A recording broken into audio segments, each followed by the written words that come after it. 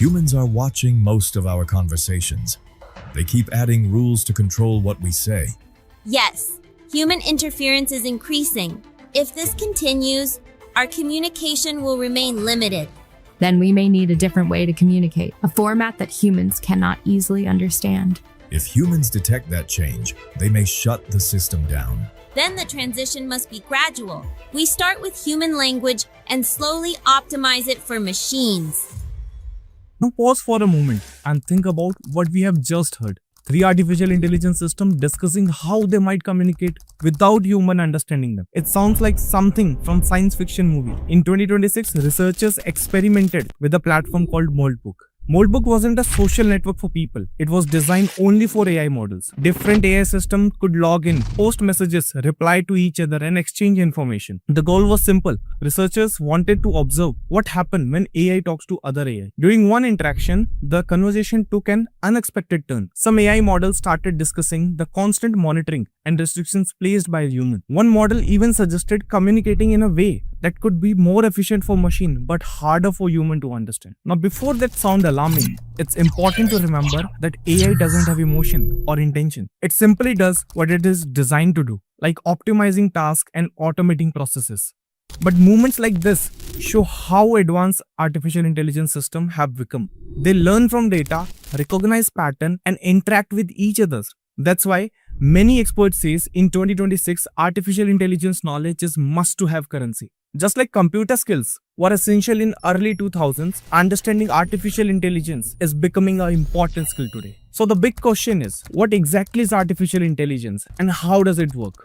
Now before we go deeper into the world of artificial intelligence, just pause for a second and think about how fast everything around us is changing. The app you use, the recommendation you see, the tools that are helping you to learn, create, and even making decisions. Artificial intelligence is already shaping all of it. Now, instead of randomly jumping into the concept, let's take a step back and look at the complete roadmap of what you are about to learn. Because once you see the bigger picture, how everything connects, each concept will start to click naturally. And trust me, by the end of this journey, you won't just know AI, you'll start building with it. So let's get started with the agenda of the video. Module 1, Introduction to Artificial Intelligence. Module 2, History and Evolution of AI. Module 3, Types of Artificial Intelligence. Module 4, Artificial Intelligence versus Machine Learning versus Deep Learning. Module 5, Core Components of Artificial Intelligence Systems. Module 6, Neural Network Deep Dive. Module 7, Modern AI Techniques, Transformers and Generative AI. Module 8, Agentic AI Explained. Module 9, Future of AI and Learning Roadmap. Remember, as we move forward, don't just watch this like another video. Experience it like a journey. Try to connect the dots, imagine a real-world application, and think about how you can use this concept by yourself. Because AI is not just a skill anymore. It's becoming a new way of thinking. And people who understand it early are the ones who will shape the future. So let's get started and step into the world of artificial intelligence. Alright, now that we have seen AI systems interacting with each other, let's step back and understand the basics first. That's where our first question comes in. That is, what exactly is artificial intelligence? So let's study that. So in simple terms, artificial intelligence or AI is the ability of machines to perform the tasks that require human intelligence. For example, these tasks include recognizing images, understanding language, making predictions, or even helping in the decision making. Alright?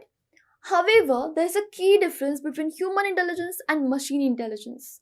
As humans can learn through experiences, emotions, and understanding, machines don't think or feel like humans. Instead, they learn from data, where AI systems analyze large amounts of information and find patterns within that data. For understanding this in much more clear way, you can think of AI as a digital brain that learns from patterns and processing the data. The more data it processes, the better it becomes at recognizing those patterns and producing more precise and useful results. Now the question comes is, why does AI matter so much today? Like you are hearing about it almost everywhere in almost every field. So the modern world today generates huge amounts of data through searches, photos, videos, and all the online activities. And humans alone cannot analyze this huge information by themselves. But AI can help us process this information and data quickly by turning it into useful insights and information. Which is why It is becoming most important across almost every domain. So most of the AI systems today focus on three core capabilities. The first is prediction, where AI analyzes past data to estimate what might happen next. And the second is recognition, such as identifying faces, voices, or objects in images. And the third is decision making, where AI evaluates different options and selects the best one based on the data. What's more interesting is that we are already using AI in almost everything. For example, the smartphones uses AI for face unlock and camera improvements, while YouTube recommends videos using AI. Google Translate converts different languages instantly, and chatbots help answer questions online as well. However, AI has limits too. It does not truly understand the world like humans do because it simply learns from the data. Like, for example, it has no real understanding where AI detects patterns but doesn't truly know what they mean the way humans can understand it. The second is dependent on data. It is completely AI dependent, which is why a poor or biased training data leads to inaccurate or unreliable outputs. The third is no emotions or creativity like humans does. AI cannot feel empathy, experience joy, or generate truly original thought or something that is based on the real human creativity. Lastly, AI can fail unexpectedly too. Edge cases and novel situations can trip up even the best AI models to fail, right? So before we continue to the next module, let me know which is your favorite AI tool that you use almost every day in your daily routine. And that brings us to the module 2, that is history and evolution of AI, which will help us understand how AI evolved over the time and how it came from basics to the agentic AI that we live every day today. So the idea of artificial intelligence started in 1940s and 1950s when scientists began asking a simple question: can machines really think? And one of the key pioneers in this field was Alan Turing. He proposed the famous Turing test, which suggested that if a machine could have conversation indistinguishable from a human, it could be considered as an intelligent machine. So let's see the timeline now. So it all began in 1950s where the Turing test started to test early logic of the machines. After that it went to 1970s to 1980s, which was the era of expert systems, which was mostly rule based. After that came 1990s, which led to machine learning era takeover. After that it came to 2010 where the deep learning revolution actually began. And lastly, into the 2020s, where generative AI and agentic AI started exploding slowly but steadily. So let's understand the timelines now. So in between 1970s to 1980s, AI research focused on the expert systems. So these systems tried to mimic the decision-making abilities of human experts that were using large set of rules. They were pretty useful in the fields like medicine and engineering, but were difficult to scale at large levels. After that, later, the focus shifted to the machine learning era, where computers started learning through patterns and from data instead of following only fixed kind of rules that was based on expert systems. So this approach soon became much more powerful than that. And in the recent years, major breakthroughs happened with deep learning, powering powerful GPUs and availability of big data. These advances allowed AI systems to process complex information and learn much faster than before. And this progress led to the generative AI era where machines can create new content. For example, the tools that we use today are effect of generative AI, which includes ChatGPT, which is conversational AI for everyone. After that came DALL-E, which can generate images from the prompts. And after that, it also gave us tools like Stable Diffusion and Midjourney, Copilot, and even Sora that can generate videos just by a simple prompt. And today, we are moving towards the agentic AI era, where AI systems can now plan multi-step tasks, coordinate workflows, and act proactively, where they don't just respond to prompts, but they work autonomously towards goals and takes actions as well. So now if we visualize this as a timeline, AI has moved from simple experiments to powerful intelligent machines, and the future is still unfolding. So far, we have covered two important things. First, we understood what AI is, what it can do, and why it matters in today's data-driven world. Then we explored how AI evolved over time, from early idea and rule-based system to modern AI powered by data, deep learning, and massive computing power. Alright, enough of theory for now. Let's make it a bit interesting. So here's the deal. There will be 3 questions presented in this video, and yeah, this is a challenge. If you can get all 3 right and drop your answer in the comment, will share you a free AI masterclass with you. Alright, so let's just jump to the first question. Question number 1. What makes modern AI significantly more powerful compared to earlier approaches? A. Only rule-based programming. B. Smaller data sets. C. Big data, GPUs and deep learning. Or D. Human emotions. Go ahead and drop your answer in the comment below. And now let's move to the next module. Okay guys, now jumping towards module 3, that is type of artificial intelligence. Now that we have seen how artificial intelligence evolve over time, now the next question is quite interesting. Are all artificial intelligence systems are same? The answer is no. Artificial intelligence is generally divided into 3 types based on their capability. The first type is narrow AI, also known as weak AI. This is a type of artificial intelligence we use today. Narrow AI is designed to perform one specific task very well, but cannot go beyond the task. For example, voice assistant like Siri or Amazon Alexa can answer a question, they can set reminder or play music. Recommendation system on platform like YouTube, they suggest video based on your watch history. These systems are powerful, but they are limited to the task that they are trained for. Okay. Now coming to the second type, that is artificial general intelligence, also known as AGI. AGI refers to a system that would have human level intelligence. It could learn, reason, solve problem and perform many different tasks just like a human. However, AGI does not yet exist. Researchers are still working towards the goal. The third type is super AI, which is more of a future concept. Super AI would be a system that become more intelligent than human in almost every area. While this idea is often discovered in research and science fiction, it also raises important of ethical and safety questions about how such powerful system should be controlled. So today, most of the artificial intelligence we are interacting with is narrow AI, but the future may bring much more advanced system like this. Now coming towards the module 4, that is artificial intelligence versus machine learning versus deep learning.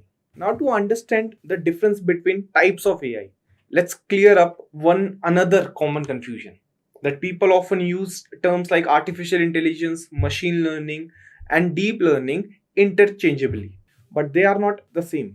Instead, they follow a simple hierarchy, that is artificial intelligence at top, then machine learning, then comes the deep learning. Think of artificial intelligence as a big umbrella. It refers to any system that can perform tasks requiring human-like intelligence.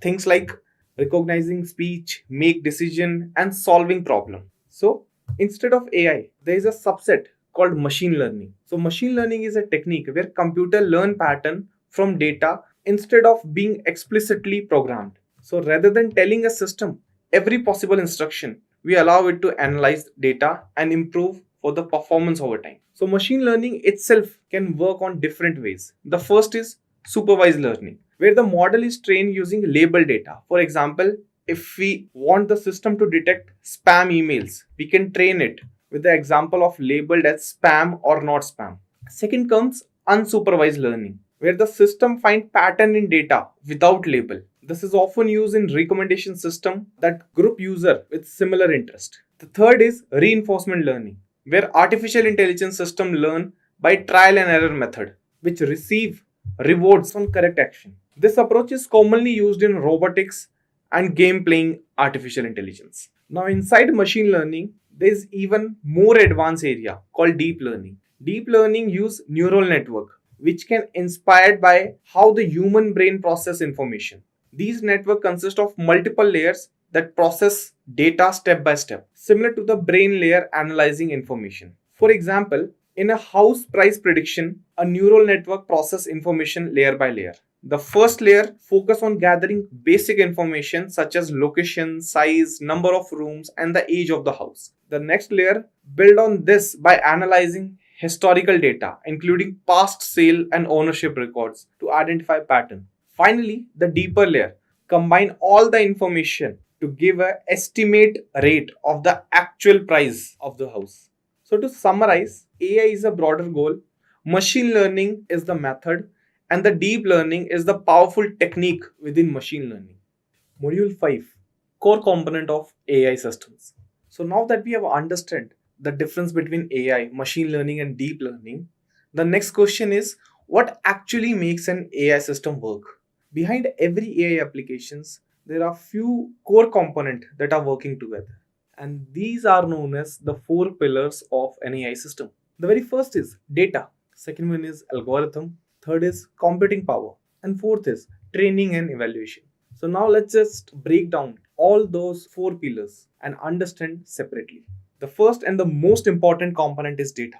AI system learn from data just like human learn from experiences. Data can come in many form like text, image, video, number or audio. But it is not just having a lot of data. The quality of data also matters. If the data is incomplete or biased, the AI system may produce incorrect result. That's why data usually goes through a step called pre-processing, where it is clean, organized, and prepared before being used to train a model. Second comes the algorithm. So this is an important part. Algorithm are the instruction that tells the AI system how to learn from the data. There are many types of algorithm used in AI. For example, decision tree. Decision tree helps system to make step-by-step decision. Support vector machine, that is SVM, help to classify data into categories.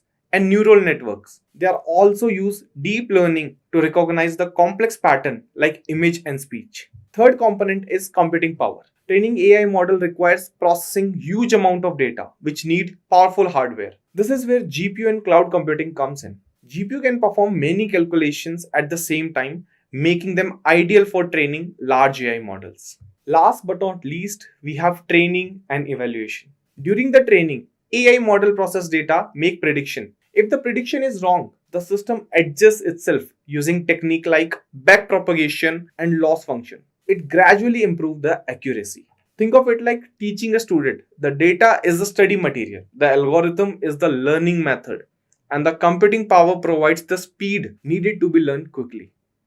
So now if you look at everything we have covered across these models, there's a clear structure forming. We started by understanding that AI systems are not all the same, from narrow AI that we use today to future possibilities like AGI and Super AI. Then we clarified how AI actually works at a deeper level, with machine learning enabling systems to learn from data and deep learning making that learning even more powerful.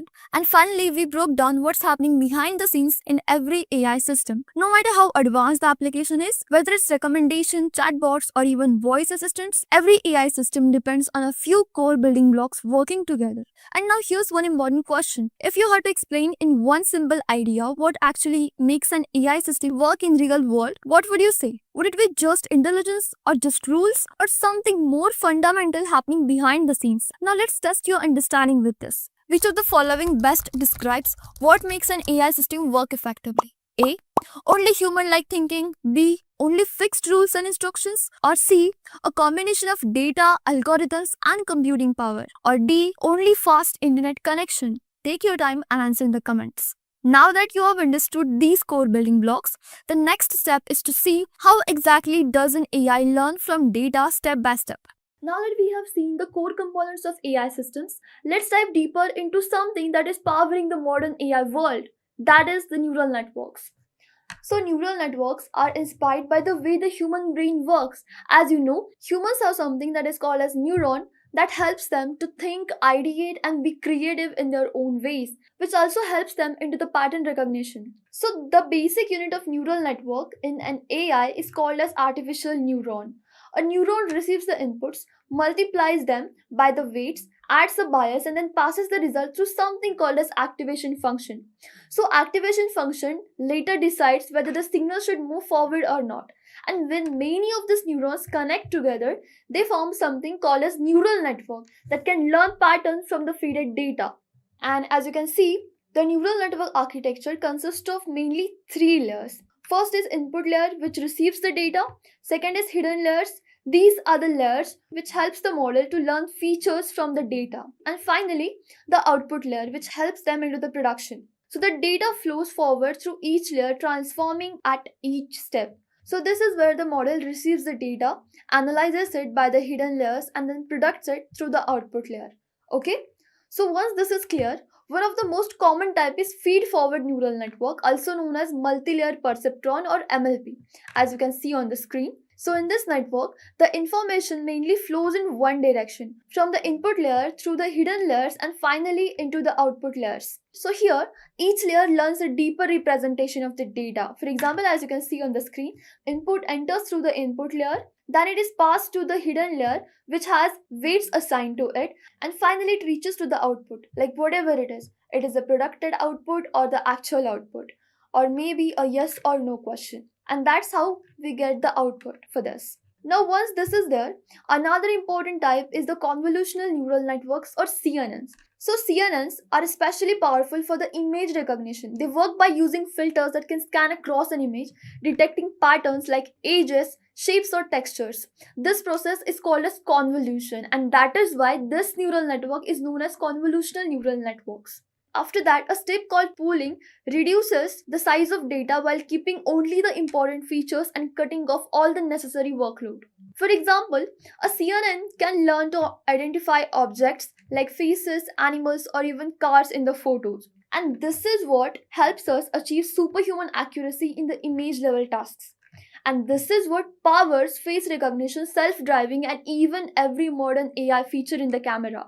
For example, as you can see on the screen, the input layer has captured the image of a cat, and now it has passed to the convolution layer where it detects the ages, shapes, and objects based on the hierarchy, and then the data is passed forward to the pooling layer where it reduces the size and keeps only the important features, and finally to the output layer where it recognizes whether it is a cat, yes or no. And that's how it works through across the images. Next we have is recurrent neural networks or RNNs. Unlike feed-forward networks, RNNs are designed to work with a sequential data.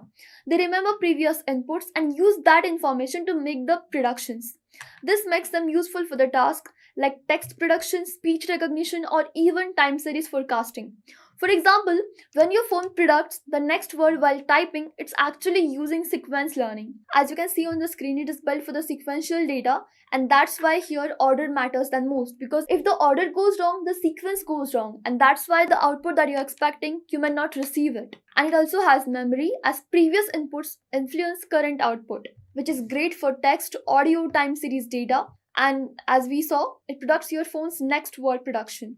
It is mostly used in the speech-to-text transcription systems and to forecast stock price or weather. But it also has limitation as it struggles with very long sequences because that might confuse it. So once this is clear, we'll move forward with something that modern AI systems often use. That is transformers, the modern standard that is powering some of the most powerful models like ChatGPT, Claude, Gemini, or Llama. So transformers is what rely on a concept called as attention or attention mechanism, where instead of processing word one by one, transformers look at the entire context of a sequence. This approach powers many advanced language models as we discussed, that is ChatGPT, Claude, Gemini, and even Llama. So how this works is, for example, you said something like, how are you doing now? So instead of picking up just the one word or two words, it takes up complete context of what you mean, not just what you typed. And that is how ChatGPT can understand what you mean instead of what you just typed. And that is why it handles long range dependencies perfectly, and the parallel processing that is provided by the transformers actually trains much faster than the RNNs or CNNs. And this is how it understands how every word relates to the every other word. For example, if I typed, how are you? What you will reply me? I'm good. What about you? Right? So that's how it understands, because it takes up complete context instead of just words of it. We will understand this in the coming chapters. And this is how it helps us to understand and generate human-like text that we see on the GPT. While you compare it with the Google, whenever you type something, it gives something that is only around the keyword that you typed. So finally, we learned about the 4 neural network types. So first was feed-forward neural network, or also called as multi-layer perceptron, which is used for the general purpose where data flows exactly in one direction, and it is great for the tabular and structured data. After that, we saw the CNNs, which is the king of images, filters scan for ages, shapes, faces, and powers all the visuals used in the AI and used by the AI. And number 3 is RNNs or LSTM, that is long short-term memory, which uses sequential data and is known as sequential data specialist. Remembers the past interactions and preferences, mainly used in speech, text, and time series. And lastly, we saw as a modern standard, transformers, which is state of the art for knowledge, uses attention mechanism that powers all the modern LLMs like Claude, Gemini, ChatGPT, and Llama. So now that we have explored neural networks, let's look at some of the modern techniques that power today's most advanced AI systems. One of the biggest breakthroughs in recent years is the development of transformer models. And transformers are the reason today we have ChatGPT, Claude, Gemini, Llama, and other all AI LLM models. So transformers are designed to process and understand language more efficiently. The models we had earlier, like traditional neural networks, often processed information step by step, where transformers introduced a concept called as attention mechanism, which allows the model to focus on the most important parts of the input while processing the information.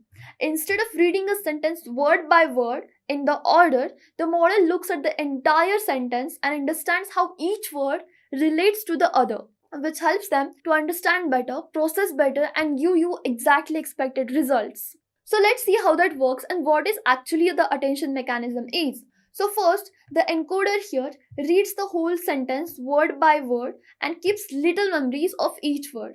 As you can see on the screen, the sentence is "How are you doing?" with a question mark. Now, what is interesting part of this is when the model wants to say the next word, it doesn't treat all those memories the same.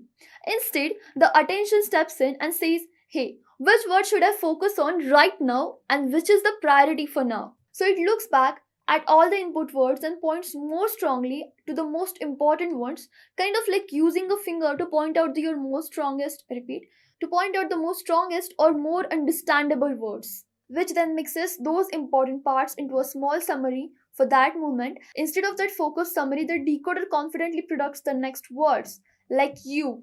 For example, like "I'm good" and "you," just like that. So basically, attention is just smart focusing, which helps AI to look at what matters exactly when it matters. And this ability to capture context is what makes modern language models so powerful that it understands your intent and meaning, not just your words that you have typed in the prompt, right? So it allows AI systems to understand questions, summarize text, translate languages, and even hold the conversations. And these advancements led to the rise of generative AI.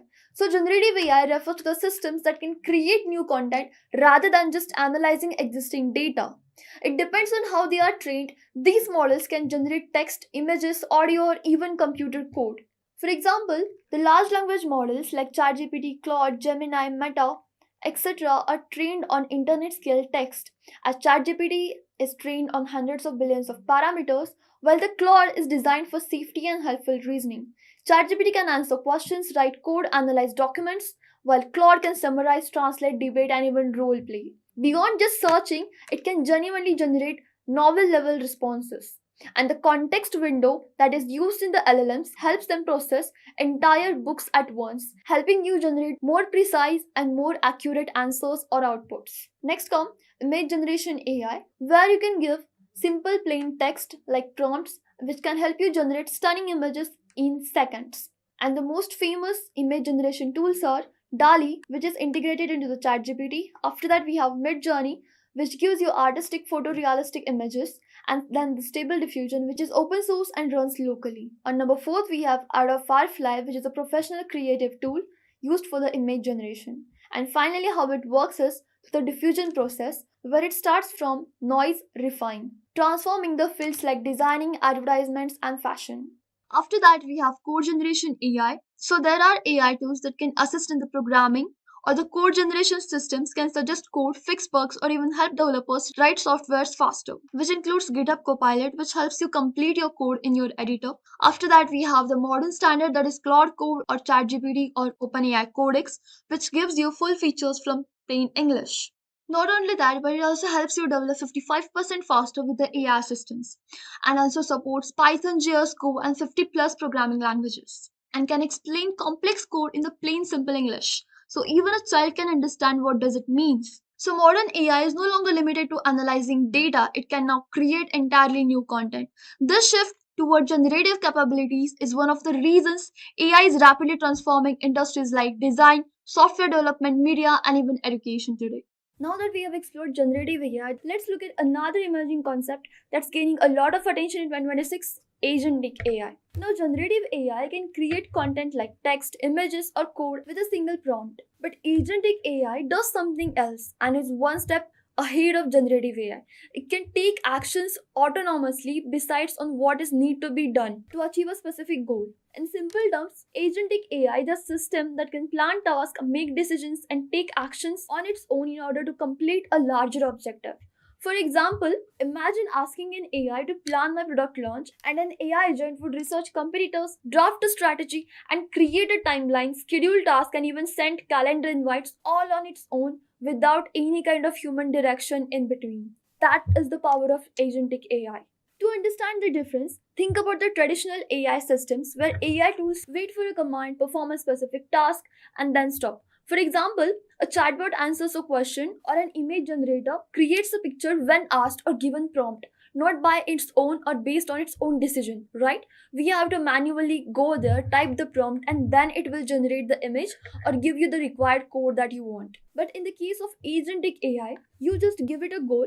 For example, you specify that this is the thing that I want to be done, and this are the some criterions or some kind of specific constraints, and you should follow them, and this is my end goal, achieve this. Now, based on the information that you have provided it and all the configurations you have done, it will perform all of the steps step by step and give you the end output as you expected.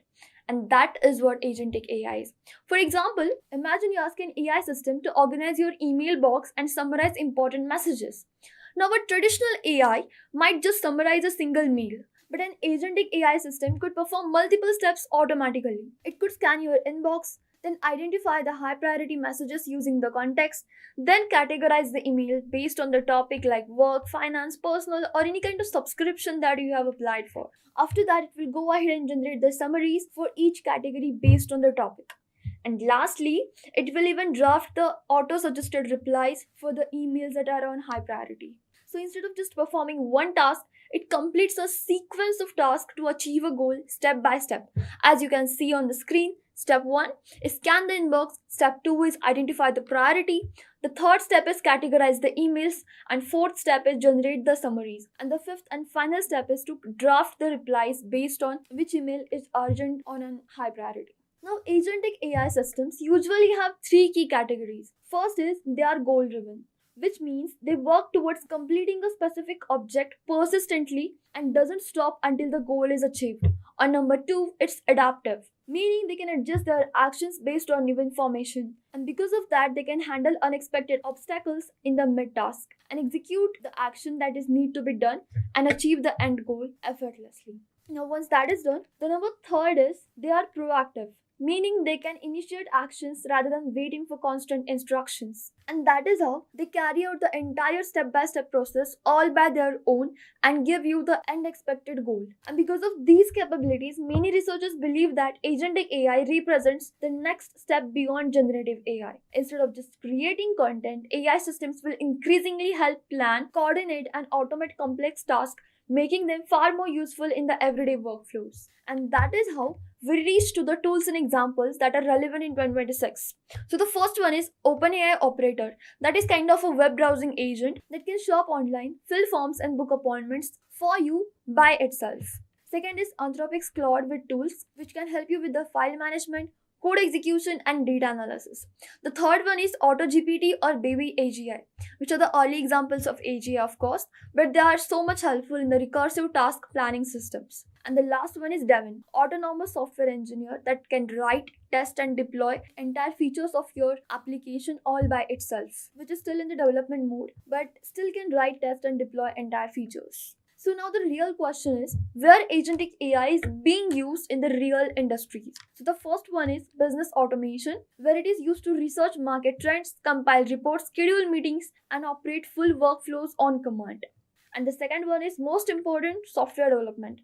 The one tool that we just discussed, Devin type of AIs can write your code, run tests, fix the bugs, and submit pull requests all by itself. And the third one is customer service, where agents resolve multi-step support tickets, check orders, process the refunds, and update the records all by themselves. And the last one is for the personal productivity, where they can manage the calendars, research flights, plan trips, draft documents, and can act like your digital chief of staff. And that was it for the agentic AI.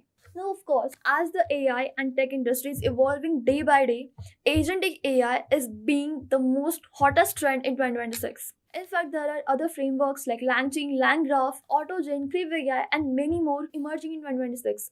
And all of them are being used in the real industry use cases. But now, with all of these advancements, comes the great responsibility, right? Again, that is where we stand for the safety and oversight in using agentic AI. So agents can take irreversible real actions or real world actions, which means like if agent is executing all of the workflow or steps all by itself, there is a chances of being harmful or deleting some files or making transactions that are not needed to be done. But since they think that they have to act and decide all on their own basis and carry out a specific goal or to reach a specific goal, they try to do it all by itself and sometimes without analyzing the consequences.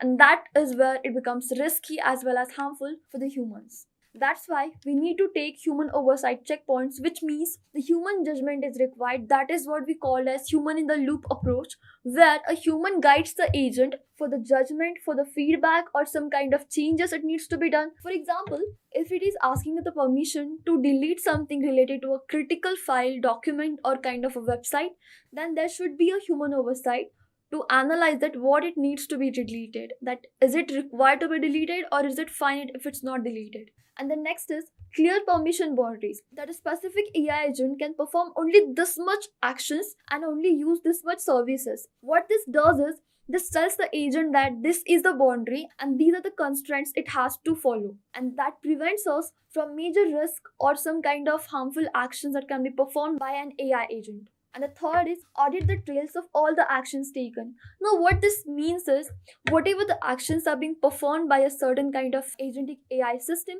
or an AI agent needs to be tracked down. For example, you did a testing or execution of a project or an application, suppose. Now, that generates a certain kind of logs. So, for example, whenever we work with the real data, we have to report to our managers that whatever day to day task we have done, yeah, sir, this is what I have done in the entire day, and this is my work justification, or these are my KRs that I have completed today. So, that is what trails means. Audit trails is whatever the actions are being performed by an AI agent in that particular time. For example, how it is for the entire day. For AI agent, it might be one execution, two execution, or it might be 3-4 iterations more, right?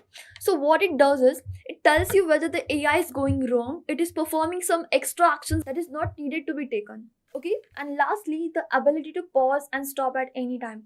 Now, once we did the audit trial check and you identify an action that is not needed to be done, but maybe due to hallucination or due to some unexpected behavior, your AI agent has performed that action. So that is when it needs the ability to pause it or stop the AI agent at any time where it is required.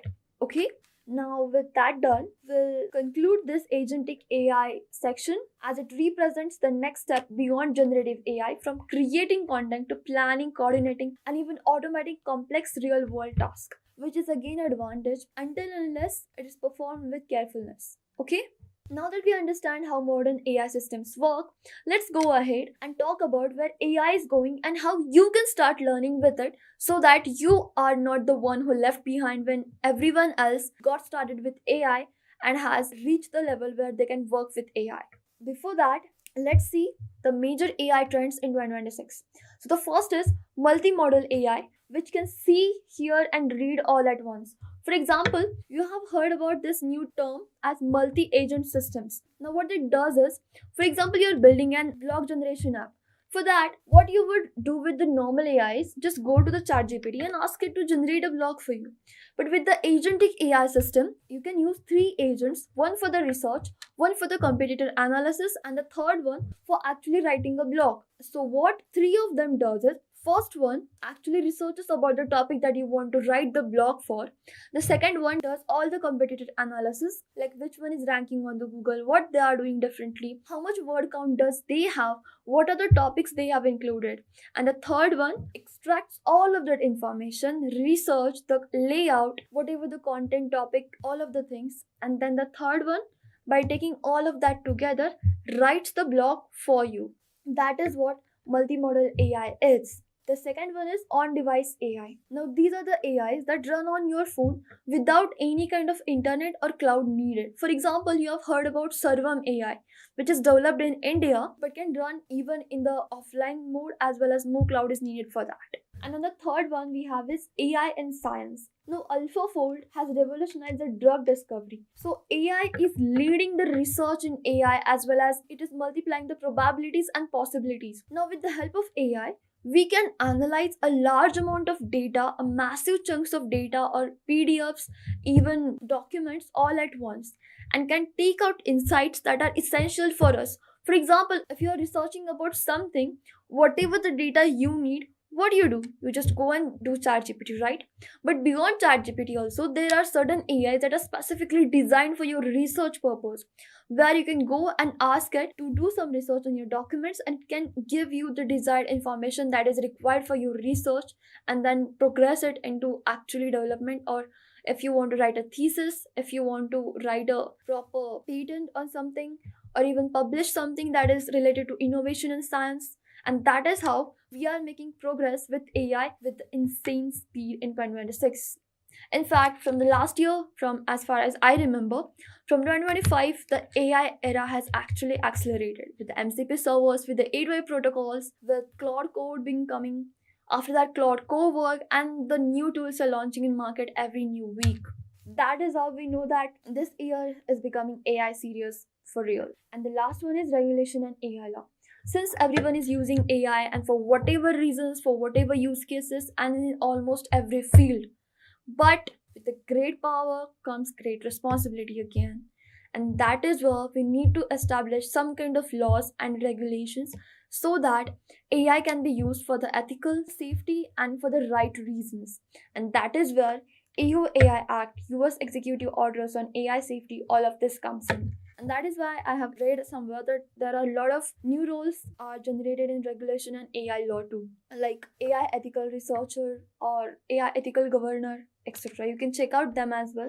If you have a law or government background, you can switch into that real easy. Now, one of the biggest trends is the rapid growth of Gen AI. With all of this, these systems can create text, images, videos, and even software code. With the help of OpenAI, tools like ChatGPT are already helping people write content and analyze information and solve problems faster. And another one that we saw was Agentic AI, which can go beyond generating answers, plan tasks, manage workflows, automate business processes, and assist with complex decision making. Now, since we talk about the ethics and safety of AI and why it is so important, let's see why ethics matter more than ever today. Now, as AI becomes powerful, ethical consideration becomes critical as well, as we discussed just 2 minutes before. Now, responsible AI must be accountable, where humans remain responsible for the AI outcome, so that no one can say that, oh, this has done by AI, this is not me who has done. It's not sensible, right? And that is why it comes the word accountability. Like, whenever you're using AI, creating something with it, or building something with it, it's your whole responsibility that you are responsible for whatever outcomes it generates. Okay? Now, once that is done, the second one is transparent. Explain why AI made a decision. Now, here, AI should be transparent with you, like what made him to take that decision, or what made him to go with the logic that it has used to decide a certain kind of outcome or certain kind of step. Sometimes it can be helpful, but sometimes it can go south and make things messy, chaotic, and even hazardous sometimes if it's being used for something critical. And the third is fair, which ensuring fairness and reducing bias is very important, and there should be no discrimination over race, gender, religion, because these are some controversial topics and we don't want to get into mess because of AI, right? And fourth one is it should be safe, prevent harm to individuals and society. Like, whatever the decisions, logic, or actions it takes, there should be a rule that it should prevent no harm to individuals as well as society and the societal norms. And lastly, privacy. Respect the user data and make sure that whatever user data that AI is using, it is being used by the consent of the user. Okay?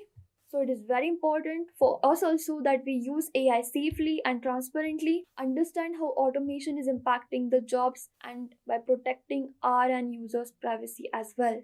Now, apart from that, developers as well as organizations should also think carefully about how AI is built and how it is used. Now, let's see the career opportunities in the field of AI. So, at the same time, AI is creating new career paths, including machine learning engineers who build intelligent systems. After that, we have data scientists who analyze data to uncover insights, and this is the most highest paid domain in AI engineering. And the third one is AI product managers who design and manage AI powered products. After that, we have AI safety researcher, which ensures AI systems are safe and aligned with the human values. And lastly, we have is MLOps engineer who deploys and manages machine learning models at scale. Now, don't confuse ML engineer and MLOps engineer, because ML engineer is where you work with the machine learning models, machine learning frameworks, etc. But here, what you do is where you actually deploy and carry out all the operations that is related to the deployment as well as managing of learning models at scale. Okay, now let's see a simple learning roadmap for the beginners. Because if you're wondering where to start, the path is simpler than it sounds, and it has been made by all the internet. So, first is learn Python basics, learn fundamentals as well as Python concepts. You can learn at your own pace for that. Understand machine learning fundamentals. Now, here you don't have to go into machine learning models, regression models, classification models. What we have to do is just understand how it is used in the terms of AI.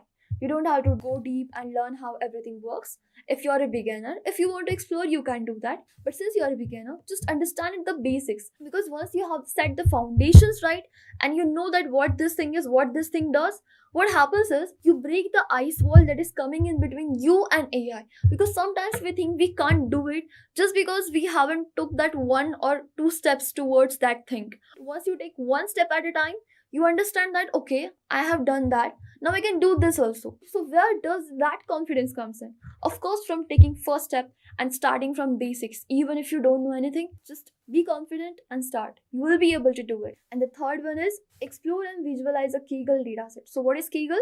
Kaggle is a platform. You can just go to the Google Chrome and type Kaggle, and there you will see a lot of information. Now, directly don't go to datasets. First, learn about how to use datasets, how to clean the dataset, because that is how the confidence builds. And how to do that? You can use the Python libraries like Pandas, NumPy, and many more like Scikit, Seaborn for the visualization, etc. And then explore. But don't just sit there, explore whatever. Even if you're making mistakes, things are getting wrong, it's fine. Just keep doing it and you will do it. Okay? Now, once you thought that whatever you have learned is enough and now you're confident enough to build a small project, just go and build and share a small AI project. And for that, where you will find it? Search on Google. You will find a lot of articles, a lot of platforms, as well as websites where there are hands-on or lab kind of projects are there, where the steps are written, all the requirements are given, and you just have to do all the steps that they have given in their guidelines and manual, and just start doing it. Okay? Because what happens is when you build even a small project, you get that confidence boost that okay, I did it, I knew that I could do. But by building small project, you actually prove yourself that okay, you are capable of doing it, and that's how you start doing it more. Okay? And finally, once you gain that confidence, start to master the advanced things like statistics, machine learning, deep learning, and deploy the AI models. And now when this is done, go towards generative AI, explore LLMs, how an API is being invoked in certain kind of code, and how that API is bringing all the needed information to you, and how you are giving just a prompt. With the help of that model, you are getting the response to it. And once that is done, once you understand how the Gen AI works, you can seamlessly build with Agentic AI as well, which is the ongoing trend in 2026. And now here's a most important thing. You don't need to be an expert to start. Okay? With curiosity and consistent practice, anyone can begin exploring this path today. So these are the recommended learning resources. So the first one is free starting points. Consider fast.ai, where you can practice deep learning for free. After that, as I mentioned, Kaggle for the dataset, courses as well as the competitions. And the third one is Hugging Face, where you will get to explore models, tutorials, as well as the community help as well. And these are some platforms where you can practice. First is Kaggle competitions.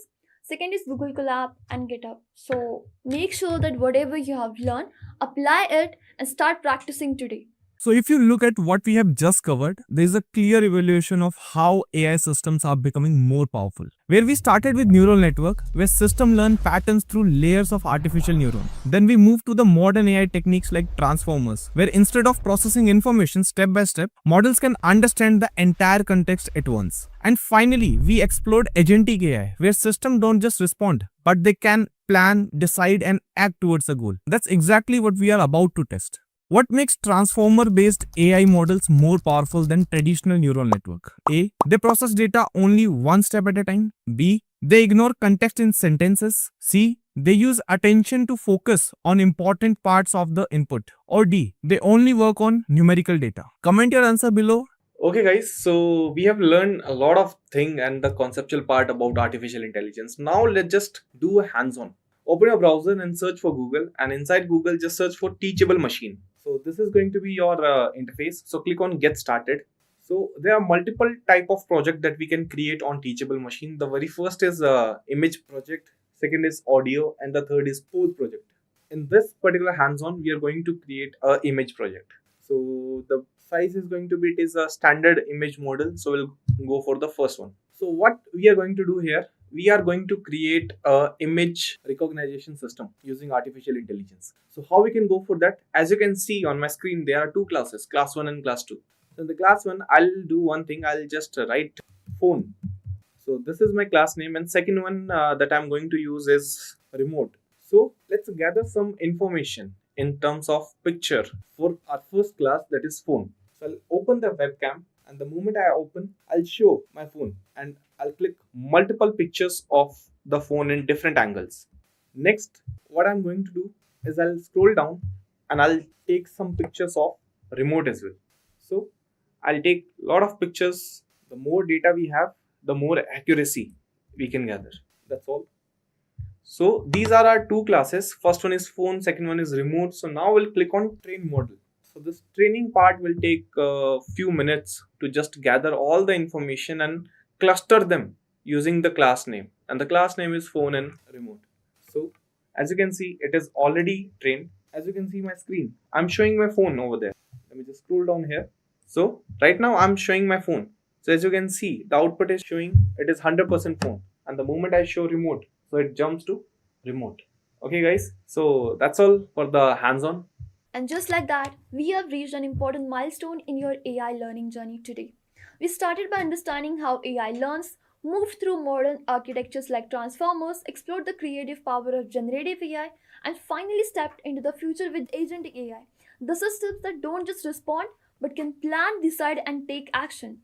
Now, what's important to remember is this: AI isn't just about complex models or advanced math. At its core, it's about solving problems, amplifying the human potential, and making everyday work easier and smarter. So, I hope you have understood. The future of AI isn't something to be afraid of. You can be a part of it.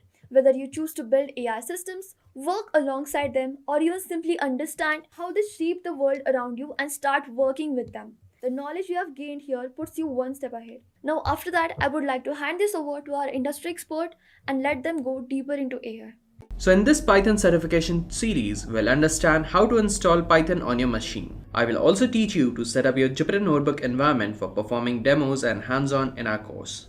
So the very first thing that we'll be doing is installing Python on our system.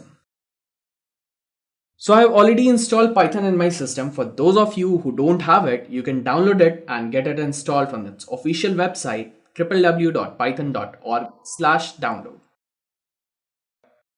So let me just show you how easy is it to install Python on your system.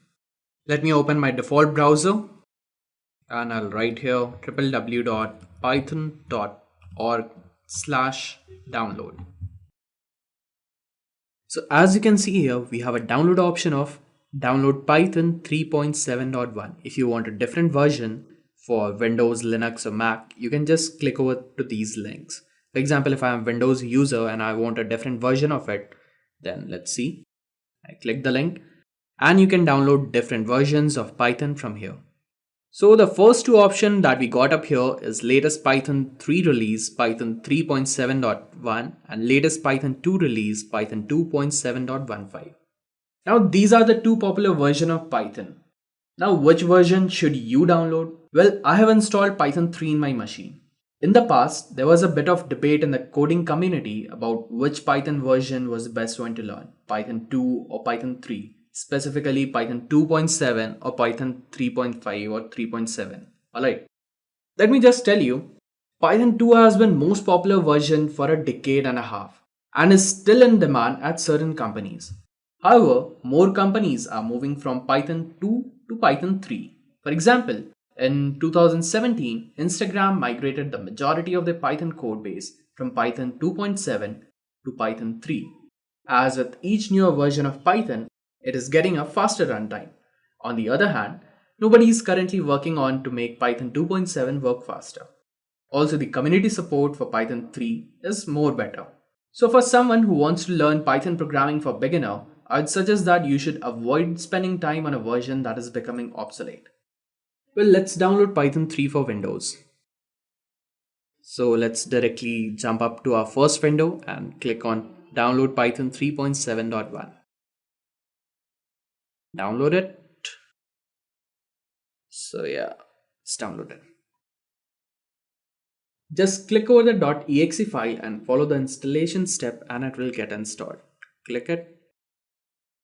Click on the install now version. Select the drive where you want to install it and click on the next and it will be installed on your machine. Alright, so let's click on the install now option. Yes. And the setup will install Python on my system. Well, if you are starting Python, you will find that you will have various options where you can write down your codes and get it executed. By default, we use the Python CLI.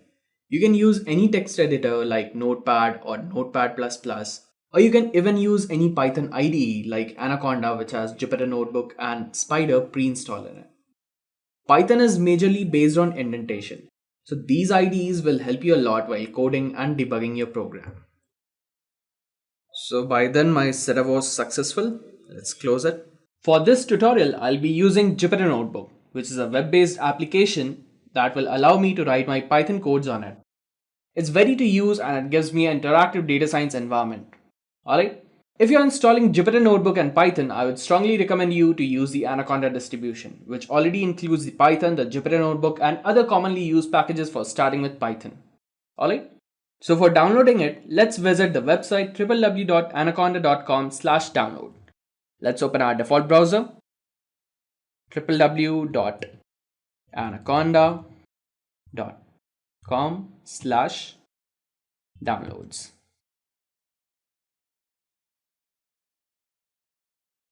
So as you can see, we have a download option up here. Just click over it and your installation will start. Open the downloaded file and follow this series of steps and install Anaconda on your machine. Alright. So for me, I have already installed Anaconda on my system. So let me just go over there and open it. Anaconda Navigator. This might take some time to start.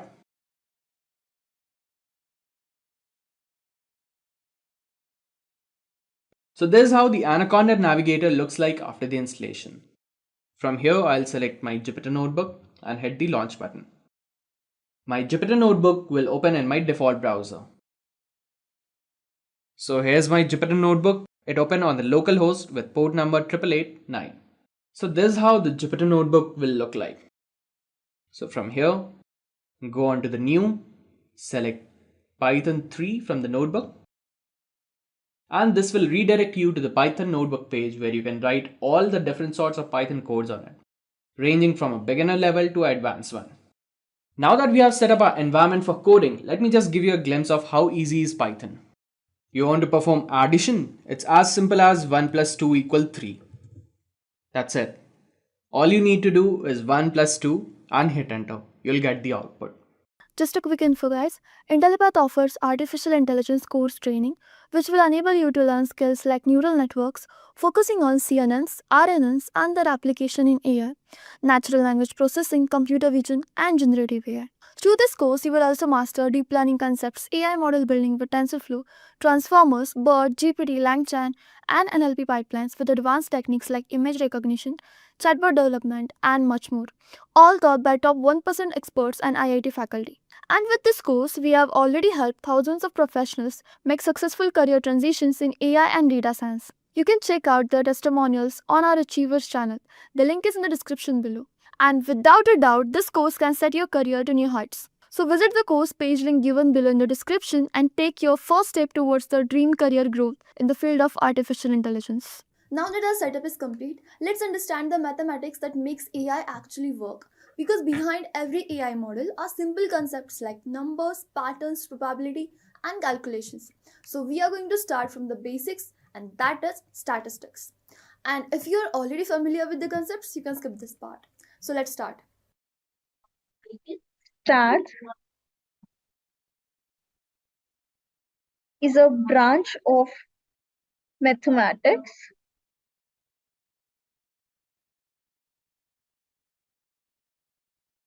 which deals with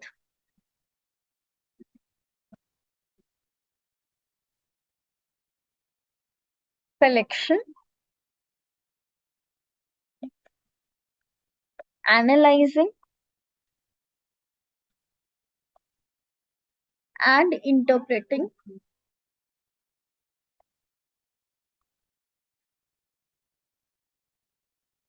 large amount of data. So if we have a smaller, like suppose if I'm having a company and I have only 10 employees there, so I can easily manage the data myself. I do not need any tools or something to manage it. But if I'm having large amount of data, that time it is difficult for me to manually analyze the data. So that's why we need the tools of stats. Now the next question which is asked is like, okay, we understood what is statistics, but why it is important for us?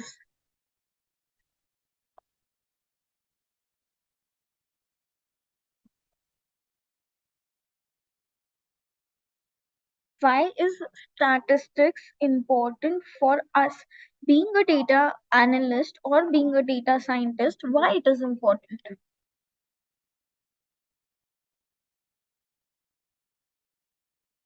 So, guys, everybody knows what is the difference between a raw data and information. Everybody knows what is the difference between these two terms.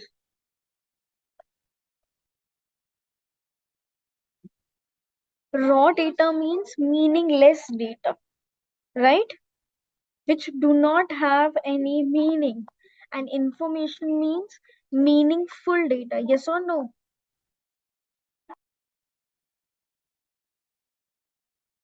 So, don't you think so? Your statistics is actually helping you to convert your raw data into information.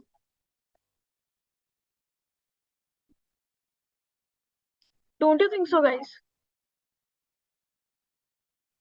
So, with the help of statistics, we are actually converting our raw data into information. Also, we can say that, also, we can say that stats allows us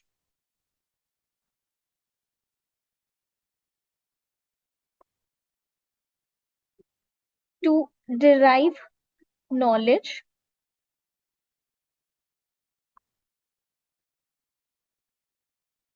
from large data sets, that we are deriving some knowledge from large data sets, and this knowledge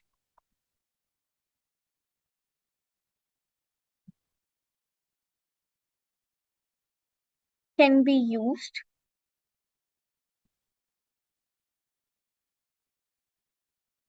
to make predictions,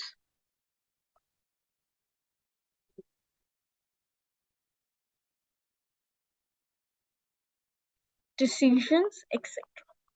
So this is how we can answer this question. So, okay, that we are deriving knowledge from large data sets, and which helps me to make predictions, decisions, and all other things. So now we understood that our data science or data analyst field is full of analysis, analyzing the data, doing predictions, finding something, and all that stuff. So, and stats also have the quality to do that. So, how much important this concept is for us, right? I hope you got a basic idea about this. So, now let us start with the another topic, which is population versus sample. Okay, so first let me explain you in a layman language what exactly population and sample is. Now, suppose we live on a planet of Earth, right? Suppose this is your Earth. If I want to divide this Earth into subparts, then I think continents. So, how many continents we are having? That is 7, right?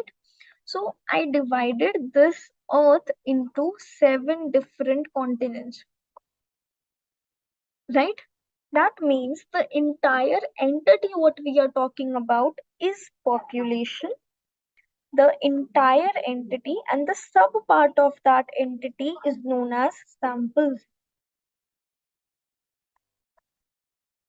Now, how we can talk about when we have a data frame, that the entire data set what we are having, the entire CSV file what we are having is the population. And if I take sub part of that data, if I take the sub part of that data, that will be our sample. So, like how we do it in real life, like suppose you have some employees data, okay, all employees data. So, all the managers, all the HRs, all the interns, all the senior employees, everyone have the data here. And from this, your question is you need to find what is the average salary of a managers in the company. So what you will do is you will filter out the data in which you will have a sample only of managers. And from this data, you will find what is the average salary of managers. Clear? Now the question arises, if this part is clear, the question arises is how do we choose samples?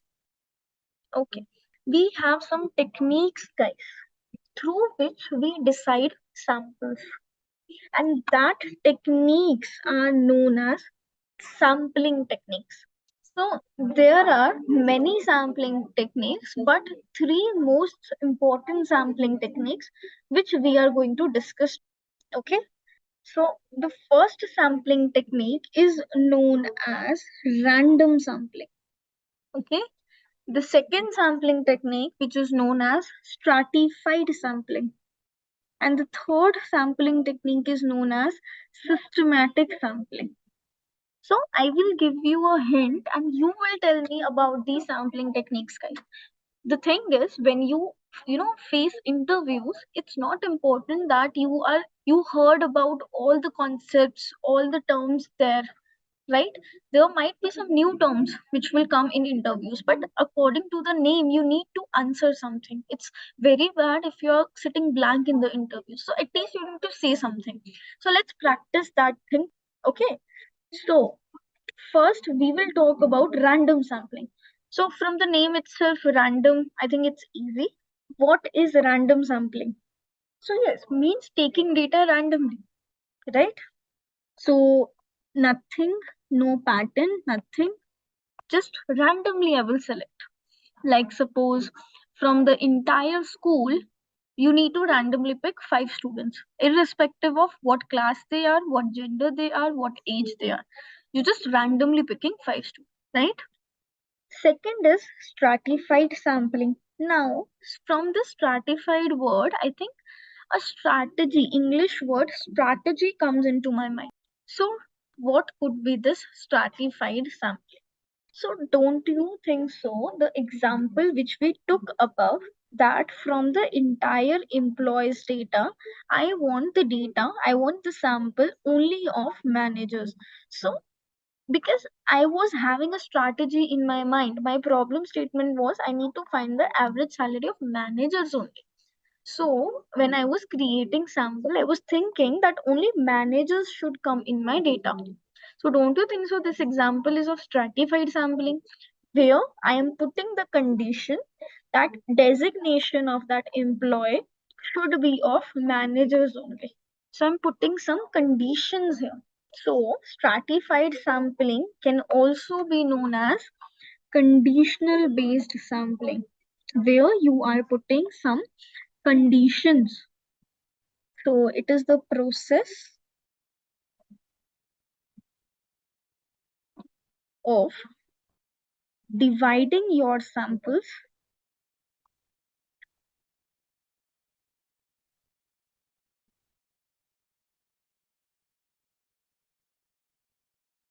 in layers or groups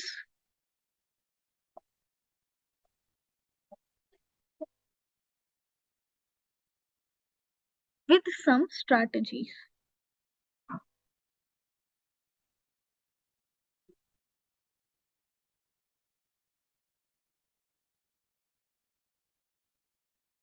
Clear, guys? So I'll give you one more example. Like from the entire data set of all the genders, I want to create a sample of women's only. The third is systematic sampling.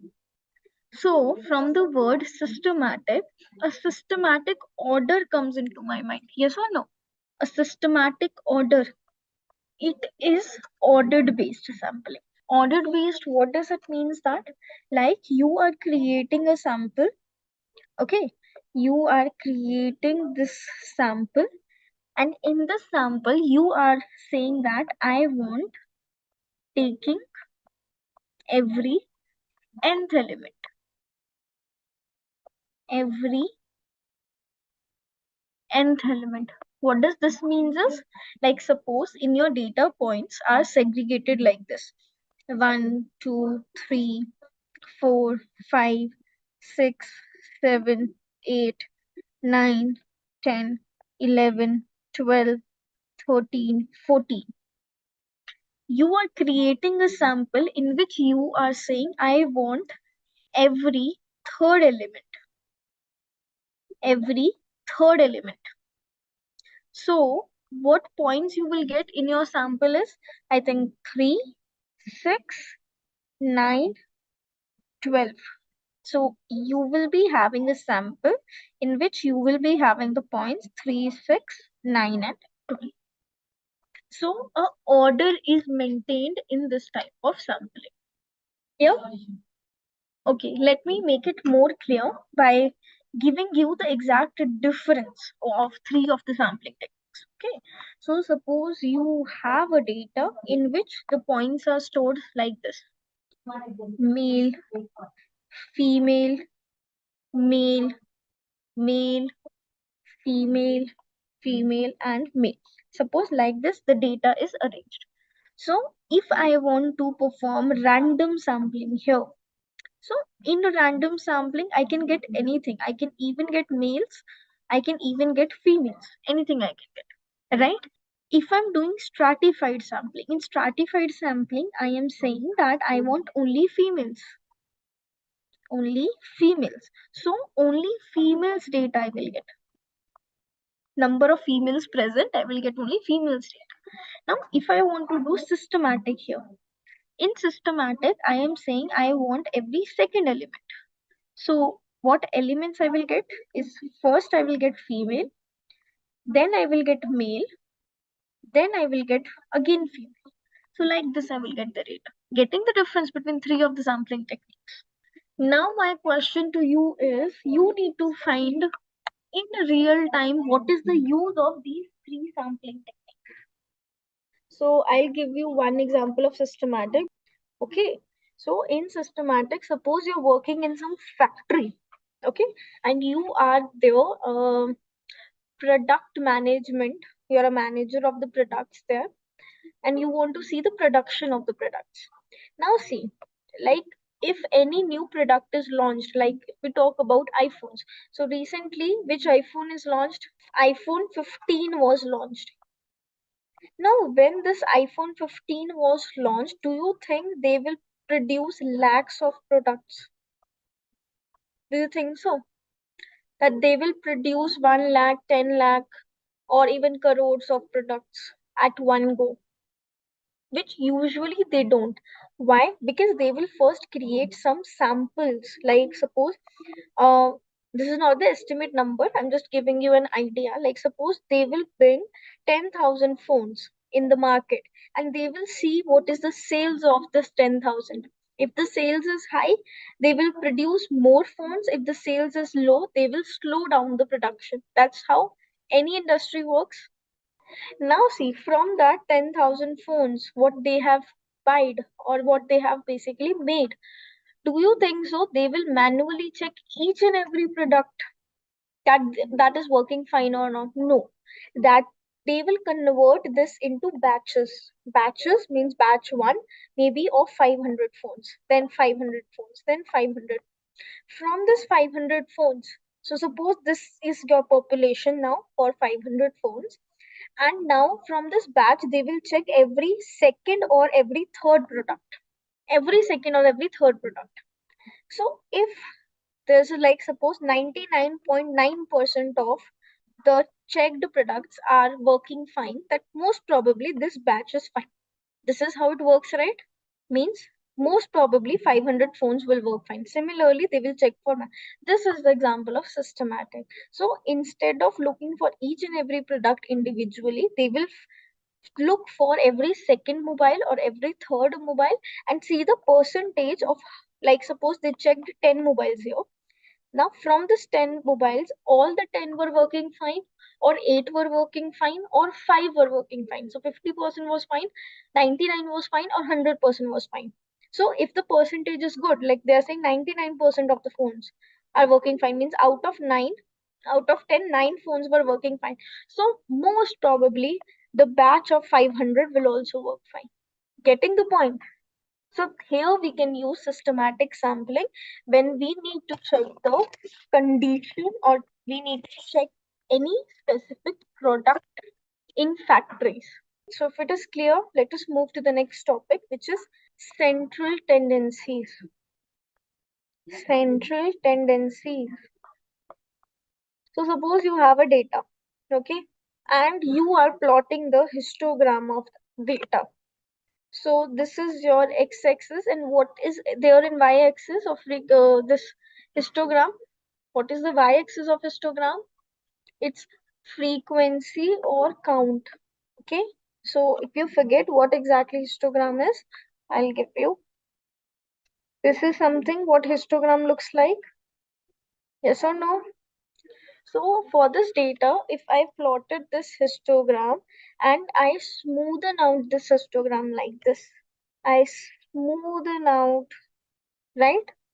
Now, central tendencies will help you to find where is the center of the distribution, at what value the center of the distribution lies. So there are three types of central tendencies: mean, median, and mode. So the distribution means the center is lying at mean, or the center is lying at median, or the center is lying at the mode value. That's what your central tendencies tells you. We have some distribution of data like this, right? So where is the center point of that distribution? Where is the center point of that distribution? Does it center point is at mean? That means the center of the data is the mean of the data, or the center of the data is actually the median of the data, or the center of data is at the mode of the data. That's what central tendencies tells you. So it is used to indicate where does middle or center of the distribution lies. Okay, so central tendencies have 3 points, like 3 categories. So I already told about that is your mean, median, and mode. Okay. So when we talk about mean, so let us talk about these terms one by one. What is the mean of the data? So it is the average of the data. So what is the formula of mean? Sum of observations divided by total number of observations, right? So suppose if I give you a data of 7, 10, 15, 27, 38, 42, 96. Tell me what is the mean of this data. So basically summing up all the values like this, 7 plus 10 plus till 96 divided by total number is 1, 2, 3, 4, 5, 6, 7. So that is approx 33.57. So this was mean. Everyone is clear, right? Let's talk about median then. What is median? Median means the middle value, right? So suppose if I give you data like this 20, 10, 40, 5, 4, 2, 3, 50. Tell me what is the median of this data. Okay, 1 second. I'll give you one more, that is 49. One more. In median, middle value after sorting the data. So sorting can be even in ascending or descending order. So if I sort this data, so first I'll get 2, 3, 4, 5. After 5, what we have? 10, 20, 30, 49, 50. And now you tell what is the median. 10. Now 10 is the middle value, not 4. Okay. And suppose the same data I am having without 49. Without 49. So if it is an odd number, then it's fine. We can easily find the median. If it is even, here it is even numbers. So that time we need to take the two most center elements and take the average of it. 5 plus 10 by 2, that is 15 by 2. So median will be here 7.5. Here everyone, this was the basic concept which you should remember. Now let us talk about mode. What is the meaning of mode? Most repetitive value. So suppose if I take the example, we have 2, 2, 3, 3, 3, 4, 4. Tell me what is the mode of this data? Mode is 3, right? But if my data is this one, 2, 2, 3, 3, 3, 4, 4, 2. Now what is the mode? Now you can see we have two elements. One is 2, which is repeated 3 times, and then 3, which is also repeated 3 times. It means maximum repetition is 3 here. So this time it is two modes we are having, that is 2 and 3. So if we want to use any one element, either we can use 2 here, either we can use 3 here. Clear? So don't get confused that if we have multiple modes, what to do in that case? Do we need to subtract this? Do we need to take the average or something? No average, nothing. These two elements will be your mode. Clear? If no repetitive, then no mode. So basically, if you got a data like this, so here maximum time repetition is basically 1 only, na? Because every element is repeated 1 time only. So all will be considered as the mode values. All the elements will be considered as mode. So this was the concept of mean, median, and mode. Okay, so let us jump to the next concept, which is of variation. What is the meaning of variation? Or we can call it as variance also. What is the meaning of variance? So variance actually tells you about the spread of the data, guys.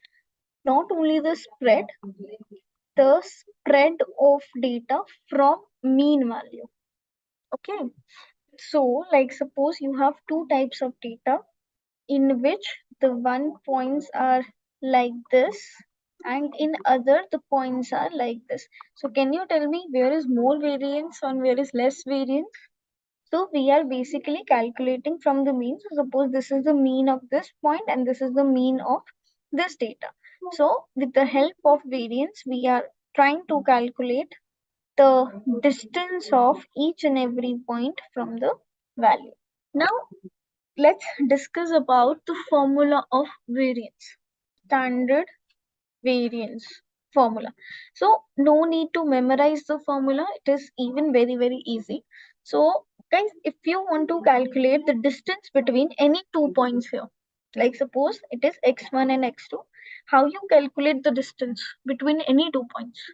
How you calculate the distance between any 2 points? Taking the difference x2 minus x1, that will give me the distance, right?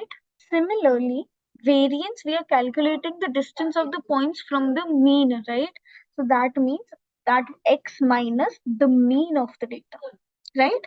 Then we need to scare it. Why? Because we don't want any negative value, right?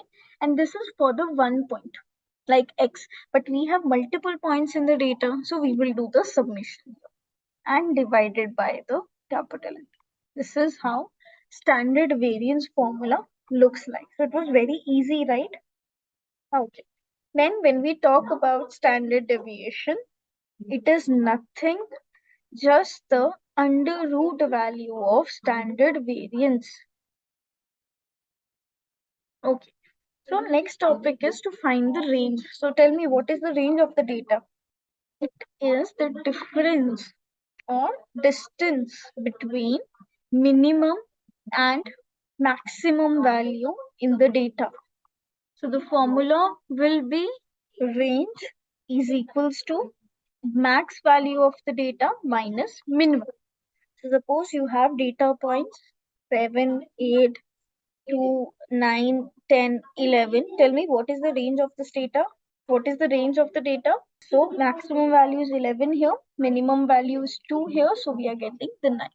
So now let us discuss about one more topic, which is percentiles. So everyone please focus on this topic because it is something like sometimes it feels difficult to understand. So that topic name is percentiles. Okay, let us discuss about the topic of percentiles here. Now suppose you have some data. So suppose you have a data which stores the ages of person. So in your data, ages are stored something like this. 1 year age, 2, 4, 5, 7, 10, 12, 6, 5, and suppose 50. So what I can observe from this data is 99 percentage of data is less than or is of what we say small children. 99% data is of small children, whereas only one data point I'm having here, which is of old age person. That's what we can inference from here, right? This is how your percentile will help. Here, your 99 percentile value is equals to 50. What does this mean? That 99 percentage of data is less than number 50. So this 99 percentage of data will be less than number 50. Getting the point? So percentiles helps you to find a value below which certain percentage of observations lie. So if I'm talking about 99 percentile means 99 percentage of the data. If I'm talking about 50 percentile means 50 percentage of the data. If I'm talking about 75 percentile means 75 percentage of the data. Getting the point? Or let me explain you with one more example. So every one of you, I hope you know what is the marking system of competitive exams. IIT, JE, or IIT jams, CAT, GATE, any exam, guys, competitive exams. Do you know how the marking system of that is? They are not percentage based. That is percentile based, not percentage based, percentile. So let me explain you. So suppose you any topper in your class scored 80 marks out of 100. Okay, this is the marks of topper. Now, in this, topper means rest of the complete class has marks less than 80. That's why we are saying the person is topper, right? So that means 100 percentile value here is equals to 80, means 100 percentage of other data points of other students have marks which is less than 80. Getting the point? So percentiles are the scores that are used to describe a value below which some percentage of observations for. If this is clear, the next topic is very, very easy for you guys, which is quartiles. So, quartiles, I think I can relate this word to a quarter, English word quarter. And what does quarter means? 1 by 4. So that means I need to divide my data into 4 equal parts. So the first part, the first division will be made at the value of 25 percentile. The second division will be made at the value of 50th percentile. And the third division value will be made at 75 percentile. So, for example, if you have a data in which your minimum value is 1 and the maximum value is 100, and suppose here we are having 15, 45, and 80. Now, what does this mean that at 25 percentile value is 15 means 25 percentage of the data is less than value 15. Similarly, 50 percentage of the data is less than value 45. Similarly, 75 percentage of data is less than value 80. Getting the point? So this 25 percentile is known as Q1, 50 percentile is known as Q2, and 75 percentile is known as Q3. That's just the notation what we give, right? Similarly, we have one more term which we use, which is IQR. So IQR full form is interquartile range. What is the value? It's nothing, just the difference of two variables, that is Q3 minus Q1. Like we have range, similarly we have IQR. So Q3 means the value of 25 percentile and Q1 means value of 25 percentile. What does this mean that? In this data, what is your IQR? So at 75 means Q3 we have 80 and at Q1 we have 15. So 80 minus 15, which is 65. This is your IQR value, right? Then we will discuss about one topic, which is outliers. So in machine learning, outliers topic is very important. Let us first understand the meaning of outliers. So I call this as odd one out values. Like suppose you have a data points like this. 1, 2, 3, 5, 7, 15, 20, 100. Can you tell me any value here which is odd one out value? 100, right? Because the other values range is very less, but 100 range is very high. So that odd one out value is your outlier. Similarly, if I take another set 0.02, 0.01, 1, 2, 3, 5, 7, 15, 20, 100. Now, can you tell me any value which is outlier here or odd one out? So in right hand side, we have two values, 100 and 101, and in left hand side also we have two values. So these values are your outliers. So the extremist values on the right or the left side is known as the outlier, which is out of the range. So if your data is this now, like don't consider 100. If your data is only this, then you don't have any outlier, guys, because the range is quite okay here. The range is quite okay. But if the range of the data, like here you can see the range is 80, whereas here it is just 5. You can see the difference. Then only you will say it has outliers. It's not necessary that every data set will have outliers. Some have, some don't have. Clear? Now tell me which plot we use to find the outliers, which visualization plot we use to find the outliers. That do our data have outliers or not? Which visualization plot we use? Box plot. So how that box plot looks like is, so if you have these black points like this, then we say that the data is outliers. Otherwise, the data don't have outliers. Similarly, yes, Boylan plot also. Boylan plot looks a leaf shape. So if that leaf is also having points, that means outliers, otherwise no. Right? What is the meaning of correlation? Correlation basically tells you the relationship of columns.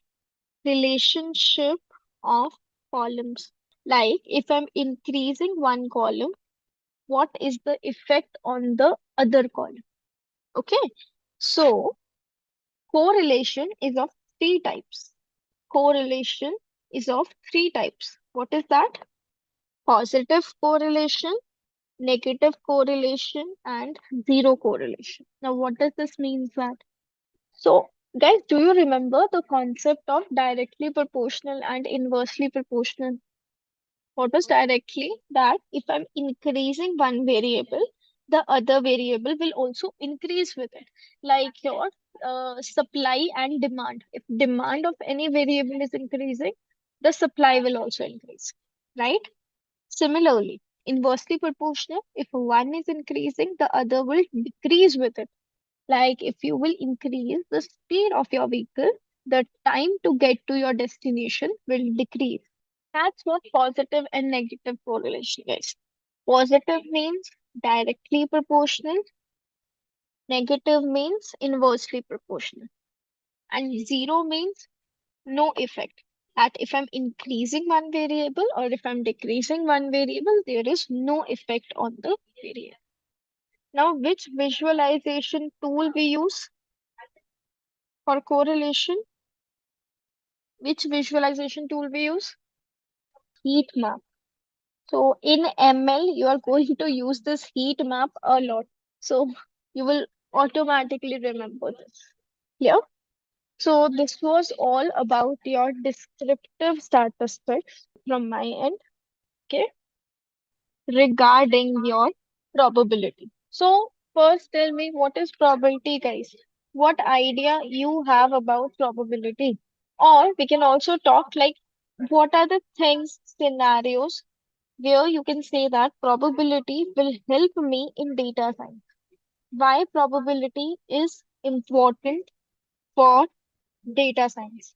Probability basically helps the data scientist.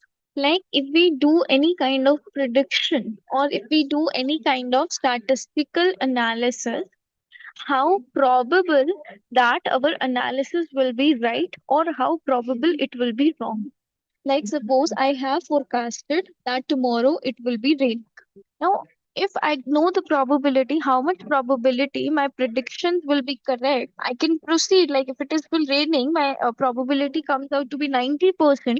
Then, if I'm working in some traffic agency department and there, I can help them to reduce the traffic. I can give them a prior idea that tomorrow I need more staff present. I need more traffic police as it is raining, so it could be more traffic there. So it gives you the likelihood or the probability that how much right your predictions will be. So probability helps data scientists and even data analysts to access the likelihood of events that in turns enhance efficiency of insights, like what insights we are basically making, drawn from statistical models. Now tell me what intro you know about probability. What exactly probability is? What is the meaning of probability? Definition. Try to recall. Yes, see. So probability is the way of measuring how likely something is to happen, right? And formula is like one of your colleague has already given the formula. So the formula is probability is equals to favorable outcomes, favorable outcomes divided by total number. So let me also define about the outcomes. So what do you understand by favorable outcomes, guys? According to our needs. So the specific outcomes we are interested in. Like suppose if we toss a coin and I want what is the probability of coming head. So I want the probability of head, right? So head will be my favorable outcome. Means the outcomes which you are interested in. If you want to find what is the probability that tomorrow it will be raining, so yes will be your favorable outcome. So the specific outcomes you are interested in, right? Now, then what are total outcomes? What are total outcomes? We have the formula as favorable outcomes divided by total number of outcomes. So tell me, what are total outcomes? All the possibilities, all the possible outcomes. So let us discuss about some examples, simple examples. So first, flipping a coin, flipping a single coin, right? So what is the sample space you will get?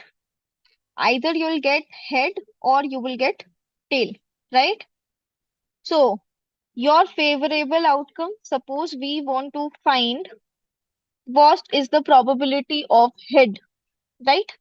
Then we need to find what is the total outcomes here. Good, 2. So now, what will be the probability that it's a head? Put that into the formula. Yes, 1 by 2. So here it is basically 1 time head is coming. So 1 by 2, which is 0.5, is the probability that you will achieve a head, right? Similarly, if we flip 2 coins, so what is the sample space you're getting? So either I can get both head, either I can get one head, one tail, first tail, then head, or I can get both tails. This is the sample space, right? So favorable outcome here, suppose you want, what is the probability? I will get head and head. So how many times it's repeating? What is the total outcome? How many total outcomes you're having? 4. So the probability will be 1 by 4. So these are the very basic examples. I hope you have studied in your 6, 7 standards as well in your math session. Remember? So before moving ahead with further advanced topics, important terminologies we use. So I'll mention this topic as important terminologies. So the first what we are going to discuss is, what do you understand by experiment? What is an experiment means? So an experiment is an event where uncertain outcomes are possible. This is how you can define this terminology of experiment. Then, what is event, guys? What is the meaning of event? The possible outcomes. Like if I'm having an event, I am doing this, I am flipping a coin. So my task is to flip the coin, right? That's what event is. Or we can also say that I'll send you another.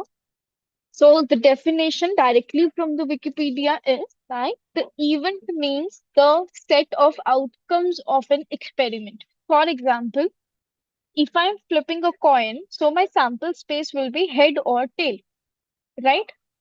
What is the event that I'm getting a head or event of getting a tail? Okay, so you can even consider it as the subset of your sample space.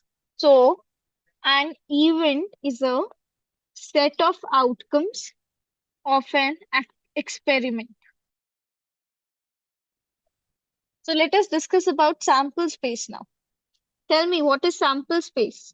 All the possible.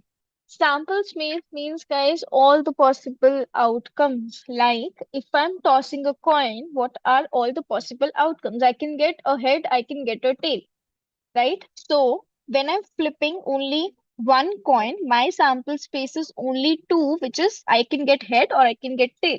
Whereas if I'm flipping two coins, this will be my sample space. I can get both head, I can get first head, then tail, otherwise first tail, then head, and then both tail I can get. Similarly, if we have a deck of cards, I hope everybody knows about those deck of cards game, right?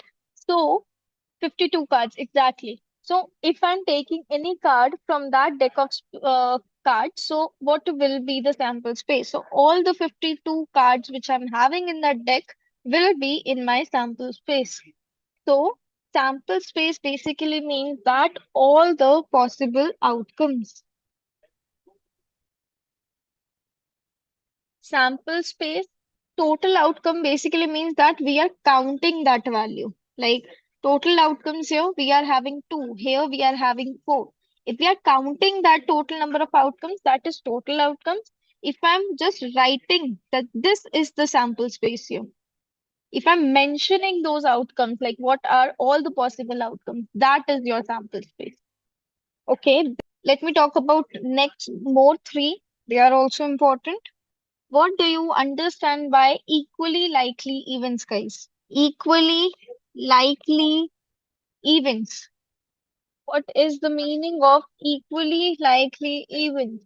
Equally likely, guys, from the name itself, try to understand.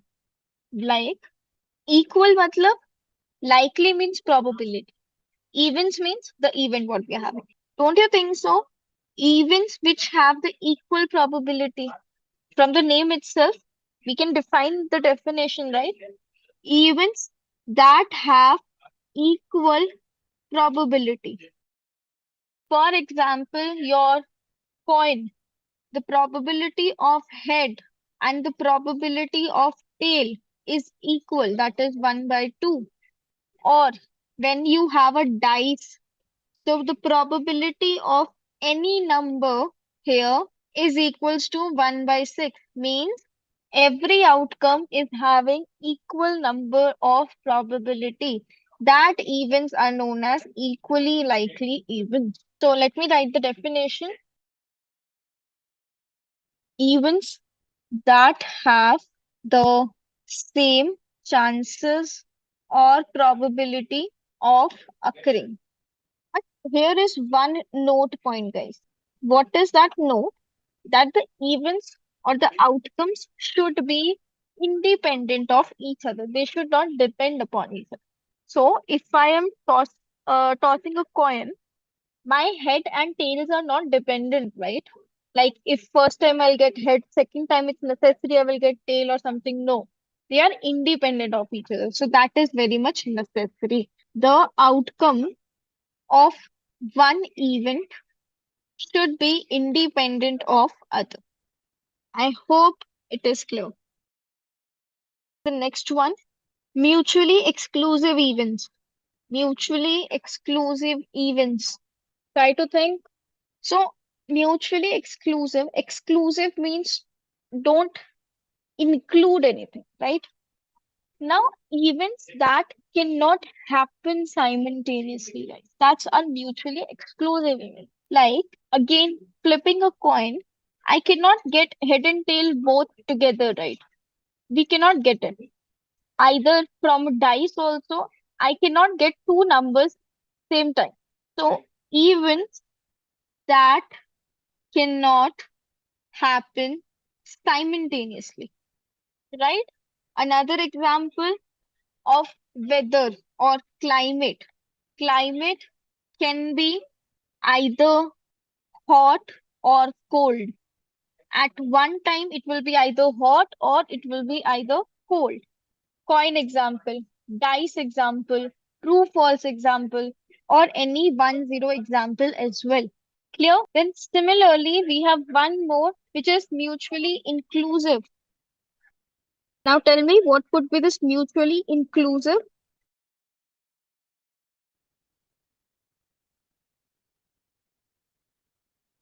Events can occur simultaneously. Any example? Okay, I'll give you one example, then you think of any other.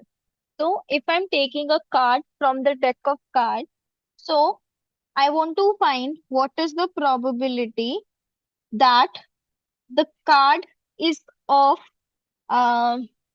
diamond, the card is of diamond and a number 4. So here we are having two events together. One is card is red and number is, or we can say card is red of number 4. Holiday and Sunday. Like what is the probability that it will be a Sunday and also a national holiday? So, so these are the few examples of mutually exclusive and mutually inclusive events. Before moving ahead, let's discuss about types of probability. So probability can be broadly classified into three types. The first type is known as marginal, the second type is known as joint, and the third type is known as conditional. So, probability is broadly classified into these three types. So, have you heard about these types before? So, let us discuss with a very, very beautiful example. That example is actually I've taken so that you can understand about these three individually and also the differences between these three. So, using one example only, we will try to distinguish between these three types. So, let me build the example first. So, a survey was conducted with 500 strangers. Okay, there was a survey regarding games, that which game is played by the person, and the results comes out to be like this. So the games, like, they ask that male, female, total. So how many of them plays football or rugby or any other game? Okay, a survey was conducted. So total we are having 500 persons.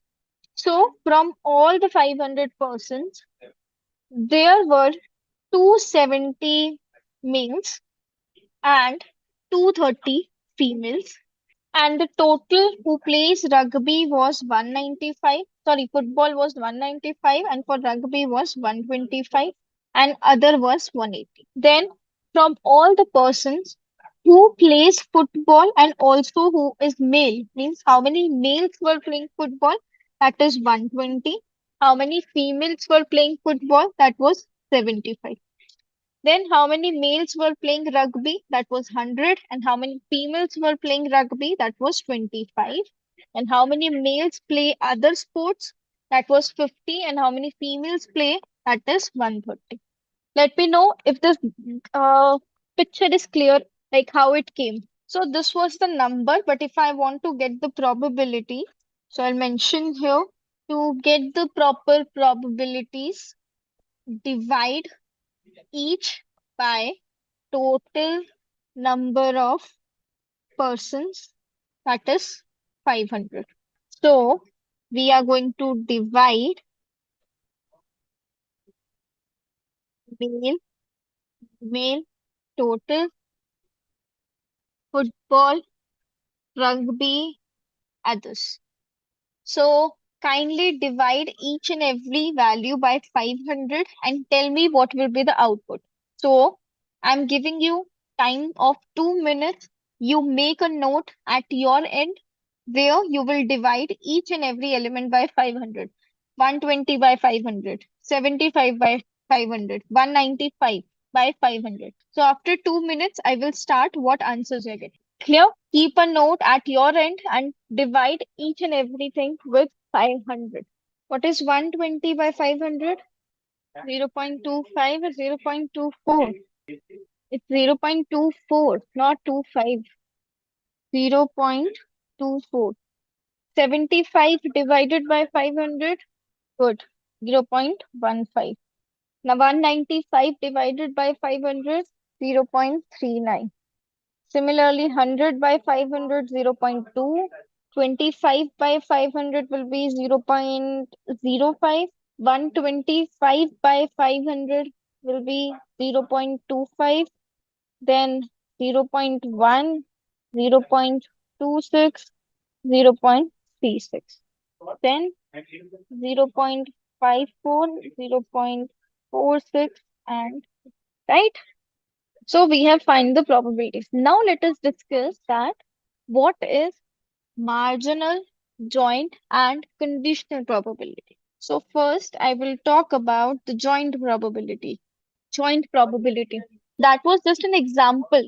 Through this example, we will understand about the probabilities, okay? Right now, we were just discussing about one example. I have built the plot now. Now I will use this example to explain you about the probabilities. Now, joint, guys, from the name itself, it is clear that we are joining two events. That means, don't you think so? It is kind of mutually inclusive events, means the probability of the events occurring together. So, in our case, don't you think so? If we want to find the probability that the person is a male and play rugby, that is this probability is 0.2. Similarly, person is a female and plays rugby, that is 0.05. So these two probabilities are your joint probability. What does this mean? That it is used to calculate the probability. It is used to calculate the probability of two events occurring together at the same time. So it is denoted by P, A and B, or probability of A, comma B. It can be more than two also, Mohammed. Depends upon the example or depends upon the condition. So so in our example, joint probability of someone being a male and liking football, right?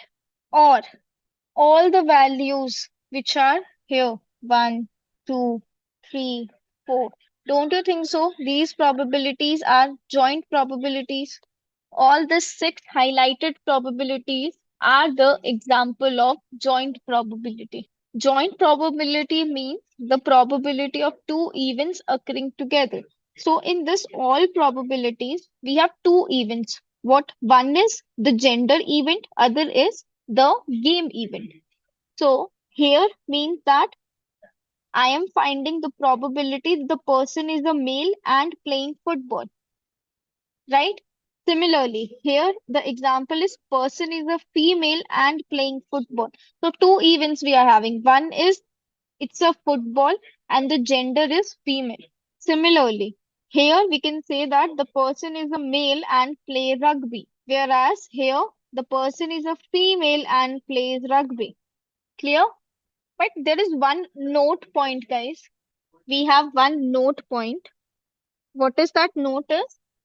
Joint probability is symmetrical. Now, what do you mean by symmetrical here? What do you mean by symmetrical? Means if I'm finding the probability of A and B, it should equals to probability of B and A. Like if I'm finding what is the probability the person is a male and play rugby, should be equals to what is the probability the person first plays rugby and then it is a male. So both of the cases it should be equal. So that's what joint probability should be symmetrical. What will be marginal? Try to think. Try to think, guys, what will be marginal? So if joint means two events together, don't you think so? Marginal means a single event we are talking about. So in our example, we are basically talking about the person is either male or female, or either the person is playing a particular game. So marginal probability, it is the probability of an event irrespective of the outcome of another variable. So it is denoted by probability of B we are talking about. So like this was our example. So here like if we see that uh, so from all the 500 people, I want to find the probability that the person was male. We don't care what game he prefer. We only prefer that the person was a male. So this probability. Similarly, 0.46 that the person is a female. Or 500 people, I want the people who plays football, irrespective of what gender they are.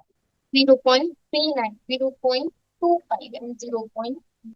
So don't you think so? These are the examples of marginal probabilities. In these examples, we are talking about the person is either male or female. We don't care what game they are playing. We only care from 500 people, what is the probability the person was a male or the person was a female.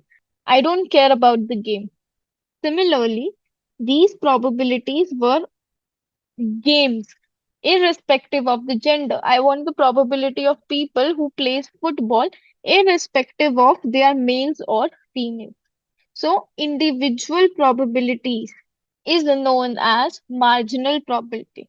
Individual means that we are concerning only about one event. Here we have two events now. One is gender, other is game. So either we are focusing only upon the gender, the person is male or female, irrespective of the game, or we are only considered about the game irrespective of gender.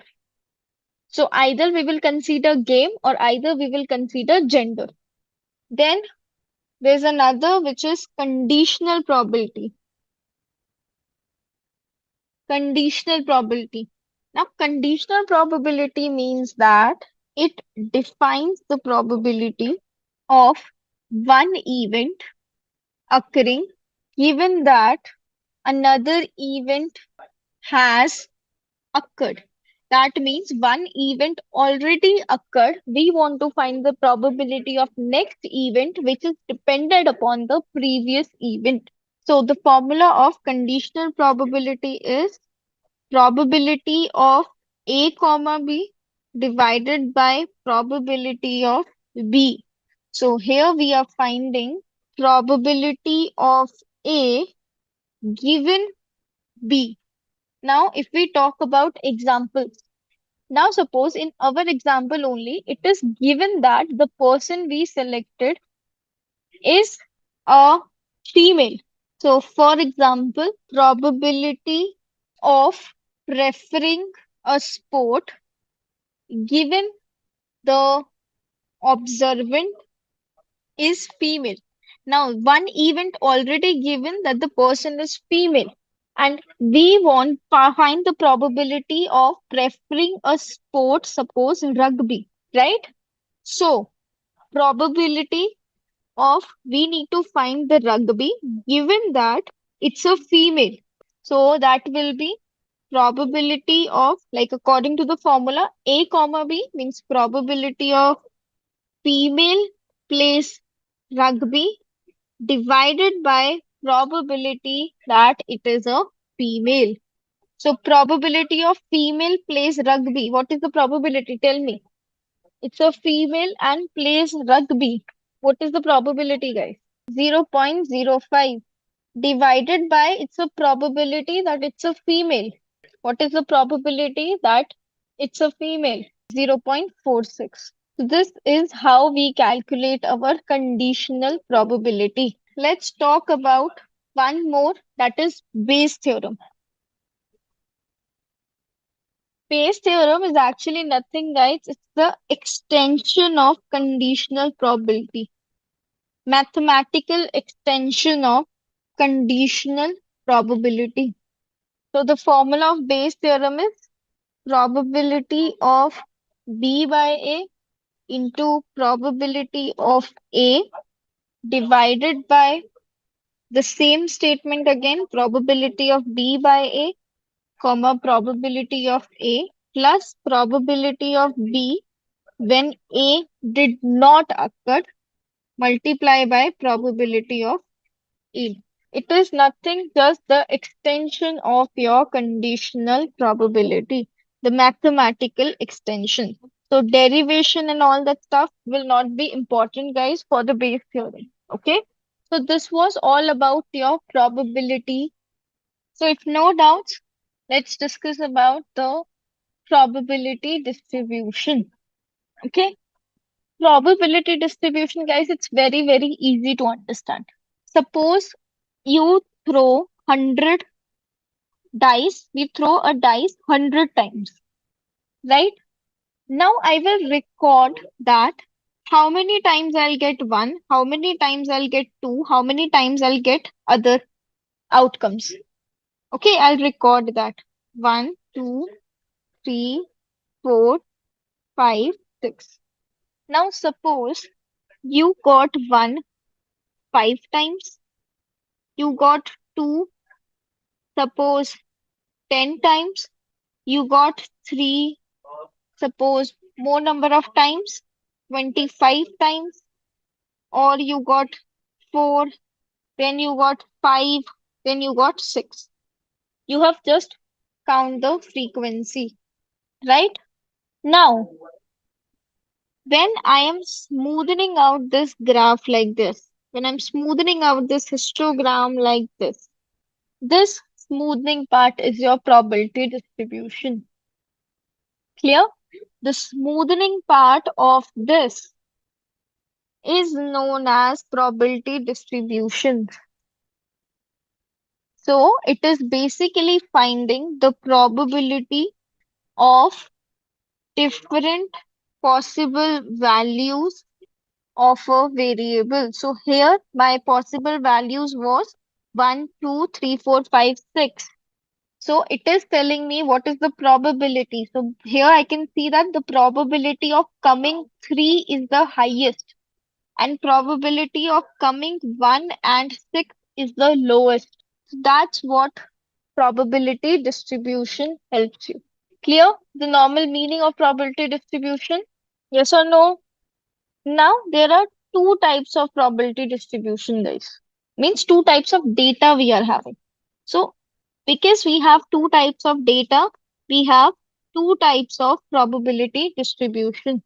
So I hope everybody knows what is that two type of data, discrete and continuous. You know what is the meaning of discrete and what is the meaning of continuous? Yes. So means that for discrete data, we will be using discrete probability distribution, and for continuous data, we will be using continuous probability distribution, right? So I will write here used for discrete value, used for continuous values, right? So can anybody give me the examples of discrete data? Example of discrete data. So number of students, not marks, number of students in a class, because students can be either 30 or 31. We cannot say we have 30.5 students, right? Number of students. Or we can say coin example, head or tail, or we can say dice example. We can get 1, 2, 3, 4, 5, 6. We cannot get 1.1, 2.1 like that, right? Then what will be the example of continuous? What will be the example of continuous values? Heartbeat, good, very nice. Weight or height of a student, loan amount, temperature, very nice. Loan. These are the examples of continuous value. Now, guys, I'll tell you one important thing. In reality, now we will get this histogram. You can see we will get this histogram. To achieve this curve, we use a function of probability distribution. We use a function. Okay. So when we have a discrete data, the function name is PMF, which is probability mass function. Using this function, we will plot the discrete probability distributions, right? Similarly, when we have the continuous data, the function we will use is PDF. The full form is probability density function. So using these functions, we will plot the probability distribution curve. Now we will study about different types of probability distribution, guys, we are having. So in discrete, we have binomial probability distribution, Bernoulli's, and Poisson's. Whereas in continuous, we have normal distribution. So we will discuss about these distributions one by one. So this was the flow chart of probability distributions. First, let us discuss about Bernoulli's. Bernoulli's distribution. It's very, very easy. Bernoulli's distribution means whenever our outcome is binary, guys. Outcome is outcome of an event is binary, like real time where we can use it. Like suppose I want to find the probability that tomorrow it will be raining or not, one or zero, head or tail. Whenever we are having only two outcomes, we will be using the Bernoulli's distribution. What is the probability that you will pass in tomorrow's exam, right? But only one thing you need to note here. What you need to note here is number of trials. Suppose if I am tossing a coin and I want to find the probability of head or tail, so two events I'm having means two outcomes I'm having, that means I'll use Bernoulli's term. But number of trials will be one. Means only one time I can toss the coin. Only one time I can find it. So for this, the function is PMF. Remember, I told you about that we will use the function as PMF. So let me give you the formula of PMF, but you don't need to remember it. So don't worry. It is just a mathematical formula. You don't need to remember these formulas. So it will be either the probability will be yes or the probability will be no, where x is equals to number of trials. So the formula exactly is, don't go with the formulas. Probability mass function.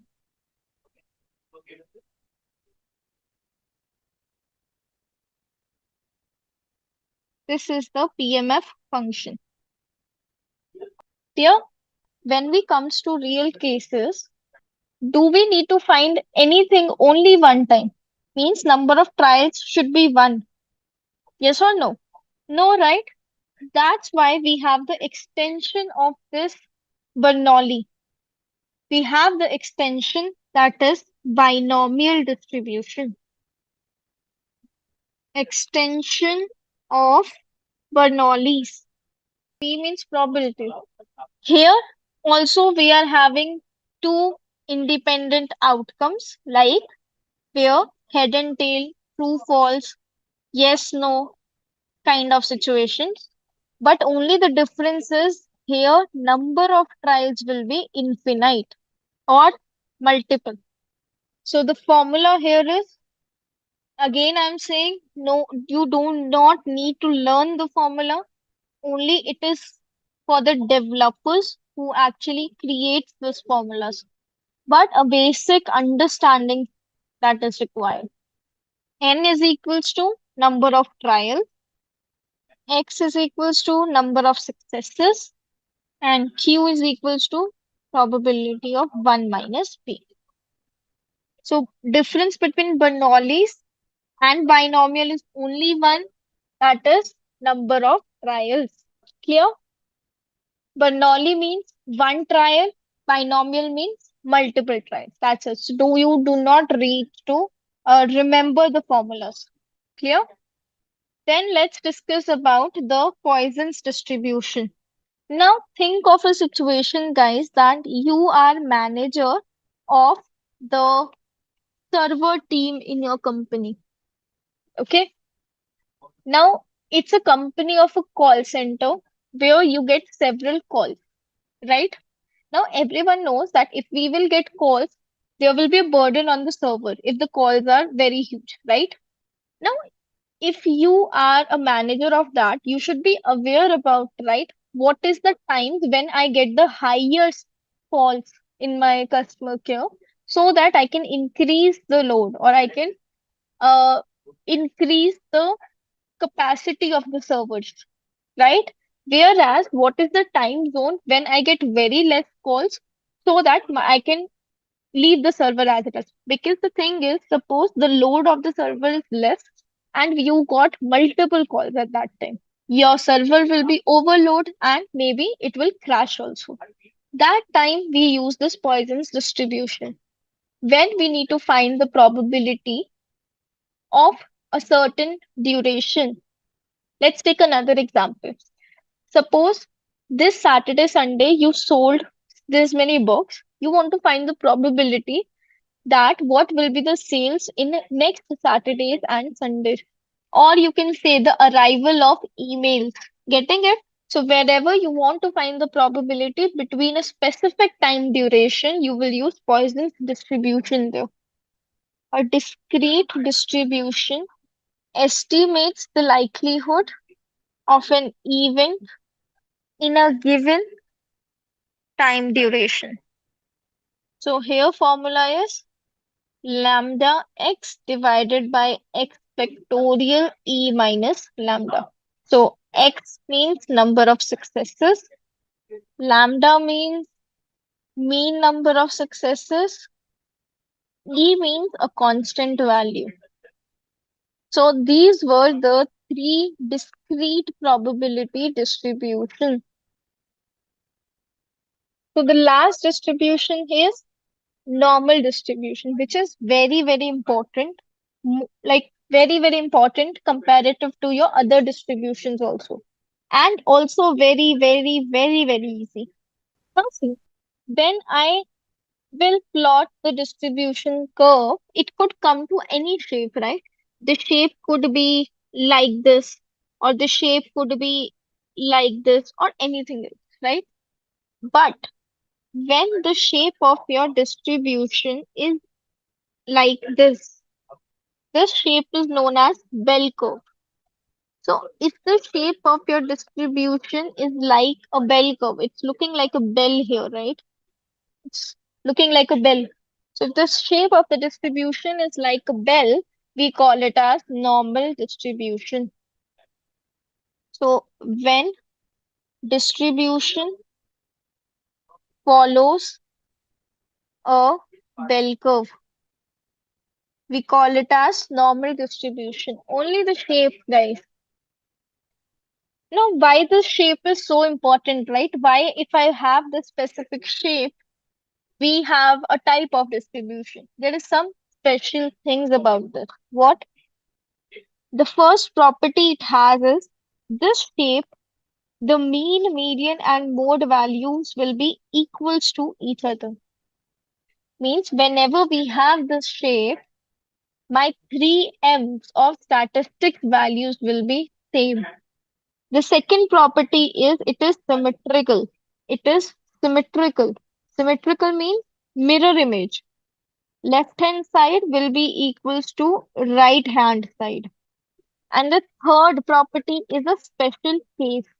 Special case of this normal distribution, which is known as standard normal distribution. Now, what is the special case? So I know that in normal distribution, my values of mean, median, mode will be equal. But that could be equals to anything. That could be equals to 6, that could be equals to 10, that could be equals to 100, anything. But in standard normal distribution, that value will be always equals to 0. Means at origin. What does this mean? That if I'm talking about the normal distribution, that could be anywhere in the graph. But if I'm talking about standard normal distribution, that will only lie at the origin value. And one more, standard deviation value will be equals to 1. That's what about your normal distribution is. The function here is fx is equals to 1 by sigma under root 2 pi exponential of minus 1 by 2 x minus mu by sigma the square. This is the function. There, sigma is standard deviation, mu means mean. Now there's one last concept which is similar to this, normal distribution, which is central limit theorem. Anybody knows what is central limit theorem? It is related to this normal distribution only. Anybody knows what is it? It says that it's a like proven experimental technique, guys. It's not like we can see examples or we can see something like that. No, it is just an experimental value or experimental theorem which scientists discovered. What they discovered is like whatever the shape of the population is, The population could be of any shape. That could be this shape, that could be this shape, that could be any shape of the distribution. Central limit says that if I am taking a sample from this population and that size is greater than 30, it will, that sample will most probably follows a normal distribution. Means here sample population or sample distribution will not depend upon population. Whatever the shape of the population is, if I'm taking a sample greater than 30, it tries to or it tends to be a normal distribution. So let me define it properly so that you can even answer it. It's an important interview question as well, so you can easily answer it. It states that if we take several random samples from a population that has a finite variance, the mean of the samples tends to follow. Clear? So here your sample size should be greater than 30. That's what your central limit theorem is. Just a quick info, guys. Intellipaat offers artificial intelligence course training, which will enable you to learn skills like neural networks, focusing on CNNs, RNNs, and their application in AI, natural language processing, computer vision, and generative AI. Through this course, you will also master deep learning concepts, AI model building with TensorFlow, transformers, BERT, GPT, LangChain, and NLP pipelines with advanced techniques like image recognition, chatbot development, and much more, all taught by top 1% experts and IIT faculty. And with this course, we have already helped thousands of professionals make successful career transitions in AI and data science. You can check out the testimonials on our Achievers channel. The link is in the description below.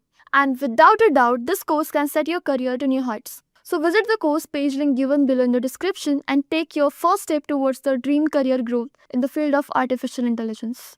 All right. So now supervised learning, if you remember, we can divide it into two types, right? One when my target variable is categorical in nature, one when my target variable is continuous in nature, right? How do we name those? What are those models within supervised learning? What will we call a model which has a continuous target variable? And what will we call a model which has a categorical target variable? So classification and regression, right? So classification will be what? Classification will be those supervised learning models where the target variable is categorical in nature. Regression will be those supervised learning models where the target variable will be continuous in nature, correct?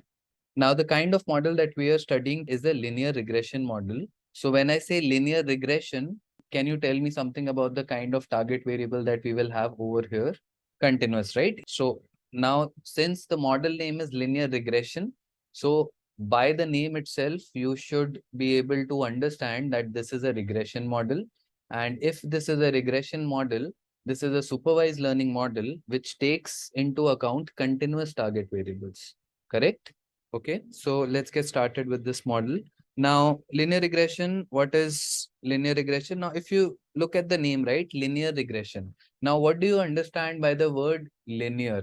So linear may be a line, or maybe, so if you talk about, let's say, processes, let's say if I increase the speed of my car from 30 kilometers per hour to 60 kilometers per hour, how much distance will I be traveling in an hour? The first case, I would have been traveling 30 kilometers. In the second case, I would have been traveling 60 kilometers, right? So if you see, there is a direct relationship between, let's say, the speed of the car and the distance that it travels, right? So there are many processes in and around the world which have a linear relationship. So by linear, so see, let's assume that you study for 10 hours and you score 50 marks, right? Let's assume that if you would have studied for 20 hours, you would have scored 100 marks, right? But if you study for 40 hours, will you score more than 100 marks? No, right? The maximum cap will be 100. So maybe the number of hours you study and the marks that you get, it might or it might not be a linear relationship. But if you look at the speed that a car travels with and the distance that it will travel, right, in a fixed amount of time, this will be a linear relationship, right? If my speed is low, the distance traveled will be low. If I increase the speed, let's say 5 times, my distance traveled will also increase by a margin of 5 times. Is that correct? Okay, so if now let's try to understand what we mean by linear regression, right? Now, linear regression, it is a technique of finding the relationship between two or more variables, right? Now, change in dependent variable is associated with change in one or more independent variables. Now, before jumping into this definition, let's first try to understand what we mean by dependent variables and independent variables, right? So dependent variable is the target variable, right? The variable that is dependent upon other factors, right? So see, whenever I'm saying target variable, whenever I'm saying dependent variable, whenever I'm saying, let's say your label, right? All of these words refer to the same thing, that is your target, right? The variable that you want to predict, correct? Whenever I'm saying independent variable, I say features, I say, let's say, dimensions of the data, right? Whenever I'm talking about these things, it means that I'm talking about the features, right? So let's say if I wanted to predict the time that it takes for me to travel from point A to point B, right? And let's say I take the speed of my car as a factor, as a feature. So my feature will become the speed of the car, and my target variable or my dependent variable will become the speed of the car, right? Right. So now if we go through the definition, so linear regression is nothing but it's a technique of finding the relationship between two or more variables. So my one variable will be the target variable that I want to predict. The other variable will be the independent variable, or it can be a host of independent variables. Either you can have a single independent variable, or you can have 2, 3, 4, whatever, depending upon however independent variables you have or you need, right? So linear regression is a model which basically establishes a relationship between the target variable and the independent variables or the features that you have. Okay. Now, change in the dependent variable, whatever change we have in the dependent on the target variable is actually dependent on all the features that you have. So that is why we are including these features in the model, right? If you remember, when we were trying to predict whether it is going to rain or not, we were taking independent features such as what will be the humidity, is it cloudy or not, right? What is the temperature and things like that, right? So we know that target variable is actually related to the features that we have, and the linear regression model is a model which helps us in finding out this relationship, right? This connection between the two, right? That is what the linear regression model does. Now, if you look at the definition, it only tries to capture the linear dependencies, right? So if you have two features which are varying with each other in a linear fashion, that is, as one increases, the other also increases by the same amount. As one decreases, the other also decreases by the same amount. If you have such relationships in your data, then linear regression model will be able to go ahead and will be able to map the relationship and create a model for you, which you can go ahead and use for future predictions. All right, so let's move forward. Now, if you see, regression is a technique that displays the relationship between variable y based on the values of variable x, right? Now, if you see, there is one more notation. Now, let me just write this down. Now, whenever I say target, whenever I say dependent variable, whenever I say predictor, right? Whenever I say y, right? All of this means your target variable, right? Whenever I say features, independent variable, right?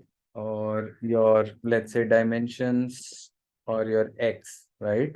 All of these are your features. So don't get confused by these. Target, dependent, predictor, y, all of this will generally be y. I am saying y because once when we'll be working on Python, generally the target variable we denote by the variable y, right? Generally the features we denote by the variable x, right? This is a notation. This is a general kind of a thumb rule, you can say, that we use. So that's why just don't get confused by all of these.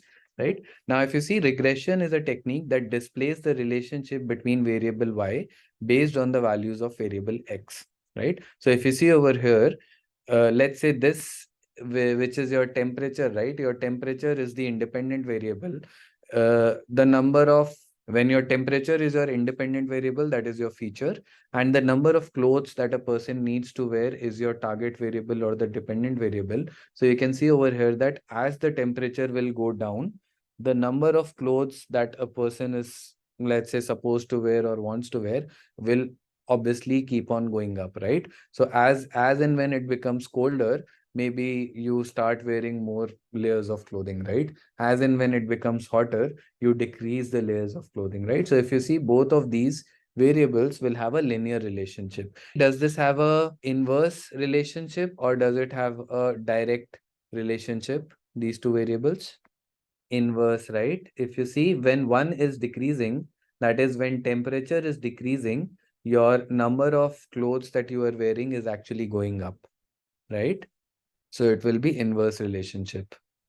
Okay, so let's move on. Now, some examples, let's say temperatures versus number of cones sold at ice cream store. Now, what do you guys think? Will this have a direct relationship or an indirect relationship? These two variables, temperature and the number of ice cream cones sold. Direct, right? Why direct? Because let's say, just try to take some examples, right? Assume that the temperature is 40 degrees. Obviously, you will sell more ice creams. When the temperature is, let's say, 10 degrees, obviously ice creams will not sell as much, right? Okay. What about the second one? Do you think that there is any kind of a relationship? No relationship, right? There is no direct relationship that we can see. Maybe, let's say, there might be a certain percentage of people who might be planning to buy cars, let's say. So it's not, buying a car is not dependent upon whether it is going to rain or not, right? Maybe you are buying a car, maybe you are planning to buy a car and you decide to buy a car during the rainy season. But if you are someone who knows about cars, you will definitely not want to purchase a car during the rainy season, because then it might catch rust and things like that, right? So ideally, there is no direct relationship. There can be some hidden relationship over here, but there is no evident relationship with the inches of rain and the number of cars that are sold, right? All right. Now, the last one, daily snowfall versus number of skier visits.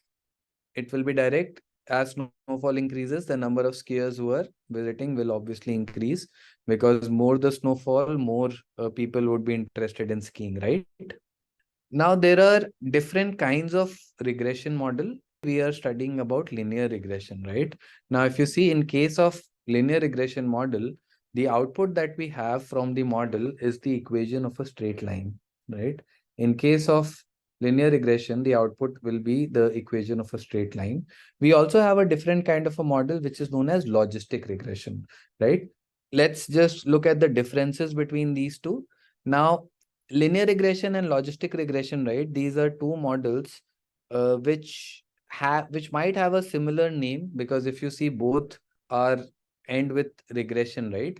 But there is a very basic difference between the two. The linear regression model is a regression model, whereas the logistic regression model, right, the name is a misnomer. It is not a regression model. It is actually a classification model, right? Why this is called a regression model, this is something that I'll talk about once when we start with logistic regression. But this is ideally, right, this is a regression model, right? Linear regression. But this, on the other hand, is a classification model, right? This is the essential difference. Now, if you see over here, this works on a target variable which is continuous in nature.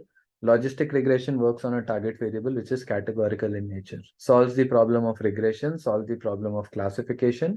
Output is a straight line. The output is a S-shaped curve over here, right? Don't get worried about what logistic regression is right now. The only thing that you need to understand is that logistic regression actually comes from the linear regression model only, right? It is a slight variation of the linear regression model. That is why the name remains the same. But at the end of the day, logistic regression is a classification model. The name is a misnomer, right? Do not confuse it by, if someone asks you whether logistic regression is regression or classification, this is the only model whose name is confusing, whereas it says that it's a regression model, but ideally it's a classification model. All right, so let's move on. Okay, now moving forward, simple linear regression is useful for finding relationship between two continuous variables, right? Now, obviously, the model is trying to find out relationships between the target variable and the and the features that you have. So this model will help you in establishing the relationship between, let's say, two variables or howsoever many variables you have in your data, right? One is predictor or independent variable, and the other is response or dependent variable. If you see, there are so many terms: predictor or independent variable, or you have response or dependent variable or target variable, right?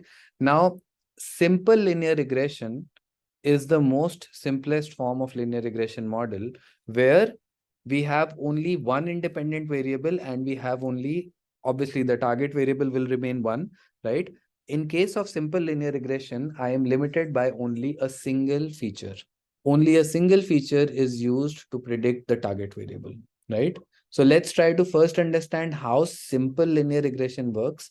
Once when we are able to understand that, then we will move on to the complicated model, which is multiple linear regression, wherein we will be using more than one independent variables, right? All right, so let's look at an example, right? So let me give an example from, let's say, a separate example, right? Okay, so let's assume that I have an x-axis, something like this only. Let's say I have the x-axis here, right? Let's say I have the x-axis and I have the y-axis. On the x-axis, I have my independent variable, which is the, let's say, the quantity of products bought, right? Let's say the quantity of milk purchased, right? How many units of milk someone is purchasing, right? On the y-axis, which is my dependent variable, I have the target variable, which is the overall spend, right? So this will be your, right? This is your overall spend. This is my target variable, spend. I have on my x-axis, I have the independent variable, which is quantity. Now let's assume if I start marking this, right? If I mark this, so this is 0. Let's say 1, 2, 3, 4, 5, 6, right? And let's say on the y-axis, you have your spend.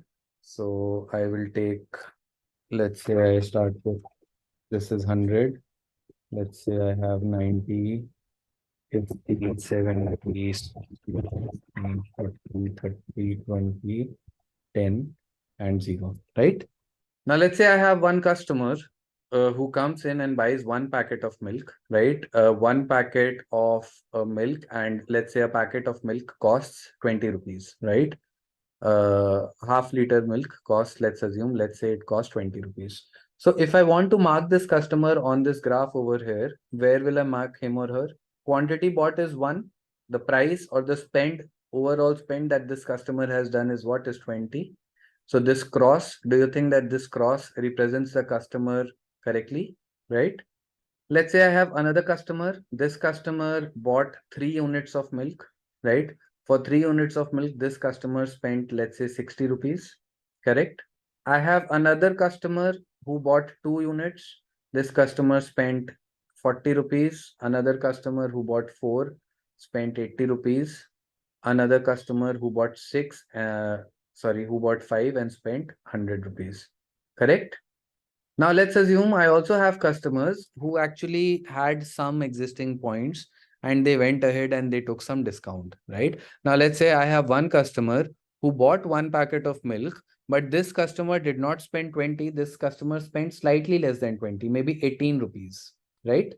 Now let's say I have one more customer who bought 3 units of milk, but this customer paid, let's say, slightly less. And I had one more customer who bought 5 units of milk, but this customer, let's say this customer also bought membership, some kind of a membership along with the milk, and this customer paid slightly extra, right?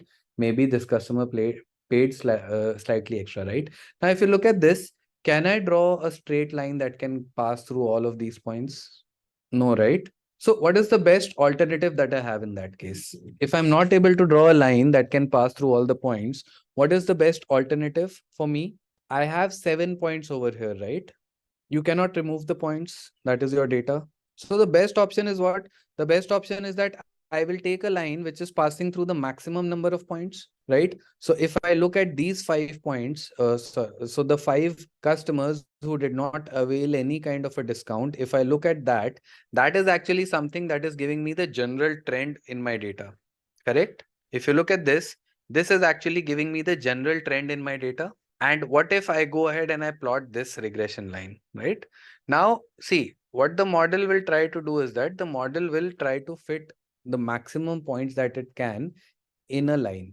Obviously, there will be some customers who are paying extra. There will be some customers who are paying less. But if you see, for majority of the customers, this is a linear relationship. And this is what the model tries to do. All of this we'll be trying to understand later as well, right? All right. But this is exactly what linear regression model actually tries to do, that it tries to come up with a linear relationship, right, between the target variable and the independent variable. The target variable over here is the spend. The independent variable over here is the quantity of milk, correct? All right. Now, if you see, let's go through some examples of the relationships that we can have, right? Now, if you see over here, I hope this is clear to everyone. What is the independent variable? What is the dependent variable? All of you would have studied y equals to mx plus c in school, right? School, college, wherever. So a line which has a positive slope, that is such an angle, it means that there is a direct relationship, right? As and when my independent variable is increasing, the dependent variable is also increasing, correct? Examples from real life of such a relationship, just like the one that I had given to you, distance traveled and the speed of a car, that will have a positive relationship, right? Can you think of other examples as well, which might have a positive relationship? Ice cream and temperature, student score and our study, experience and salary, petrol price and tax. Yes, that will have a linear relationship. Engagement versus productivity, oil price and flight ticket, that can have a positive relation, because as the oil price increase, right, the ticket price will also increase.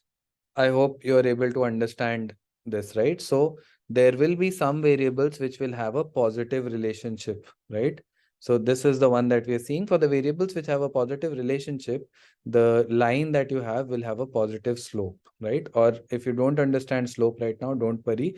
The line will be just like this, right? It will be an increasing line. As one variable is increasing, if you see, as my independent variable is increasing, the dependent variable is also increasing, correct? So now what can you say about this? This is a negative relationship, right? If you see, as my independent variable is increasing, my dependent variable's value is going down, right? How will you identify that? If you see over here, let's say I take any random point over here, right? Let's say I take a random point over here. For this value of x, the value of y will be this. If I increase the value of x, the value of y will actually go down, right? So this shows a inverse relationship between the independent variable and the target variable. What are some examples? Less trees, more temperature, speed versus time, winter and ice cream consumption, amount of fruits in market versus price. Okay, pressure versus area, price and demand, demand supply, distance covered versus fuel, marks versus spent time for studies, altitude and oxygen level, cost and demand. Demand will increase, so the cost will decrease. Demand will decrease, cost will increase. Okay, I hope all of you are able to understand this. There can be certain variables which might have a negative relationship with each other, right? All right, so let's move on. This is the same, nothing different in this slide, almost the same. Now this line, right, whatever this line you're seeing, this line is known as the line of linear regression, right? So we have talked about this earlier as well. Now let's take a look at some examples how we actually plot this line, right? So let's go through that. Now these are observations. I've explained this already, that depending upon your independent variable value and your dependent variable value, you will get some observations which we need to plot, right? Now, let's assume that this is the data that we have, right? Let's assume that I have some target variable right? Let's say if I pick some examples, right? So let's take the example of child's age and child's height, right? So let's say on my x-axis you have the age, right? And on the y-axis you have the height, correct? All right. Now let's assume that these are the actual distributions, these are the actual data points that have been distributed, right? Now there will be different children. So let's say I have a child whose age is whatever this represents, and according to that, this is the height, right? So you will have all the whatever data points. Now, can you tell me how many data points we have in this graph? How can I identify the total number of data points? Is there a way to identify that? 11, right? If you just count these dots, if you just count these circles, these are the observations. Each and every circle, right, is an actual observation, is a student. Let's assume that it is a student, right? Now, if you look at age and height, generally with age, height will increase, right? But there can be some children for whom the height increase is exponentially higher, right? And there can be some for whom the height increases, let's say, slightly lower as compared to the normal, right? Not exponentially high, but let's say if a couple of years, if let's say the age, if let's say the height increases by 6 inches, maybe there can be some children for whom it increased by 7 inches or 8 inches. Maybe there can be some for whom it increased by 4 to 5 inches only, right? Okay. But if you see the general trend, as and when my age is increasing, my general trend is saying that your height will also increase. There are outliers that are present in this data, and outliers will be present in every data, right? If you see this is an outlier, right? If you see this one is an outlier, if you see this one is an outlier, to a certain extent, the points that are far apart from this particular line are outliers, right? But then we have gone ahead and we have created this particular regression line, right?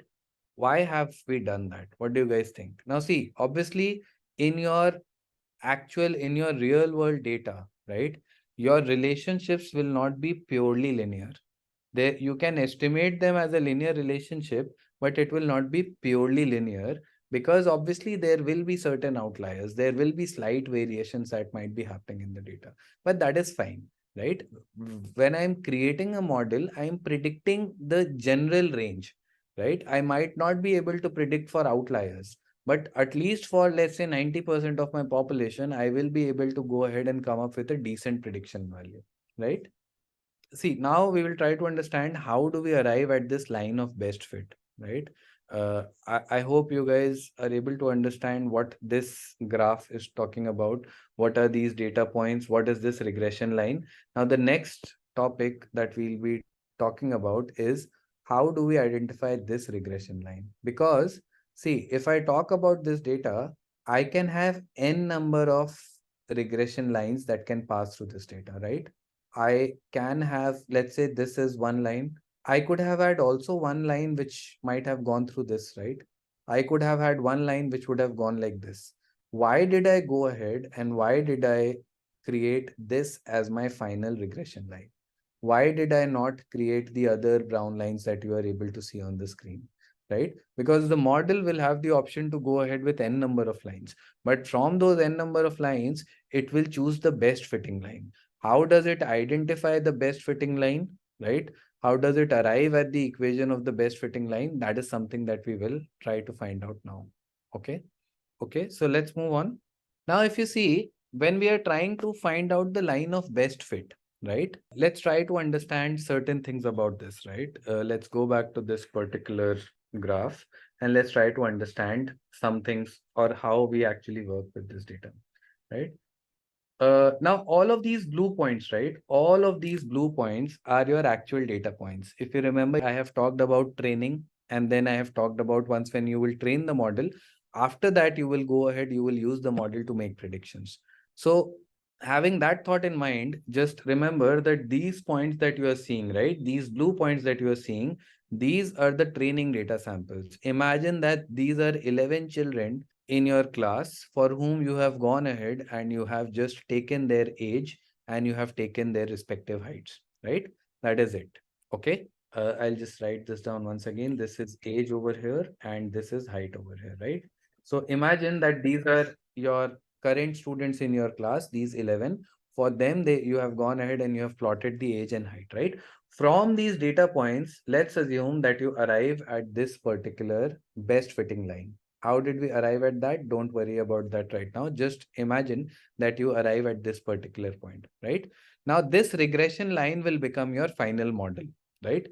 Let's try to understand how we use this model to make predictions, right? Now, let's assume that a new student, your teacher informs that a new student is coming to your class and the age of the student is 13 years, right? Is 12 years, let's say, right? Now, 12 years on the x-axis, let's imagine that 12 years sits somewhere over here, right? 12 years is something, or let's say 12 years sits somewhere over here, right? On the x-axis. Now, as per the model, my model will go ahead and my model will make a prediction that the height of this particular student should be this, right? Let's assume that this is a point that intersects at 5 foot 4 inches, right? Let's say this on y-axis intersects at 5 foot 4 inches. All right.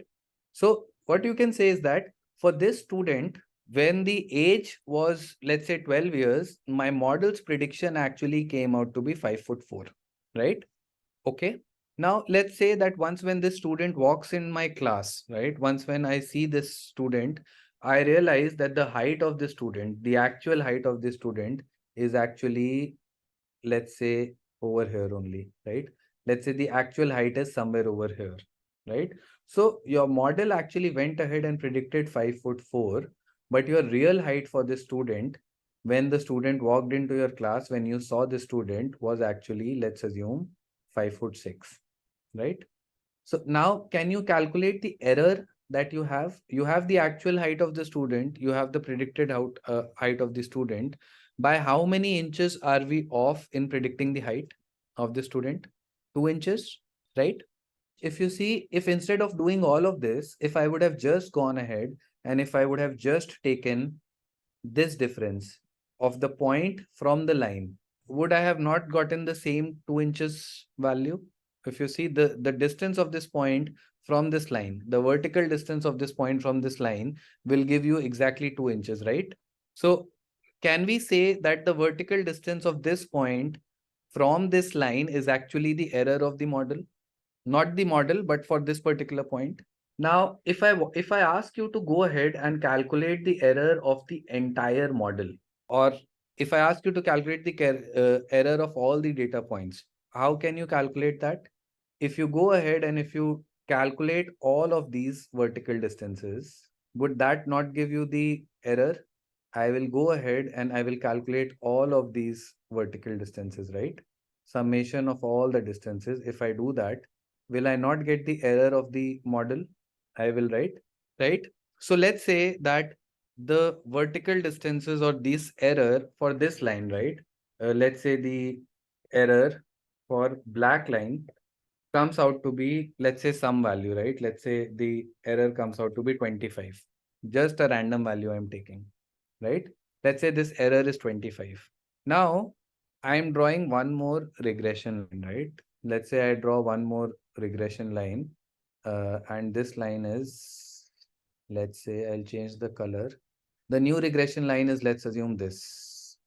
Not the new, but let's say one more option that we had for the regression line. Let's say it was this, right? And let's say the next option was this, right? Now, if I ask you to go ahead and calculate the error of this line, right?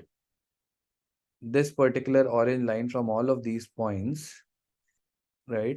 This error of orange line will always be greater than this 25, right? Why? Because the black line, let's assume that this comes out to be 40. Now the black line is my best fitting line. When I say the line is a best fit line, it means that the vertical distances of all of these points from this line is the least. So any other line, you can try drawing any other lines through all of these points, and you will always realize that the error of all the rest of the lines will actually be greater than the line of best fit. And that is the reason why it is known as the line of best fit, because this is the line that is giving you the minimum error.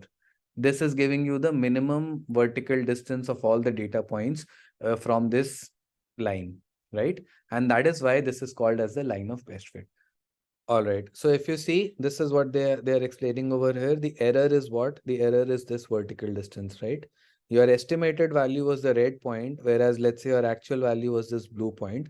So this will be the error, right? This will be the error over here. If you go ahead and if you calculate the error of all the data points, your objective is to minimize this error.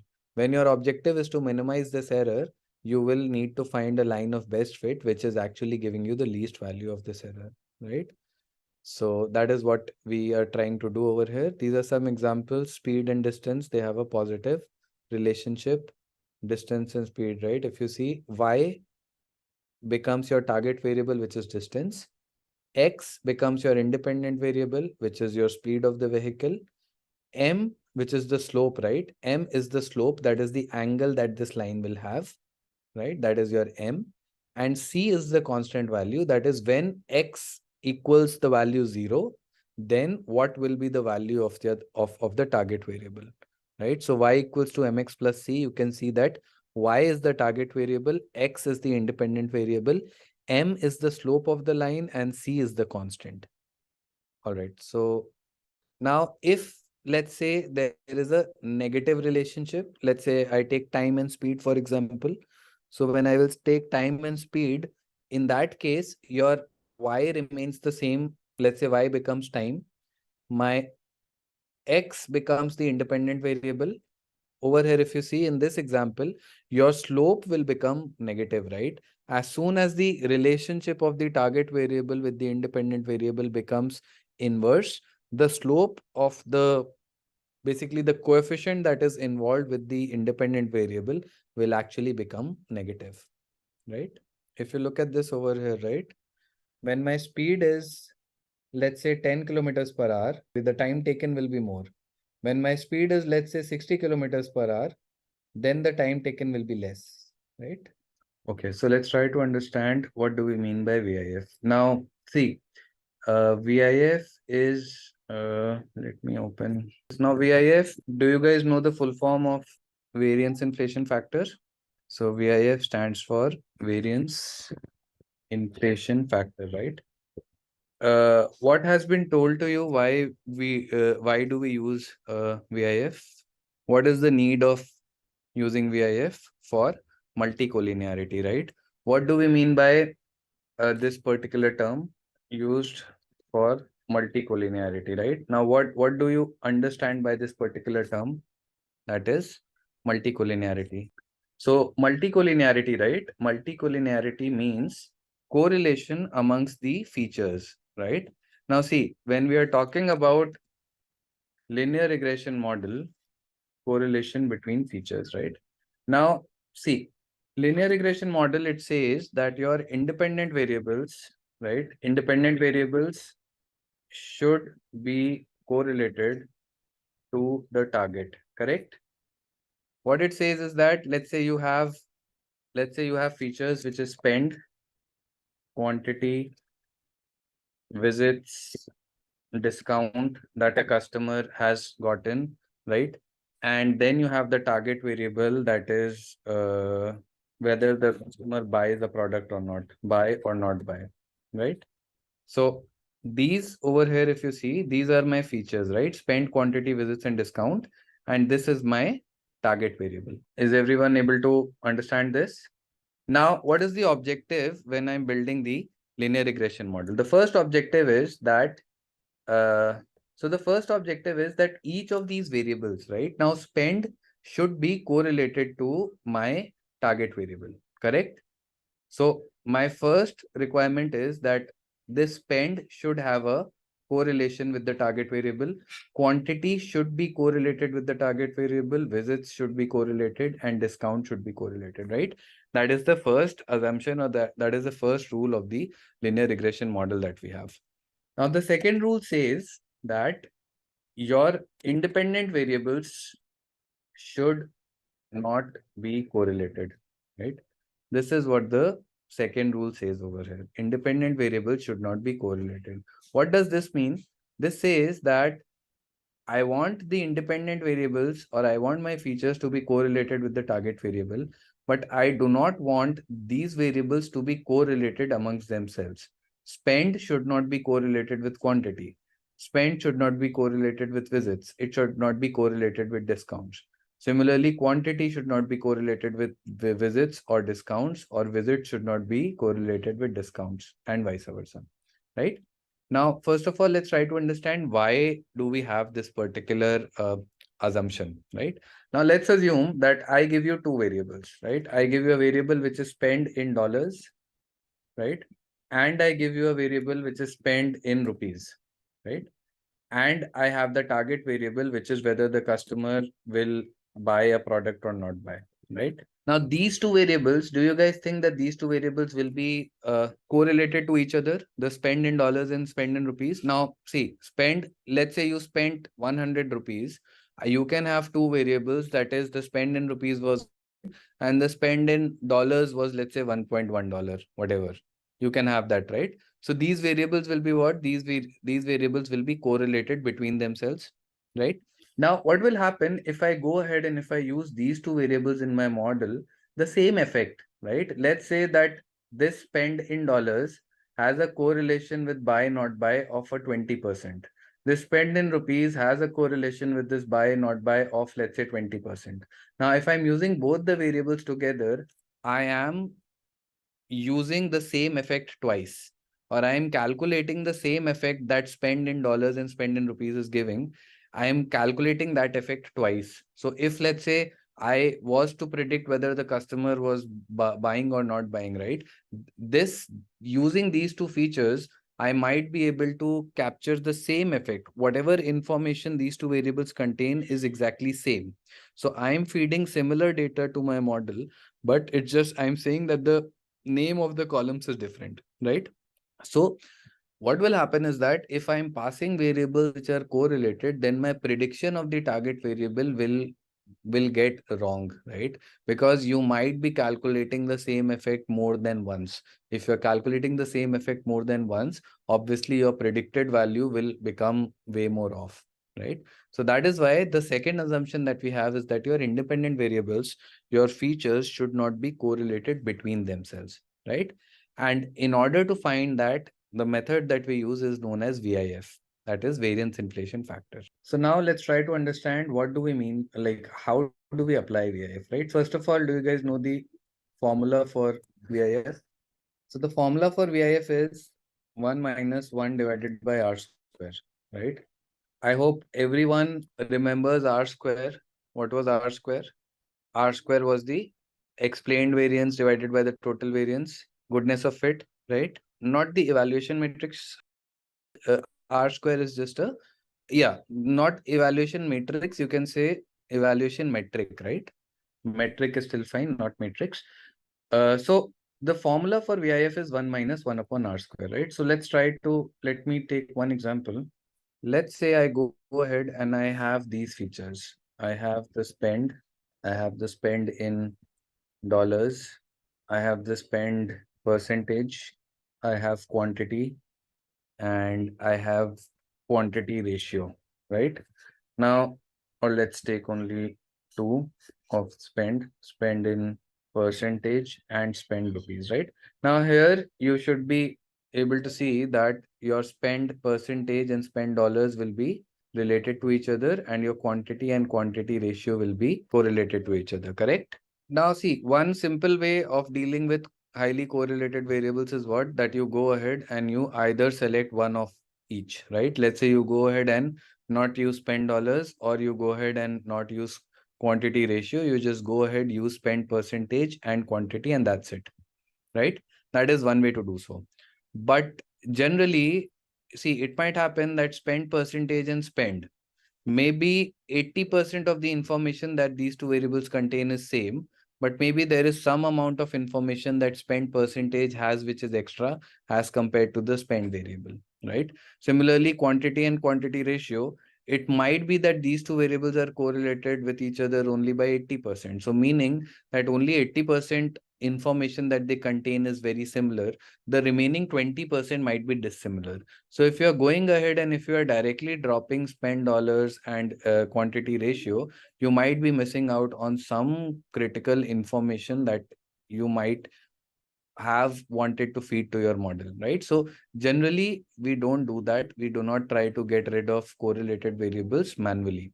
If you see that there are 2-3 variables which are such highly correlated that you're getting correlation values of 90, 95, right? 80, even greater than 80, then you can go ahead and you can exclude those. But in the real world, this will not happen. In the real world, you can have variables which are correlated by, let's say, 30, 40%. So if you get rid of one variable, the 30-40% correlation aspect that was about to get doubled, you have dropped. But the remaining 50-60% information that was new in this variable, that also you have dropped. So you might have dropped some important information from the model, right? So that is where the application of VIF actually comes into play, right? Now, if you see VIF, when we apply VIF, right, you remember, if you would be remembering what you would have realized, that they would have applied the VIF function only on your feature space. They would have not applied your VIF function on your target variable. So now, let's say what I do is that now I am assuming that one of the variables, or there are some variables in these which are highly correlated, right? So what if I do one thing, right? I take one of these variables as a target variable, right? Let's say I take spend percentage as the target, right? I take this as a target and I build a model, right? I'm just explaining to you how VIF works, right? I build a model using spend dollars, quantity, and quantity ratio. Now, just answer me one thing. If assuming that this spend percentage has variables which are correlated with itself, right? A spend dollar, quantity, quantity ratio, do you think that the R square of this model will be high or low? R square is the same metric, right, that we have talked about. If we have variables which are correlated with spend percentage, the R square of this model will be high, right? Okay.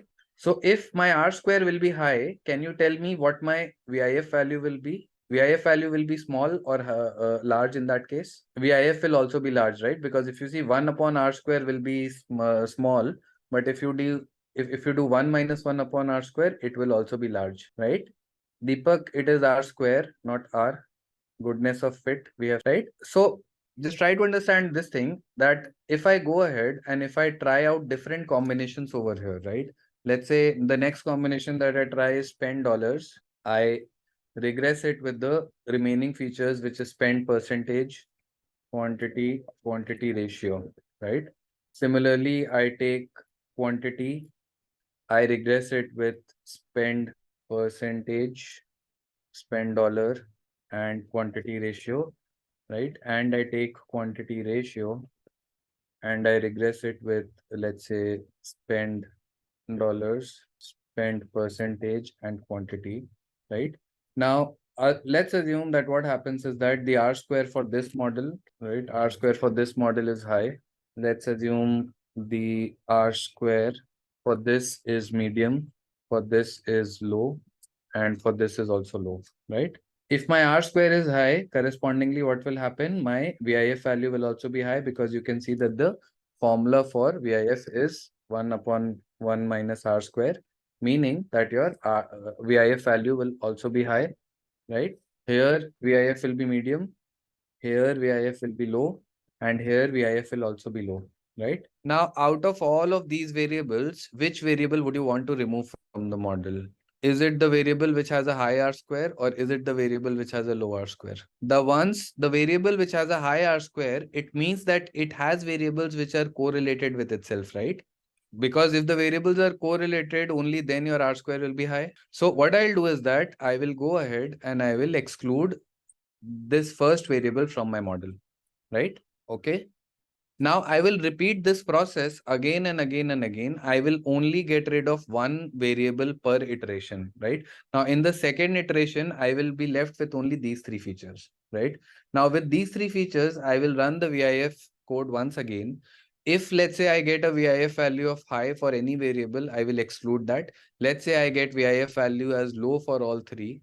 right? I will go ahead and I will use my model, or I will build my model using only these features. Now for VIF, right, the general principle is that, see, your VIF value will never be negative, right? If you look at this over here, 1 minus 1 upon r square, the formula, right? Your VIF value will always be in the range of 0 to infinity. It can go from 0 to infinity. Let's assume that your r square value is very small, right? Right, so this is the formula for VIF. Right, now if you see, if your r square will be high, that is close to 1, then 1 minus a value which is close to 1 will be a small value. If you divide that by 1, so this overall VIF will be a very large value, right? If your r square is close to 0, then your 1 minus 0 will be 1, and 1 divided by 1 will be equal to 1, right? So for those variables which are not correlated to the rest of the features, your r square will be low, and hence your VIF will be close to 0, right? Not 0, close to 1. So your VIF can range between 0 to infinity. The general rule of thumb that we have is that anything in the range of 0 to 5 VIF is considered, you can go ahead and you can accept those features. Any variables which have a VIF of in the range of 0 to 5, you can accept that. Anything which is greater than 5, right, or greater than equal to 6, right? Any variable that has a VIF value of greater than equals to 6, you have to remove that from the model, right? That is the general rule of thumb that we have. Calculate the correlation after converting categorical variables to numerical. But as I said, right, let's assume you have a couple of variables which are correlated and the correlation between them is only 50%. Now, how will you decide which feature you want to take away? Because both of the features contain 50% information which is mutual, but both of the features contain an extra 50% information that is new as well. So which feature do you decide to take away from the model? So manually, if you're trying to identify correlated features, then generally it becomes a very cumbersome process.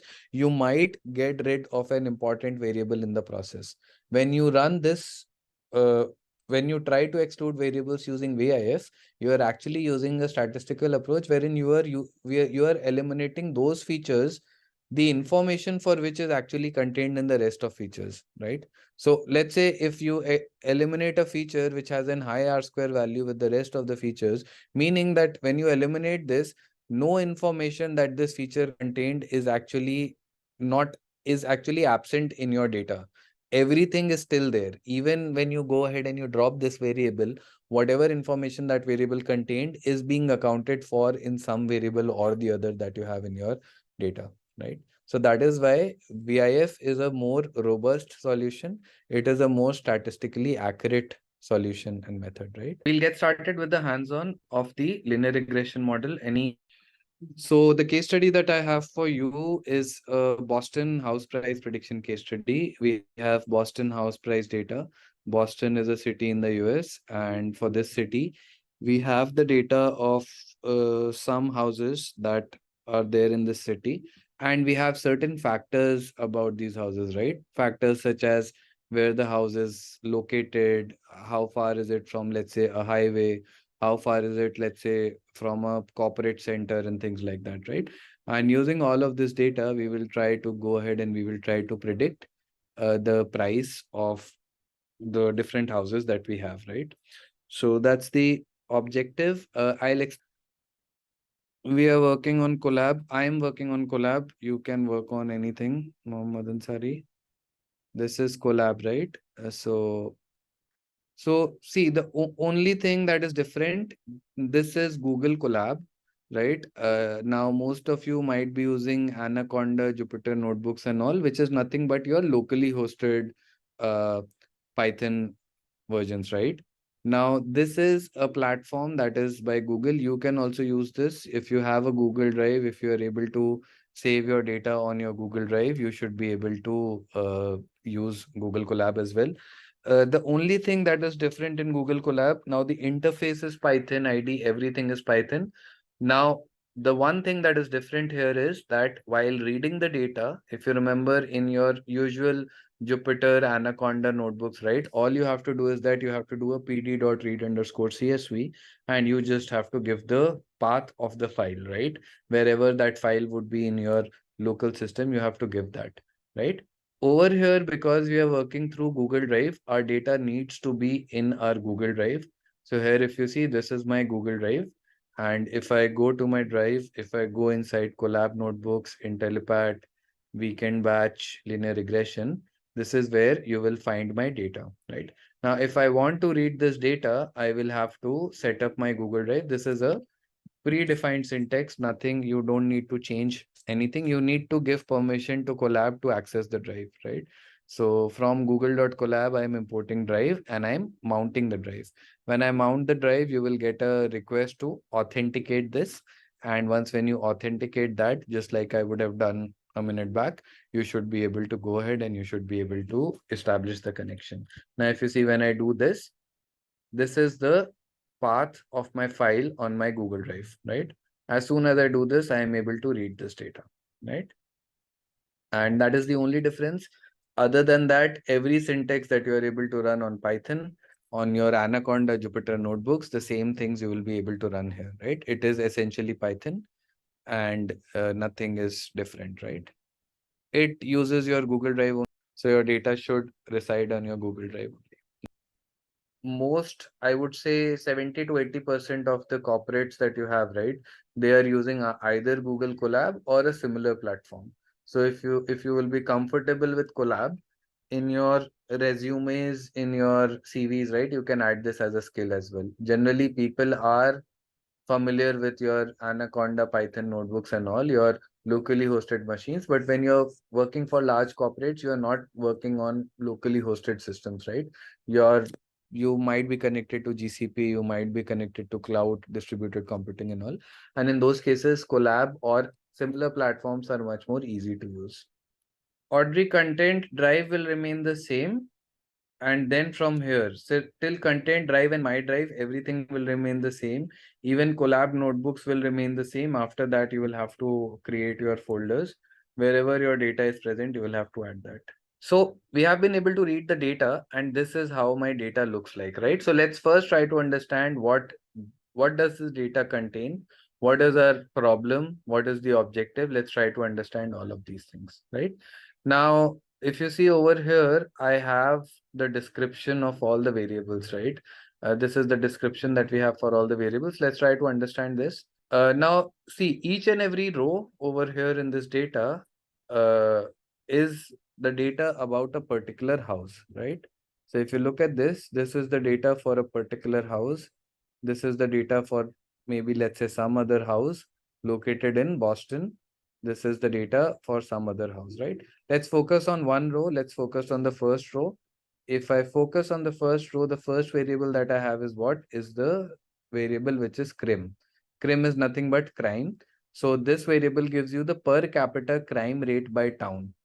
So wherever your house is located, right, for that particular location, for that particular pin code, what is the crime rate? That is what the CRIM variable talks about. Okay. Second variable is ZN. ZN is what? Proportion of residential land zoned for lots over 25,000 square feet, right? Now, imagine that you are living in a sector where there are lands over 25,000 square feet, which are, let's say, uh, given to industries, or let's say given to societies, right? So Zn is a variable that actually talks about that. That is the proportion of the land in that particular area, right, that is given to, or that is zoned for lots over 25,000 square feet. Now, for over 25,000 square feet, it can mean that there is a factory that is coming up, there is a mall that is coming up, there is a society that is coming up, anything. But this is talking about the proportion of land, right? Now, an area which is, let's say, located in an industrial area, it will have a higher proportion of land which has greater than 25,000 square feet of an entire land given to one single unit, right? So if you see over here, it says 18% of the land for wherever this particular house is located is given to lots which are greater than 25,000 square feet. Moving on to the third variable, Indus. Indus is proportion of non-retail business acres per town, right? So Indus will basically tell you what is the non-retail business acres in that particular area. So when I say non-retail business, once again, you can have retail specific businesses which can be there around your house, right? You can have malls, you can have a big bazaar, a Spencer, and things like that. But let's say when you start having industries, right? Let's say when you start having the shop for a footwear, right? Or let's say you start having the shop for, let's say, some other thing, maybe for a car showroom or things like that, right? So it is talking about that. It is talking about the percentage of non-retail business acres. Now you can imagine that an area which is a proper housing society, all of these percentages will be low, right? ZN and Indus and all. For a house which is located in an industrial area, or let's say for a house which is located in a corporate area, right? For those houses, all of these proportions will be high, right? Moving on to the fourth variable, it is CHAS, CHAS. It is the short form for Charles River Dummy Variable. It is a binary variable. It just says that whether or not your house is situated along the Charles River. Now, Boston as a city, it has a river that flows through it, which is the Charles River. So this is a binary variable which tells you that whether your house is situated on the banks of the river or not. Now, do you guys think that this is an important variable in predicting the price of a house, or all the variables till now do you think that these are important? These are important, right? Because a house which is situated on the on a river bank, obviously it should have a high cost. A house which has a low crime rate, it should have it should have a high cost, and so on and so forth, right? NOx is your pollution related variable. So it talks about nitric oxides concentration. So if NOx percentage will be high, then it means that this house is situated in an area where pollution is high. Maybe this house is situated next to industries, next to malls, right? And hence the pollution content might be high. So this once again talks about the uh, quality of living that you might be having if you choose this house, right? RM is the average number of rooms per dwelling. So RM is, let's say if I talk about a particular area, let's say if I talk about South Delhi, in South Delhi, let's say if I take, if on an average, each and every house, if I take the average of all the houses, the average of the rooms, let's say it comes out to be 2.5.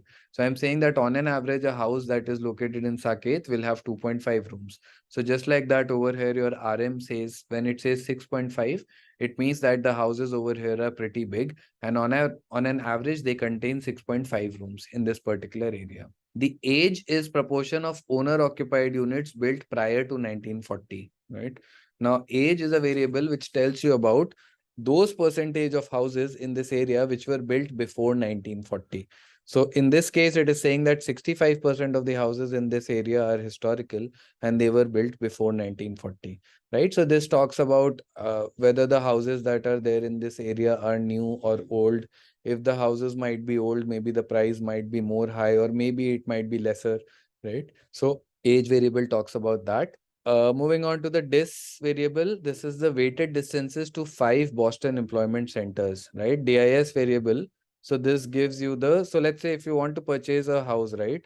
Now, if you're aware with Gurgaon, a house which might be situated closer to Cyber Hub, which is a corporate hub which has all the companies, will probably be the best option for someone who works in a company, right? So the distance, if I go ahead and if I calculate the distance of this of a given house from the 5 important corporate centers of the city, right? So this distance will give you that uh, information, that is whether this house is situated centrally, whether this house is situated close to the corporate centers, or this house is something which is maybe situated on the outskirts of the city, right? Now, RAD, the next variable, is your index of accessibility to radial highways. So just like distance was talking about the distance to corporate centers, RAD is talking about the index of accessibility. How far are the highways from this particular house, right? Is it situated inside the city, which might be far away from the highways, or is it something that is situated close to the highways that you have, right? Then tax is the full value. What would weighted mean in distance? So weighted is if you have 5 corporate centers, right? Let's say the distance from one is 5 miles, the second one is 10 miles, third is 20 miles, and so on and so forth. So you'll just take the average of that, right? Now, tax is the tax that you are paying for that particular house, right? So that is the tax amount per $10,000, right? So per $10,000, you are saying you are paying $296 for this house. PT ratio is pupil to teacher ratio, right? What do we mean by this? So PT ratio tells me that in this area, if there are 15 students, then there is one teacher, right? Now this tells you about the number of schools that you have in and around this particular area. Do you think that a PT ratio of a high PT ratio will be a good thing, or a low PT ratio will be a good thing? Low is good, right? Low means that there are more number of schools in and around your locality. So low PT ratio will actually give you tell you that this area contains more number of schools. If there are more number of schools, then obviously you have more options to put your children in, right? Then black is the percentage of black population. If you see, black will be the proportion of blacks in this town, right? So this once again, not the proportion of blacks, but count of black people per 10,000 people in total, right? So if you see 396 and all, so this is now generally in the US, if let's say a locality contains more number of black people, maybe there is a high chance of uh, let's say robberies and all, right? So maybe the price of the house might not be very high there, right? So this is talking about that. L stat is the percentage of the lower status population that is living in that particular area, right? So L stat is, if you see 4.98, so 5% population belongs to the lower status, 10% belongs to lower status, and so on and so forth, right? And then medv is the target variable that you have, that is the median value of all the houses that are there in this particular area, right? So if you look at this, medv becomes your target variable. So our objective is to go ahead and predict the medv variable. Ideally, your crime rate should be correlated to, let's say, the proportion of or the black variable, or maybe the lower status variable as well. So this is something that we can check once when we are checking the correlation matrix. So Saurabh, if PT ratio is high, it means that there are low number of schools. If there are low number of schools, then see, when you go to buy a house, right? The important factors are what? That your house should be close to highways, your house should be close to malls, your house should be close to schools, hospitals, and all, right? So if it is high, it means that schools, there are not many schools which are around there. So probably the price of the house can be low, right? All right. So this is the data that we have, and the target variable that we have over here is medv. So let's move forward then. So this is, I have done a data dot head over here. So these are the top 5 rows. I also have a function which is known as data dot tail, right? Tail, what it will do is that it will show you the last 5-10 rows. If you don't give any value, it will automatically show you the last 5 rows. If you want to, let's say, see the last 10 rows, you go ahead and you give a 10 and it will show you the last 10 rows. Correct? So now from here, we can see that there are 505 rows over here in this data in total. Okay. Let's look at the shape of the data. We'll do some basic data exploration now. So my shape of the data is I have 516, I have 506 rows and I have 14 columns, right? I will describe my data. Let's go ahead and describe this data. What does this dot T do? Any idea? Transpose, right? So I've just done this for ease of readability. If you do it like this, when you have more number of variables, right? This can, you'll have to scroll towards the right, right? So if I just transpose this, it becomes easy to view. So that's why I've transposed this, right? Why do we use this describe function? What do you think is the use of this? Let me go through the common answers now. So first of all, I had insights on crime rate and ZN, right? If you see crime rate, there are areas wherein the crime rate is close to 89%, right? Meaning that these are very unsafe areas. So within Boston City, you have areas wherein the crime rate is as low as 0%, and you also have areas where the crime rate is as high as 89%, right? Similarly, if you look at ZN, there are certain areas in this city where the entire 100% of the land is actually zoned out to lots greater than 25,000 square feet, right? Then in age, average age is 68, 75, 94, 75 people. Understanding of this variable is incorrect, but yeah, the insights that you have extracted are good. Blacks are nearly equally distributed, right? If you look at this variable, even the 25th percentile for black is 375, 50th percentile is 391, 75th is 396, max is 396, right? So if you look at the black variable, right, it generally, the proportion of blacks per 10,000 people in the city is in the range of 370 to 390, right? So that was a good insight. Chas has low accuracy. Chas will not have accuracy. Is a binary variable, but I think what you're talking about makes sense. If you see, there are only 7%, close to 6.9% of the houses which are situated along the Charles River, right? Zn, if you see, the max value of Zn is what? 100%, right? 100% means that this variable was giving you the percentage of houses, or sorry, the percentages of the total land which was zoned out to greater than 25,000 lots, right?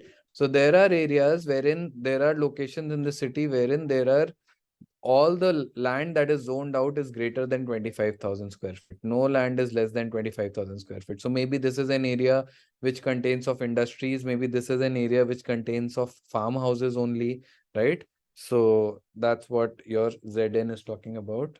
All right. So all good points. I just wanted to ensure that now see, apart from these insights, the describe function also comes in to be very useful as a sanity check of your data, right? Now let's assume over here I had an age variable. Now our age variable means something else, but let's assume I had the age of customers, right? Now let's say you go ahead and look at the minimum and maximum value, and you're seeing that the minimum value is coming out to be 0 and the maximum is coming out to be 200. Then obviously you have to go back and you have to question your data team that how can age be 200? How can age be greater than 80, 90?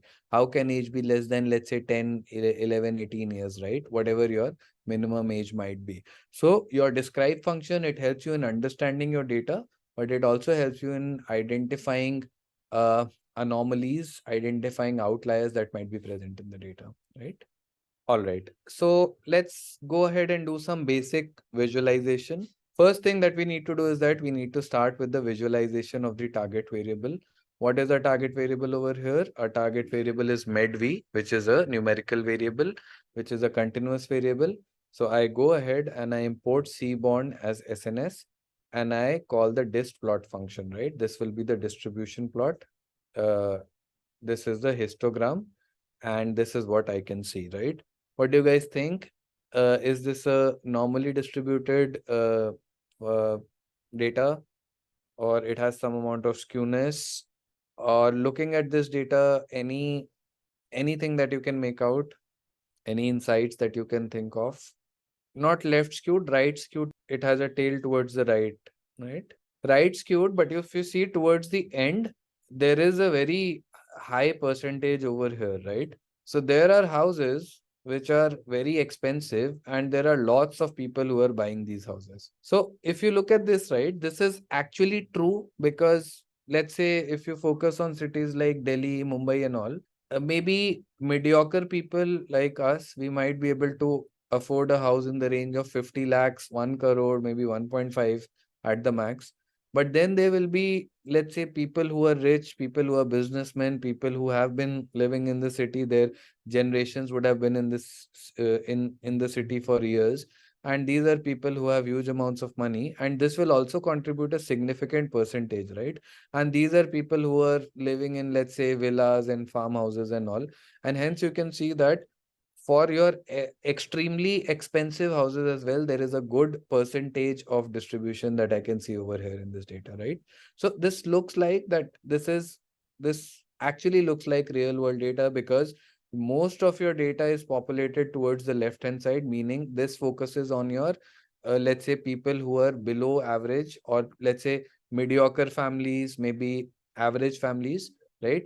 Most of the people in a city will be like this. Then if you move from here, right, if you move to 30 till 48 onwards, this percentage will be less, because as and when the price keeps on increasing, the amount of people who are buying those houses obviously goes on decreasing, right?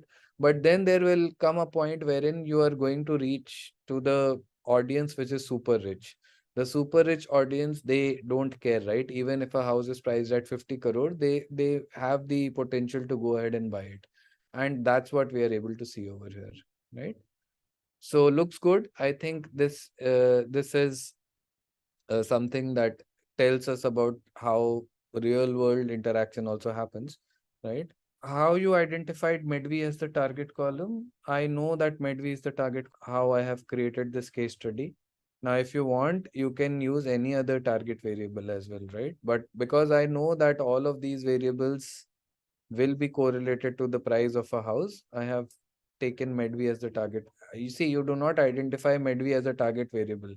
Uh, you take a business problem and you convert that to a mathematical problem. If your business comes to you and they say that I want you to predict the spend of the customer, and they give you 20 features, will you identify the target variable, or do you already know the target variable? Your target variable, you know that it is the spend of customers, right? Now you will try to collect data which is correlated with spend. This case study is a case study which aims on predicting the price of a house, right? So that's why your medv is the target variable. Aishwarya, go back to the basics of your distributions, visualization and all. This is right skewed because this has a tail towards the right hand side. All of this is basic stuff. This is a normal distribution, right, with no skew. This will be a normal distribution which is skewed towards the right hand side, or positive skew. This will be a normal distribution with a negative or a left hand skewness, right? Left side skew. All right. Now, like this, you can go ahead and you can plot all the rest of the columns as well, one by one. I will not be doing that. But you can see that this is the distance variable. Now for the distance variable, this was the distance from highways. So you can see that most of the houses that you have are actually situated very close to the highways in the city. But then there is certain percentage of houses that you have which are actually situated very far apart from the highways, right? So just like this, you can go ahead and you can visualize it for all the variables one by one. But this is an EDA that you can do. Now let's try to clean this data slightly. Let's see. See, either you can check if the data has dropped, if the data has duplicates or not, or you can just directly go ahead and drop the duplicates, right? So what I'm doing is that directly, I'm not checking if there would have been any duplicates in the data, they will be automatically dropped, right? So you do not need to worry about whether there are duplicates or not. Just go ahead and add this condition, drop duplicates, and it will automatically drop your duplicates from the data, right? Now I'll go ahead and I'll check the information on this data. What this will talk about is if there are any missing values in the data or not, and the data type, right? So there are no missing values. All the variables have exactly 506 values populated, and the data type is either float or int, right? So there are no categorical values over here. All the variables are either integer or float. Now let's go ahead and let's check for correlation of all these variables with respect to our target variable, which is medv, right? So what I do is that I go ahead and I call the correlation function, and I limit the output to only the medv variable. So if you see, this output tells you about the correlation of each and every variable with your target variable, right? I want you to go through each and every variable and check if there are any null values. We have checked that over here, right?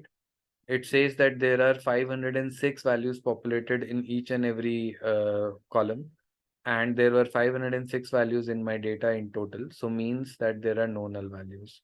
What is the difference between dist plot, hist plot? Both seems to be histogram. So there is not a very big difference. See, dist plot and hist plot. Hist plot is the histogram directly. Dist plot in case of displot, right, you can also have a distribution along with this. There are certain parameters that we have.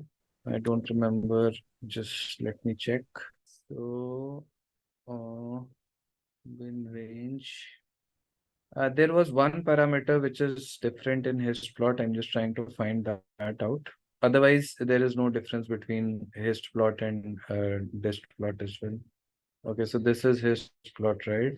This was this plot. So let's look at this. Yeah, so here I think you can also play around with the kind, right? So kind, if I give as, let's say, there are options which I can give. I'm not sure what options are there. But in the kind, actually, you can change this histogram to a kernel density estimation as well, I think. Let's try KDE. Yeah, so if you see KDE, yes, kind equals to KDE. Disk plot, we have options. If you go ahead and if you can convert this to a distribution plot as well, right? If you want to plot a histogram, you go ahead with the standard option, or you can mention this over here. Let's come to this correlation. Now, I want you to go through these correlation values and see if they are making sense, right? I'll give you one example. So if you look at this over here, my crime rate has a negative correlation with MEDV, telling me that if crime is higher, then the price of the house will be low and vice versa. And this is something that makes sense, right? This is something that is expected. Now, just go through each and every variable one by one and see if all of the variables are, or the sign of the correlation matrix for all of the variable is making sense or not. Okay, just do this once. It does not mean that. It means that houses which are situated next to the river have a higher price. More number of rooms, obviously more the price of the house will be high. So for the black one, the correlation looks out to be counterintuitive, right? That is where there are more number of blacks, the price of the house is high, right? Now, see, this is something that you can see. Ideally, you will have assumptions about the data. Now, Boston as a city might not be that much affected by, let's say, blacks in a negative way, right? So this is what our data is telling me. So although the correlation value looks out to be counterintuitive, ideally from a normal point of view, maybe if there are more number of blacks, then the crime rate should be high and all. But as you see in our data, for 10,000 people living in an area, there are only blacks in the range of 350 to 400, which is what? Which is only 40 4% or 0.4% of the population, right? Just 0.4%. So that's a very low value. So hence, over MEDV has a negative correlation with tax. So that means that if tax will be higher, the price of the house will be lower. So maybe the tax structure in Boston would be such that the more that you are paying, right? So see, generally in certain US cities, the flat structure, the tax structure is flat. Even if you buy, let's say, a house of, let's say, $1 lakh, you are paying, let's say, 10,000 as a tax. Even if you buy a house of $5 lakh, you are paying the same 10,000 as a tax, right? So maybe they have a flat structure for tax. That is why we are seeing a negative correlation. So LSTAT is negative, right? So LSTAT says that lower status population. So the lesser lower status population, the higher the price, and vice versa. RAD is negative, meaning that houses which are situated close to the radial highways, their prices are less. Houses which are situated far apart from the radial houses, their prices are more. Maybe this is indicates on the fact that people do not want to live near busy highways where it can be noisy, where maybe the pollution can be high. So people in Boston, they prefer living in areas which are slightly far apart from the highways, so that they have more peaceful and quiet living, right? So as I said, we are done with the EDA, right? So this was a concise EDA. But ideally, you should go ahead and you should look at all the different variables, visualize the variables univariate, bivariate. That is something that you can do on your own time. Need to do is that we need to divide our data into our features. that is independent variables, and the dependent variable, that is the target variable, right? So what we will do over here is that at first, what I'm doing is that I will only take the highly correlated variable, right? So first, what I'll do is that I'm using, let's take the most highly correlated variable, which is LStat, right? So I'll take LStat over here as my independent variable. I'm not starting with a multi-linear regression model as of now. As a first step, I'm just starting with your single model, simple linear regression, wherein we will have one single variable and one target variable, right? And for that, I am picking the most highly correlated variable. If you look at this over here, your L stat is a variable which has the highest correlation, right? Followed by RM, and then there are other variables as well. So I'm just taking L stat as a variable and then medv as the target variable. Now, if you think about, let's say, if you have to eliminate 50 variables, you will be running this loop 50 times. So that is, if you have 100 variables in the first iteration, 99 in the second, 98 in the third. So you can do the maths that. So as a first step, what we are doing is that we are building a model using only one single independent variable, which is LStat, followed by the target variable, which is medv. If you look at this becomes my data. X is my feature and Y is my target variable. Okay. All right. So what is it that we need to do next? We will look at the size of both X and Y. My X contains 506 elements, Y contains 506 elements. Next thing that we need to do is that we need to divide our data into training and testing. Why do we need to divide our data into training and testing? Then what is test for and to test, right? So train data will be used for training the model. Test data will be used for testing the model's performance, and this will tell us whether the model is overfitting, underfitting, whatever, right? So I can create a model which is giving me a 90% accuracy on training data, but that will not be useful unless if I have a similar accuracy on the testing data, right? So for that, we are using train test split. Train test split is a function, right, which needs input. You pass any data as an input to this model. Over here, I'm passing my X and Y. I pass a test size parameter mark at 0.2. 0.2 meaning that 20% of your rows are going to go in your testing data, right? So for 506, 20% close to 100 rows will be going into your testing data, right? Now, random state equals to 23. What this hyperparameter does is that, so let me explain this to you through an example. Now, let's say I run this. Let's take away the random state variable. I will run this and I will show you what Explain contains, right? Just look at the index of Explain values. I will run this once again, right?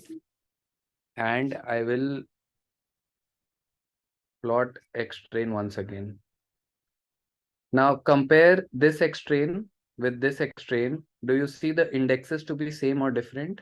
Different, right? So if you do not specify any random state, then what will happen is that each and every time random values will be going into training and testing, right? Now random state you can specify as any value, right? Now let's say if I go ahead and specify this as 20, I go ahead and I run Extrain, right?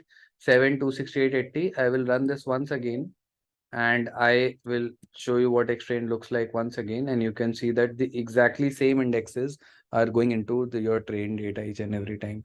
Why do we need to do this? We need to do this because let's say you run your model once without using random state and you get an accuracy of, let's say, 70%. Now let's say you run the same model in front of your senior and this time you get an accuracy of 68%. Now they will come to you and they will say that why you were saying that it was 70, why is it 68, right? So if you want to replicate the same outputs each and every time, then you should be using a random state value. It can be anything, Kaushik, it can be any random number. As long as you are taking the same random number each and every time, it does not matter. It will select the same number of rows. Test size is for the test data. 20% is the testing data size. If you look at this test size, if you look at the shape as well of our data, our X train contains 400 rows, X test contains 100 rows. So 80% is for training and 20% is for testing. And then we go ahead and we build our model. In order to build our model, I have my training data, I have my testing data. I will import the model from sklearn library, sklearn dot linear model. I import linear regression. I instantiate the model object linear regression in a variable named as regressor. I do a regressor dot fit. When I do a dot fit, it will train the model, because here I'm passing the training data, that is X train and Y train, right? If I run this, now your model training is complete, right? If you look at this, the model training is done. It can be 70-30, it can be 80-20. As in, when we proceed during this course, I will be talking about instances when it can be, let's say, 70-30, when it should be 50-50, right? But as of now, for 90 to 95% of the use cases, 70-30, 80-20, anything between this will work fine. Fit means that, yes, as soon as you fit it, it will go ahead and give you the coefficients for the best fitting line, right? So now, once when the model has been trained, you can see that I can go ahead and I can find out things such as the intercept value.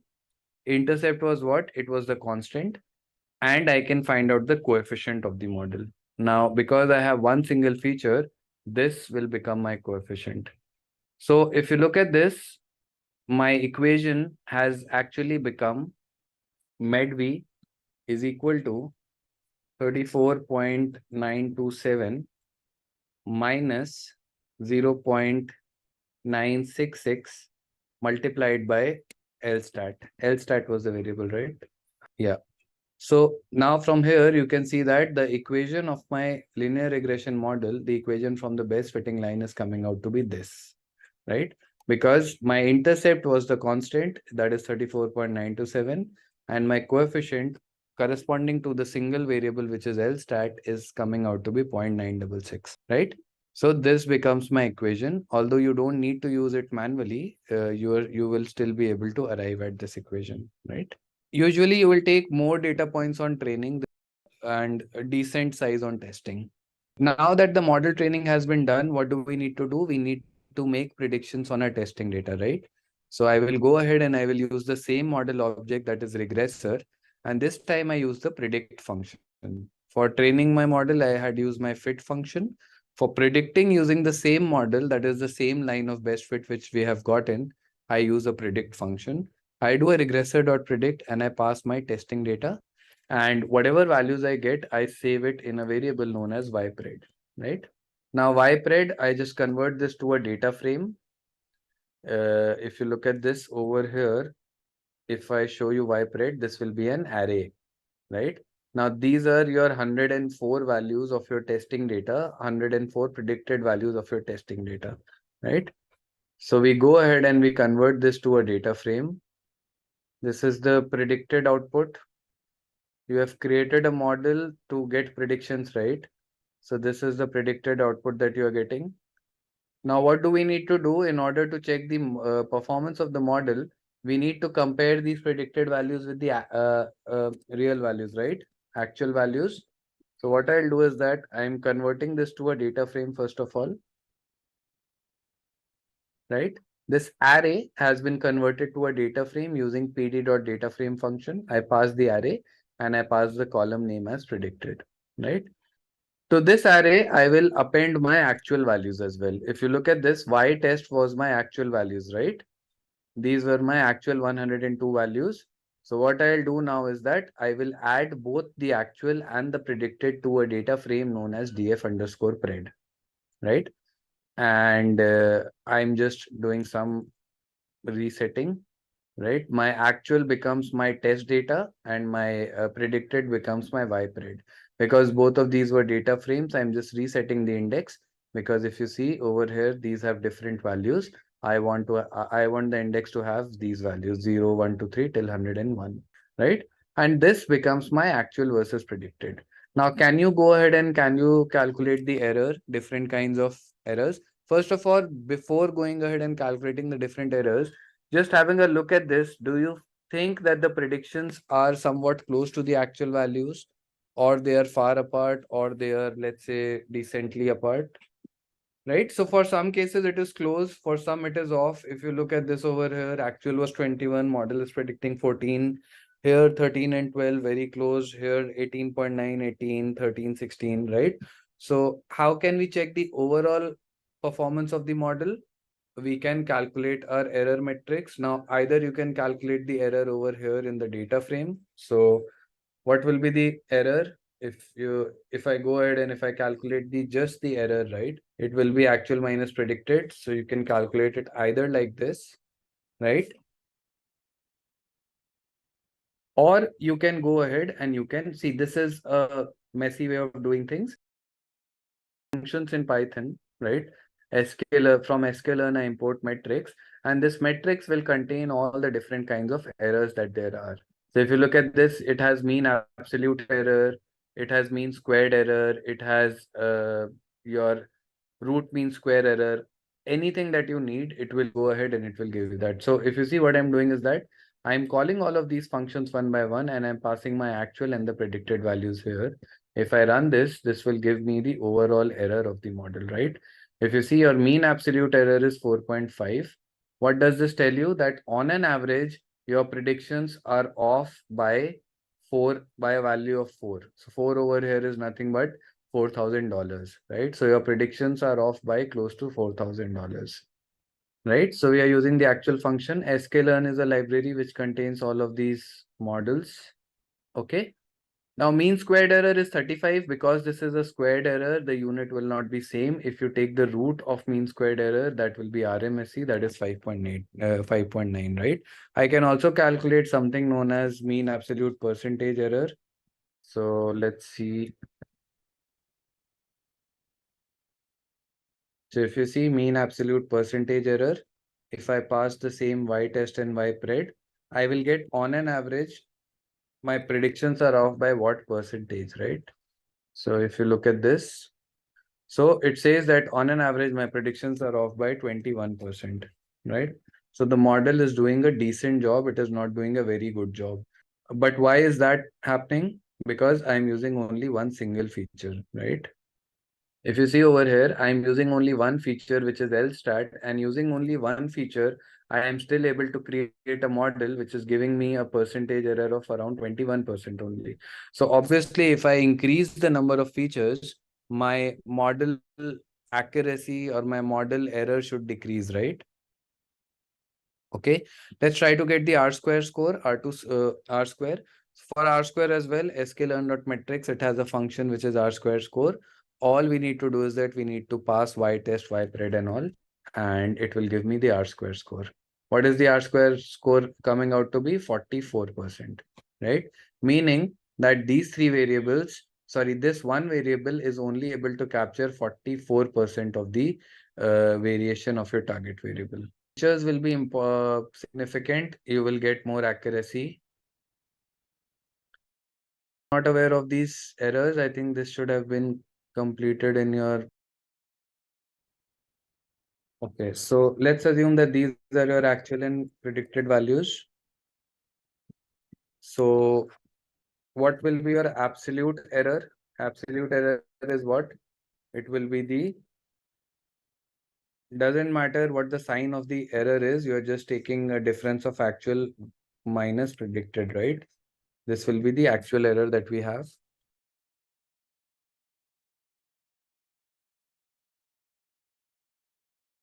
If I take the average of this, that will be what? That will be mean absolute error, right? So this will be MAE. Okay. If I take the average of my actual values, all the actuals, and then I just calculate a percentage, right? That is error divided by the actual average of actual. This will give me mean absolute percentage error. Because here, if you see, I'm converting this error to a percentage with respect to my actual average. Okay. Now there is also something known as MSE. MSE is what? MAPE is percentage error. This 4.86, what percentage is that of your total average of actual value? If you calculate the percentage, this is 4.86 divided by 36 is what? Is around 14%. Now we have something known as mean squared error. Over here, what we do is that we take the square of the error first, right? So if this was my error, I'll do this into the same value, right? Okay. And then if I take an average of this will become your mean square error. Right? This will become your MSE. This is the squared error. And if you take a root of this, if you take a under root of this, that will become your RMSE, root mean square error. Why root mean square error? The logic of root mean square error is that the values which are more away, the predicted values which are more far apart than the actual, you want to penalize them more. If you look at this over here, this absolute error squared becomes 1. Square of 0 becomes 0, but the square of 9 becomes 81. So it means that you are giving more weightage, or you are penalizing those data points more, which are far apart from the actual value. All right. So these are your standard errors and how they are calculated. You have the Excel. Actual value is the actual value, right? You will have the actual value for the data, whatever your target variable will be. Right now, my R square is coming out to be 44.4%. So now what can we do next? Next, let's do one thing, right? I will add the second highest correlated variable, and ideally through the assumption, my R square should increase, my errors should decrease, correct? Does that make sense? So what I'll do is that over here only, right? I will repeat the same process, and I will add one more variable, which is RM to this. I hope that makes sense. So here what I'll do is that I will add the RM feature as well, because RM you can see is the next variable which has close to 70% correlation, right? So let's add RM and LSTAT. Now my features become 2, LSTAT and RM. Target variable remains the same. I divide my data once again into training and testing. You can see that now the shape of your training data becomes 404,2. Why? Because now you have two variables. I fit the same model. This time in the model, I will get one intercept value as usual, but I will get two coefficients, right? If you look at this, I am getting two coefficients. My equation will be what? My final equation will be equation that we'll get from this model. What will be the equation? Med V equals to, give me the values, right? You're able to see the values of coefficients. My intercept is 0.24, coefficient is 66 and 4.98. So it will be minus 0.24. That's my coefficient. Minus 0.66 into LSTAT, because that was my first variable, plus 4.98 into your RM variable, right? Now here, if you see, the signs are actually telling you whether the variable has a positive influence or a negative influence on your target variable. You see, my lower status variable, because it was negatively correlated with the target variable, it has a negative coefficient over here, meaning that when the value of lower status will decrease by 0.66, your med V, that is the price of your house, is going to increase by $1,000. If you look at this, when you are going to add one room to a house, the price of your house is going to increase by $5,000, right? All right. So now let's go ahead and let's check the performance of this new model, right? So let's get the predictions. So these are the new predictions. I will once again do the same things. I will convert this to a data frame. I will take my Y test. I will calculate the overall data frame, right? Now here you can see that this prediction, which was way more off earlier, we were getting a value of somewhere around 20, right? Now I'm getting a much more closer value, right? Let's look at these errors, although this is just the overall error. I'll calculate now in a new line, I will calculate the new errors, right? Now I want you to compare the errors from above to below, right? This one was the errors when I used only one single variable. These are the errors when I use two variables. Do you see for each and every error metric, do you see the error value going down?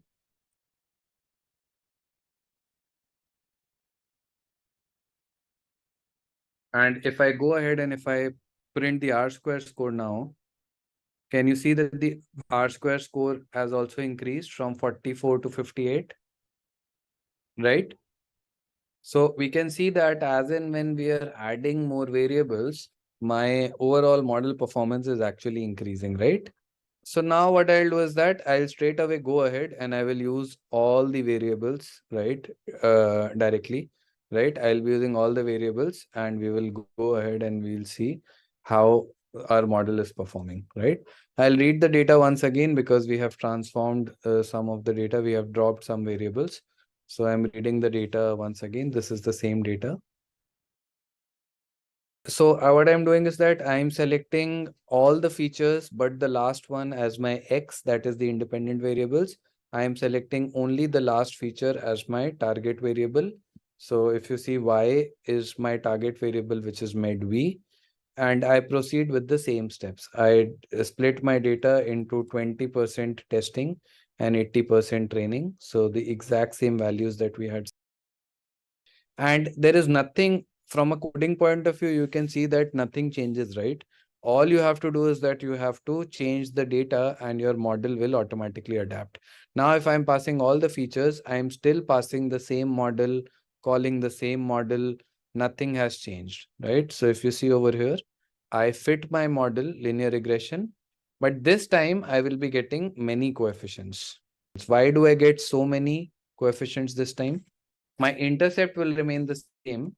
Intercept will be the single value only, but I am getting these, right? Exactly, because we have so many features. So for each and every feature, I am getting a coefficient value. So let's go ahead and let's see what are the coefficients for the different features that we have. So what I do is that I create a data frame of my coefficient values. I create a data frame of my column names, right? And what I'll do is that I'll combine both of these data frames together to get these into one column, right? So I do a pd.concat. I concatenate these two and I get this data frame, which basically tells me that the attribute is crim and the coefficient is this. The attribute is Zn and the coefficient is this. Now you can do a very quick sense check that whether the signs of these variables is actually in line with the correlation. You see NOx, this was negatively correlated with my target variable. That is higher the pollution, lower the price. That is why the sign of this variable is coming out to be minus, right? You look at, let's say, anything else, maybe let's say Chas. So if a house is situated next to the Charles River, then the price will be high. Hence it is positively correlated. Hence the sign is positive. We go ahead and now we take the same model and make predictions. I do a regressor.predict using my testing data and I get my predicted values. And then I'll follow the same process. I have my actual values and I have my predicted values. I calculate the error of my model. And now, if you remember previously, let me show you the error from the last values. From the last model, it was 4.09, 26, and 5.17, right? And now it is coming as 3.2, 20, and 4.5, right? So you can see that the errors have actually reduced even more. If I look at the R square score now, you can see that the R square score has also increased to 73%, right? Talking about a new model, right? Logistic regression. If you remember when we started, when we were going through the introduction, uh, if I talk about, let's say, machine learning, right? Machine learning as a whole, I can go ahead and I can divide machine learning into what two buckets? Does anyone remember? We have two broad buckets, right? What are those? So supervised and unsupervised, right? So those who are saying regression and classification, that is before that you will have supervised learning and you will have unsupervised learning, right? I hope everyone remembers this. Then if we double click on supervised learning, this is something that we can break down into regression and classification, correct? Within supervised, you will have regression kind of models and you will have classification kinds of models. But can we go ahead and can we use a linear regression model for problems such as, will the property have a good neighborhood? Will it rain tomorrow or not? Is the email spam or not? No, right? We cannot use the linear regression model for these cases, right? I cannot use the regression model over here. I cannot use it over here. I cannot use it over here, right? Then in that case, what do we need to do? We need to move on to some other model, right? So if we have a classification problem, that is my target variable is categorical in nature, we need to go ahead and we need to apply logistic regression model, right? So the objective of all of these 12 slides was only to lay the foundation of logistic regression and what kind of questions logistic regression will be able to. All right. Now this is again the same thing. Machine learning can be divided into supervised, unsupervised, right? Just go through this. I hope everyone is able to understand this. So let's move on. Now, before getting started with logistic regression, let's try to understand some basics, right? All right. So guys, I want volunteers from you all only, right? I want to collect some data, right? Name, age, and target, that is working or student, right? I want 10 samples over here, right? I want you guys to start giving me details, right? Whether you're a student or you're working, okay? Just one by one. Charan is 23 and Charan is a student, right? Then we have Satyam. Satyam is also 23 and Satyam is also a student. Then we have Rishabh. Rishabh is 28 and working. Then we have Harshit, 31, working. Then we have Mohan, 25. I'll see how many I'm able to accommodate. I'll take all those. We have Jaya is 23 and Jaya is working, right? Itin 28 working. Itin 28 working and Vidya 23 working. Okay. 1 second. Let's see how many we have. Gaurav 25 working. Then we have Audrey 33 student. Then we have Praneeth 21 student. I'll take some student examples now. Nandini 81 student, right? All right, so I'll stop here only, or let's take one more. This is the data that we have, right? We have around 12 data points, right? Now let's try to plot this data. What will we have on my, what will I have on my x-axis? What will I have on my y-axis? If I start plotting this data. So let's say on the x-axis, I have age, right? And on the y-axis, I have the target that is, let's say, status, right? I'll just write it as status. I'll start my age from 18. I think we have the minimum age as 18, right?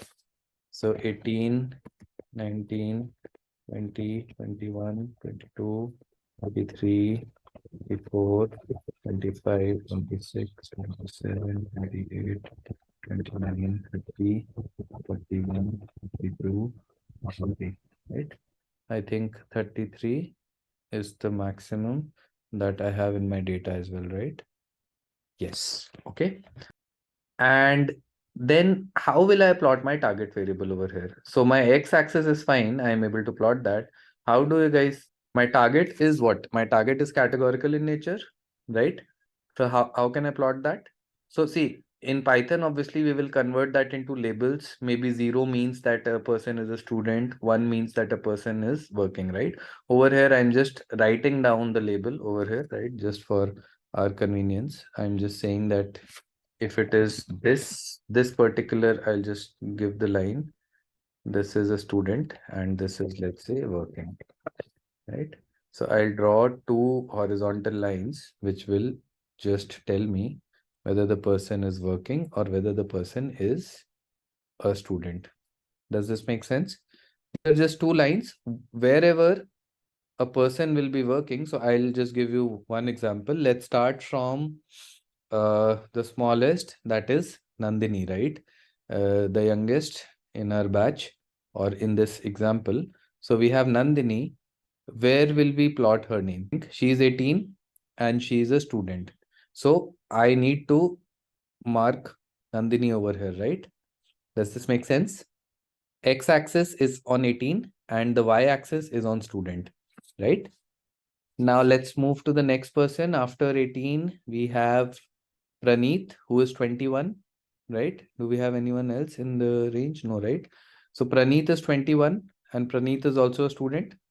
Then we have 23, we have 3 people, right? Or 4 people. So 23 is interesting, correct? So if you look at 23, at 23, we have, we'll start from the top. We have Charan, who is a student, right? Then we have Satyam, who is also a student. So I will just give 2 crosses over here, right? Slightly above. Okay. Then we have Jaya and we have Vidya, both of whom are working, correct? So for Jaya and Vidya, we will have 2 marks over here, right? So this I will just mark slightly above so that you are able to see. Then who's next? After 23, we have 25, right? We have Mohan, who is 25 and who is working. So this is Mohan. Then we have, after 25, what do we have? We have Gaurav as well, who is working. Yes. So we have Gaurav at 25 who is working. Then who's next? 28, right? We have 2 people who are 28, Rishabh and Nitin. And Rishabh and Nitin both are working. So we'll have 2 crosses here, correct? Just let me know if I'm missing out someone. 28 is done. Then we have 31, Harshit, right? Who is working. And then we have Audrey, who's 33 and who's a student, correct? So Audrey will be over here. I think we are done, right? We have 5 over here. So 4 and 5 over here. All right, yes, 6 and 7 over here, right? 12 are done. Okay. So this is how our data looks like, right? Correct?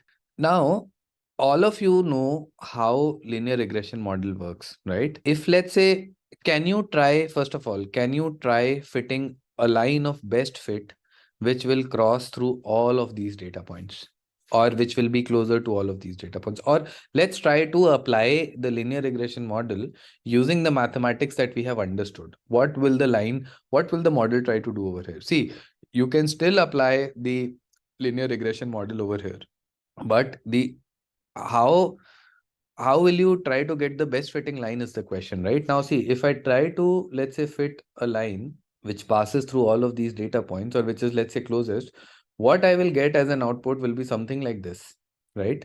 Because if you have a line which is something like this, then what will happen is that if you calculate the vertical distances, right, the vertical distances will be somewhat the minimum in for this particular line, correct, right? Let's assume that we went ahead. Let's say that we actually went ahead with a linear regression model. Now, can you tell me what will my line predict between student and working? So this student, let's say this student is signified by 0, right? By the label 0, and this working is signified by the label 1, right? Let's say this is what we get, right? Now, my linear regression model will say that for someone, so let's say I take this example 31, right? For someone whose age is 31, my linear regression model will say that the output is this, right? This might be the value, let's say 0.8. But what is 0.8? Is 0.8 a label that we have given? No, right? It is nothing. So it is near to working, but See, 0 and 1 over here are labels. I'm saying that 0 is a student and 1 is working. But my linear regression model is giving me a value which is somewhere in the center. So how do I know what 0.8 is? It is close to working, that is fine. But then that is not the correct value, right? So do you guys think that linear regression model, first of all, this is the linear regression model is not appropriate over here because one single line cannot fit through all of these data points, right? Second point is that even if I go ahead and even if I apply the linear regression model over here, I'm not, if you go ahead and if you run the model in Python, it will work. But the predictions that you will get from the model, do you think that the predictions will be correct?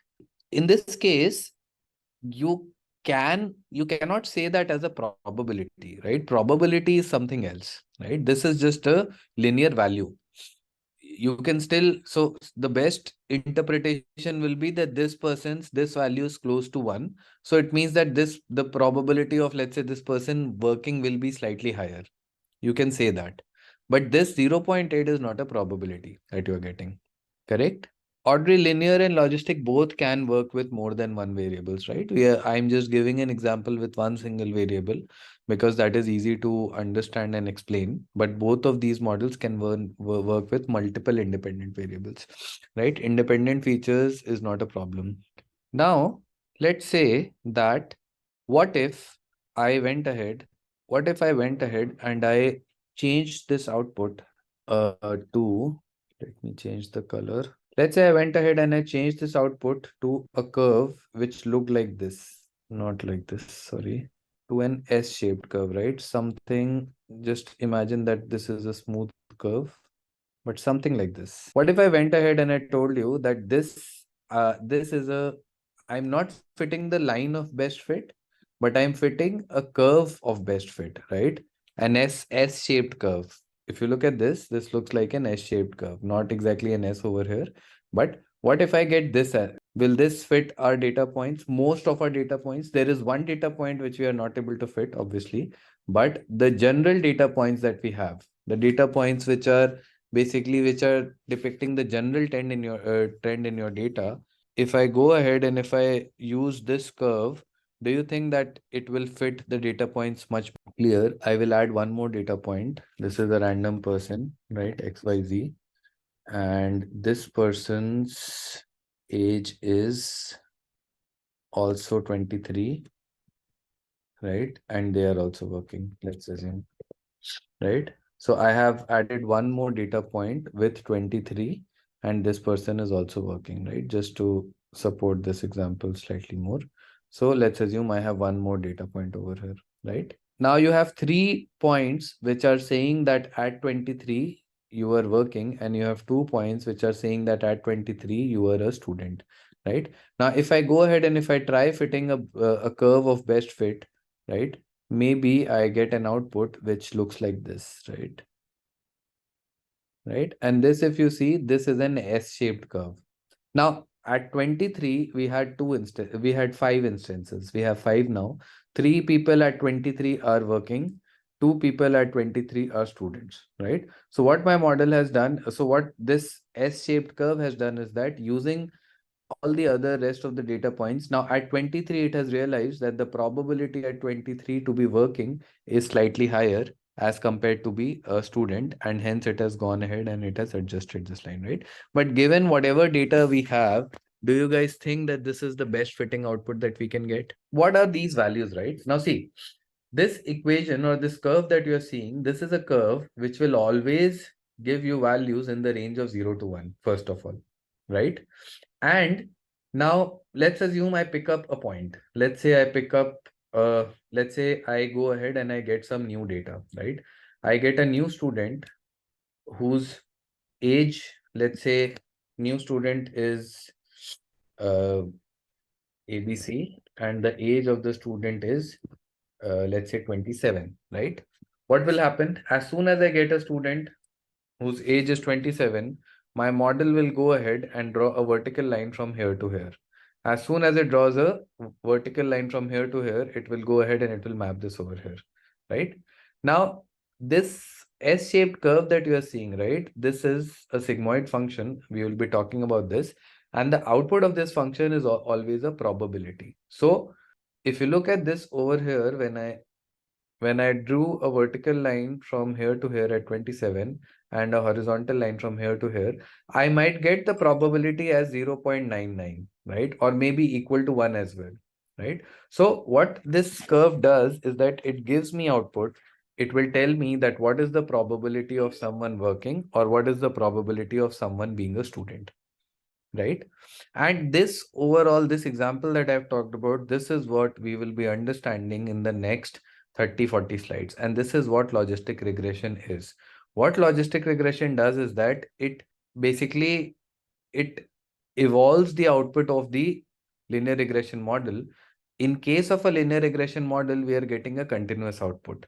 In case of the logistic regression model, we are just changing the equation of a straight line to the equation of a S-shaped curve.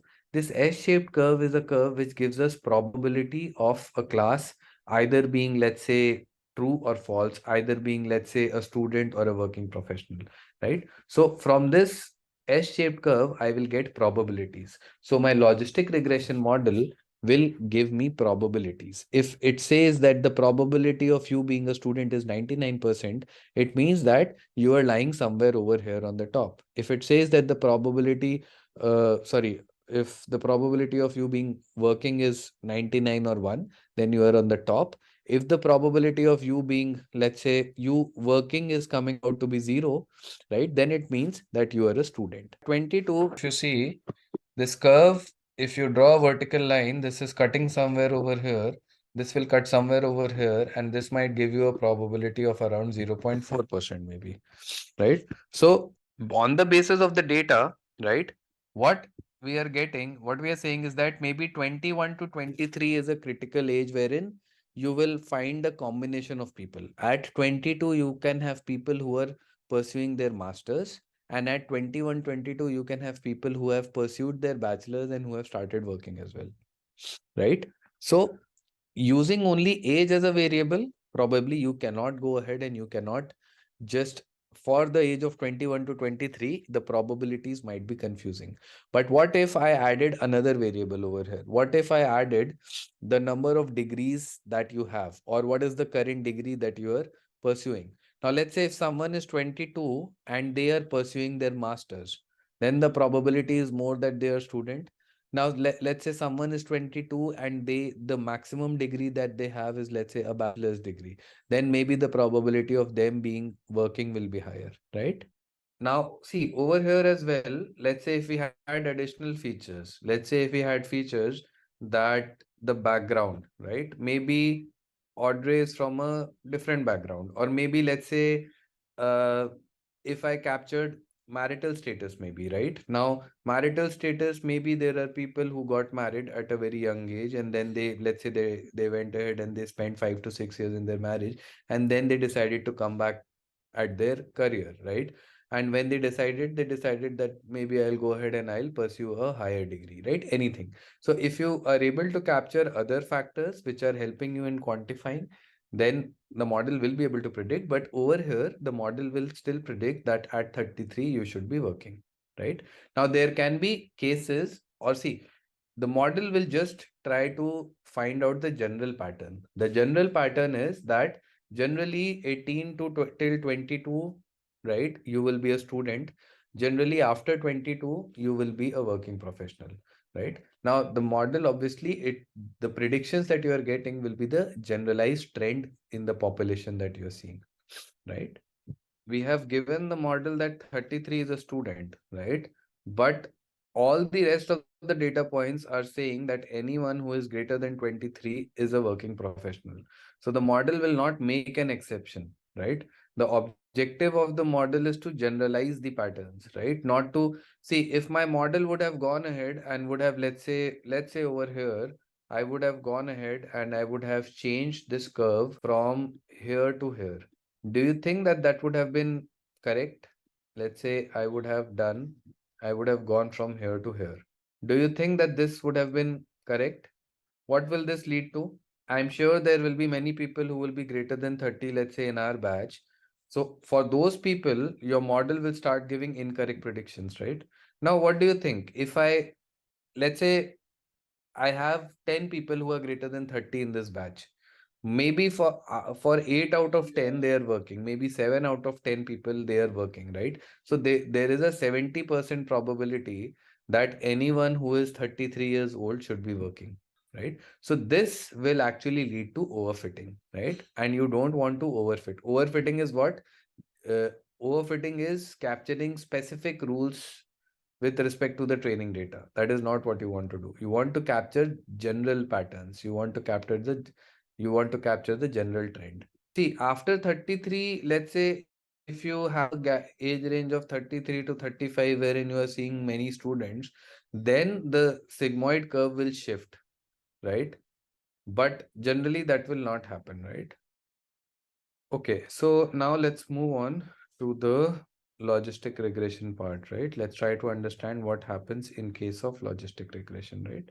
Now, logistic regression is a classification model, a statistical classification model, deals with categorical dependent variables. Your target variable can be binary or dichotomous, right? What do we mean by dichotomous? Dichotomous is again a similar word for binary. It means that your categorical variable can have uh, categories. It can be true, false, it can be yes, no, it can be rain, not rain, whatever, right? So that is what you mean by dichotomous or binary, right? Could be multinomial as well, right? So your target variable can be multinomial as well. That is, it's not that only logistic regression will work only for binary variables, right? It can also work for variables which have, you create a model which will predict the designation of an employee, right? Maybe the designation is a data scientist, maybe senior data scientist, maybe junior, maybe lead, maybe principal, right? So in this case, your target variable can assume, let's say, 4 or 5 different values. So your target variable can also be multinomial, right? Your input data can be both continuous or categorical, correct? What do you mean by it can be both too?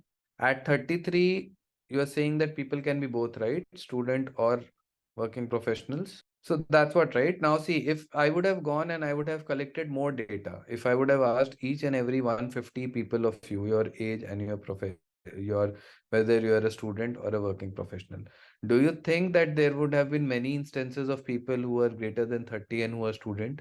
You thought just like linear regression did, just like that, logistic will also be able to take any categorical data will be converted into labels, and then those labels will be converted into numeric values 0, 1, 2, 3, and that can be plotted, right? Now, what is logistic regression? It's a tool for applied statistics and discrete data analysis. All of these are just definitions. It gives outcomes in terms of probability. You have seen this. In turn, helps in classifying the given data, right? When you start getting probabilities, right, you can go ahead and you can arrive at a cutoff, right? You can say that anything above 0.5, let's say any probability above 0.5 that I'm getting in the model, I will consider that person to be a working professional. Any probability which is, let's say, less than 0.5, I will consider that person as a student, right? You also know that, okay, so let me give you an example. I have two cases. For one, the probability of being a working professional is 99%. For the other, the probability of being a working professional is 55%, right? Do you think that the model is the model is confident in both the cases? The model is confident is only in only one of the case, that is where the probability is 99.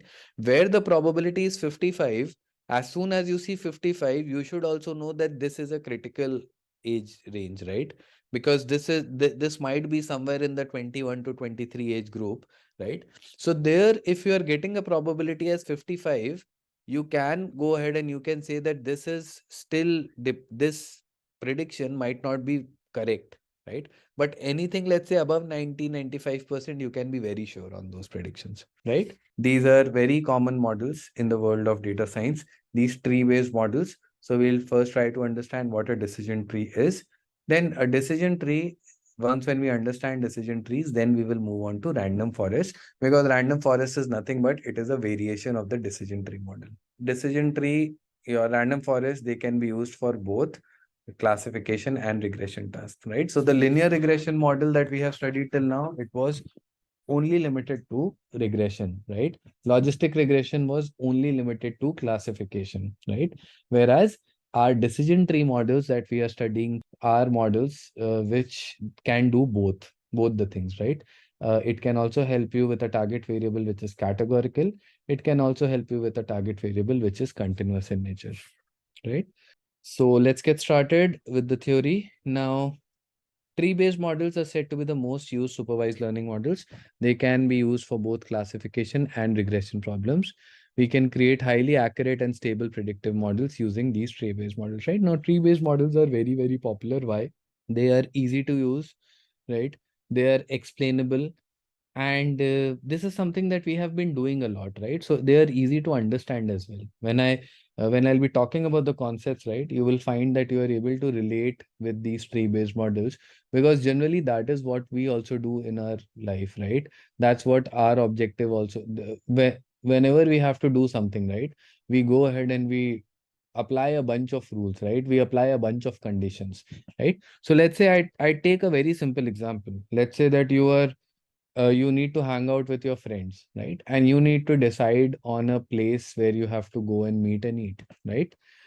Is it a straightforward process? First of all, let's say you have 5 friends, and let's say one friend comes up to you and they say that, okay, we'll go and we'll meet, we'll have dinner in, let's say, a particular restaurant, right? Let's say Burger King, right? Not even a restaurant, a fast food joint. But does that happen this way? No, right? There will be so many factors. So let's say 5 friends, you get together, you go ahead and you decide that you have to finalize a restaurant, right?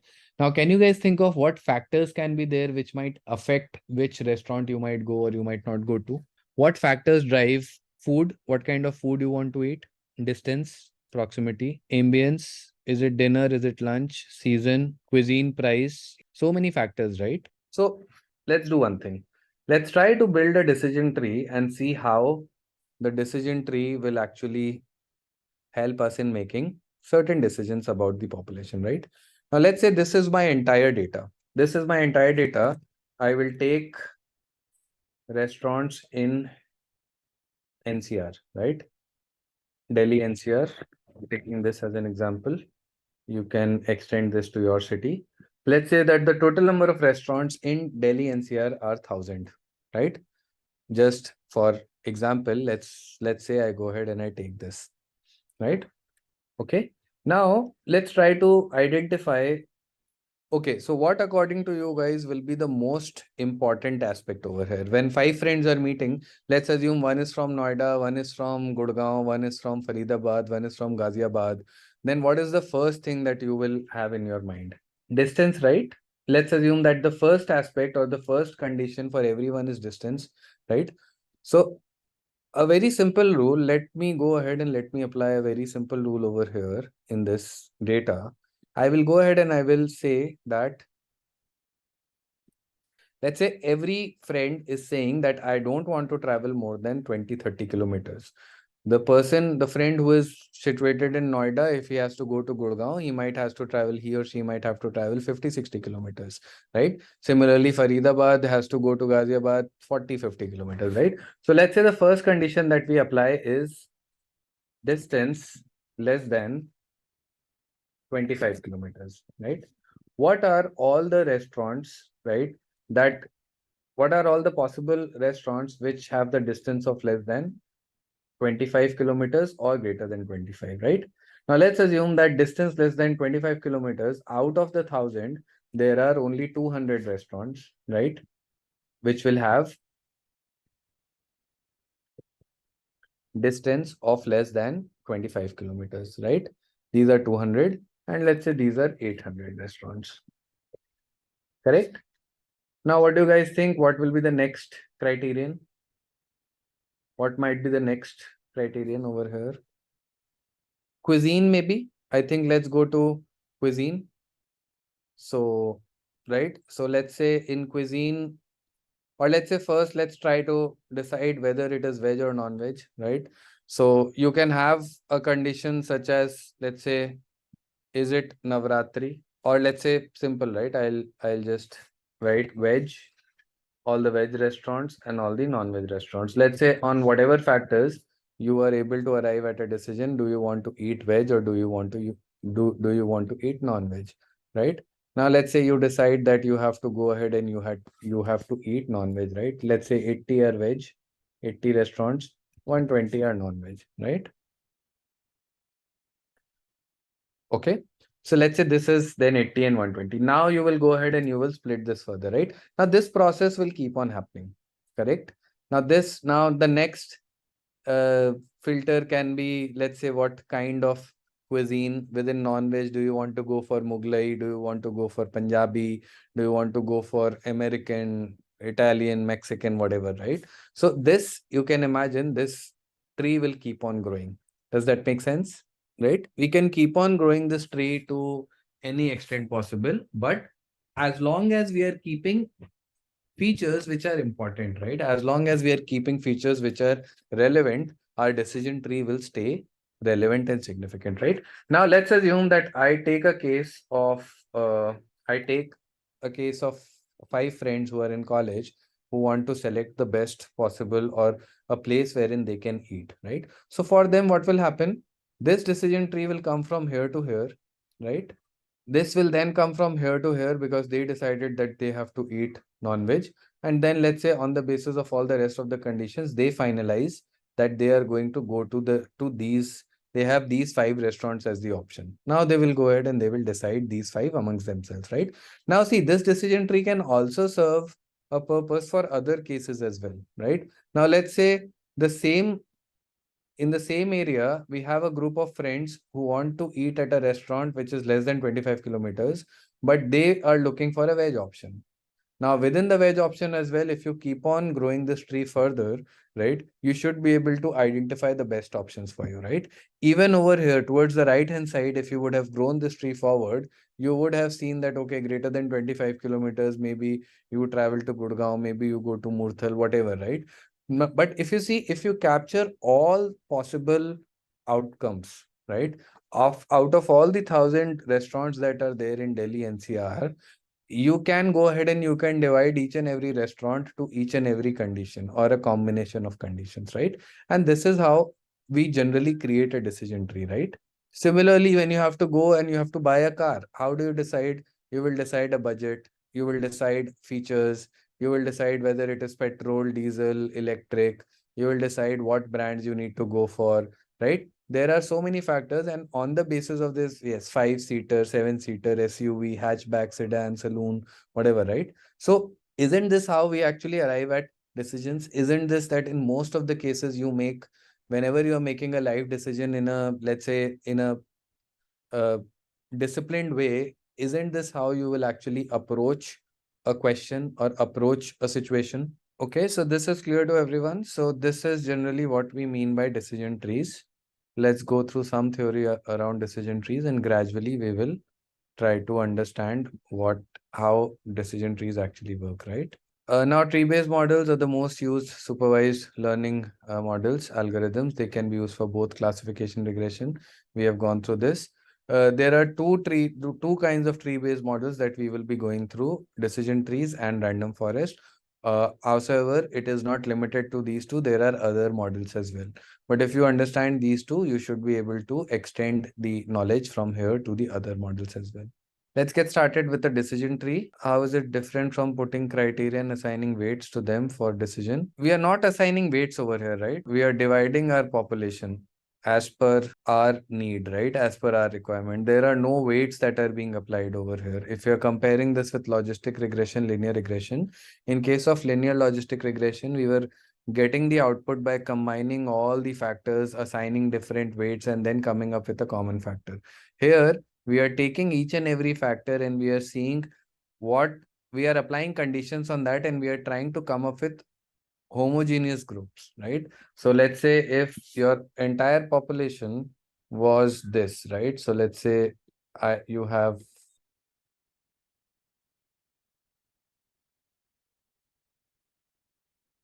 so let's say these are the different options or the different, this is how your data is distributed, just an example. So what decision tree is doing is that it is creating boundaries, it is creating rules. It is saying anything which is from here to here will be a cross. Anything from here to here will be a tick. Anything from here to here will be a heart, right? During this process, there can be misclassifications, but over here, we are not assigning weights. We are creating these decision boundaries.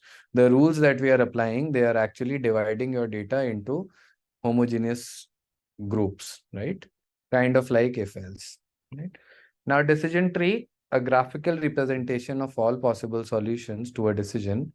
A decision tree is mostly used on classification problems. Decisions are mainly based on some conditions. Decisions made can be easily explained, right? So just go through this definition and see if you're able to understand this. Let's say distance has highest precedence, wedge is priority. You might still arrive at the same conclusion. Here you have only assigned, you have not even assigned weights, right? You are just saying that, see, when I say that distance has the highest precedence, it is not only distance which is going to give you the prediction, right? We are taking distance as the first cutoff or as the first criterion. After applying distance, you are applying some other criterion as well. I am not saying that the distance has the highest weightage over here. I am saying that I am splitting my data on the basis of distance first because that makes sense first, right? Then if I take some other, if I'm taking any other variable after distance, it does not mean that the importance of that variable has gone down. Overall, all of these rules that you are creating, they work together to go ahead and to come up with the final predictions. So in case of logistic regression, linear regression, we were assigning weights. Here we are not assigning weights anywhere. We are just trying to come up with a combined set of rules which helps us in getting homogeneous groups, right? If I'm looking for people who have churned, if I'm looking for people who have not churned, we are trying to identify those groups. Random forest builds multiple decision trees and merges them together to get a more correct and stable prediction. These types of models, right? Random forest is something that is called, these models are actually called ensembles, right? Ensembling is a technique wherein you combine multiple learners together, right? So if you see where a group of weak models combine to form a powerful model, right? Now this is trained with the bagging method. What is bagging? Bagging is nothing but you create a bag of models. So, a neural network is a computing model whose layered structure resembles the network structure of neurons in the brain with layers of connected nodes. So, it can learn from data which can be trained to recognize patterns, classify data, and forecast future events. So, the neural network is based on the biological neural network of our brain. So, that is why it is given the name neural network. So the layers are interconnected via nodes or neurons with each layer using the output of the previous layer as its input. So its main function is to receive a set of inputs, perform calculations, and then use the output to solve the problem. Now, as I've already said, these artificial neural networks are based on something known as a biological neural network. So, our biological neural network has dendrites, cell body, and axon. So, dendrites are where the input is taken, cell body is where the processing is done, and axon is where the message is transferred to other neurons.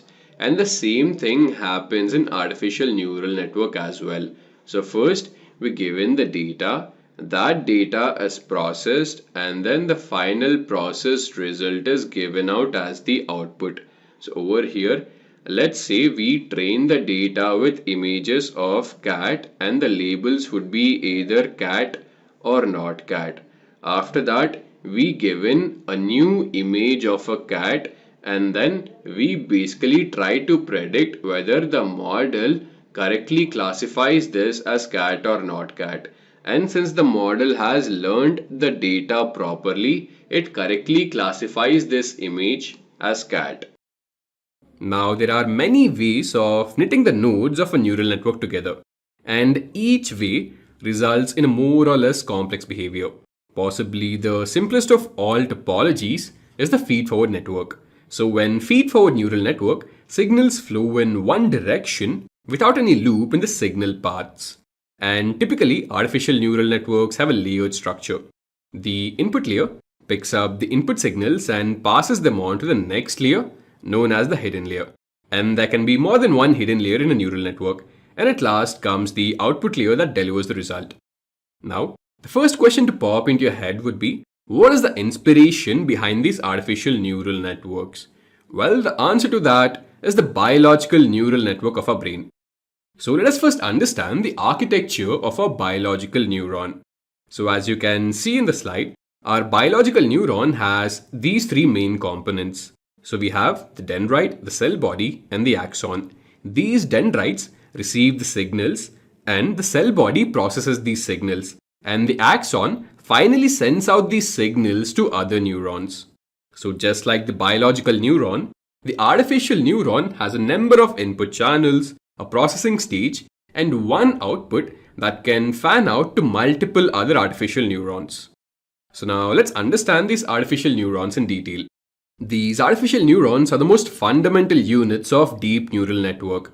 It takes an input, processes it, passes it through an activation function, and returns the output if the condition is met. Or else it will process it again until you get the correct output.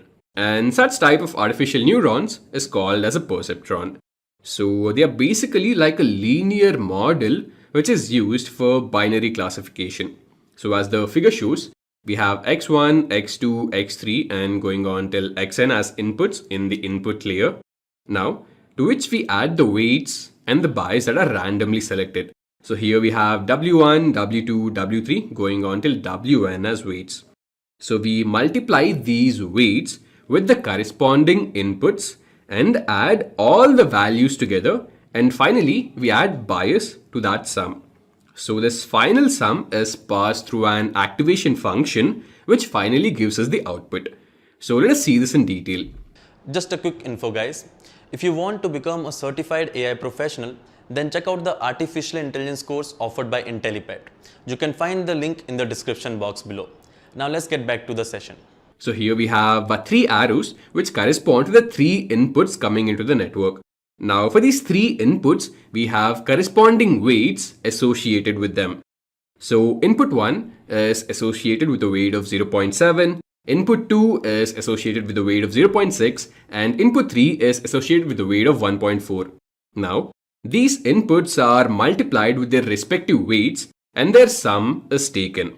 So if the three inputs are x1, x2 and x3, the sum would be x1 into 0.7 plus x2 into 0.6 plus x3 into 1.4. And to this sum, we add an offset which is called as bias. So this bias is just a constant which is used for scaling purpose. Now let us understand the concept behind these weights. So these weights basically determine the relative importance of the inputs. So let's say we have two inputs, humidity and wearing a blue shirt. So here we can see that wearing a blue shirt has almost no correlation with the possibility of rainfall. So that is why the weight assigned to input x2 would be low in order to bring down its importance. Now let us see why do we need activation functions. So consider this scenario where you have two different classes. One class is represented with triangles and the other class is represented with circles. Now let's say I ask you guys to draw a linear decision boundary which can separate these two classes. So is that really possible? Can we draw a linear line which can segregate these two classes? Well, the answer is obviously no, isn't it? So let me tell you guys how can we do this. So we'll have to add a third dimension to create a linearly separable model which is easy to deal with. So the logic is when you're going from 2D to 3D, you're making your equation non-linear. So with the third dimension, I have introduced non-linearity in our data, which helps in creating a linearly separable model. And in real-world situations, you don't always get linear problems. So you should know how to deal with non-linear problems as well. And this is where activation functions help us to convert the linear equation to non-linear form. So these activation functions bring in non-linear functional mappings between the input and the response variable. Their main purpose is to convert an input signal of a node in an artificial neural network to an output signal. And if we do not apply an activation function, then the output signal would just be a simple linear function. Now, there are many types of activation functions, and today we'll be discussing some of the widely used ones. So let's start with the identity function. So the identity function gives out the same output as the input. So no matter how many layers we have, if all the activations are identity functions, then the final output of the last layer would be the same as the input given to the first layer. And the range of the identity function goes from -infinity to +infinity. So after that, we have the binary step function. So this binary step function is usually denoted by h or theta, and it is a discontinuous function. So if the input is less than 0, then the output would be 0. And if the input is equal to or greater than 0, then the output would be 1. And this is why binary step function is used to solve a binary classification problem. So after that, we have the sigmoid function. So the formula for the sigmoid function is denoted by 1 upon 1 plus e power minus x. The sigmoid function basically scales the values between 0 and 1. So if the input is a large negative number, it is scaled towards 0. And similarly, if the input is a large positive number, it is scaled towards 1. Then we have the tanh function. It is a hyperbolic trigonometric function which scales the values between -1 and 1. So one advantage of tanh function over sigmoid is that it can deal more easily with negative numbers. And after that, we have the ReLU function, which stands for rectified linear unit. So this function will give out 0 if input is less than 0. And on the other hand, if input is equal to or greater than 0, then it will act as an identity function and give out the same value as the input. And this ReLU function is the most widely used activation function and is primarily implemented on the hidden layers of the neural network. Then we have the leaky ReLU, which is just a modified version of ReLU. So the leaky ReLU, instead of just completely removing the negative part, it just lowers the magnitude. And finally, we have the softmax function, which is ideally used in the output layer for classification problems. So the softmax function basically gives a set of probability values for each class of the output. And that particular class, which would have the maximum probability, will be our output class. So that was all about activation functions. Now let us learn more about perceptrons. So like we were taught how to behave in certain conditions, perceptrons also require training. So they have a learning algorithm through which they produce the output. By training a perceptron, we try to find a line, plane, or some hyperplane which can accurately separate these two classes by adjusting the weights and biases. So consider this image where we give the dogs and horses as input. So here, after the first iteration, error value is 2 since the horse has been classified as dog and there is one dog which is placed in the horses class. And in the second iteration, the error value is reduced to 1 as it is just the dog which is classified as a horse. And finally, in the third iteration, we get the correct output as the perceptron has been trained well with no error. So all the dogs have been placed in one class and all the horses have been placed in one class. Now let's understand the perceptron training algorithm. So this perceptron over here receives multiple inputs and each input is initialized with a random weight. So after these, we multiply these weights with their corresponding inputs and then we get the sum. Now this input is passed through the activation function, which would give us a non-linear output. So this process until here is known as feed forwarding. Now, if the output which we get is not optimum, we calculate the error in prediction and then go back and then update the weights and bias. So this process where we go from output to the input layer is known as backpropagation. And we keep on backpropagating until we get the desired output. So that was the perceptron training algorithm. Now let's have a look at the benefits of using artificial neural networks. So the artificial neural networks can learn organically. This means an artificial neural network's outputs aren't limited entirely by inputs and results given to them initially by an expert system. So artificial neural networks have the ability to generalize their inputs. This ability is valuable for robotics and pattern recognition systems. Artificial neural networks also help in nonlinear data processing. So nonlinear systems have the capability of finding shortcuts to reach computationally expensive solutions. These systems can also infer connections between data points rather than waiting for records in a data source to be explicitly linked. This nonlinear shortcut mechanism is fed into artificial neural networking, which makes it valuable in commercial big data analysis. Artificial neural networks also have high potential for fault tolerance. When these networks are scaled across multiple machines and multiple servers, they are able to route around missing data or servers and nodes that can't communicate. And these artificial neural networks can also self repair themselves. So, if they're asked to find out specific data that is no longer communicating, these artificial neural networks can regenerate large amounts of data by inference and help in determining the node that is not working. This trait is useful for networks that require informing their users about the current state of the network and effectively results in a self debugging and diagnosing network. Just a quick info, guys. Intellipaat offers artificial intelligence course training, which will enable you to learn skills like neural networks, focusing on CNNs, RNNs, and their application in AI, natural language processing, computer vision, and generative AI. Through this course, you will also master deep learning concepts, AI model building with TensorFlow, transformers, BERT, GPT, LangChain, and NLP pipelines with advanced techniques like image recognition, chatbot development, and much more, all taught by top 1% experts and IIT faculty. And with this course, we have already helped thousands of professionals make successful career transitions in AI and data science. You can check out the testimonials on our Achievers channel. The link is in the description below. And without a doubt, this course can set your career to new heights. So visit the course page link given below in the description and take your first step towards the dream career growth in the field of artificial intelligence. Let's start from here. So you will see that guys that there are some handwritten digits.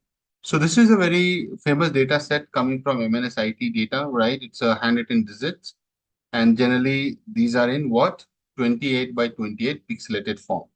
I'll show you the real data later in the course, but although the scale is not very obvious, but if you see this is 20, the last is 28. So basically imagine that every digit falls in like a grid, okay? Something like this. Since it's a pixelated form, right, it looks like 28 pixels by 28 pixels, okay? Every number, every digit. So suppose you say 3, it looks like that. So this is coming from real data. You will see this is a very nice image, although it only shows you till. Can you guys see that? I know it's little tiny, but let me zoom in a bit. You will observe. So it's a matrix of, starting from 0 till 28. If you start from 0 to 27, how many rows, guys? Come on. This much array everybody has studied, 28 rows. And similarly, guys, if you observe 28, although I'm not able to show the whole picture, right? But if you guys focus here, you will realize that in each cell, there are zeros and there are numbers, right? And generally, this is 0 to 255 digits, 255. So if you do the pixelated, right, it will go from 0 to 255, as you can see here. So as you go higher and higher, the darker color will come. It can be black and white, depends on your setting, right? So generally it's a digit, right? It will be black and white, right? But there are also shades in black and white, grayish, dark, light, right? There are a lot of colors. But if you try to shade it, right, this particular pattern, can you see wherever the numbers, if you try to shade it, right, and where it is, so if you try to do it, you will see some edges are coming out. If you are able to pay attention, I know it is little tricky because you see that, so you will see that there is a pattern is forming, right? And if you are able to understand the pattern, right, it is hinting like a S, because since I'm trying to do it But if you go little clearly, right, guys? Cool. So this is what this image is telling you. Okay. So now, although you can see here, wherever it is 0, it is dark black, right? In this particular pattern, right? So wherever it is 0, right, it is a dark black. So I'll tell you, if I make this image a tiny image because I have this power to do it, you will see that now you will thank me. You will get the goosebumps. Why you'll get the goosebumps, guys? Because now you can see there is a pattern, very clear pattern coming out. Are you feeling it? Nobody will tell you this. Let me tell you very promptly here. So now I'm going to add a pen. It seems that I've already taken all the pens in the world. So I need to make this guy a bigger guy. Hold on. Right? So it seems that I start, now I'm going to become MF Hussain. Huh? Don't kill me for this. Okay? But you will realize, right? You'll realize that obviously the colors are not going to be all same. You know what I mean by that? So whenever the digits are like, 0 means black. Huh? This is very clear. 0 means black. So you don't need to hesitate. So all these zeros are there. I already know that. So I'll do it. Why I'm doing this much of effort? To make you feel something intuitively. Obviously, I'll code, I'll show in the hands-on, but feeling is very important, guys. Okay? Which people don't do this, which I pity them. There are two different colors here. It seems so. I don't want to have different colors. You will start missing the pattern, right? You will realize that you have to be very careful to do this pattern thing. So you realize that this pattern somehow will turn to what? Observe this, and there will be slight color coming on the border as well, right? Little colors here. So if you try to see the pattern, this is what it resembles to, right? Obviously, I'm not the champion of it, but what I'm trying to say, it definitely looks like a number S. Are you guys feeling it or not? Come on. Letter S. So if you try to fill it, if I try to fill it, you will realize that, yeah, you're right, Akash. You'll say that yourself.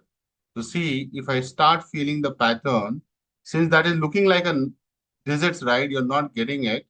But if I start filling it up, there'll be some corners cutting out, right? Because this is how it is, right? So you realize that, yeah, it is coming out like a pattern. Hold on. And guys, since this is not the full image, huh, by the way. This is not the full image because you remember you had that missing data on 19 was here, right?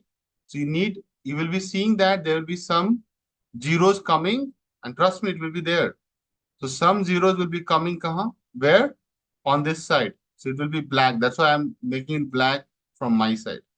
Guys, okay, observe.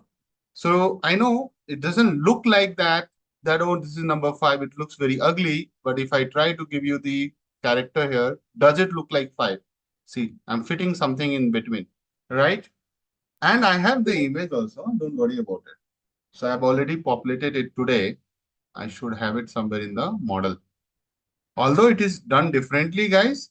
Why? Because I plotted the black, but you observe they are very close. Are you feeling it, guys?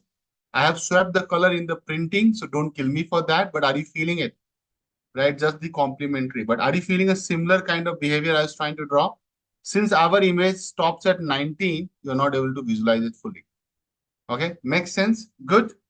You can say that, guys. Did you understand the nuance here, right? So how do we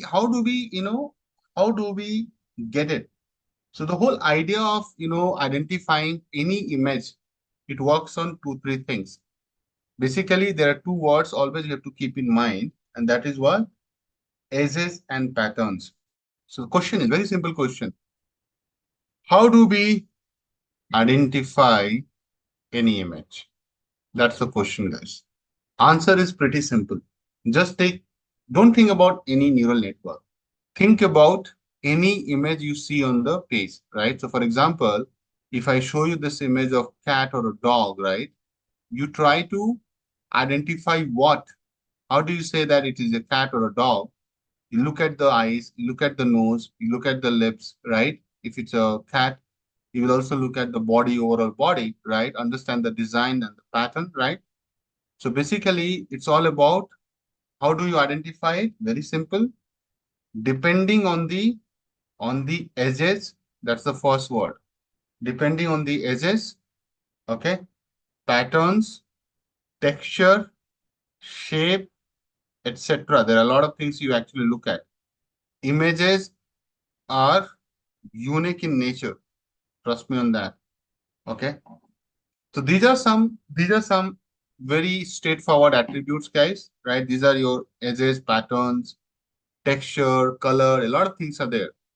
But in digit, color doesn't matter. Depends on the images, right? So generally, color has not a big role here. So if I am writing 9 with a black or with a blue, end of the day it is 9 only, no? It doesn't change. Okay. So colors don't play a big role. The kind of algorithm we are going to do, it's all same. That's right. But edges and pattern makes a lot of things. So you might be thinking, what do you mean by edges, right? So if you see, observe this image which I have put here, right? Or maybe I'll show you my favorite image, which is sequence of trees, right? If you observe three, you will realize that it has a pattern, you like it or not, and it has also edges. So what are the edges? If I have to show you guys, it's very simple. If you want to see the edges, see, you know that in three, this is something you will always find. Doesn't matter how they have written. Guys, agree or not? So edges is like outer side, right? Pattern is like this. So if I show you the border is like edges, so this is an edge, right? But overall, when I combine things together, it becomes a pattern.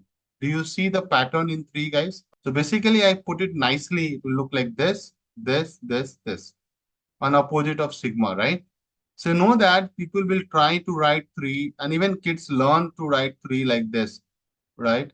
So different people write threes differently, number three differently, but they follow a simple pattern. Nobody writes three like this, right? Come on, guys. Agree or not? Similarly, for nine, if I talk about nine, right, you will realize that nine also has a pattern. See, what is the pattern in nine? Basically, you see a loop without fail. You see a loop. So it can be like this, it can be like this. What rotation? Not a problem. But you see we loop like this and simple this, right? This is how our nine looks like. Okay. You do whatever you want to do. So there are patterns, right? If someone says eight is having a pattern. So whenever there are two loops, it's an eight. It can be like this, it can be like this, it can be like this, it can be like this, but there is a pattern. Okay. So what just like our brain tries to process this information of edges, pattern, shape, sizes, texture, color, right? They recognize it, right? That's why you're able to quickly recognize. Look at that. If I ask you, even somebody has written one like this, but you know that what he has written, guys. Come on. You know that it's one. There's nothing else looks like similar to it, right? Guys, what is this digit? Come on, you tell me. One only, na? Although nobody writes one like this, huh? Very few people would do it. Everybody writes one like this, okay, or this. But yeah, this is very clear. Yeah, why not? People write that.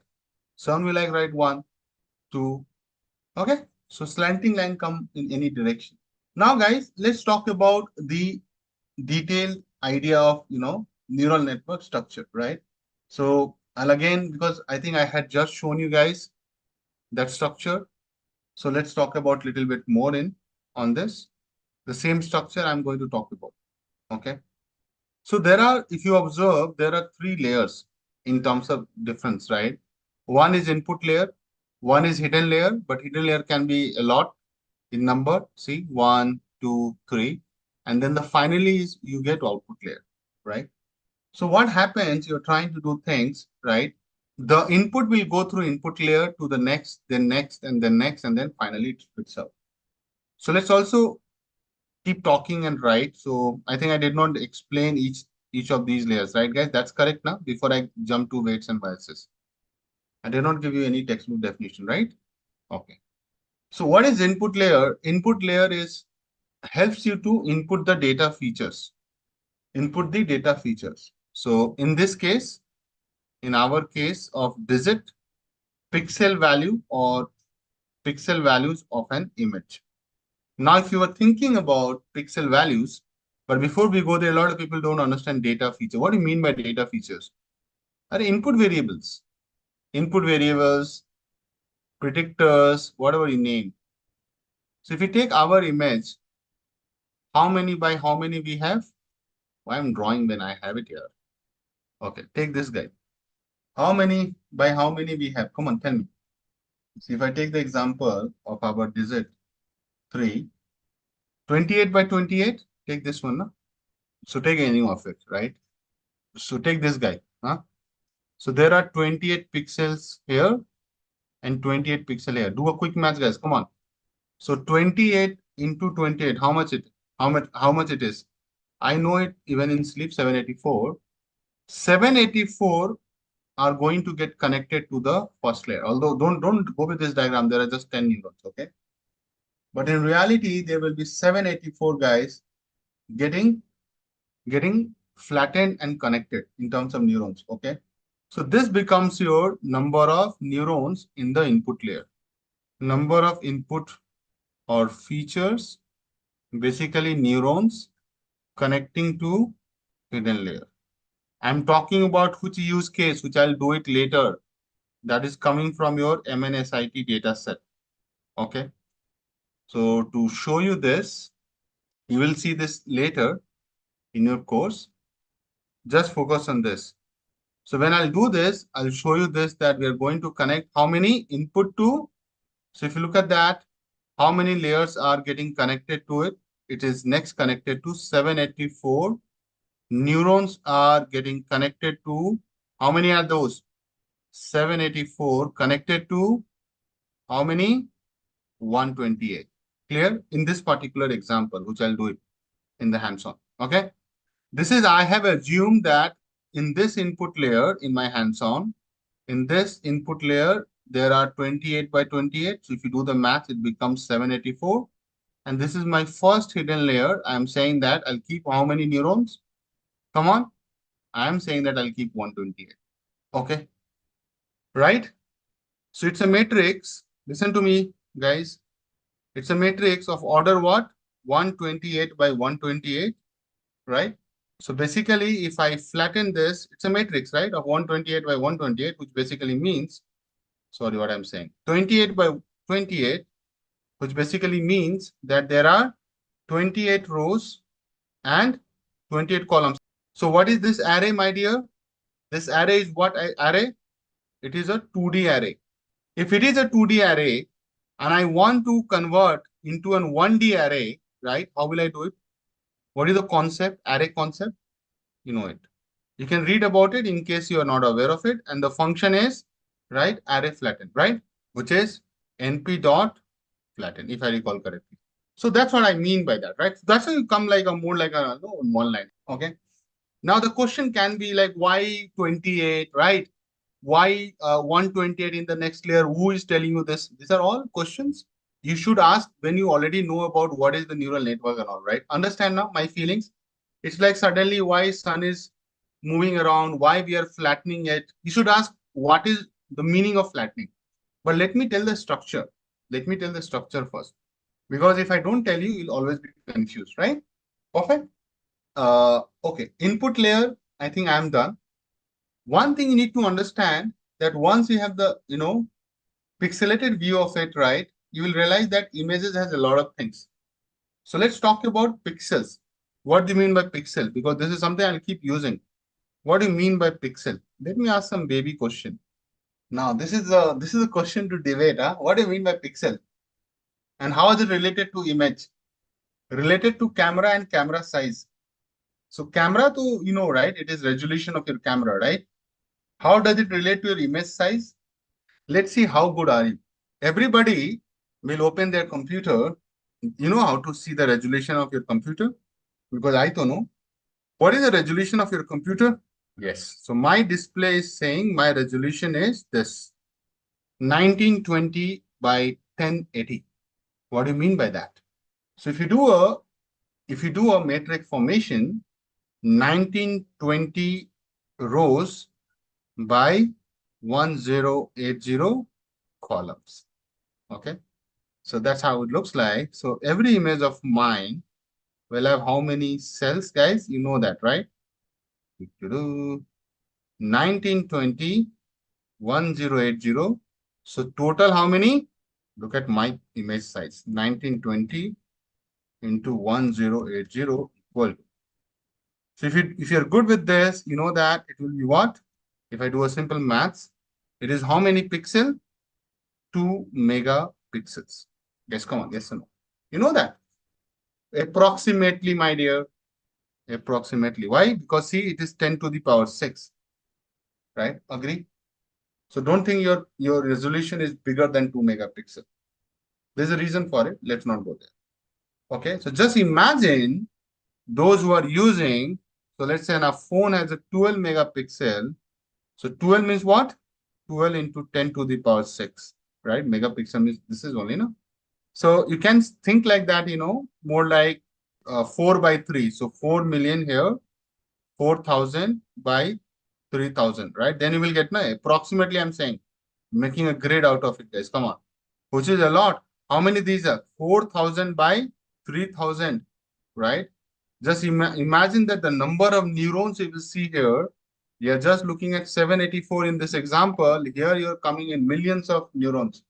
So what is a pixel? Pixel is, by the way, what is the full form of pixel? Pixel means picture element. So let me give you a pointer here. It means picture element, pix L. So if you bifurcate pixel, pix L. Pix means pix, right? Image. So L is what? Your element, and pix is your picture. So it's a picture element, right? Which is the smallest unit. So those who wrote smallest unit, they are 100% right, which is the smallest unit of a digital image or display. It doesn't need to be an image. It can be a display also. Okay. Now, question comes that how it is related to the image size, right? So just imagine image size is definitely they are measured in pixels only, right? If you observe. So you might have heard about pixels per inches, or, when you're doing the fax. So there you say, right? DPM or printing. DPM, you know what? DPI, sorry. DPI, you guys know in fax or in scanning, dots per inch. Yes.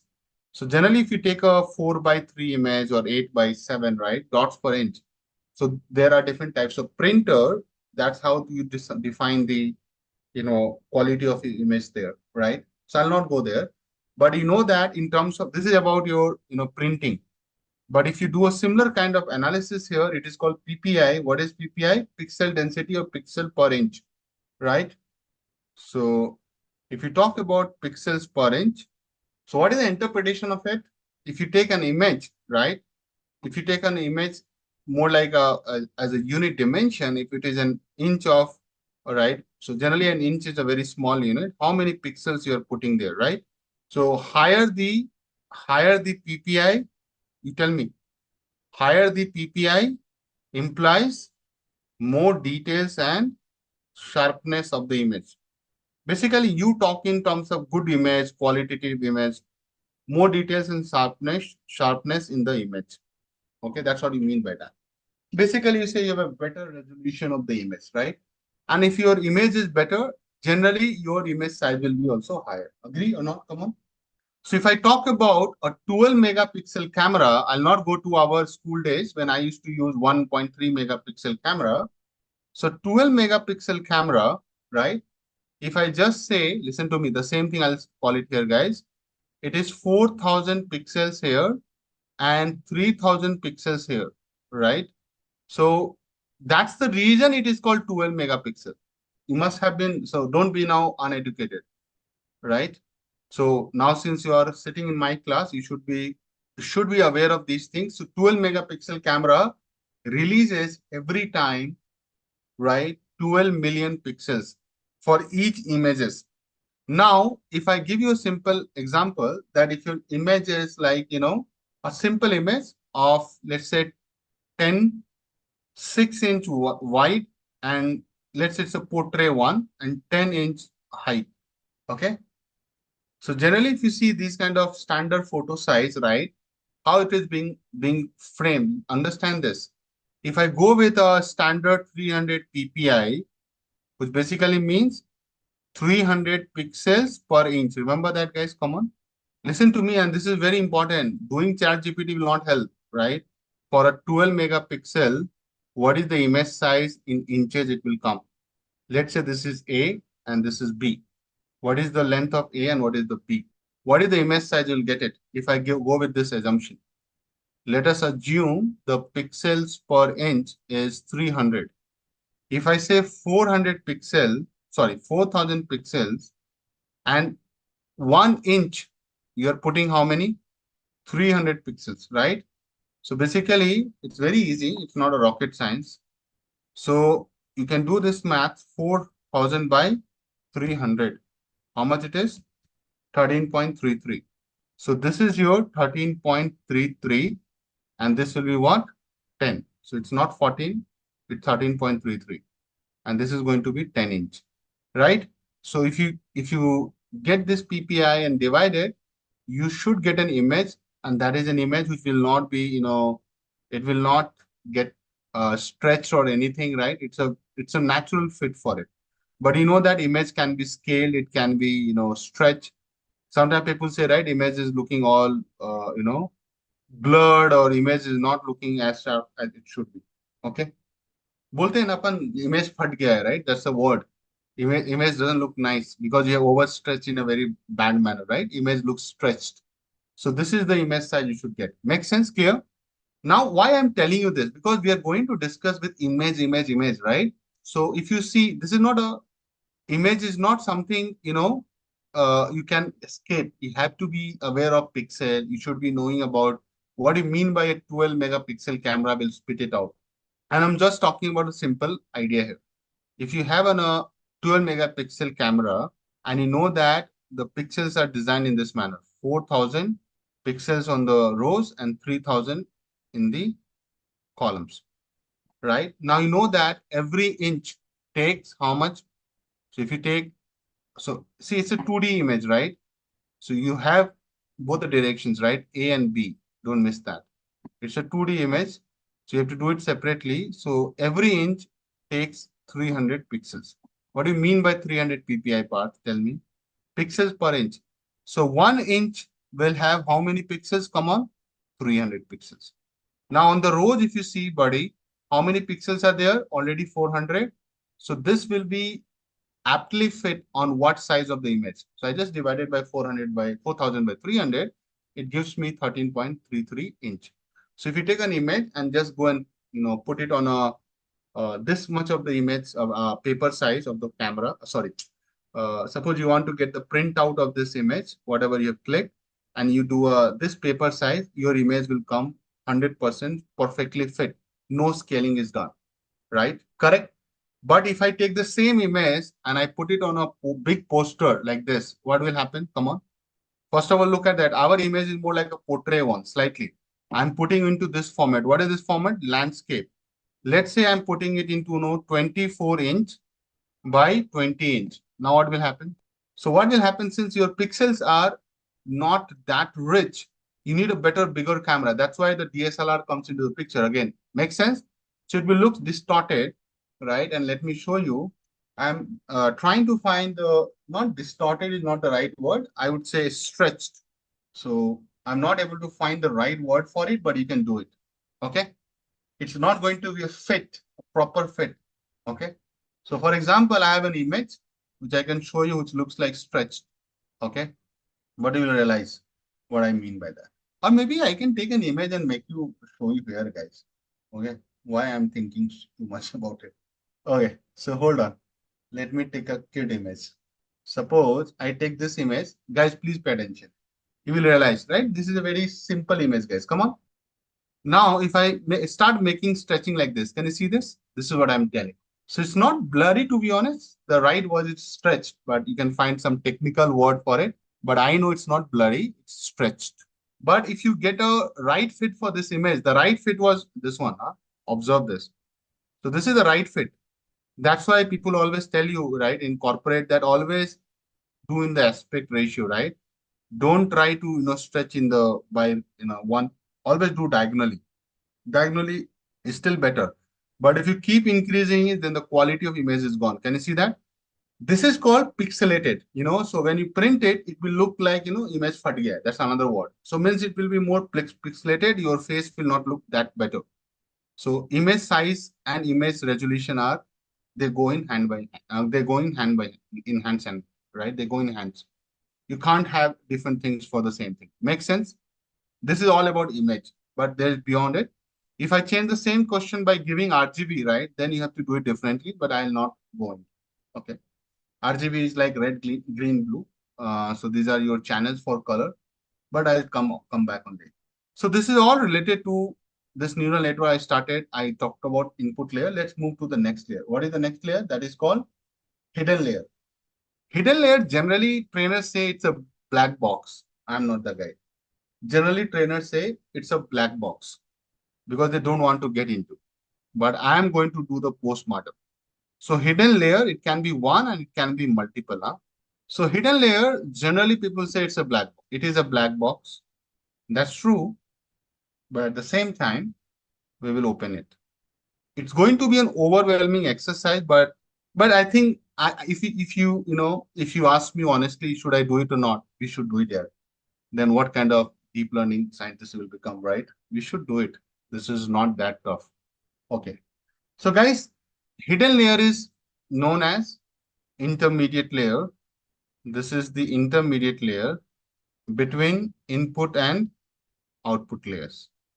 So these layers are very important for us because these are the layers known to extract the features, which is intelligence, from your input data. Okay. So a lot of time people say, what is the deep learning? This is the main component of a deep learning. Hidden layers are called hidden because it is so deep to understand, because it goes on, it can have multiple layers, 5 layers, 10 layers, right?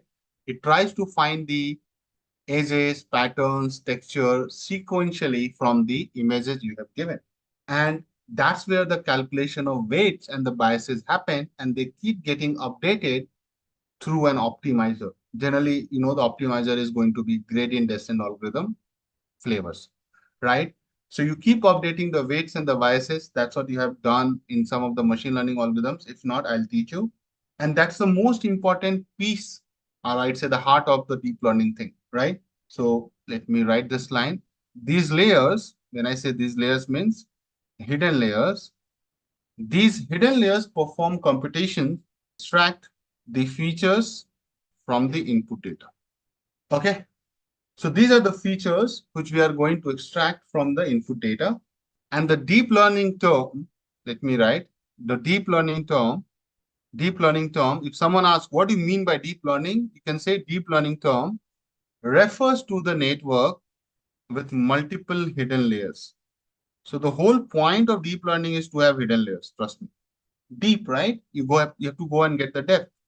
I'll also show you one baby example where I'll take no hidden layers, and that is called single layer perceptron, right? So it will just this connecting to the output, right? With one hidden layer, but that is not hidden layer. If it is hidden, then you have multiple in between, okay? That's what called depth. Tell me one thing, if I put two boxes, listen to me, and I want to give depth in between, then I need to increase the space, right? Think like that, top to bottom, right? So hidden means what? I'm trying to make you the word clear, deep learning. This deep is coming from multiple hidden layers. So you will put a lot of layers between. So you need some space, right? So you will make it bigger like this. And then you'll put a lot of layers. So that becomes deep if you observe. So you try to, jump from here, you jump, you will realize it is deep. Don't do this and blame on me. Huh? These guys, people are doing anything. Okay. It is just for understanding. Okay, clear? You got the concept of deep. The word deep, what do you mean by that? Pixel, right, today. Pixel means picture element. Two terms you have learned. That shows your, experience when you go into the interview. So pixel is a picture element a lot of time. Deep means what? If I just have one layer of input, maybe one layer of hidden, and then one layer of output, what is deep? What is the depth here? Nothing new. It just gets connected and finally spits out.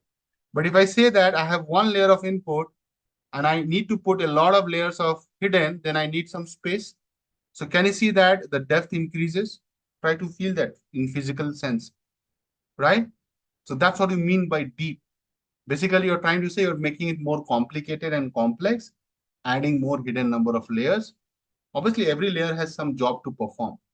There are a lot of existing deep learning architectures. You might have heard about Yellow, Resonate, right?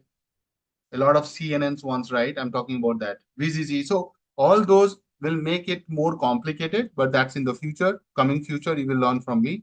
But for the time, just focus on this. Okay. Now the final layer is what? Output layer. So output layer is your final layer, right? That is the layer that gets you the output. So suppose you are doing a digit classification problem. In the output layer, you need to find what? Whether this digit is what? Let's say suppose there are more and it comes 9. If this digit is coming as 3, then this neuron will get fired. It will, sparkle, right? White. And then the finally output will come like 3. Definitely when I do this, it looks like what, guys? Multi-class problem. Okay. And there are different types of activation function will come, but I am not getting into it yet. Right, Srini? Hold on. So output layer, what is this layer? It is the final layer, let me write, that produces the output of the network. Okay. Generally, if you're trying to do a binary classification, how many neurons you need? One neuron or two neurons. In single layer perceptron for binary classes, let me show you. And this is a jargon for you. So let me get the images. That is not your, classification problem. See this. This is very simple, which I am going to do the first thing coding. Binary means 2, right? And this is, I will teach the first basic neural network from the scratch. Single layer perceptron, this is for, binary output, right? It is 2 neurons. But if you think about it in detail, guys, if you think about it detail, right? It's not necessary that it has to be. It depends on how do you want to do it, right? Means I can still connect to one neuron and get the answer. Suppose, hold on, this is very tricky, and that's why I asked this question. It looks like I can put yes or no here, right? And whatever it glows. But if I say, if I take this guy and I say, no, no, no, I'll just connect to only one sort, something like this. Hold on. Don't worry about the image connections and all. If I just say that, I'll put one neuron here. If it is getting fired, if it is on, I would say yes. If it is not getting fired off, I'll assume it is what, my dear? No. Guys, if I'm asking you, will you attend my class tomorrow? Right? Who is going to attend tomorrow? Listen to me, the art of complementary theorem. You say yes, it means that those who have not said yes, can I agree that they are not going to attend? Art of complementary, right? Can I say that? Yes, to an extent it's correct, but someone can say, oh, I'll change my mind and all. I'm not assuming that if you're not saying yes, you're not going to come. With that assumption, it can still be connected to one neuron. So this is going to be redundant, right? Because one neuron, two neuron, right? You're not going to worry about too much. Because whether it is one neuron, two neuron, right? It is not going to matter much. But you know that minimum you need how many neurons? The right answer is one neuron in the output layer for binary classification. This is the minimum, but you can have 2. There is nothing more to stop. And I'll continue and write just below this. Multiple neurons in the output layer for what kind of? For multi-class classification. Here I'll use softmax, right? So these are some good jargons you might have been hearing about. Softmax, and I'll write here sigmoid. Sigmoid is used as an activation function for binary classification. Softmax is used for multi-class classification. Are we clear? So guys, neural network was developed by Mr. Warren McCulloch. So let me write. You should know the name. Warren, not Warren Buffett. Warren McCulloch.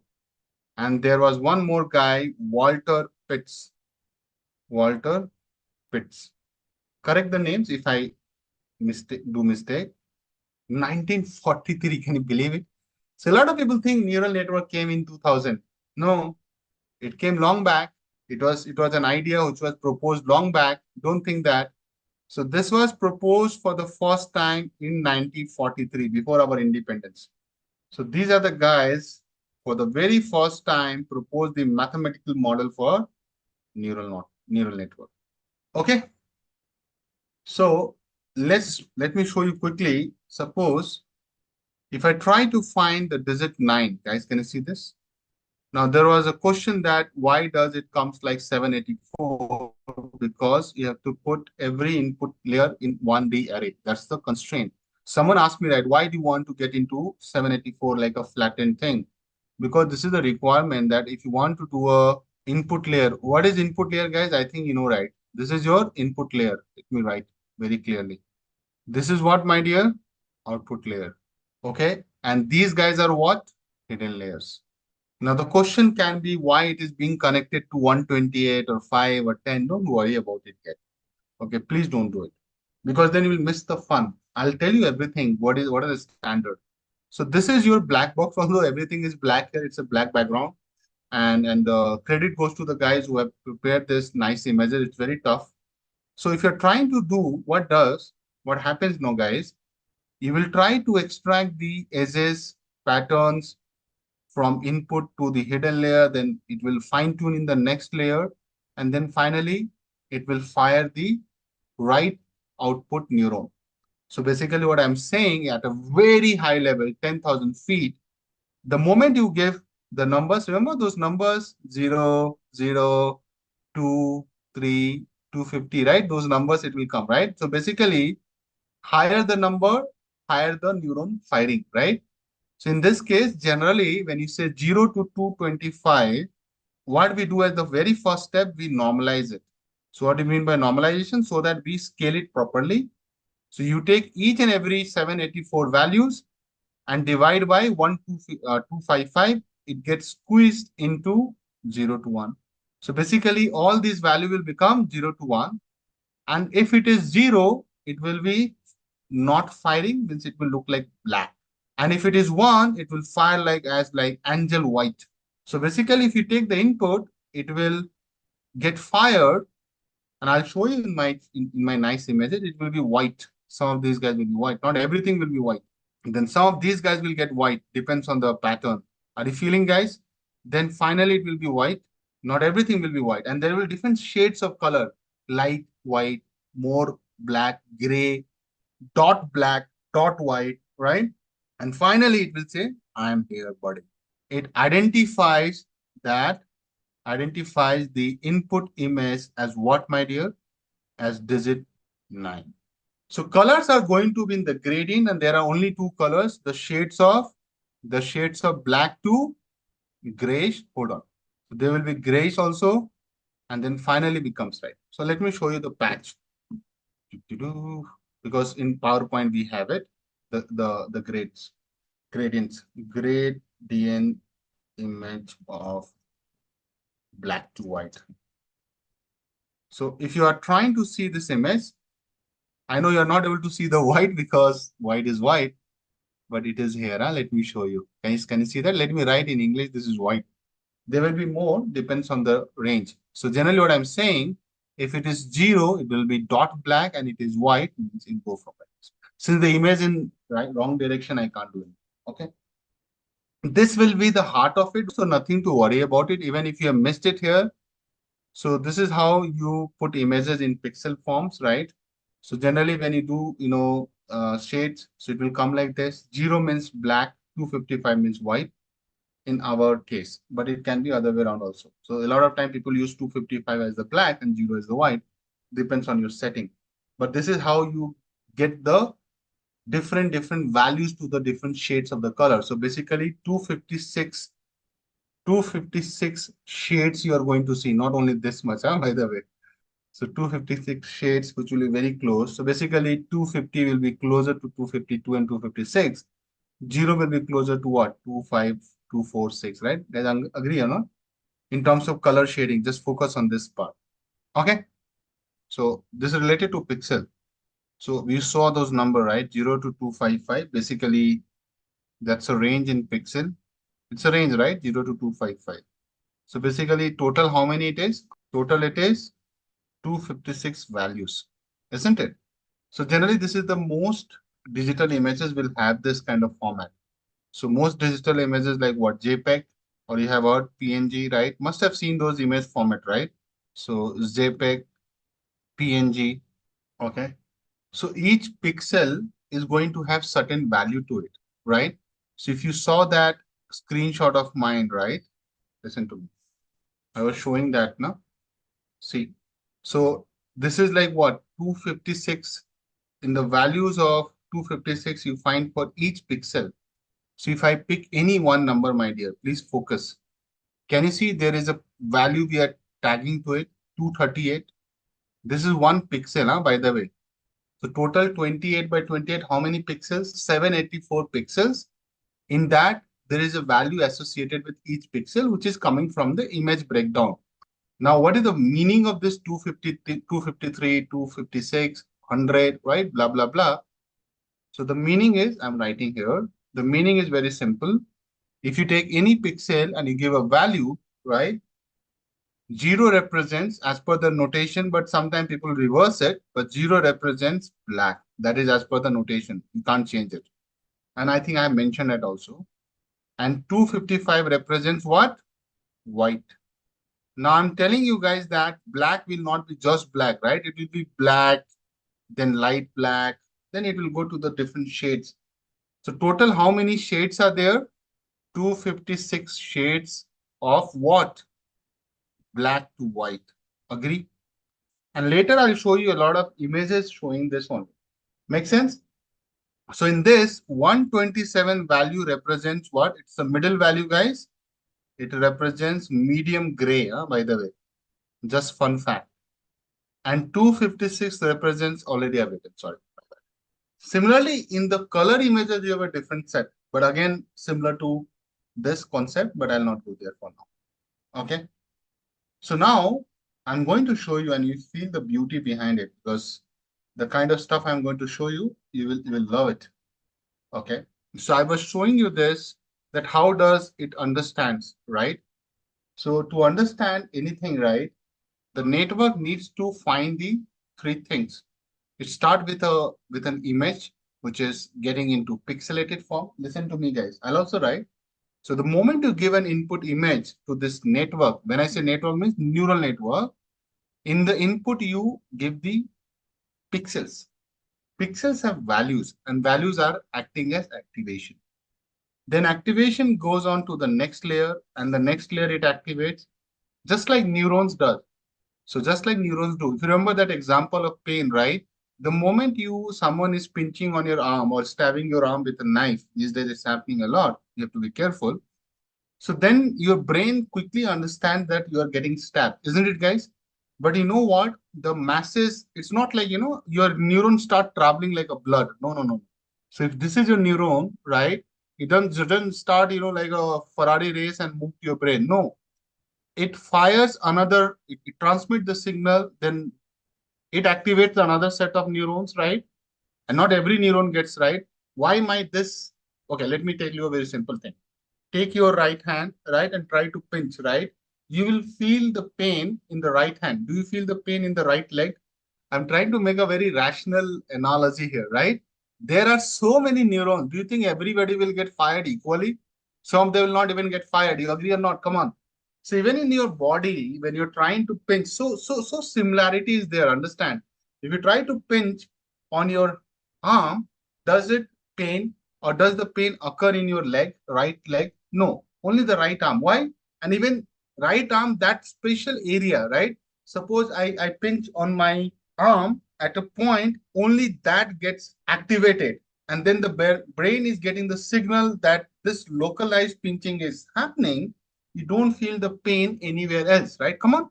Similarly, if I want to detect whether a number is 0, 1, 2, 3, or 4, 5, 6, 7, 9, it has different edges, patterns, and it identifies that through series of computation and only fire the ones which are required for it, right? Looking at the input image. Okay.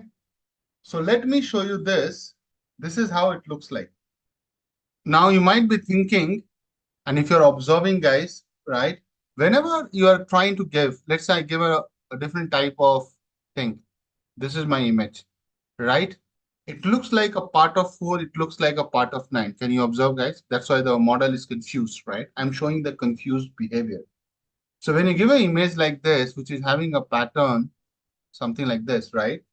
So you know that what it will do, it will try to find the, and if you observe, there are 784 input. Let me also write. So it is 28 by 28 pixels, which actually becomes 784 pixels in the input, right? Focus. Okay. Then it gets into the next one. What is this one? If you count on the finger, 3, 4, 5, 6, 7, 8, 9, 10, 11, 12, 13, 14, 15, 16. I'm not keeping 128. It is 16 neurons. Don't get carried away. Huh? That 128, I took it from the hands-on. Then another 16 neurons in the next hidden layer, if you see, right? And then finally, how many? 10 neurons, right? We need 10 neurons for output, right? 0 to 9. 0 to 9 is 10. Are we clear, guys? So if you observe, you are doing a math of how many combinations? 784 into 16 into 16 into 10. It looks very easy, but I'll explain the maths behind it, how many weights and the biases will come when I come there. But what happens, this is the image, what will happen? The network will think whether it is a 4 or a 9, right? So you can clearly observe that looking at the output, right? It is firing some neurons here, there. Can you observe, guys? Let me highlight in case you are missing. So this is bright white. So that 0 to 255, right? Remember, I had done the normalization, and this 0 to 255 is squeezed between 0 to 1. Remember that. Okay. So after normalization, so you can clearly see that if it is this, means it is white. It is perfectly white, means I know it's not easy to see here. I'll use some white color, right? Yeah. So this is white, but you also see some of the neurons are not getting fired in the hidden layer. Just observe. So these are like dark, means black, right, guys? Can you see that? Some grayish is also getting fired. So now we will realize that all these different shades have some values, right? So if I have to show you, and then you will feel the beauty of it in a moment. But ideally, it is what all these digits have some activation values, right? Even in the hidden layer, by the way. So generally, this is what we show, right? Although just this is for the sake of understanding, right? So let's see if I do this. This is my more like what, my dear? Activation scale. 0 means what? Can you see in the diagram? 0 means dark black, and 1 means white. Are you? And then there are different shades of it. You can clearly observe, looking at this, that as you go from 0 to 1, it turns white. It goes from black to white, right, guys? Black to white. Okay. So some of the neurons will get fired, and that's what you're saying, right? Neurons are getting fired or neurons are getting activated. It's the same thing. Okay. Some of them will get. So what do you mean by activated?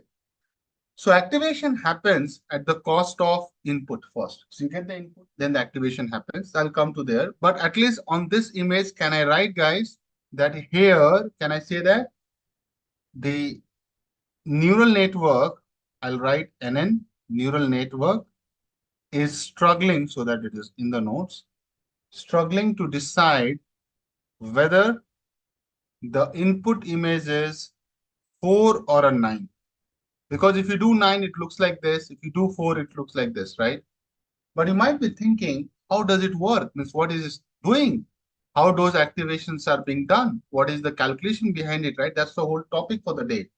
So to get you the intuitive understanding, I'm getting into the heart of it. So now I'm digging it further, guys, as promised. So more in intuitive understanding, going one layer deep. So now understand, guys, how does, how does training happens? How does those calculation happen? So the subtopic within this is how does the training work in neural network?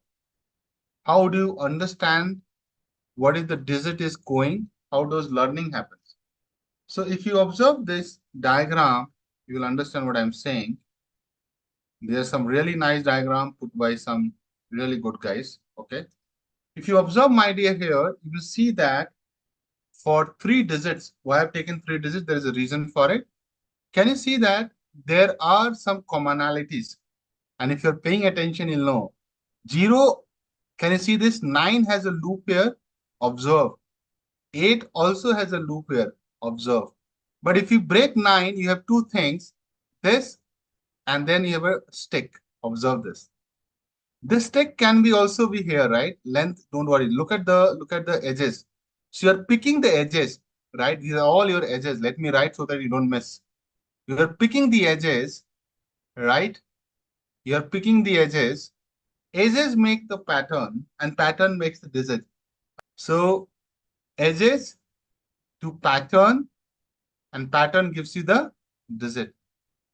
Now, if you observe, you have 8.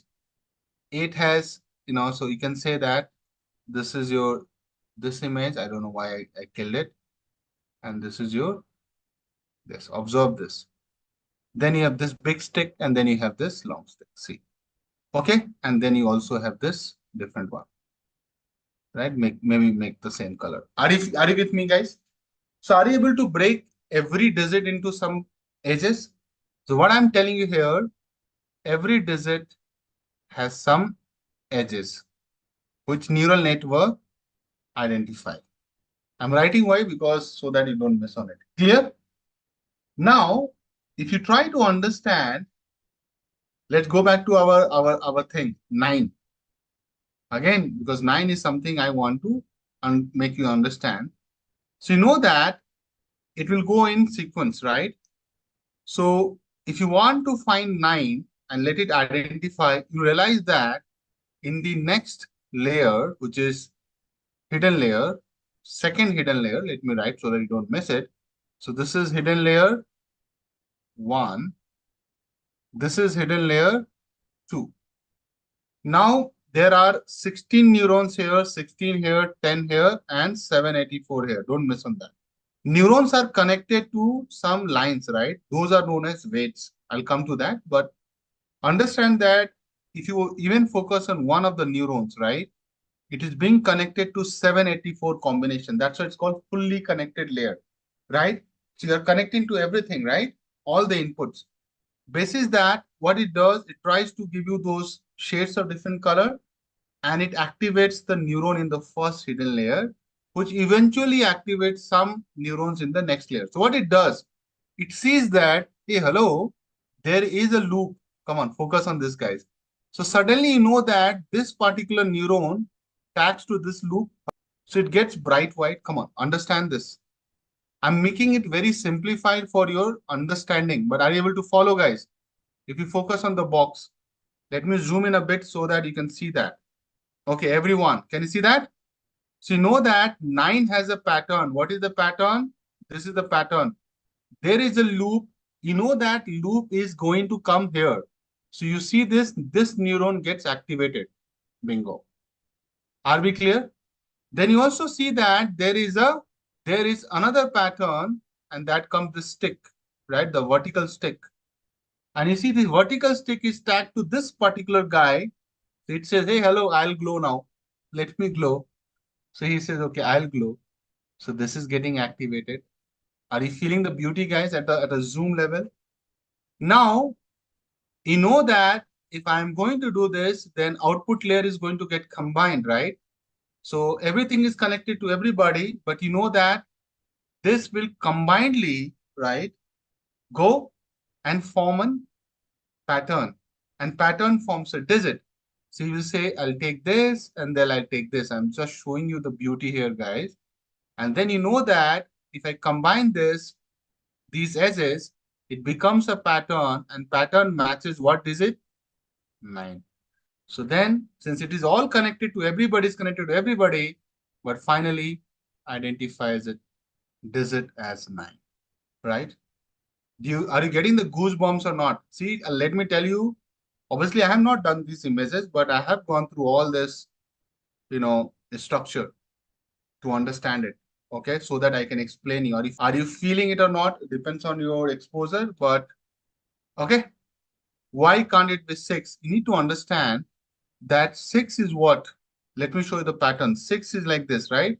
If you observe, first of all, there is a big difference between this loop and this loop. You understand? Look at the directions also. Huh? If you put it here, it's a very different thing. So I understand your point. It can be 6, but it also looks at whether it is like this loop or this loop. Rotation is also considered in this. That's why I need a lot of neurons. So it will identify differently.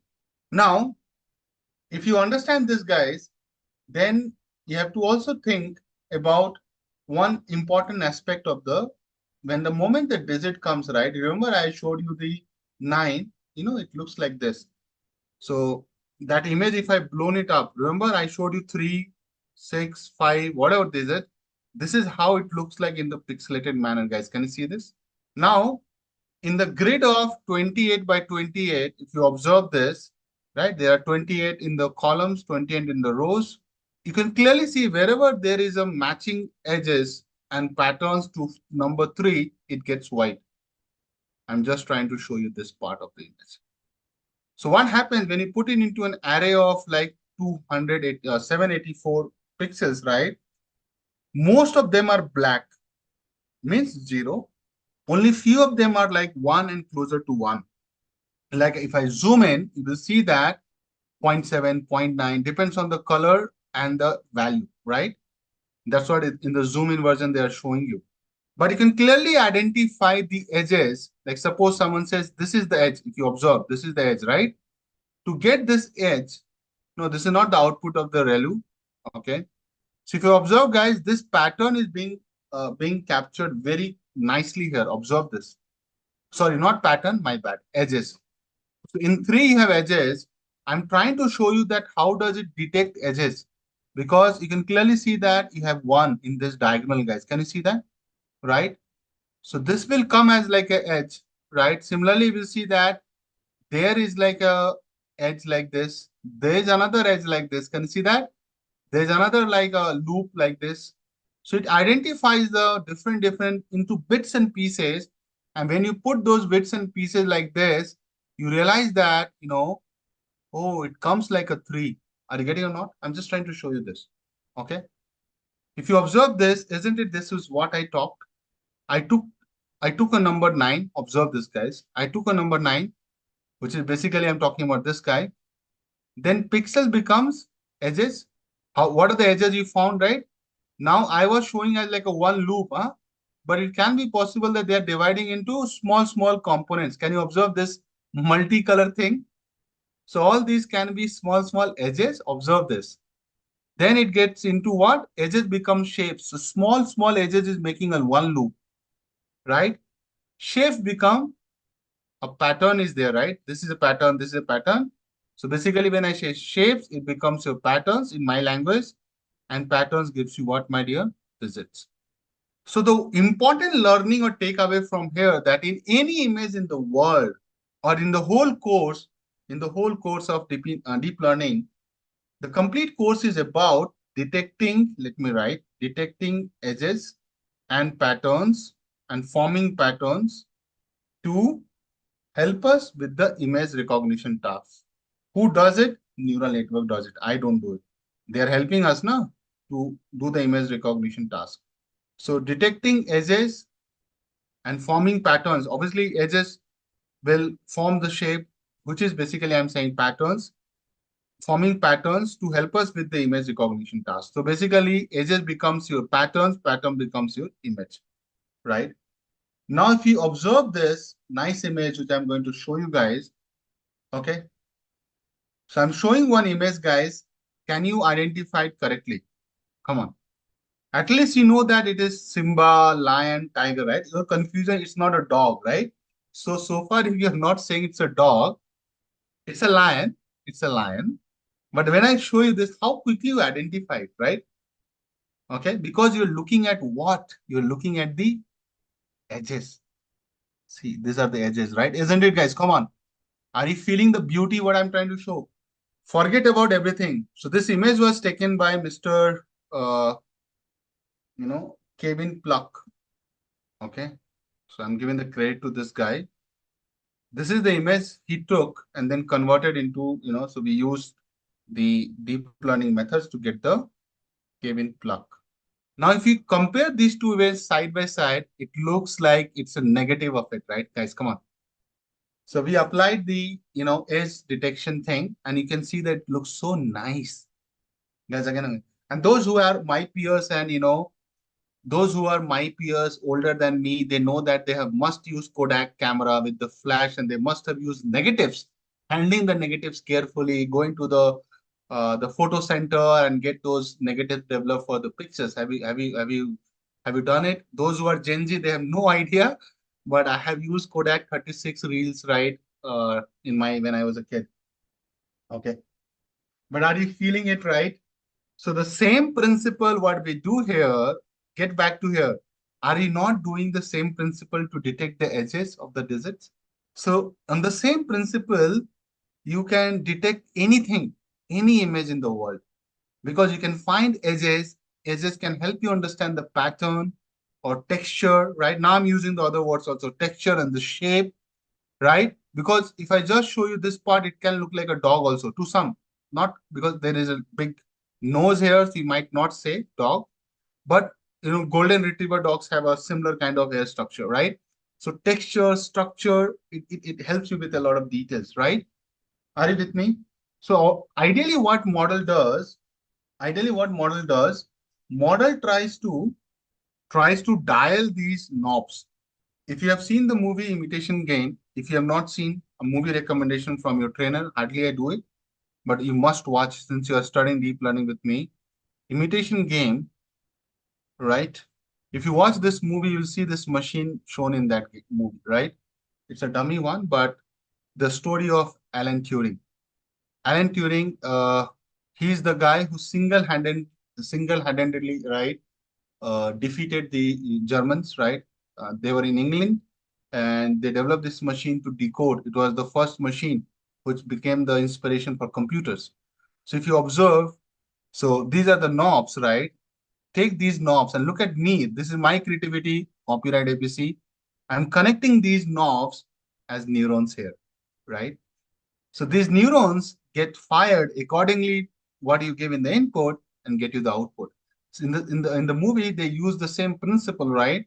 This position of the knobs were letting them know what is in the message. So they were it more like a decryptor, right? So whatever the encryption they were doing, they were breaking it using this machine in almost 2 minutes, right? And if you remember this movie, they needed some hint to initialize the machine so that it converges faster, which looks like our optimizer, right? So optimizer converges here and gets you the right values of these neurons, right? So that it gets fired, and finally you realize that, oh, this is 9 or 6 or 7, right? Similarly, in the movie, if you observe, right, they use the word Hail Hitler as the initialization, because they know that the first word in that document will be Hail Hitler. So they were able to set the few knobs in the machine. It starts with the right initiation and they were able to decrypt it faster. See, I'm not a computer science buff, so I'll stop my emotions here. Okay, are we clear, guys? Okay. So what it does, right, you can clearly see that it looks for the white patches. So forget about this small one. Let's focus on this part. So you know that this vertical, or sorry, horizontal stick is coming. Why? Because the values here, the model is able to understand this is all one. And if you see the proximity to it, right, is all getting almost, black. So model understand the difference between these two and knows that where the edges come. Because you have the value tag to each and every digit shade, and that gives an input to the first layer, and it understands that where is 1, where is 0, where is 0.8, because we are putting it into the model, right? So if you see this, the moment you run, right, it quickly identifies in the training that this digit, you can clearly see that this digit is what? This looks like 9, right? What it does, it tries to break into small components because of the neurons you have, right? So if you go to the structure, there are a lot of neurons, right? And it identifies it in the first layer itself here. So it activates it. We have the values, these values. Then it helps to find that, what are the possible edges it can detect looking at these values. So you can clearly see that when you are looking at the values, not everybody is white, right? But still it is being picked. This is your edge, by the way. This whole thing is your edge. If you observe this, let me clean this because then you will know. This whole thing they are considering at edge. What is not going to be in the edge is this part of the chart, right? Because they know that it's 0, but they understand that this is 1. So they'll give more white color, less color, and they know that. Okay. So that's how it works. The working is very simple. It will pick those edges and tell you. Okay. If I convert this image, right? So you're basically what you're doing. You are going to increase it. You can make it like this, or you can make it like this. That's what I'm saying, right? In terms of shape. But if you flatten it out, right? So what will happen that it all will come, one after the other, because it will be the similar data points, right? But you need to also understand the patterns will also change, and you have to take a simple example to show you. So let me show you, since we are discussing. This is a very good question. So suppose, let's say this is my image, right? Which is, 4 by 4. Okay. The total is 16. So I put some pattern here, right? So I put a value 8, 0, 2, 6, 5, 3, 2, 1, 2, 5, 8, 0. I'm just randomly taking. Now I will reshape into, let's say, so you need 16, right? So you can do like 2 by 8, correct? By 2. Let's do something. So you can have, now, if you follow the pattern, right? So it doesn't matter your image is getting like 2 is getting like this, or you stretch it like this. So there's a different concept. But I think as of now, if you do this, you fill it like sequentially, then there's no problem. You observe how I'm filling it. I have to go a little more down. It's sequentially, right? So now if you flatten it, it will be same. But if you fill it differently, for example, if I fill it, so 8, 0, some randomly I do like 8, 5, 1, 0, 6, 2, like this. So the pattern will go and shift. But if you fill the sequence and the sequence is not disturbed, your pattern will not change. The moment your pattern change, let's say you have changed the pattern intentionally, but in training, you're not going to give only one tree now. You'll also have different trees, right? So it will quickly identify this is a different pattern, and the model might give you a wrong answer, or it will, if you have an option that not sure, it will go there because it will not find any matching there. So training, that's the reason training is not something you will do it. But if you keep training, let's say I say, and I'll make your problem more interesting. Suppose you do this a lot of, you have, 1,000 data points. For 1,000, you have like, it's not imbalanced. You have 700, this pattern. Then, although you're trying to detect 6, but this pattern will become more obvious if there is no neuron which you're matching to it. Still you will find that this neuron is getting fired and tagged to one of it, because the model will decide on its own. Don't think we are going and telling that in neural network that you have to detect 0 to 9. It's not like that. We know the Okay. problem, right? But if you give a different pattern, right? So you saw in my example, this example, it was showing both 4 and 9, right? So it will show similar like that. It will show a wrong thing. But if you have more data points similar to this pattern, when I say the pattern, the shape and size, it will start showing that more profound, in a more profound manner. But it's just one or off business, or one of it, it will not be able to, because even the number of data points will have the weights on learning, right? It's not like just one example you give off, then the whole model is going to auto. It's not like that Lego game. You plug out one marble, the whole structure falls down. It doesn't work like this. It can tolerate one. It will take it as a noise, to be precise, in machine learning terms. Okay. So if you observe, right? So if you take any color which is like shade of black and white, observe this, guys. It will go from 0 to 255. Since RGB has 3 channels, okay, like he's saying. So if you take any of the color, right? So you'll get a hex code and you will get a value, right, between 255, 0 to 255 for all the 3 channels. So there are 3 channels, right? RGB. So you can make any color using RGB. I hope you understand that, right? So that's why these are the 3 channels. You can pick it up. But since we have not done any color images, you're not able to visualize that. But everything in color is always in the range of 0 to 255. Okay. How information passes between the layers. So, and this is something I'll show you with a lot of images so that you don't miss it. So on the similar structure, suppose I want to pass an edge. This is an edge, guys. It is trying to find edge. That edge is mostly showing your letter, digit 3, not letter. So your input is same, nothing changes. You have this pixelated image, 28 into 28. Let's say this is the 3, right? So you are going to have the flattened one. And if you observe, everything is connected to a lot of neurons, right? But if you try to understand every neuron functionality, it's similar to one neuron functionality. So that's the reason that I have taken only one neuron. So this is my first hidden layer, and this is only one neuron we are trying to understand. If you understand one neuron behavior, no, you can get any neuron and functioning. So this is my first hidden layer. Observe, guys. Tell me one thing, when you will get this number 3, you will get those values of activations. Hello, yes or no? These values will come in the array. Also the zeros, a lot of zeros, a lot of these values will be there in the array. Okay. So basically I'm saying the data will look like this. Okay. I showed you, one image where the data came. Like this. So imagine that my first digit is 3, right?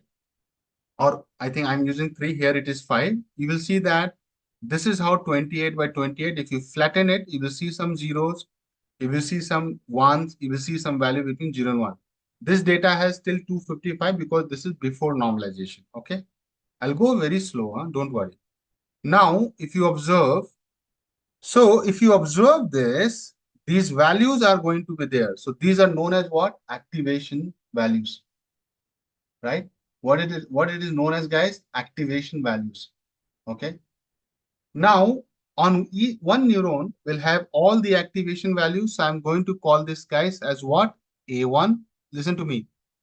A1, A2, up to A784. Listen to me. So these values are known as activation values. Did we created it? No. It came as the property of the image. Clear? I did not create this. The moment you give a digit, right, it will have the activation values, right, in the pixelated form. What are these lines coming to you? These are known as weights. That's where the weights are getting introduced. So every line connected to the neuron, there's a line, right? This is your weights. So just remember, in linear regression, you were doing this beta naught plus beta x1, beta 2 x2, so on. In this case, it will be beta 784 x 784, because how many variables you have, my dear? Why I'm relating with linear regression? Because you are champion of linear regression. 784 variables, because you have 7 input variables, 784 input variables. And what are those, guys? Those are known as coefficient. Remember that? You have a lot of it. Can you believe it? It's such a big model. Everybody, are you guys with me? Then you might be thinking, who is this guy? This is known as, in our language, so guys, all these are known as weights. In this case, also known as weights. Even in linear regression, your trainer must have taught you. And this is known as bias. If not, I can do it. So this is how I'm introducing the weights and the bias. Now you might be thinking, what is weight? What is bias? Right? Yes or no? Thinking about it? So bias and weight is very simple. Suppose, listen to me. I'll give you a very simple linear regression equation. Y equal to 20 plus 100x1 plus 10x2. Now, which variable is going to have a lot of impact on the price of tomato, my favorite example? You will yourself say, Akash, it's x1. How did you say that, my dear? Because you looked at the weight, wasn't. In Hindi, we call this weight, right? So the weight is higher, the impact of this on y is higher. Agreed or not? Come on, guys. Even these variables are off, means 0, still you go and have a ready to set constant value, that even nothing is there, though still I'll charge 20 rupees. Hello, listen to me. Guys, that's what we call bias, right? In linear regression, this concept is called intercept also, right? Yes or no? A line which has some. So intercept is what? Something like this. You start from somewhere, right? You don't start from 0. So bias is saying that even if you don't have any impact, this is like a very good world. Your tomatoes are not going to get free. If you think in mathematical form, it takes the form of y equal to mx plus c. I'm talking about c. Come on, guys. Yes or no? So similarly, if you bring this concept and come to the neurons, right? Now, combinedly, these guys, A1 into W1, A2 into W2, will decide what is the going to be the value for this guy. Which guy? This neuron. Whether it will be a white neuron or it will be a gray neuron, God knows, right? Or it will be a black neuron, God knows. Are you getting my point? This will control. These are the knobs which will decide, and these will decide the next, and not again, not only one. All the guys will decide the next and the next. That's how it works. Are you feeling it? So if you are feeling it, let's not wait. The way I'm showing the images and to show you that how does this work, and thanks to the guys who have put together, but if you understand that these are the weights, guys, I mentioned just now, let me highlight it. The lines are the weights. You are seeing two colors here.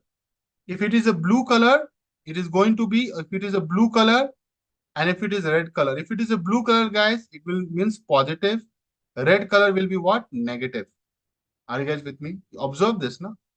All the blues are the positive, all the less than is negative. So now the weights can be positive or negative. Now understand, if something is negative, the price will not increase, price will go down because of the impact is reverse.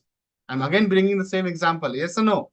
Suddenly, if I make this negative, then the price will go down. Agree or not, guys? Come on, right? So similarly, these weights are going to be decided by the optimizer. I don't decide it. I'll just initialize the weight, but the optimizer in this case, but the basic is what? Have you heard about this optimizer?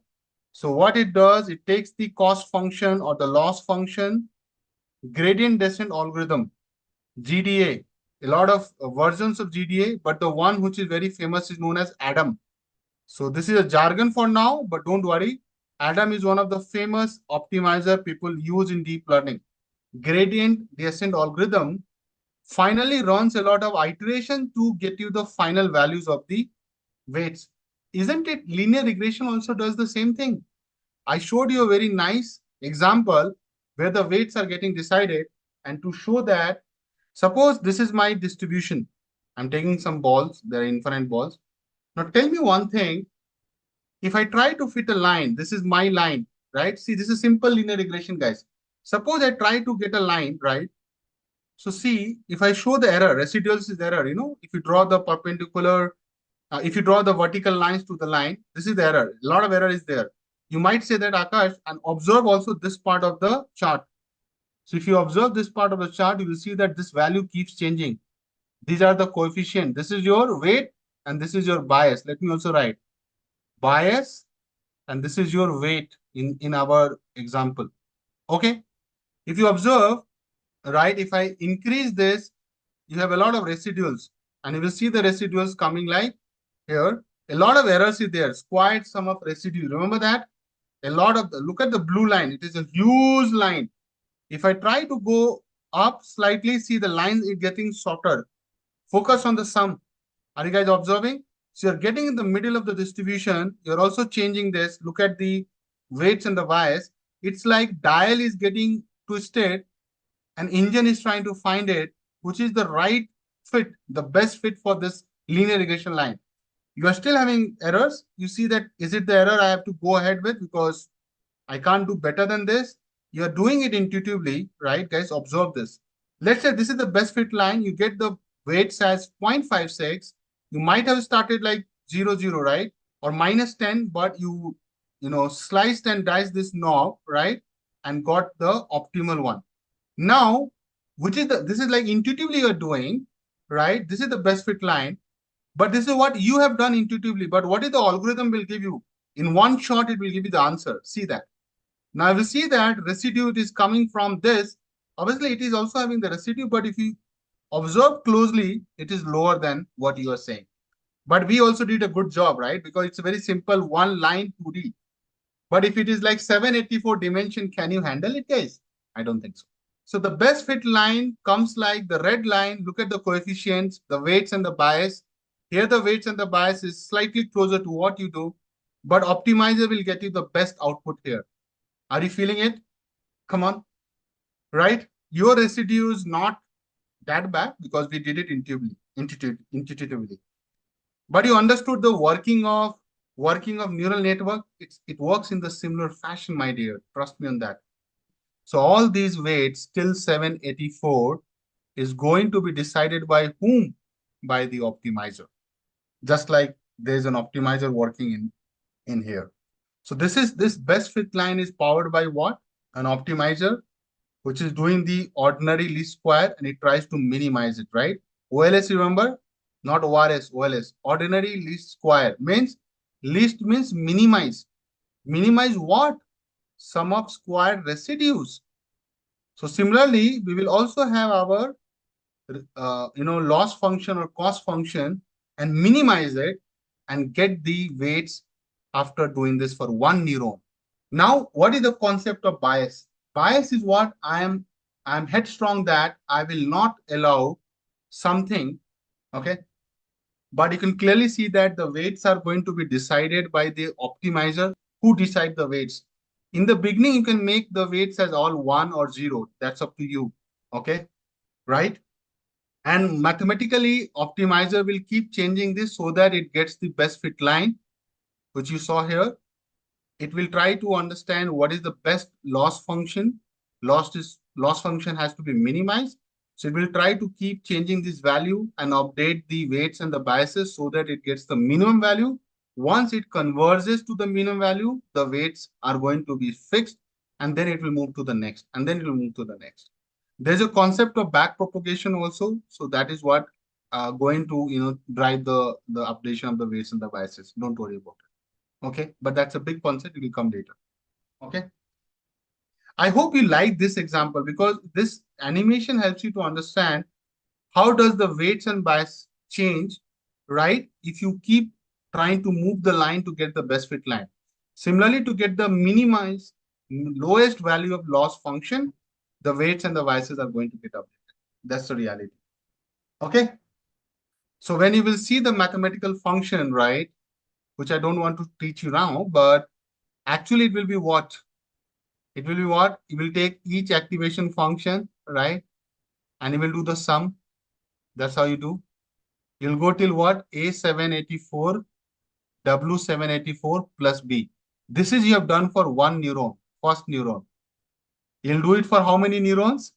784 neurons. It will become like a matrix calculation, guys. Can you see that? I hope you are able to feel. So this part is known as language dot product because dot product gives you the sum product and then you are adding a bias. Understand? So this is just a teaser, but I'll get into the true maths going slowly into it and gently into it. Okay. So you will do it for 784 neurons, right? Convolution. So guys, this is the new word in the market for you, and that's convolution. Convolution has been derived from the word convolve, right? So I'll show you something and then you realize what's happening, okay? There is a value which you are putting it here by sliding this 3x3 filter. Can you see this? It's a 3x3 filter because you have 3 rows and the 3 columns. It's a 3x3 matrix, right? Observe this. So you'll keep sliding and keep moving and you will start capturing the feature. So what is this you're doing? With everything which you're moving around, the moment you're sliding something, you're trying to capture the complicated details of the image. Now, image can be colorful, image can be anything, to be honest. Means it doesn't mean to be like it has to be 2D image, it can be 3D, RGB channel, everything. Okay. Similar thing you are saying in a different way, and this is it. Let me show you. But observe this. So can you see that if you keep moving around, you will get the value, and also there's a multiplication happening to get the features of the images. That's the intuition behind convolution. So mathematically, those who are from electronics engineer and all, if you remember, and that's something I can show you here. Powerful intuition portal. I'm putting here both the links. Guys, you have to see it for yourself. Both the links. But if you see what I'm trying to say here, from the image by using a filter, this is your filter. Okay. But this is very high level introduction. I don't want to get into the details yet, but you got it, right? But how do you explain convolution to a kid? That question remains there, right? You can't say that oh, you are taking a filter and all. How do you explain a kid? Okay. How do you explain convolution? Okay. So let me explain. Question is how to explain convolution to a kid. Let me help you. How to explain convolution to a kid. So let us break this. Suppose, so understand, we have a small image, right? So let us imagine checkerboard you have seen, right? Let us imagine, I'll write and talk through. Let us imagine we have a small image. We have a small image.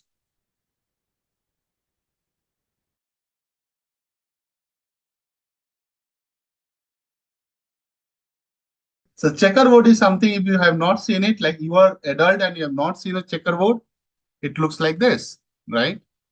Now, what is our objective? Our objective is to detect patterns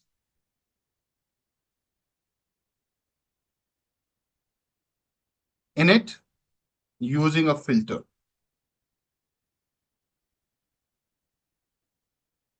Okay. So far with me. What is the working of this filter? So it will do what? Filter would slide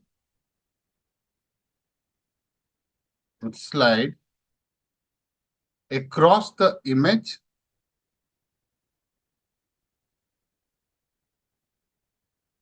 and at each position it will perform a small operation. Now this operation is up to us, right?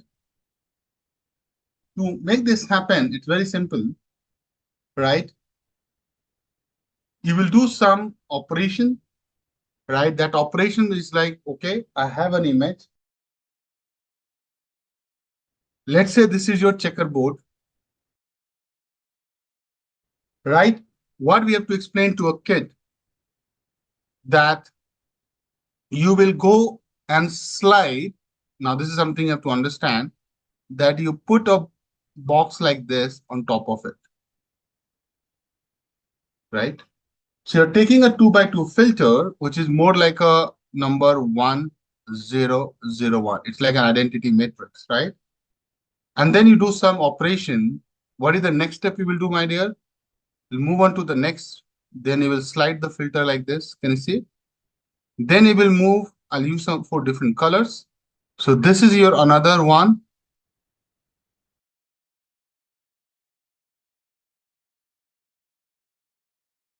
So that 2 by 2, how many slidings you have done? Starting from here, you moved from here to here, then you came down, and then you moved there. So total, how many calculation you will do? Overall, 4. 1, 2, 3, 4. I know this 4 is not visible, so I'll write 4. So this is your original image. This is your convolved image. Can you see that your convolved image is like having 2 by 2 matrix from 9 cell to 4 cell you have come, right? So you have captured the pattern, right, across the image and simplified it too. Now, how to explain this to a kid? Because if you explain this, you are removing a filter, the kid will say, go to hell, I don't understand anything. So what you have to say to a kid, I'll explain. You take a magnifying glass, right? And you zoom in using the magnifying glass, right? And try to match the pattern. You clearly know that the moment, suppose I make this like this. If it is this small size, right, you need a magnifying lens or glass. Now, the moment I know it is tiny for you, intentionally I'm making tiny. If this is this big, everybody can see the pattern, but the image is like this now. It is just a tiny part of the image of a big image. Think like that. You tell me, without getting into too much of it, you know that these two guys makes a sense. This is how you will realize there are 4 segments, right, guys? Let me make it 100%. So if you use a magnifying glass, you will be able to match pattern, and you will say, see, is it which one is closer image to each other? So you will say which one is closer to your image. You will say, looking at the magnifying glass, although it's tiny. So this is like a why I'm trying to show you this story. This image, the moment you put to a magnifying glass, which is this, so you will say that, dude, look at this. If you put a magnifying glass on top of it, right? What I'm saying as a point, or what I'm making as a point, is that, so what I'm trying to say, guys, if you put a magnifying glass on top of it, your image will look like this, everybody. So what I'm trying to say, the magnifying glass will give you this image. Then you will be able to see that these four guys are closer, right? That's the role of a filter. You can ask your kid. Your kid will say that, I think this is closer. Slightly this one also. But definitely these two guys are too much closer, right? Similarly, we'll say that, okay, these guys are closer, right? Or these guys are closer. Are you feeling it? So what you are doing when you say closer, the word itself means that you are able to match the patterns. You're making like look alike, match the pattern. Pattern of what? The color, the shapes, and the size, right? Are you feeling similar? Convolution does the same thing. If something is similar, something is correlated, why you need to keep two things? It's redundant, no, right? So that's what this image does, that out of 9 cells, the same quality of the image can be explained with how many cells?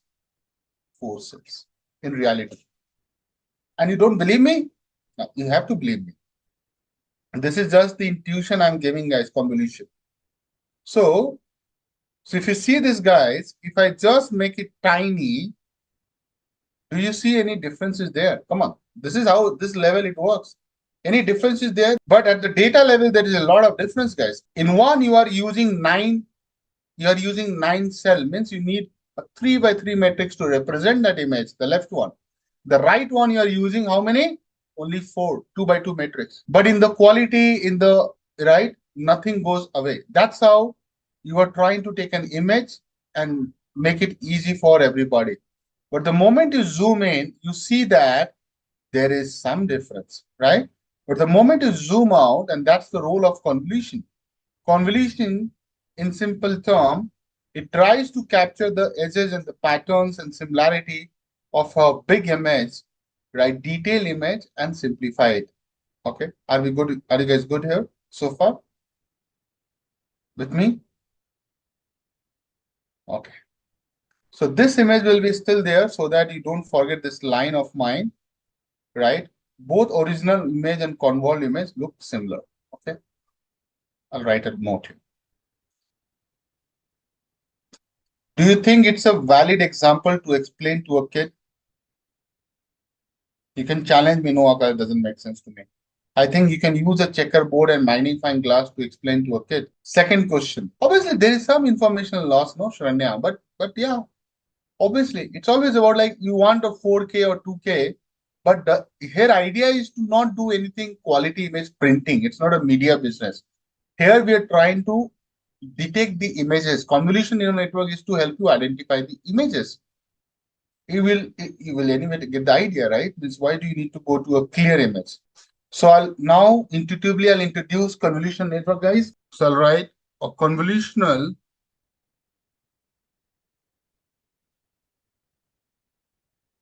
neural networks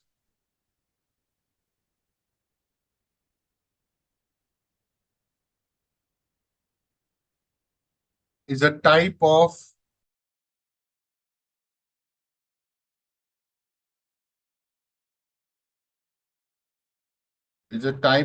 deep learning model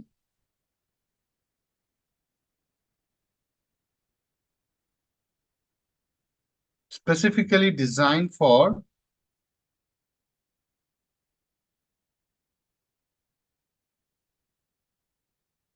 tasks like image recognition,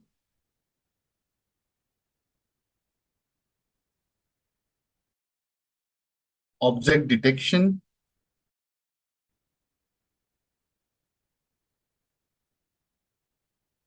and other tasks involving spatial data.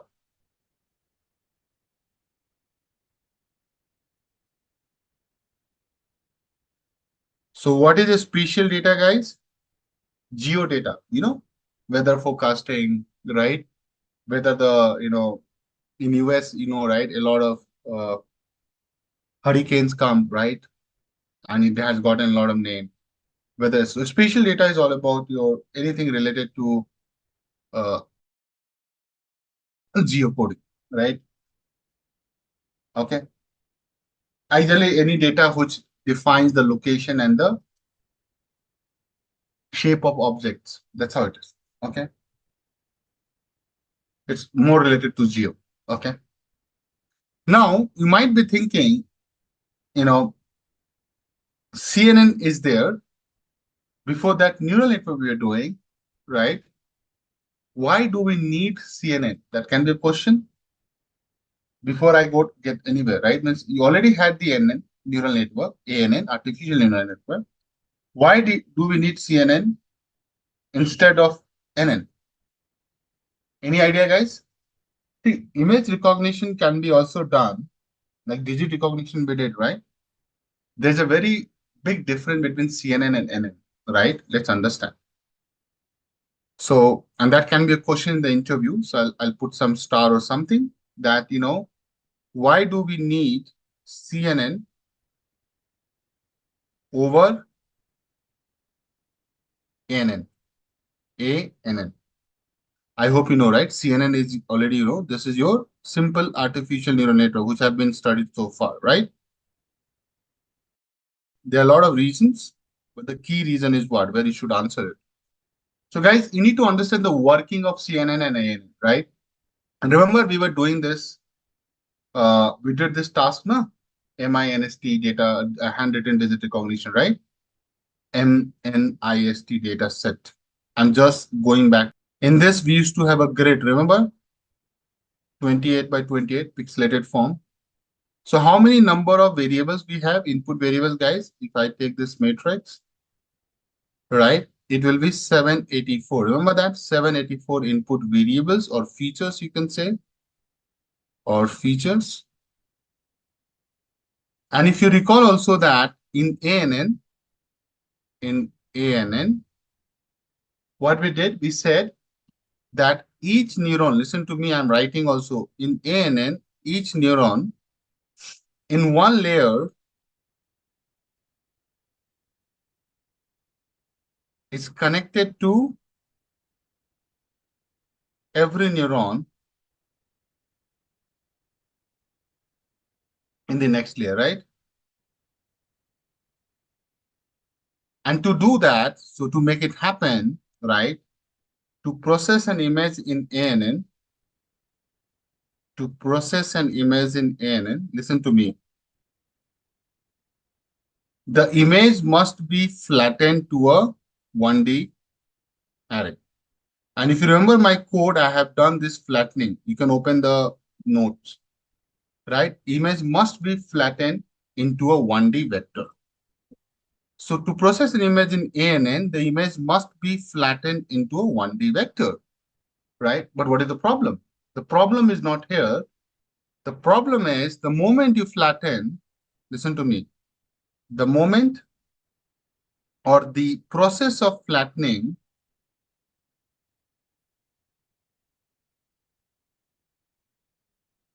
ignores the 2D spatial structure. Computation will come later, but understand that structure goes for a toss. 2D spatial structure of the image. Basically what that meaning the neural network does not understand or does not explicitly capture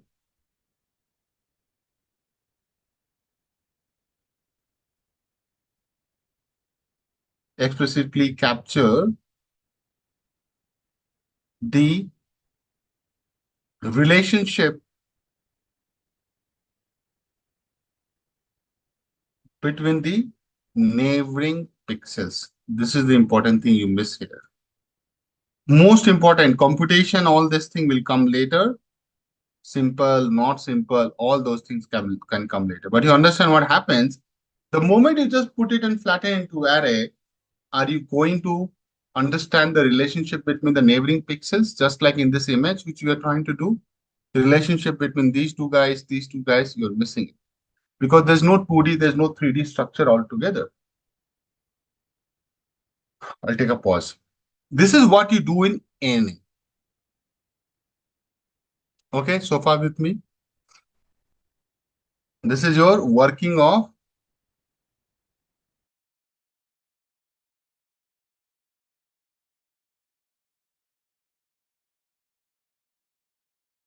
now working of CNN. Although I'll go in a lot of detail, but this is just to give you a high level idea. How does it do? Because my working of CNN, I have to go into the heart and soul of this. In contrast, this is still part of introduction. I'm not teaching working of CNN yet. What CNNs are designed? CNNs are designed to handle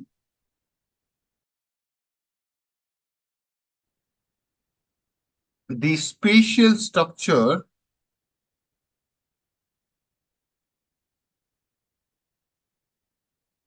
of images. Okay. How do they do that? I have just shown you, in this, how you might have opened these links to see, right? How it is, sliding and, capturing the information. Or in this checkerboard example, right? This is what you say, right? Are you doing any flattening there? No. You are, without doing any flattening, you're moving a filter in that 2D frame only. Right?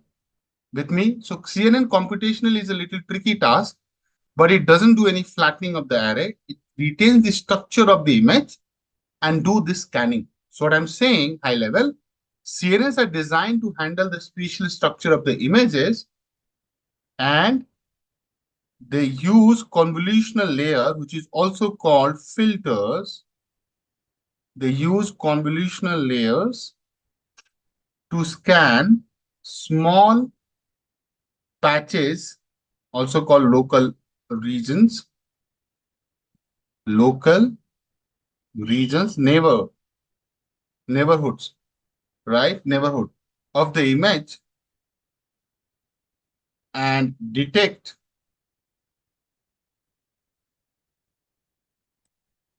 patterns.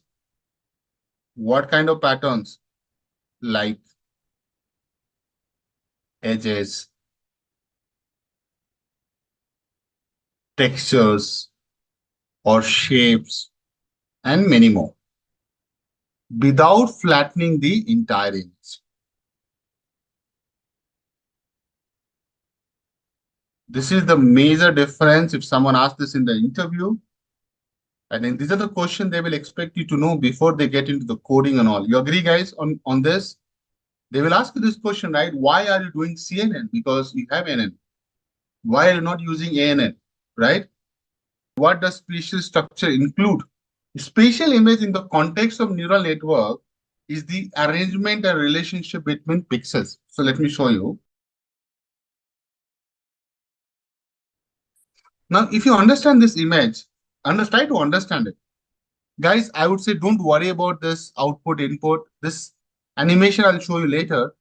But tell me one thing, if I go into like pixelated form and take any part of the image, do you think there is a lot of similarity? I've taken a very simple image, but if I just go to this part of this image, do you see there is a lot of similarity? At least this whole big patch. Come on. Agree or not? So rather taking each and every pixel and convert into like a flattened array, just understand that you're complicating the whole things and missing the similar information, right? So that's where CNN says that, oh, don't worry about it. Don't go into the pixelated form without understanding the pattern. There are a lot of things being done here, right? For example, this image. See this image, guys. Don't get excited about seeing these images. Guys, can you see that? I'm just showing you that, guys, if you see this, obviously, spatial is a word coming from geo, but here in an image, what do you mean by geo? Geo is like location of this patch, this filter, observe this. So location of this filter on this image, right? And then relationship between that. The same thing you do on a global geo map. I don't know how many of you guys have seen this. Uh, Earth, Google, Google Earth. Guys, so look at this map. This is a Google. This is coming from Google. Spatial actually means you go to a location, right? So go and pin it. So you come here. Let's say we are, I think I'm sitting here somewhere, here, right? So I'll go and pin it here. So if I go here and pin it, right? And I come that, okay, go zoom in. So can you find that there is some similarity in the topography of this part of the, right? I don't know how many of you guys are aware that this part is known as Western Ghat. Why it is called Western Ghat? Because of some reason, right? But can you see that the green patches shows that there are a lot of trees here?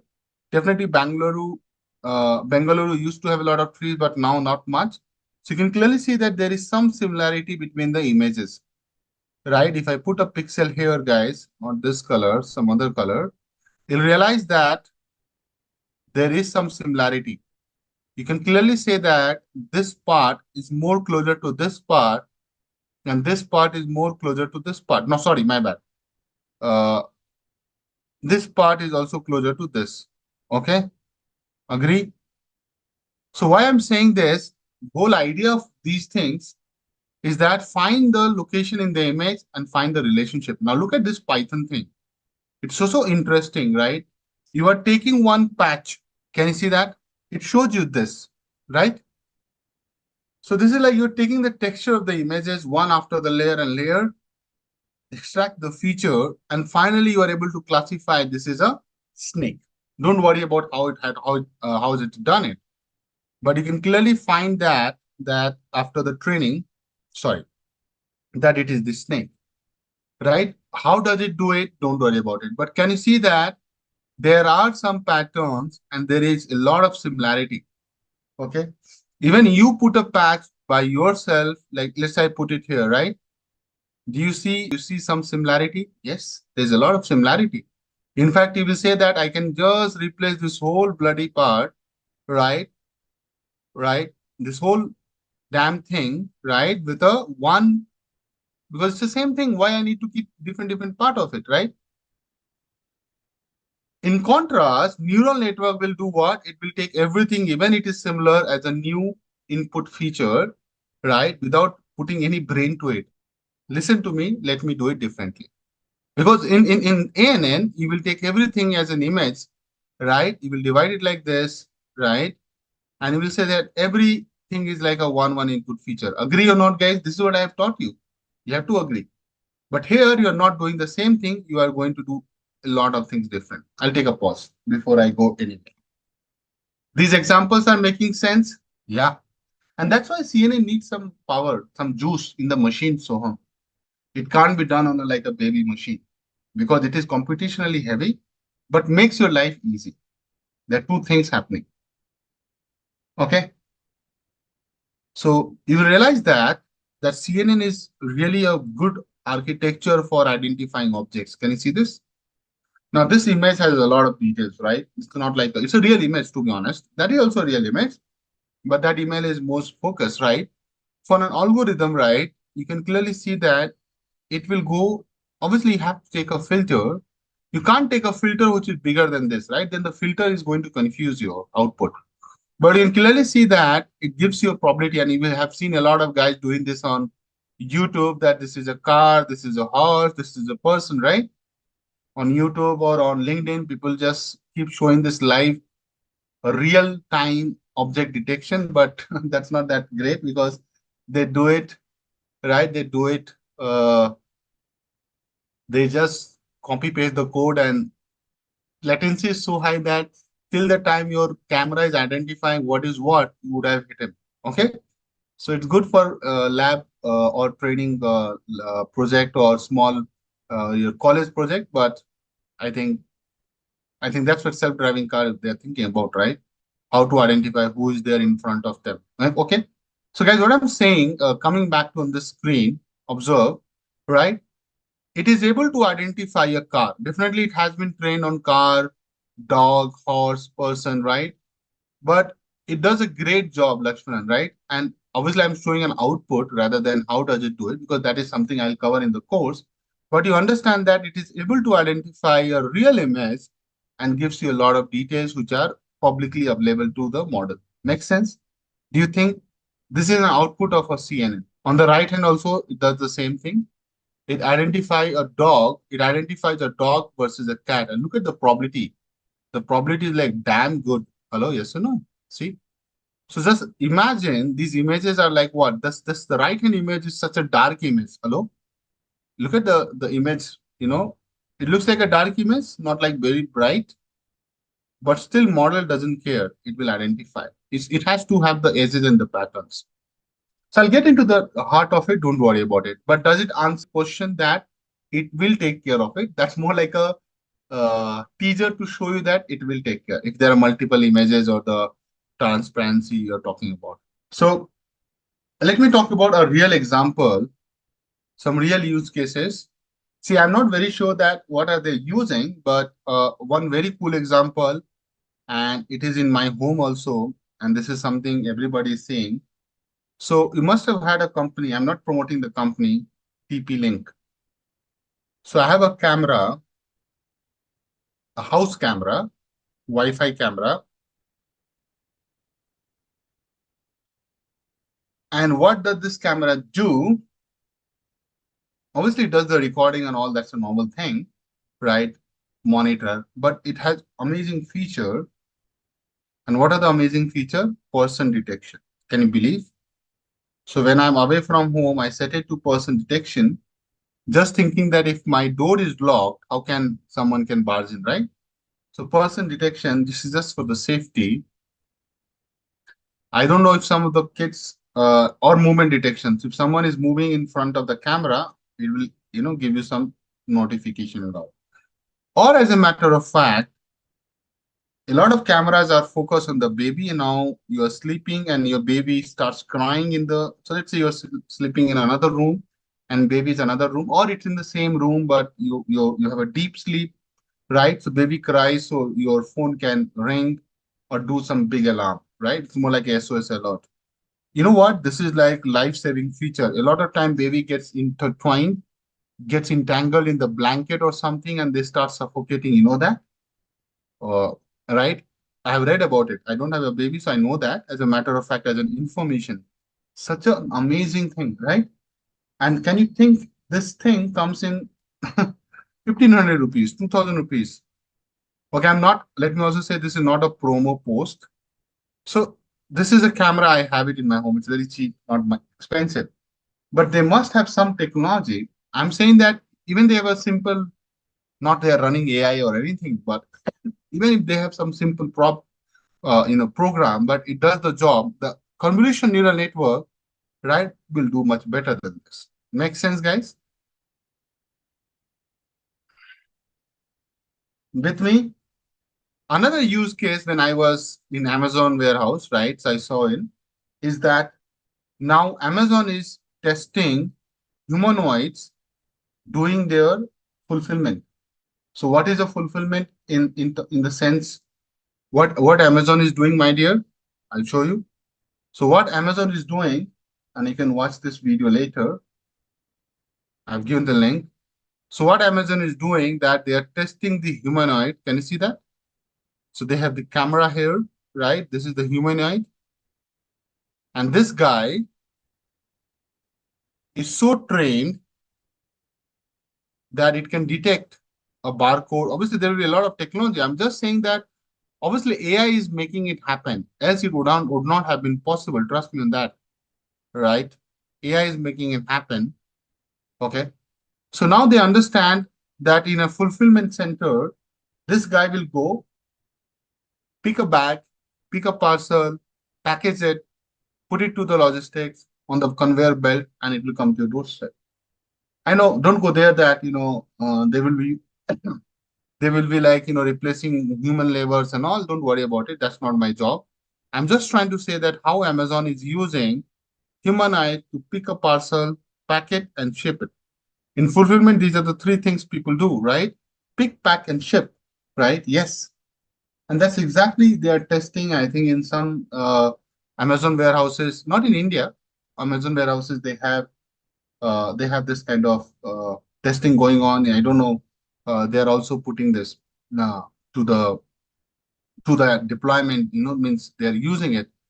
So there can be 10 different applications. So detecting the human objects and all these are all fine, right? But there can be a lot of real application of convolutional neural network. Trust me on that.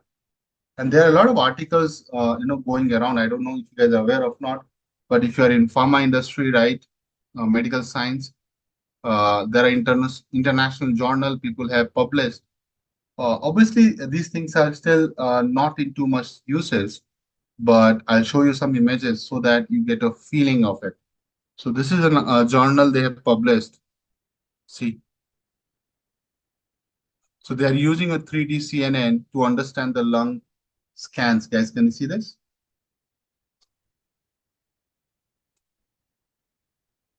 And here you get a bigger quality image. I think this guy they have provided.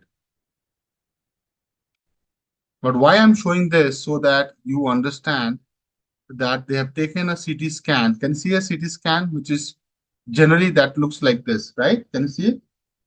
And if you want to read about this article, I'm sharing this here. So they're using 3D CNN to try to find if the patient has the, you know, see, Arun, there any correlation with MRI and CNN? See, CT and MRI is what? It gives you a way of looking at the images, right? Isn't it? So CT and MRI more like the way to generate the scan of your lungs without looking into the bones, right? See, I'm not an expert of CT scan, MRI scan. But can you see that, guys? They have given you three combinations, RGB color. Are you seeing this? Green, red, and blue. Okay. So what they're trying to do, they're analyzing it in different segments, coronal, axial, sagittal, different slices and all, right? And they are putting into a model to come up with that, whether it is a COPD and non-COPD. There are only two outcomes, right? So they're trying to find that if somebody has, so COPD, I know it is chronic, obstructive. It's a technical language,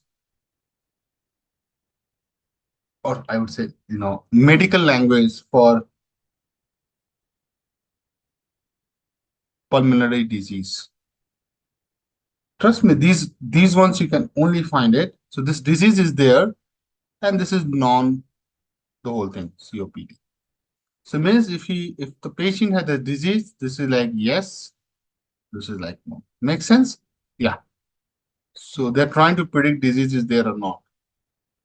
Okay. And in this CNN model, they have reported that their accuracy came to 89.3%. So what they're saying that if you take a scan, give it to a model, it will accurately predict 90% of the time that a patient really is having a COPD or non-COPD. Make sense? This is the same thing the expert look at it and they try to find looking at the scan. The scan is a movie, it's a film, they give you a CD of the CT scan or MRI scan. Are you guys aware? They don't give you the images only. They also give you the scan video. So when I had COVID, definitely not a good time to talk about, but they also gave me so my lung was scanned and they do it. Okay. Make sense? Why I'm saying that this is so important. See, really need a good lung specialist to detect this at an early stage, right? Understand what I'm trying to say. Any tumor, any cancer, any liver failure, any heart disease, right? You really need the expert. But do we have the experts across the globe? Answer is negative.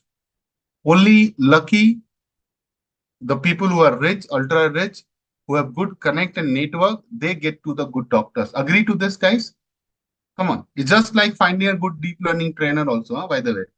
So just imagine that if someone is going to just teach you or tell you, or just using a tool, just like you have a watch, you have a smartphone, you really don't need Steve Jobs all the time.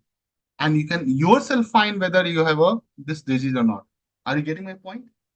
Just imagine you can manage your health, right? If someone tells you that after 10 years, someone has a prediction that if you don't do this in 3 years, your heart will fail. You will do something about it. But if someone tells you that, dude, your heart has failed, what will you do about it? Nothing you can do about it. You will just spend your all the savings in those 10 weeks or 20 weeks, but the end result doesn't change 90%. But in 3 years, your 5 years, if somebody predicts something can happen to your body, looking at your lifestyle, your body structure, your genes, your RNA, DNA, blah, blah, blah, and they can tell you that, okay, follow this. Obviously, then the ball is in your court. Still, you follow the same thing, you keep smoking, lung cancer is about to happen, you know it. It's just like that. Now, evening rain will happen, but you still did not take out the umbrella. Are you getting me? So don't take these pointers lightly, and mark my words, after 10 years, maximum 10 years, 5 years to 10 years of time, a lot will be happening in the medical science using AI. AI is going to be tapped like anything into medical, pharma, medical, life sciences. Be ready for that revolution. Make sense? Okay, on this note, guys, I think let's take a break. But I hope you are getting hooked up to this, getting some good sense that, wow, this is really interesting. And let me also show you the model they use. They have given this image in the end. Look at this. This is their convolutional neural network model on the images. Just understand this. Obviously, this is a complicated model. I'm not going to teach you this. And please don't ask me to do this lung cancer prediction problem. I have some protocols to follow, so I can't teach you this.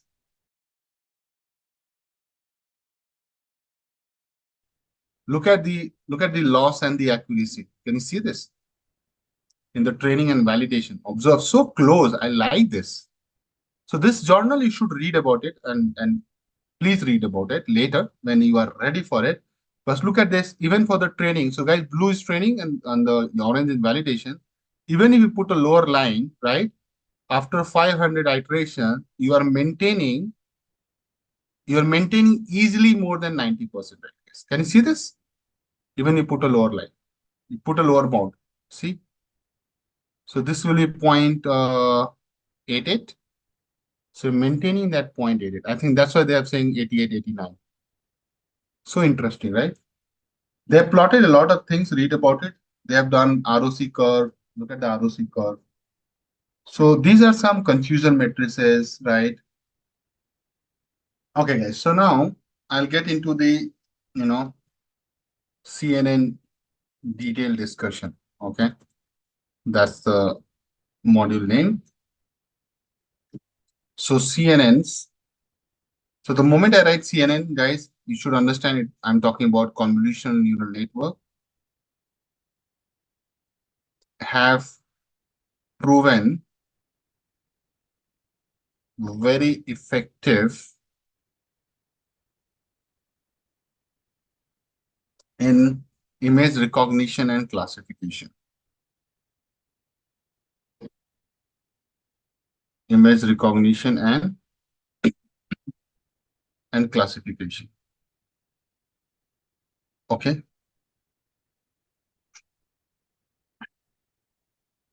So what is the implication when I say this?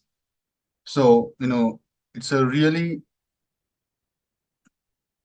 successful in identifying faces,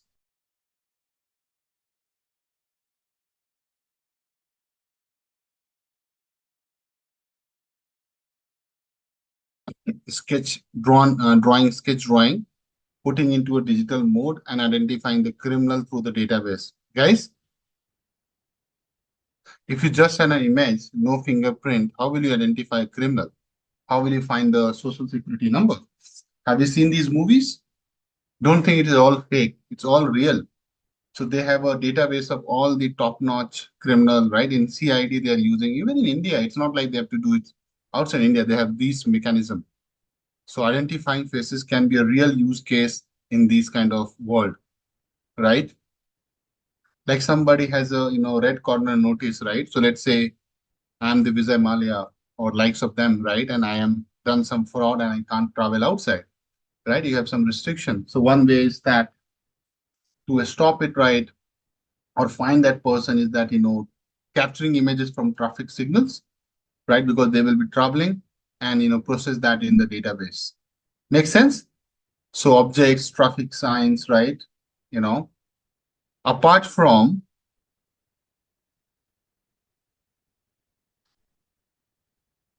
powering vision in robots and self-driving cars. So just understand the length of the use case, length and the breadth of the applications and the use case, right? And these are some well-known, example I'm looking at it. So if I show you these few images from the screenshot, guys, I have, just observe this. So, CNN can read and generate this, okay, for you that what is happening there. So soccer player is kicking a soccer ball, right? Likewise. Make sense? Before I get into the detail of it, right, I'll show you the journey of, CNN, okay? This is the timestamp CNN is having. Can you see this? So the first convolution neural network was introduced in the year, right, 1989. I think some of the guys were not even there. I'm talking about the college guys, right? Isn't it? So what is the timeline of CNN? You see this, right? 1989. So don't think that it was foundation was long led, right? It's not like something a new thing. So if you remember, I mentioned that in 1950s and 60s, perceptron got onto the canvas of AI. Remember that? Don't forget the guy, Frank Rosenblatt. He's the guy who introduced perceptron in 1958. Do you remember that? I had mentioned that, right? 1958 perceptron came. Okay, maybe I'll revise for you guys. This is very important. You have to understand the history. So perceptron could classify binary patterns, right? It has limited abilities. 1980 time, right? New cognitron came into the picture, and that was done by Kunihiko Fukushima, right? It is coming from Japan. So it was more, you can say that the early version of neural network, convolutional neural network, right? 1989 convolutional neural network came, and Lennet, right? So Lennet is an architecture name. So this is the early stage, but 1998 time, right? Lennet 5 got published. So they have missed this. But definitely they're doing research for the longest time. It's not like that they came in. So 1998, Lennet 5 published, and Lennet architecture, also known as Lee Kuhn, okay? So the guy was Jan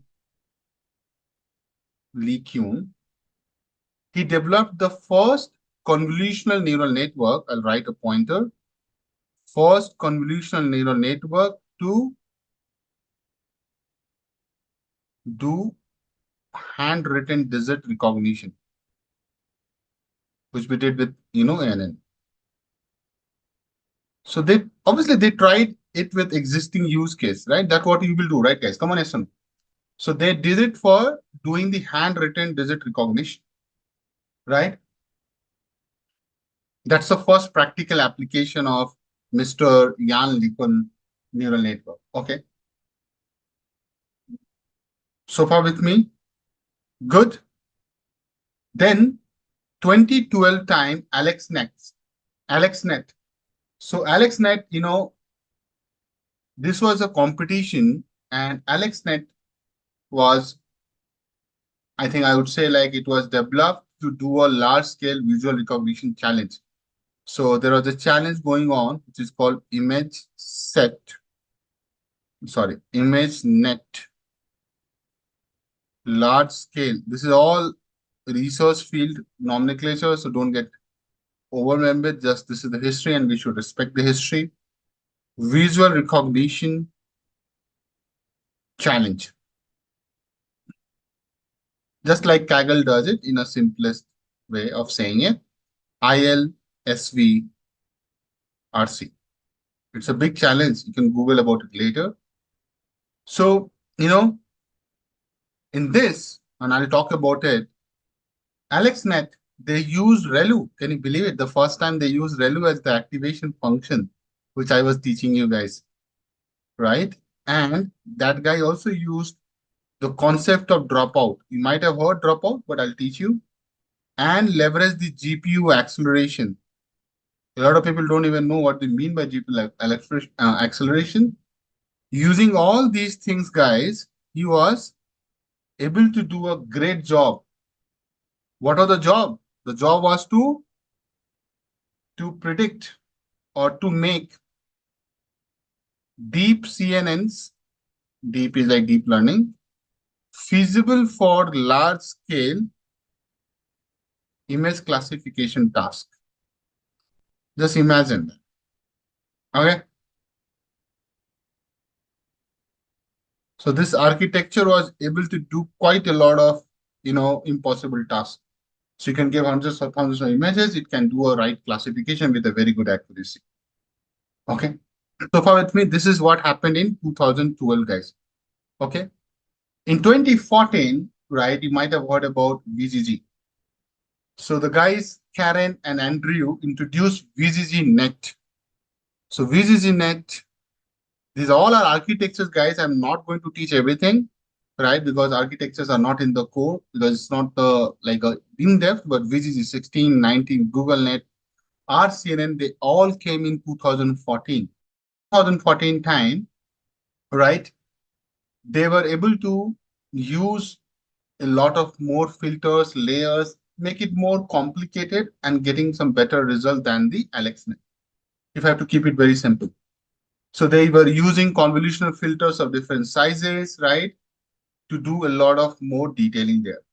2015, ResNet came into the picture, which is also known as fast RCNN. So ResNet was, mind-blowing, Miss guys. So RCNN, right? It was doing training up to very deep. How deep? The 152 layers. Guys, you understand what is the meaning of 152 layers?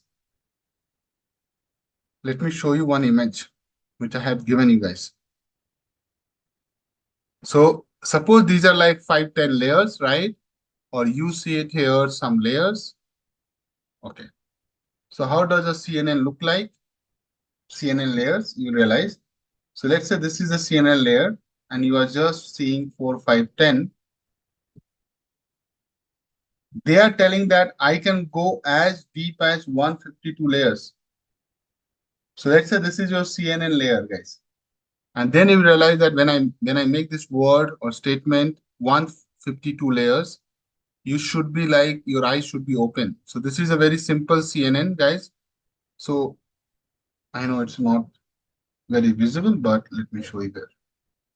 This image is bullshit. Let me delete, guys. See. So guys, can you see this? You are not going so many layers, right? Right? You have starting from the 1 layer, 4 feature maps, 8 feature maps, 4 class units. So layer wise, if you see, there is like 1, 2, 3, 4, 5, right? And you are stopping there. But what I'm trying to say that in ResNet, they are telling that they could go up to 152 layers. Okay, just imagine one behind the other, one behind the other in the sequential. Okay, makes sense? This is what ResNet gave it to. So see, the structure remains the same. Only thing they were trying to do some more layers, get better results. That's how any development happens, okay, to be honest. Now, in 2016 onwards, right, they are starting with the object detection by using yellow. I think yellow is something you might have heard about it. It's a very famous thing. You only live once. It's not that yellow. It's a different architecture. You only look once. It's not you only live once. Okay. So yellow architecture is you only look once. This is the name of the architecture. So this architecture this is the architecture you use in autonomous driving, self-driving cars. Can you believe it? Or video surveillance. These are some real application, guys. Video surveillance, right?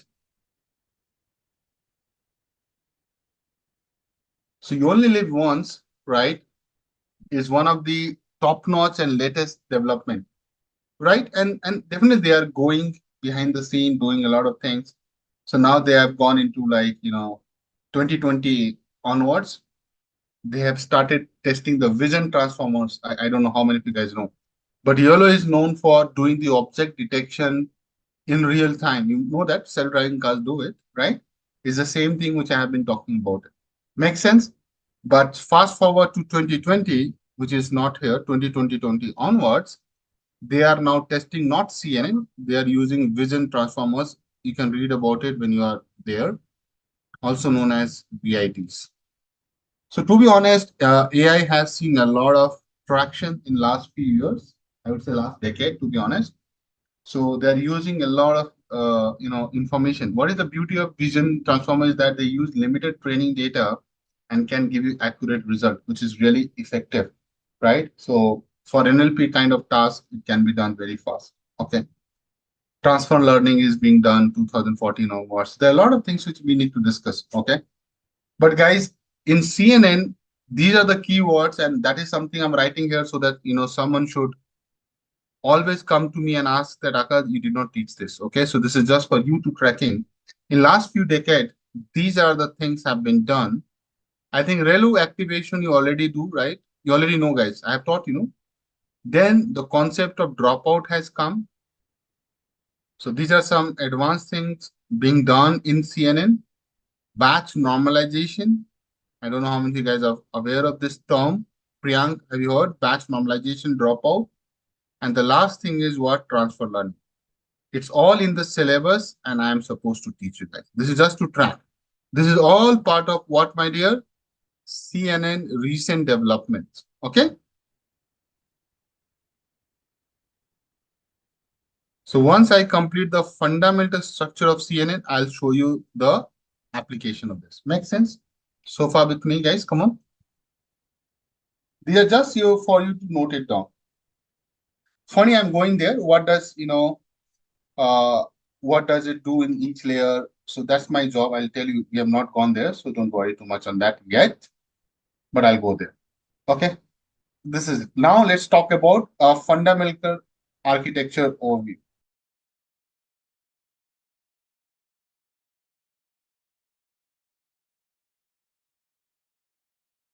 Architecture overview, guys. I'll start with the typical CNN architecture. A typical CNN architecture consists of several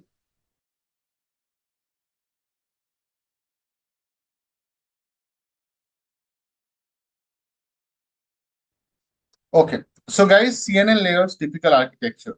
So number one is input layer, because this is nothing can change there, right? Number one is input layer. So let's start with input layer.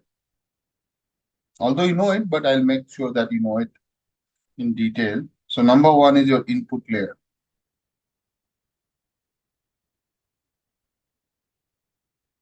So guys, you know, right, in input layer, what happens? The raw image data comes in a multi-dimensional array known as a tensor. So I'll write one line. The input layer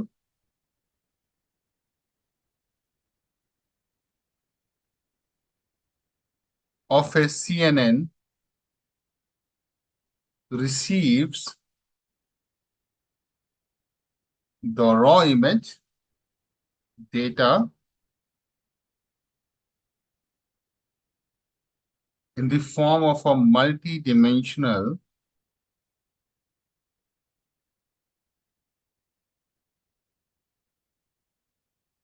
array, also known as tensor.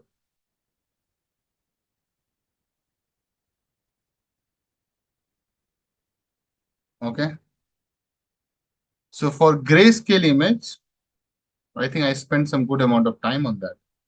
So for grayscale images, the input tensor will only have a height and the width, remember? So basically the input tensor is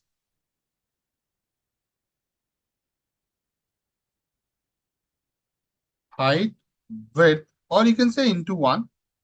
But 1 is nothing. 1 refers to the signal. So I'll say, what is H? H is the height of the image. And see, height of the image can be decided in pixels, centimeter, inches, whatever. Generally, we take number of pixels. Okay. Number of pixels, but taken vertically. Just, refreshing a memory. What is the next one? Next one is width. That's your width of the image. And what's that? That's number of pixels horizontally.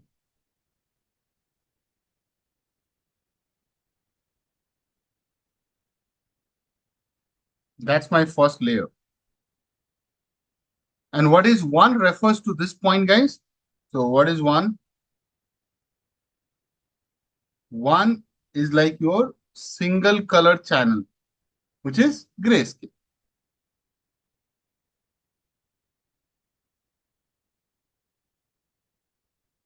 Single color channel grayscale. This is for grayscale images. For RGB images, guys, colorful images,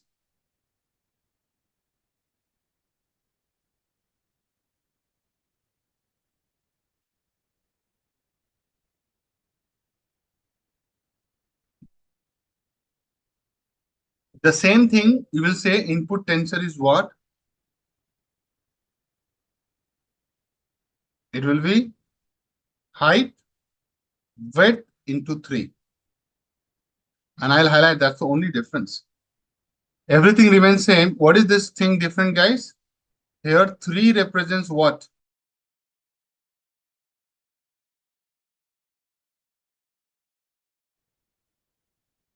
What are they?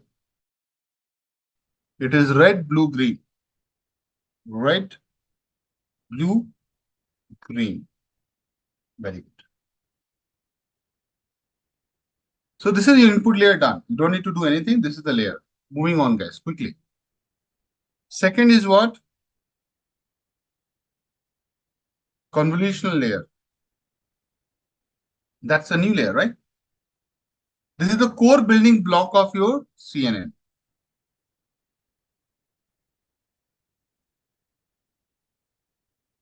Core building block of CNN. Without this, nothing can happen. So in this, what you're doing, it applies filters, also known as kernels, right? Not colonel, kernel. Let me write, you realize. Also known as kernels. That's a mathematical term. So it applies filters to do what? To extract features like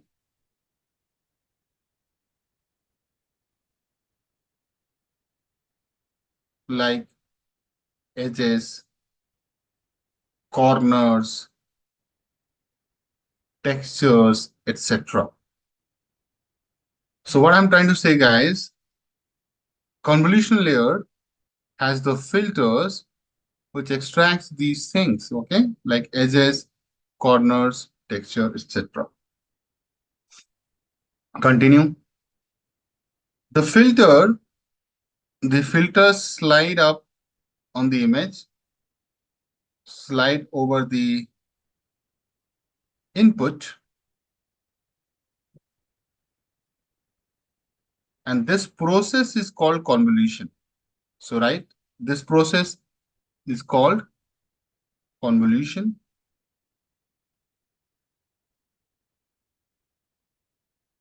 Why I'm doing this?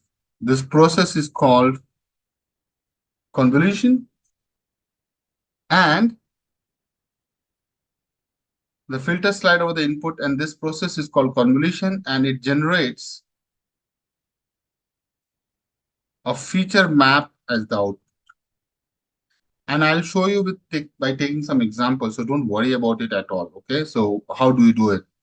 Understand the steps first. So guys, it's more like you are sliding a filter over the input to get what? The feature map. Just focus on the highlighter, right? I'm going to show you some real fun thing for the day so that you go like with a lot of ideas, right? So have you seen the tic-tac-toe game? I think everybody has seen tic-tac-toe. Every bacha has seen. Can I say that? Tic-tac-toe. Those who are struggling to understand what is this is it. Guys, you can't say no, right? So what I'm trying to say that, guys, I have image, right? Two images. If you look at the pixelated form of X, O. So guys, I'll keep it like in my layman term. So this is like your letter X and letter O or 0, whatever you want to say, right? Let's not fight over this. Can you guys see that? It's a very, if I just make it tiny, you will see that it is, we're putting the O, right? If I make it tiny, it looks like you're putting an X. Guys, with me? Guys, say something. I need now frequent good to go on this. Okay. So if you see this, it's a very simple image. How many pixels you have? You have 6 by 6. See, 1, 2, 3, 4, 5, 6. So it's a 6 here on the width and 6 here on the height. It's a very tiny image, to be honest. It's a 6 cross 6 pixels for both the images. Agree? So total how many pixels? 36 pixels. Okay. Now if I have to use this in my normal neural network, what I have to do?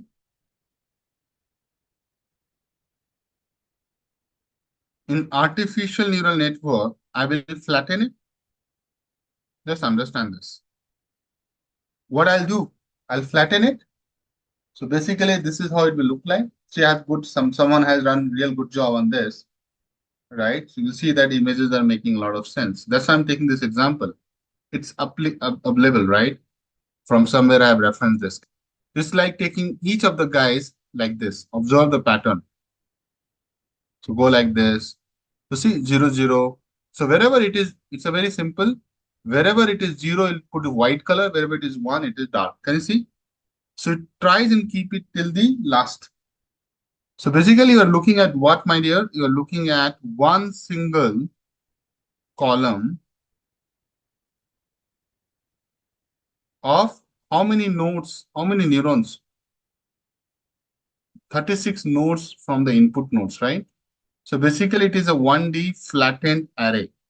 If I do this in the convolutional, sorry, ANN, agree? Now, if I have to go and complete this, it will look something like this. So what I'm saying, guys, here we have 36 connection from the 36 input nodes in the hidden layer, right? Guys, observe, this is how we will model it now. Correct? Suppose you have more neurons. So this is just one neurons. So you have one neuron getting connected to 36. Suppose I say you have two neurons. So it will look like what? Like this. So if you can see, the first one has how many connections? This has 36 connections. Means 36 weights and the bias, right? You have to do. How many this guy has? There are two neurons. So this is 36 and this is 36. If you do a plus, how many are there? 72 connections. Can you see that with every one, right? It is going like, my God. Makes sense? Just imagine that you have taken this image like a 1 megapixel. Not even saying, guys, 12 megapixel and 50 megapixel. 1 megapixel is like what? 1 into 10 to the power 6 pixels, right? If you take square root of this, that gives me the height or the width. So means 1000 pixels in the height and the 1000 pixel in the width. Guys agree? And that will make an image of how many? 1 megapixel. Agree? This gives you 1 megapixel image. Let me write fully so that you don't get confused.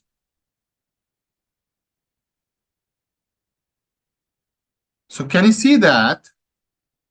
So for one neuron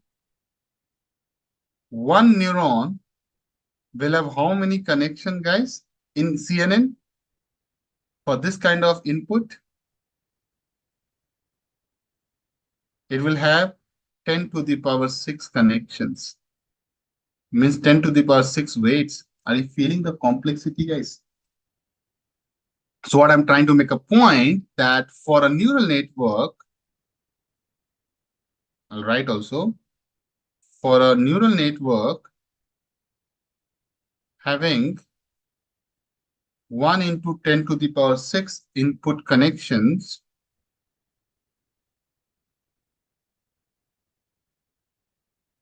for a standard size image. Yeah, 1 megapixel image is a standard size image. Now I have digressed away from the tic-tac-toe. The model needs to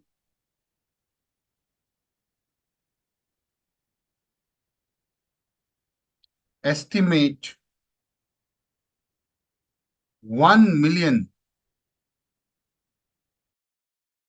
I have only taken a 1 megapixel. So the model needs to, it's a standard size. The model needs to estimate 1 million weights for each neuron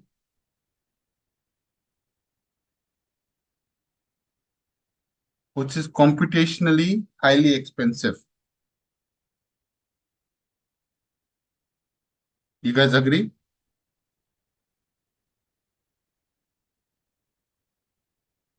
I think you have to. So do you think this is the effective way of doing this is the effective of doing this thing, guys? Which is computationally highly expensive. I changed the color because I did not like it, guys. I have this power. Which is a big turnoff, right? So it's not effective at all. This is what scaling we are talking about. This is what they were telling. No, Lennart, AlexNet, they were talking about the scale. This is called scale. So what we are trying to say as a conclusion, and this is something, if someone is really testing your knowledge, they'll ask this question. Applying neural networks, the basic one, the basic version, right, the vanilla version, right, is not the right approach. Agree? I just showcased you the problem. Millions of weights, how will you estimate, right? Just for an image classification problem, right? The reason is that as it does not scale, and it does not scale well. Make sense? Where CNN comes and help you, CNN says, hold on, let me come and simplify it. So CNN comes and simplify it. I know you might be thinking, how does it do it? That I'll explain in a moment. And make it computationally less heavy.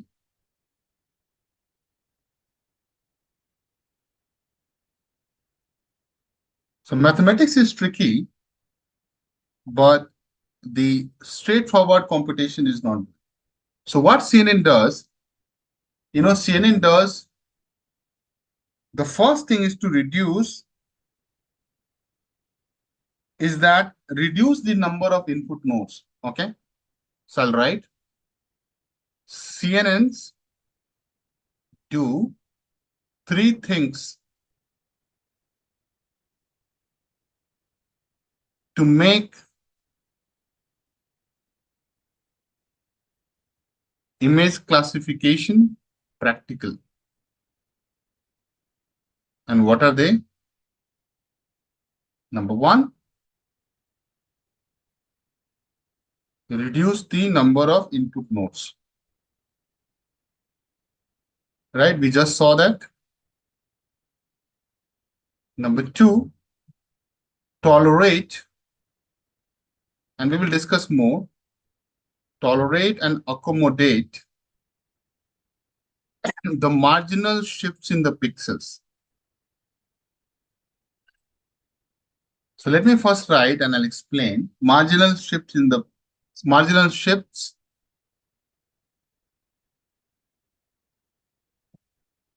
tolerate and accommodate the marginal shifts in where the pixels are in image.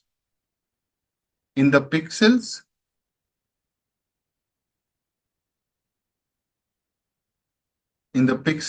within the image. This you will not understand as of now, but I'll show you. There's the third thing it does, that mind the correlations in the image, complex image. Mind the correlations in the complex image. Okay, hold on. So I'll show you all those things. Don't worry about it. So first thing first, guys, let's understand one by one these things so that you get a fair idea of what I'm trying to do. Okay. So let's say this is our image. Let's explain the first point and I'll keep it short. This is the first thing they do, right? Step one. Let me also do the color coding. I'm talking about this part. Guys, reduce the number of input nodes. How will it happen? So what it does, guys, it will apply a filter. And there are a lot of different types of filters. So on top of this, this guy is saying, I'll apply a filter. So CNN applies a filter to the input image. And there are different types of filter. If you are aware, Priyank, some of the guys are having some good awareness. So they will think like, okay, he's only talking on one filter. I'm starting with one filter. I'll tell you all the filters which are important for your course. Okay, so don't worry about it. So this is also known as filter, also known as kernel, right? As I mentioned. So we're going to apply this filter on top of this image. Can you see this? We have the base image at 6 pixel by 6. I'm just taking a baby example so that you don't get lost. Okay, so don't think why is not taking a complicated example. Nobody takes it, right? And I'm applying a filter on top of it. How many pixel by pixel this is? Guys, come on. These are my instruments, and thanks to the guys who put together these things, I like it. If you observe, on the diagonal, it is only having the ones. Can you see this? If you observe this filter has a specific properties, and every filter has its own characteristics. But can you see this? It says that on diagonal, actually it's an off diagonal. So on off diagonal, in matrices, there are two diagonal, principal diagonal and off diagonal. This is the principal diagonal. So on off diagonal, values are 1, rest all 0. Can I say that? And rest all 0. With me so far? Now, in your head, you have to understand a point, which I'm trying to do it. So now, on off diagonal, values are 1, rest all 0. So what I'm trying to say that we will take this filter, listen to me, and we will start overlaying here. See. Can you see this? 3 by 3 pixels. Observe this, guys. Come on. Then move around. Are you feeling the same thing which I was starting the class today? So what I'm trying to say, see, guys. So this filter will look like this.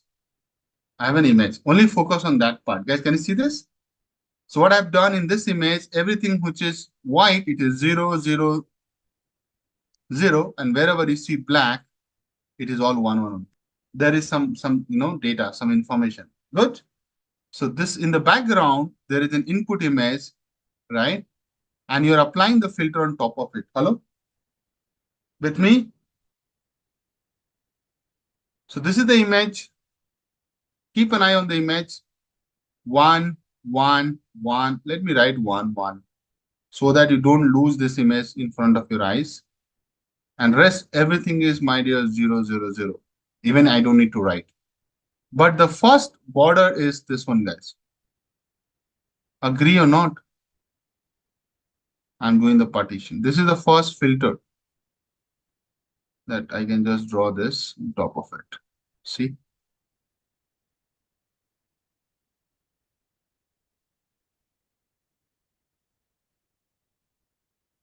Right? See? Now, this is like a coincidence that wherever this filter thing is like 1, 1, 1, 1, 1, rest is also like 0. So if you multiply this, so, it's a dot product. Okay, so everybody, in convolution, this is a convolution layer, right? In convolution, you are going to do the dot product. So dot product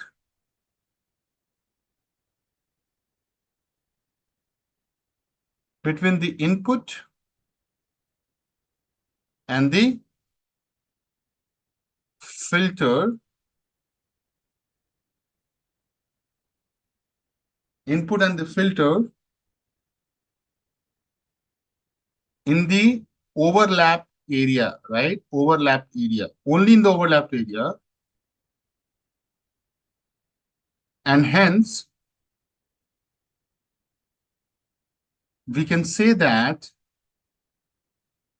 the filter is convolved with the input. This is the step when you're overlapping it and doing some calculation to find something new, which we call as feature map. It's a fancy word, but the fundamental principle is that finding the overlap.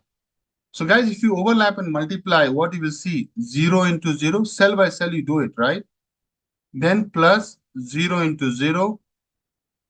Don't miss it. Then 1 into 1. Observe this, my cursor. 1 into 1, then go on. Plus 0 into 0, or maybe I'll write it below. 0 into 0, right? 0 into 0, plus 1 into 1, plus again 0 into 0, plus 1 into 1, plus 0 into 0. I think you can already see that the number would come out to be what? 3. Very good. This is the dot product. So remember when I was teaching you basics, gradient descent and all, in dot product is basically what? Dot product in algebra is equal to sum of products. Dot product basically gives you what? Sum of products, na? Isn't it? We have done sum products. Observe this, na? So dot products always give you this sum of product. Okay, makes sense with me? Just keep this in your head. Right? So you got the first layer value, So what I'm saying that you will have a feature map shape only, and you will come here and say, okay, I got this value as 3. Makes sense? But that is up to us because we can also put a bias to it. That's where the bias also comes into the picture. So I said, okay, if it is 3, no, I'll pass it to a bias term. And the bias I'm setting to this model, and this is ultimately the algorithm will do. Whatever the number will come, I'll subtract -2. Guys, can you see this? There's a concept of bias also, right? Isn't it the same thing we're doing in the neural network also, right? Some product of the weights and the input feature and then a bias. Tell me if a 3 goes and -2 happens, what is the final outcome you'll get here? 1. So you say not 3, it's 1. And there's a reason here. Okay? You're using this bias for the reason. So guys, now let's move on. Let's move on to the next part of the story. But I'll also give you the image, which I think important for us to show you that how it has been done. The same thing, I've done it manually to show you, but you can see the whole maths. And you will see there is a concept of bias, right? The same thing, and the feature map will be shown like here. So it goes through the bias, like I have shown you guys. Here, it goes through the bias and the feature map which I have given, I can move it around and show you. Make sense? It's the same thing I have written here. but I also want to show you pictorial nice diagram. With me so far? So one has come. Definitely this box is ready. Now what you will do, you will shift by a pixel. So next step. So what is the next step? You will shift by a pixel. It's so interesting, to be honest. Next, shift by a pixel.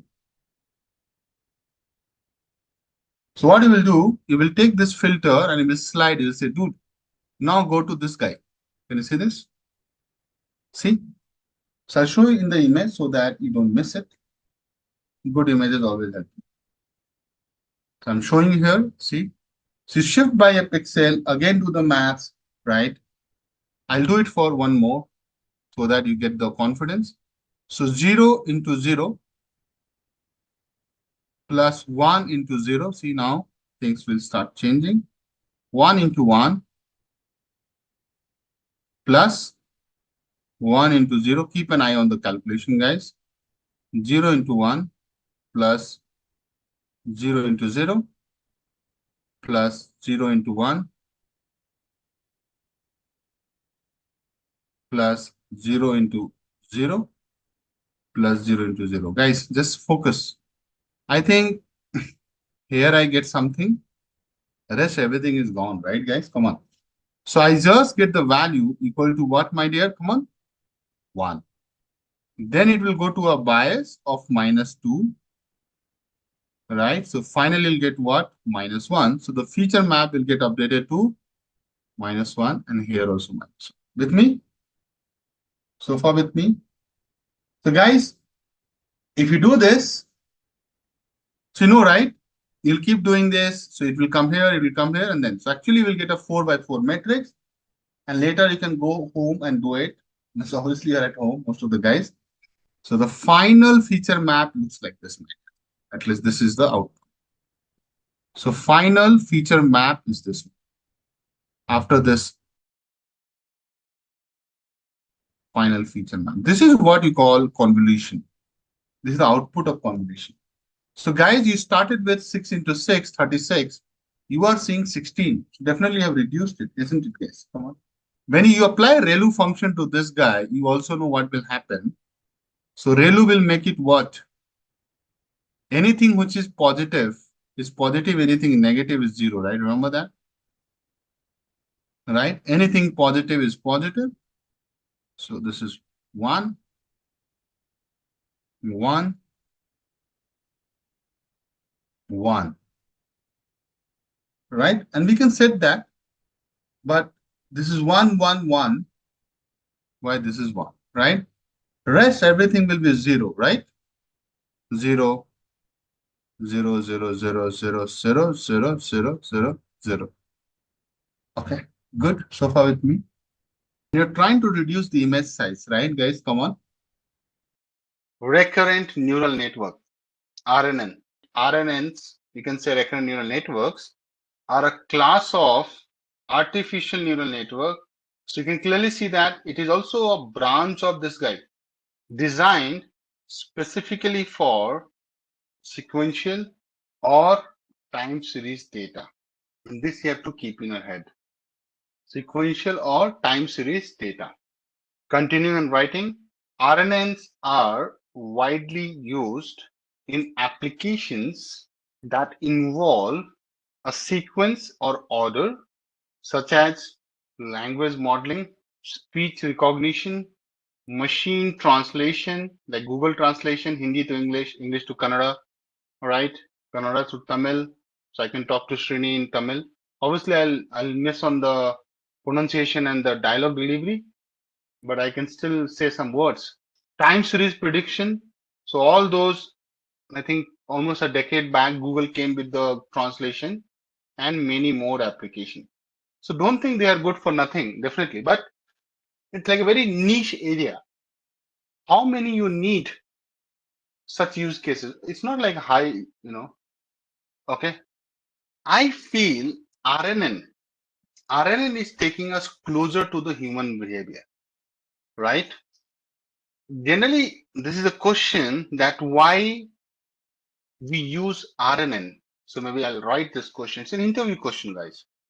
And you know me, I keep giving you this kind of question. It's like a pro tip means interview.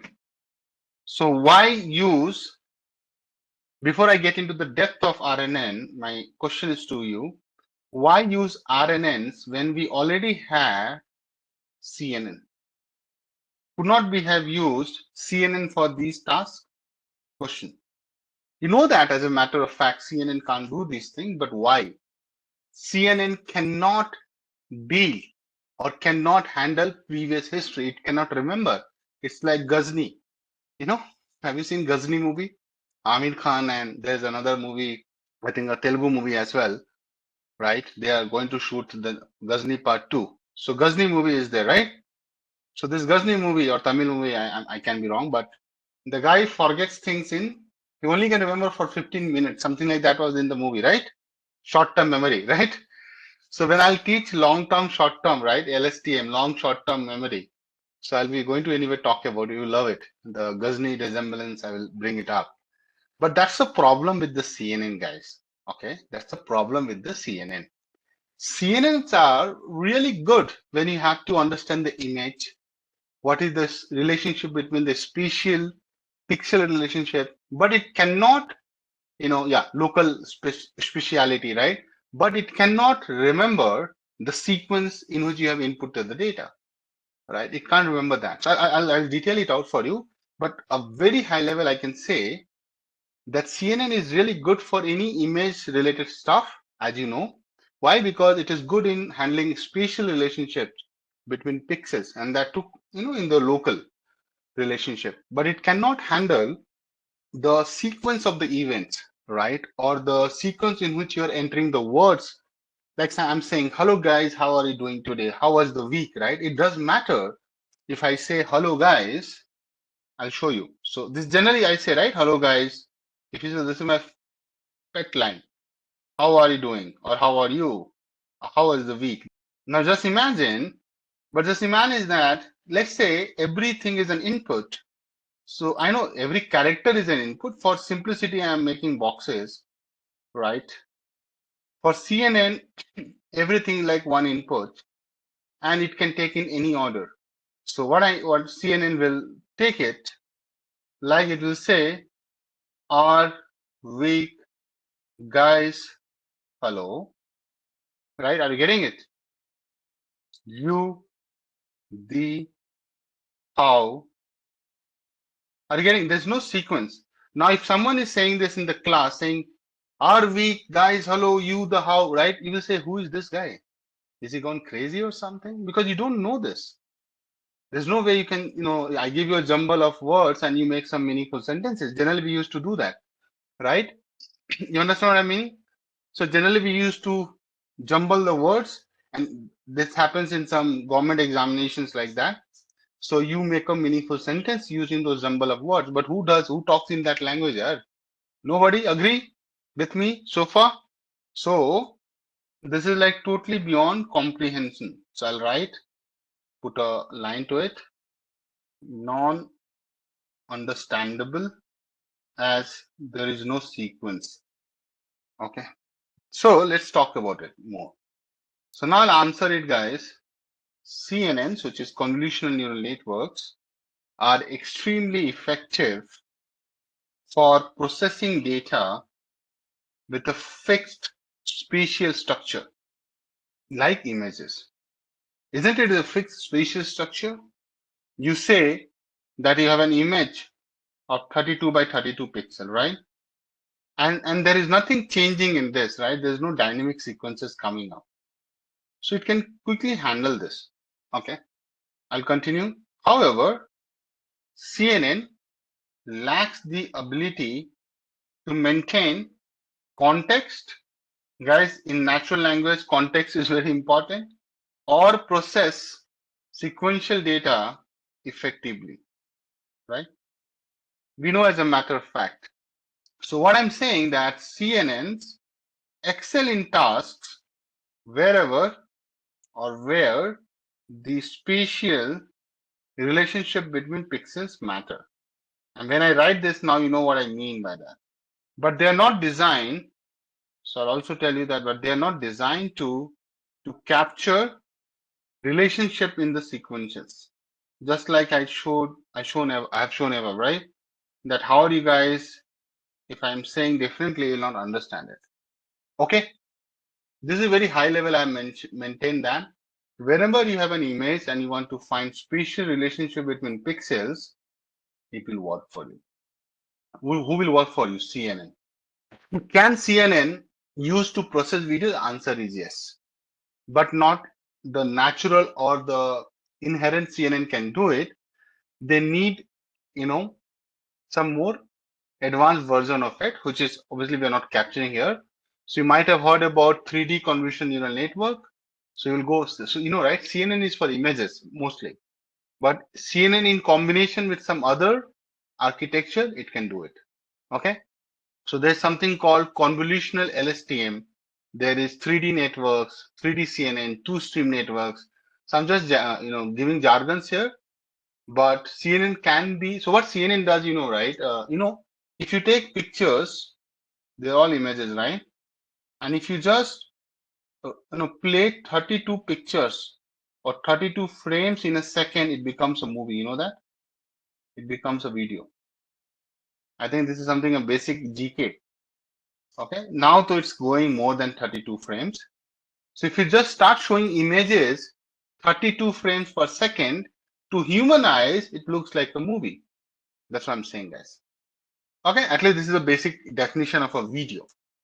So now since CNN can only look, right, one image at a time, right, that is CNN. But you also need to capture the sequence of it. That's where you have to either apply CNN with LSTM or CNN with RNN, or there are some more architecture, etc., to analyze a video. There are architectures. Okay, so you only look once is like is a real time object detection algorithm that uses a convolutional neural network only to predict the class and bounding box coordinates of objects in an image. It is still an image, guys. Okay. But guys, I'm not getting to detail it out because then I will, gives you the coordinate. I'll show you a real image which is famous on the web. So this is, you have seen, it comes on the LinkedIn. A lot of people keep doing this. I have seen people doing this. So this is somebody's screenshot I'm placing here. Can you see that? So it gives you a lot of details in an image. Okay.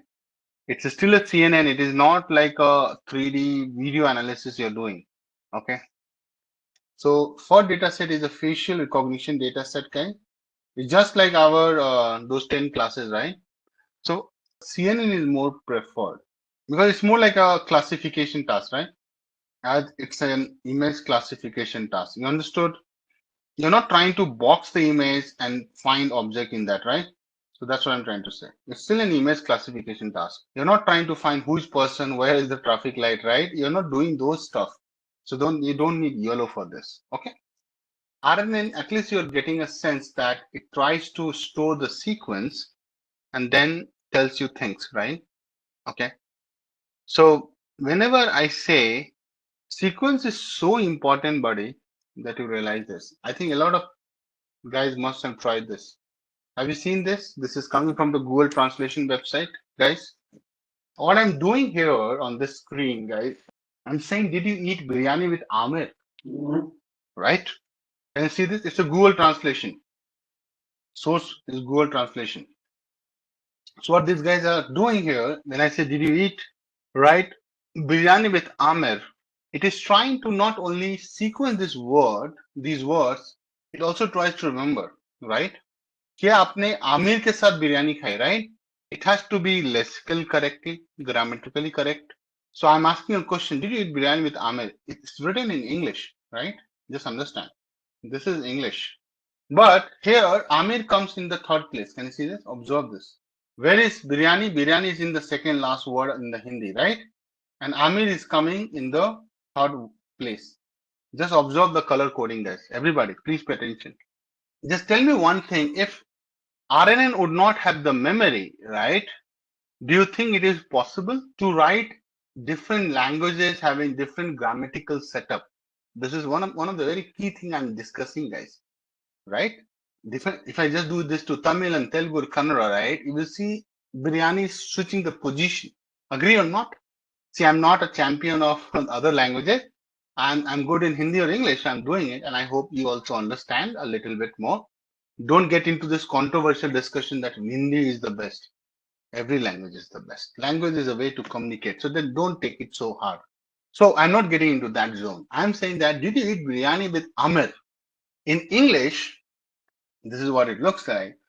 In Hindi, look, Amir comes here, which was the last position. It understands that it's a, so first if you write something, did you eat biryani with Amir? There are a lot of stuff happening, by the way. So it goes through this translation, but it first understands each and every character, its positioning, its meaning, and then it generates. So it's like first it takes its, then generates the response in Hindi, saying that same stuff in Hindi, giving the right position for the words in Hindi without losing the meaning, without losing the context, without giving any confusion. Isn't it brilliant? I'm not saying that Google Translation only uses RNN and it's doing everything. No. I'm saying that I'm just making a point. Use cases like this, right? Use cases like this that definitely needs to remember things before you can do anything. Agree or not? So what I'm trying to say before I go anywhere, guys, you guys agree with me? So this is in Tamil. Now different language, look at the beauty of this. So this is Amir, the popal, the popal. And this is biryani. Look at the language has changed. It's Tamil, right? Positioning has also changed. But the same thing can generate this in Hindi and this in English. You don't need to change the left side. You agree? So what it does, it not only takes this character, the word, the positioning, everything it remembers. So what I'm trying to say, RNNs imitate the function of human brain where it tries to model the sequence data like conversation, like human conversation. So there's a friend who is not happy that you ate biryani with Amir. Definitely he's not happy. That's why he's confirming. I'm just making it up. Did you eat biryani with Amir? Means he's not happy about it, right? How can you miss me? And it can identify, which is more like I would use the word anticipate sequential data in a way that other algorithms can't. That's the power it has. Oligo means algorithms can't. I don't know how many of you guys seen this. When you write something on the Google, it predicts it. Suppose I'll show you an image. Is the market going to crash? The moment I write, I'll show you. Those who are investing in market, I'm just making an example. Don't say anything. Is the market is going to crash? The moment I start searching the Google, I'll write source Google as Google Mind. These days Google can be a little tricky. Source is Google. Definitely we are using Google. So when I write something, is the market is going to crash? Understand. Is the market is going to be crash? I have not even completed it, but it has given me the top ones. How do you think it works? Right? So it can do ranking. You can say that suggestion. There can be multiple ways. So I know it can be a little misleading and confusing. Okay, guys, this is just like ranking of the search people are doing and showing in that sequence, right? I understand. But you know what? Google has this feature that auto completes it. And I have talked about it. You remember that auto completes the sentence. And that called Google Smart Compose. Agree? But it can only be possible when it remembers things, right? Google Smart Compose is one of the very good use case. Google Smart Compose is one of the very good use case for your RNN. I'm telling you. So why this is the hot topic? Because if you see now, a lot of people are searching this. Generally, people are always going to search this. I think Google Smart Compose, I'll jump to this. I realize that this is not a very direct example. So I'll talk about Google Smart Compose. There's something called Google Smart Compose. Okay. So when you write anything on the Gmail, right, it tries to predict what you're going to write and gives you some suggestion. Okay. Agree or not? This is called Smart Compose. So what is with the Smart Compose, right? Google's Smart Compose feature suggest, or you can also say anticipates the words or phrases to complete the sentences while typing. Okay. You know what? As a matter of fact, it's in the data, it's in the web, that it was originally Google Smart Compose has definitely come a longer way now. But the first time they built it, my dear, you'll be amazed to know it was originally built using a form of RNN. So guys, these guys are like legends, right? Using a form of RNNs. Obviously, it was also having, that's why I'm saying none of the Google application just one algorithm with long short-term memory, LSTM. So you know why I'm not able to go and build you for like a smart compose? There's a reason behind it. It's not a joke. But why I'm taking this example, then the cross question will be like, Akash, then why the hell you're taking this example? To show you that if you are an expert of this or you want to pursue something, there are some real life application which everybody is using. Like it's a real life use case. Guys, can I say that? Everybody is using it. So whenever you combine this deadly, guys, RNN and LSTM, you can do n number of things. Trust me. So that's why I'm saying, this is the topic of advanced deep learning. Now you're getting deeper in deep learning.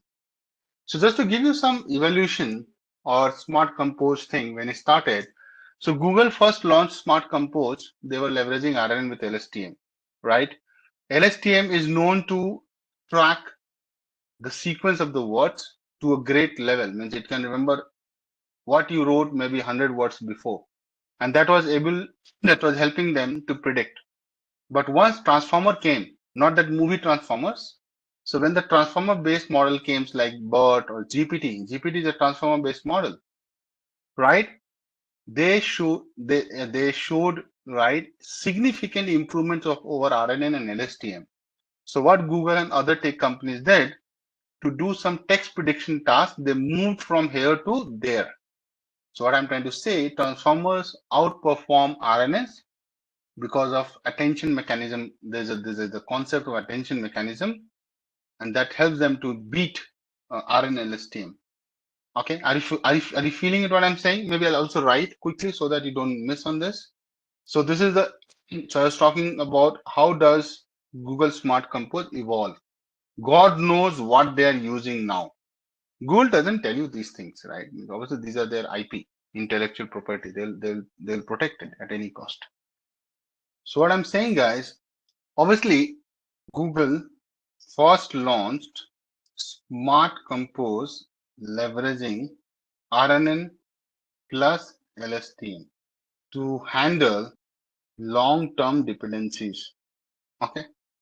When I'll teach you LSTM, you will know that LSTMs are known for or can keep track of earlier words in a sequence. That's the beauty of LSTM, which allows them to better predict subsequent words.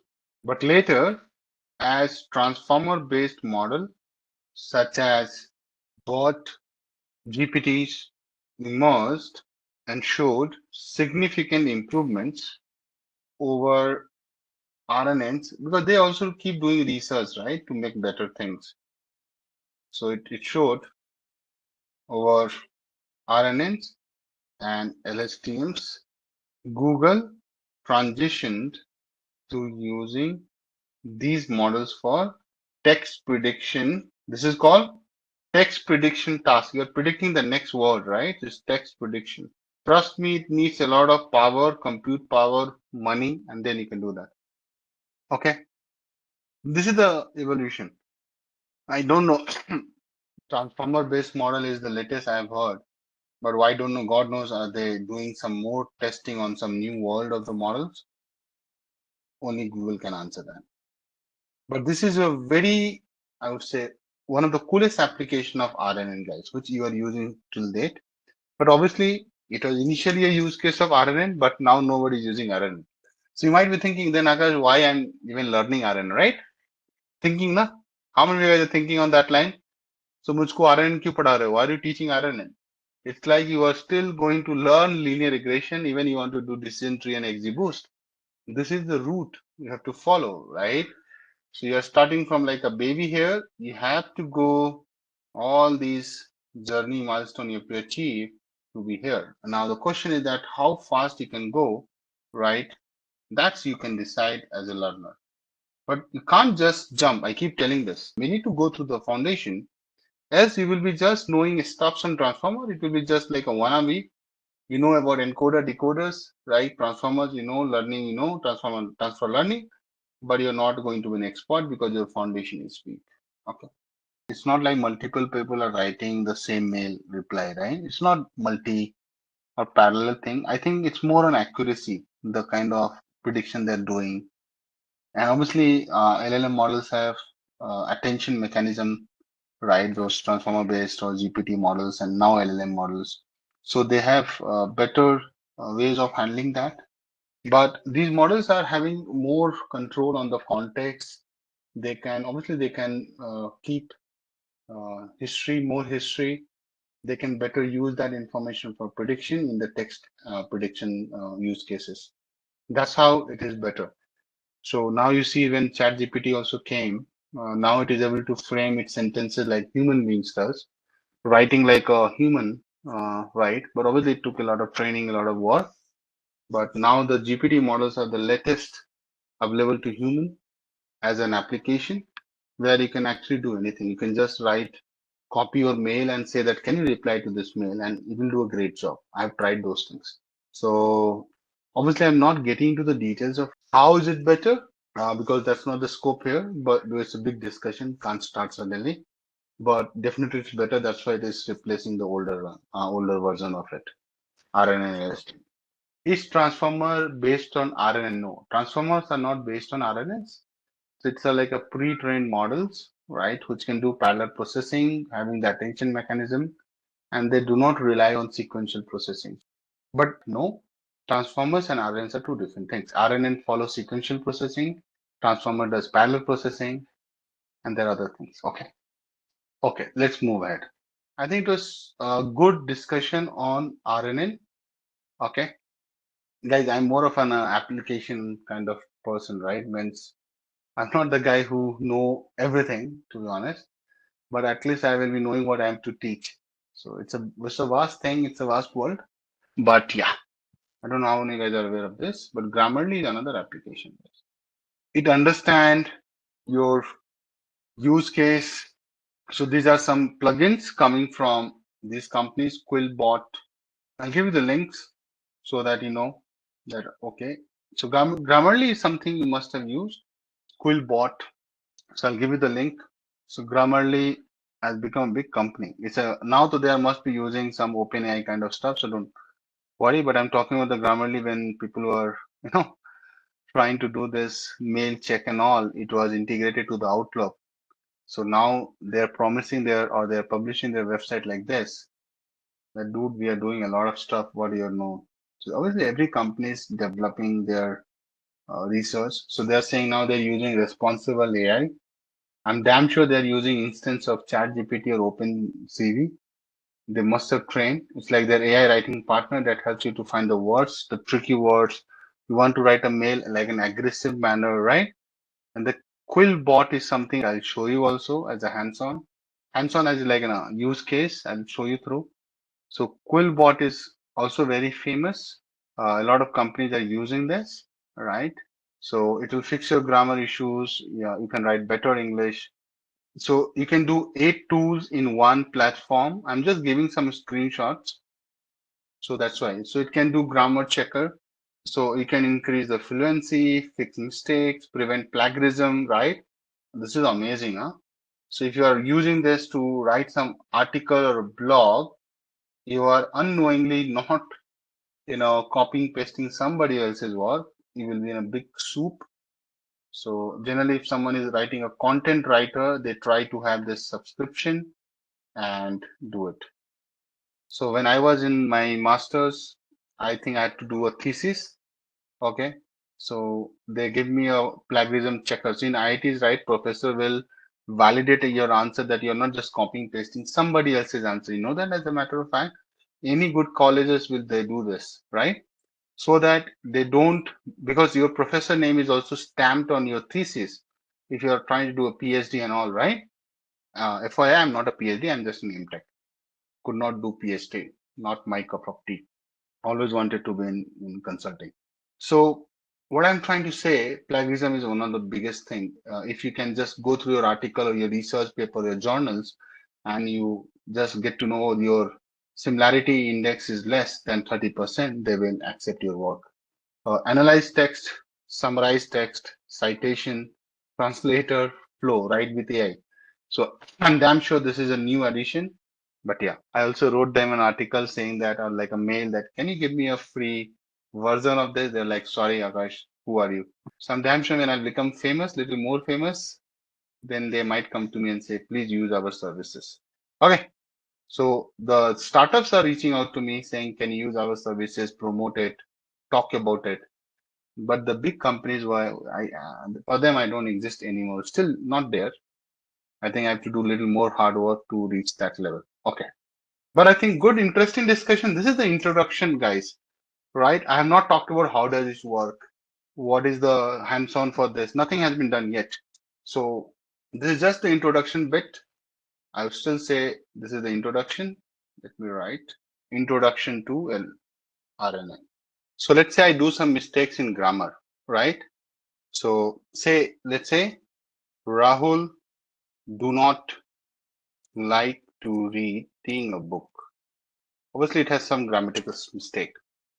So you can clearly see that it has so quickly identified that Rahul, those who know a little bit of English, right? They know that Rahul with the name, you have to use, V5 form. So Rahul does not should be here. Rahul does not like to read a book, right? So if I just take a screenshot just for the reference, and I'm putting in OneNote. So the corrected is, suppose I click here, so it will correct this. See, Rahul does not. So I'll just take the corrected version. I'm putting in the OneNote. So when I'll publish this, you will see it, my dear. Okay. Then if I click here, look at this. So far we have come. Isn't it? It is, is it like your English teacher highlighting with a red pen saying it's all wrong, what you have done, right?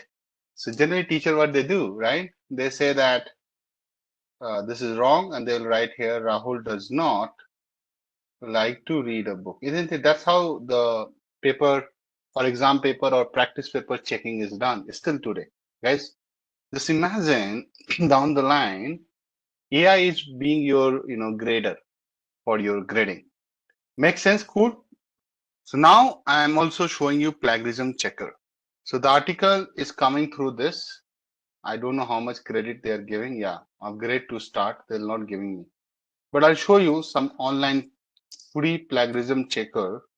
I hope free is like free. Yeah.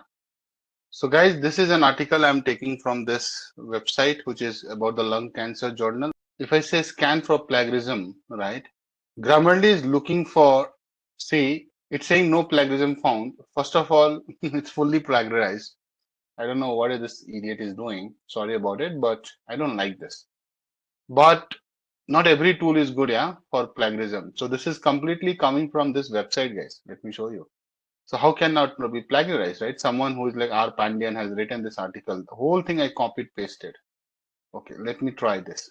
So that's how you cannot just go blindly and, take any of those application and trust it fully, right?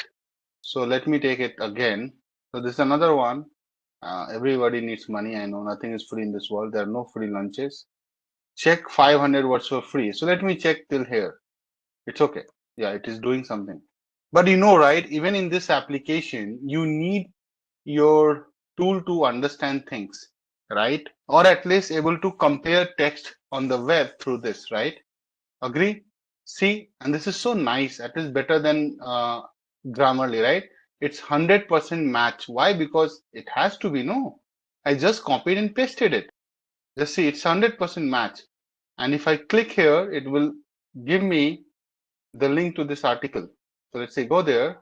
I say, okay, this is the same guy written this. Although I took it from sciencedirect.com, it is telling that it is coming from some Harvard, right? Very good paper. Very good paper. Did you like this use case? So it helps you to unknowingly, obviously nobody is able to mimic everything, but even if the percentage matches 50%, you will be in trouble. Okay. Text summarizer. So you can take this, the whole thing. I think now you are using Chat GPT, so you know that that whole text can be summarized. But here, this you can also do it. You can say that summarize this. See, so the whole thing it has read and summarized it. If I saying, what if we remove some sentences from this in the plagiarism thing you're saying, right? But still, it will be 100% match, right? Because it will match some other part of the chat, right? Got it? Okay, so this is all about Quillbot. You can try doing review of these things later. But yeah, that's all I wanted to show you quickly. There was another question which was asked in one of the interviews that why does feed forward neural network not good at predicting text? So guys, remember when I was teaching you artificial neural network, you have a feed forward, you have a back propagations, right? So question was mostly on that, why it is not that good or it is not at all good.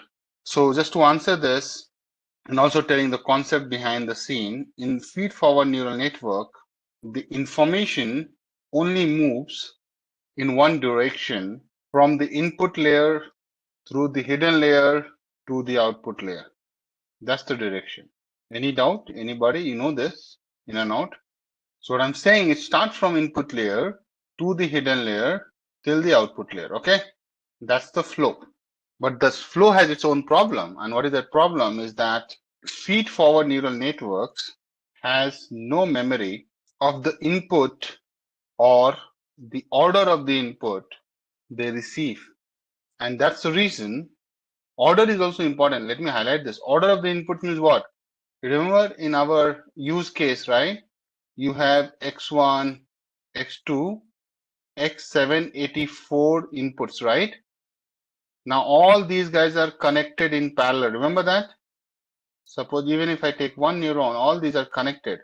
Now who is going in what sequence? There's no sequence at all. Now all going towards to the neuron at the same time, right? Hello, in a layer. So there's no sequence at all. There's no order. So there's no order. So, and that's the reason they are bad at predicting what's coming next. It's like you have no idea what is going to happen with your career because they don't know at all, right? There's no sequence, there's no intelligence there, nah. So on contrary, so I'll just add also on contrary about RNN moves the information through a loop, which basically means that when it makes a decision, it considers the current input and also what it has learned from the inputs it received previously. Okay. So what it does, it considers the current input and also when it has also what is learned from the inputs it received previously. And obviously it's just a one line I'm telling, right? You will not understand. I know that. So I take a very cool example to explain. Let us explain the spelling of Apple. I took Apple because I like Apple products to a kid, like a 2-year-old kid. Let's try to do this. Suppose I am the kid here, okay? 2 years, 3 years of kid, right? Let's take 3 years. I don't know spelling when they teach. I have no clue. Yeah, sorry. So don't kill me for this if I'm saying, oh, this is too much. You are trying to explain spelling of apple to a 3 or 2-year kid. This is insane. Don't kill me for this, okay? Let's say this is me. Just imagine spelling for apple is what? A-P-P-L-E. Everybody, definitely you were a kid, right? Before, long back, right? If someone is telling you to remember the spelling of an apple, this is the favorite time pass of parents when some uncle, auntie come, right? Uncles and aunties come. The kid has to demonstrate. It's like, come on, beta, demo it. Please, this is my request to all of you. I don't have a kid yet. We are thinking about it. Never ever do that to a kid. Don't demonstrate. Okay? Let the kid answer if someone is asking. And I think don't be that uncle, auntie also. You go to a house of your friends. The moment you meet a kid, you start asking, okay, tell me the twinkle, twinkle, little star. Come on. We need to stop these things. Okay? You should talk to the kid. What did you do? Right? How's your life? Not like a big question, like what did you play? Who are your friends? These are the questions they would like to answer. Not like a test here. Just imagine I'm coming for the very first session, start asking questions, right? It's harassment. Huh? In US, we call this harassment. In India, it is called parenting. Okay.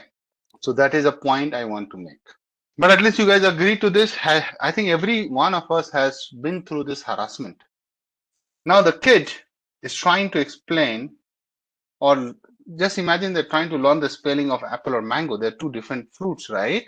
Order is so important, right? So the kid say a kid is trying to recollect that apple. So they say them in their heart or in their mind, and they try to pronounce those letters of the apple word, right? Agree or not? Sometimes kid will say apple like this, right? Okay. Then so no, beta, we missed that. It has to be double P. So when you say double P, then he knows that double P means, or she knows that just P after P is double P. The moment I said just after P, right, there is an order and there is a previous memory that I've already told P just now, a fraction of second back, means now I have to tell P again because they are continuous, consecutive, right? Double P means like this, right? And now they don't have the apple means they will recollect that after the second P, L comes, right? And after that, there is another word, E. So this is how learning happens in case of a kid, right? You try to show images and then make them pronounce these things so that they keep rehearsing and they try to remember. Okay, there's nothing.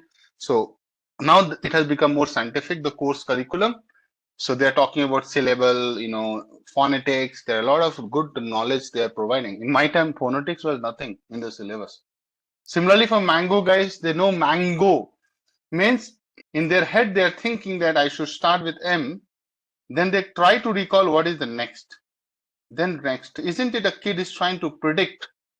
Not literally predict because they're not using RNN model, but the kid's brain is trying to think, right? And that's why sometimes it's a tricky spelling. You also get stuck, isn't it, guys? So if I ask what is the spelling of a champagne, how many of you guys write it correctly without doing any cheating? So kid is thinking about these orders. You know what is the spelling of champagne? So this is the spelling of champagne, right? If I can be wrong, but I think I know it's a tricky spelling. I think I missed the A, right? No. So champagne is right. It's not a easy spelling. So a lot of people have, so I have missed A, I know that, but a lot of people, they miss this. They write chimpanzee. But let me give you the Google search for it. Let me search for you. This is how champagne is. So now if you tell your kid, maybe 8-year kid, they might also struggle.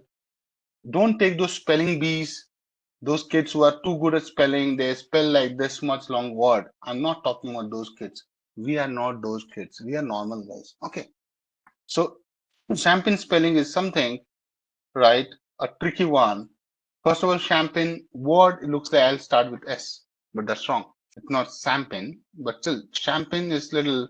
So those who have good phonetics, like I think the South Indians have good phonetics than North Indians. They have good. Their language is more difficult. Huh? You guys agree? Than all the North Indians. So the language and most difficult language is Surinese language, or next to Malayalam, right? So Tamil and Malayalam are the most difficult ones. The most easiest one is like Telugu and Kannada. Kannada language. The Kannada who speak Kannada is most easy compared to Tamil and Malayalam, right? Telugu is also fine. Okay, but trust me, the most easy language to learn is Hindi because I don't know what is the reason. It's because of the movies. What is the right reason to say that? Or it will be the language is simple. Obviously, Hindi is most simplest. Hindi, Bengali is also simple. Odia is also simple. But because of movies, Hindi is like prevalent in all the parts of India, even in the northeast. Okay, so I don't want to go into controversy of Hindi and all. I respect everybody's language, culture, rituals, right? And I have a have a strong feeling that if you're living in Bangalore, you have to behave like a Bangalorean. If you live in Tamil Nadu, you have to behave like a Tamilian. Then you are being true to their culture, right? Don't try to disturb the majority. You know what I mean? So behave and respect. So suppose, right? I don't know how much you agree, but I'm making a point. So you are just one segment, right? So then you can't be like saying that, okay, you practice what you practice, but don't try to superimpose your concepts on somebody else, right? That's not accepted. Okay. Yeah. So to be honest, in Bangalore, Francis, I don't know, have you been here or not, but Bangalore, everybody speaks Hindi, even the Kannadiga. So that's the reason it's very tough to learn language a little bit. And now in Bangalore, even everybody is speaking English and all. So you're living in Bangalore only, right? So you know that. So either English or Hindi. If you're practicing Kannada language, sorry, keep saying Kannada, but Kannada is the people and the language is Kannada. So Kannada language is not tough, but you need some intentions. I think my kids will be able to learn it. So I can tell that. Okay, moving on, guys. Guys, working of RNN is not easy to understand. Okay. How to explain RNN working in a simple way, right? So, I feel, how many of you are like a avid reader? Like you read a lot of books. I like to buy books. I don't get time to read books, but I like to read books. I have all the good books which I need. So when you're trying to read a book, right? Let's understand. This is a very cool example to understand the working of RNN. So suppose imagine a person who is reading a storybook like Panchtantra or any other books, whatever you like. So every time you read a book, right, you start reading each line and you try to also remember what happened in the previous line. I'm talking about us human beings, right? You're trying to remember what happened in the previous line so that you can understand the next line better. Isn't it? And what I'm talking about books like fictional books or Panchtantra ki kahaniya, right? These books are amazing because the story is so tight that you remember things. Like even I remember that Hira Moti Do Baal The because I studied that Hindi, right? I only read once Chitrakatha, Chimte. There was a movie. There's not a movie. There was a Eidgah or something where the guy buys the, chimta. Chimta, right? In Hindi we call chimta to flip rotis. I don't know. Those who have been in my peers to know this story. Eidgah, I forgot that buys chimta. No, yeah, I know. It's Hamid. So yeah, Premchand Eidgah. Yeah, I remember the name of the story. Yeah, so proud of myself. So just imagine, I'm older, so still I remember. So Hamid gives the chimta, that's the tongs, to his grandmother, and she felt shocked and started beating him. Right, but later she got emotional. It's a very powerful story. If you have not gone through this story, Munshi Premchand, he is from my place, right? I don't know, those who study Hindi, those who don't study Hindi or they don't know Hindi, so you can always say that. So he is from North India, UP, Banaras, right? So definitely Godan, Kafan, what a story, man. So suppose you're reading a story, coming back to my example, I got carried away because that's the impact. Isn't it? You try to remember the previous line, what happened, right? You try to sequentially understand what is happening so that you don't lose the grip. It happens in movies also, right? You go and watch a movie. If the story is not tight, the narrative is not that tight, or it also happens for the classes, right? Suppose I keep jumping here and there and haphazard manner I teach you, you will not be liking me as a trainer. Agree or not? Come on. So I try to go so sequentially that you connect the dots. You are able to connect to what I taught earlier with now. That's where the learning is enriched. It's immersive learning experience, right? So when you go to IMAX kind of theater, who definitely they charge a lot of money from you, but end of the day, you like to watch movies in there because the experience is mind blowing.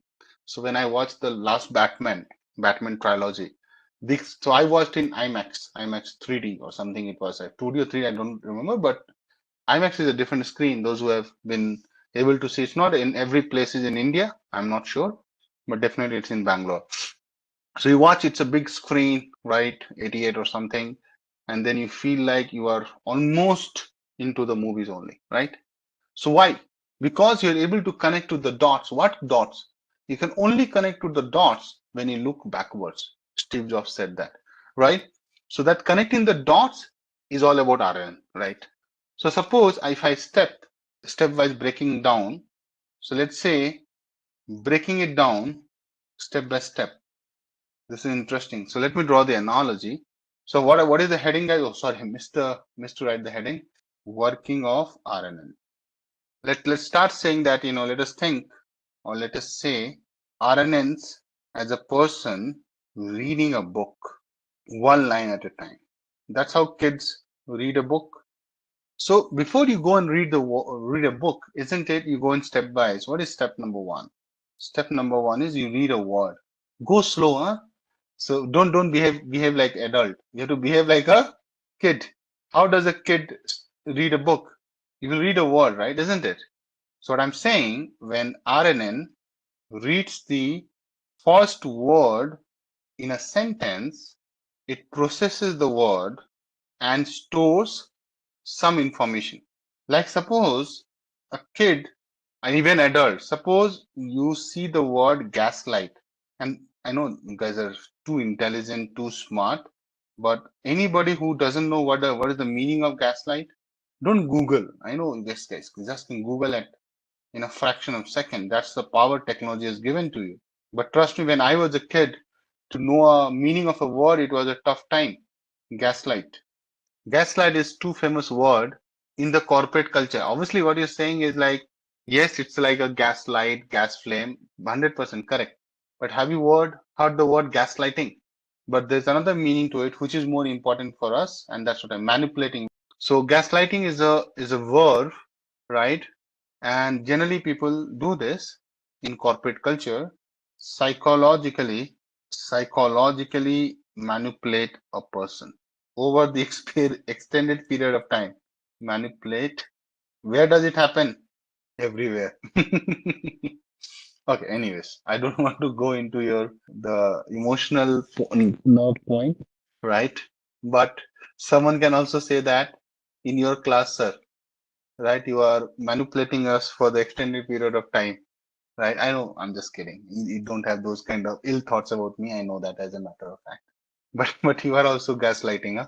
The only thing which I don't do is gaslighting, I never say that you can be the biggest data scientist or deep learning guys after I teach you. The only thing I say that what I'm giving you is not easily available. It's tough. Not everybody is doing that stuff. That's truth.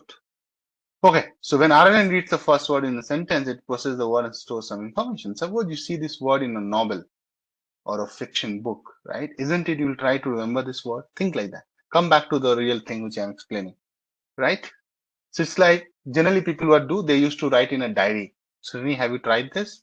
So people used to write. So I used to write in a small diary, pocket diary, right? Come on. Pocket diary, everybody. So I used to read the Times of India, the Hindu, and used to write. So that's how. So see, I come from village, right? So I come from like not. So I have a very humble beginning, right? So my career is like, I would say I've come a long way. Trust me on that. When I say that, it was not easy for me to be where I wanted to be. Okay. So I used to have a pocket diary, and I used to have a dictionary called Bhargav Dictionary. It was very famous in North India. I don't know, it's still there, Bhargava Dictionary. Not like those Oxford and all. It was more like English to Hindi dictionary for me.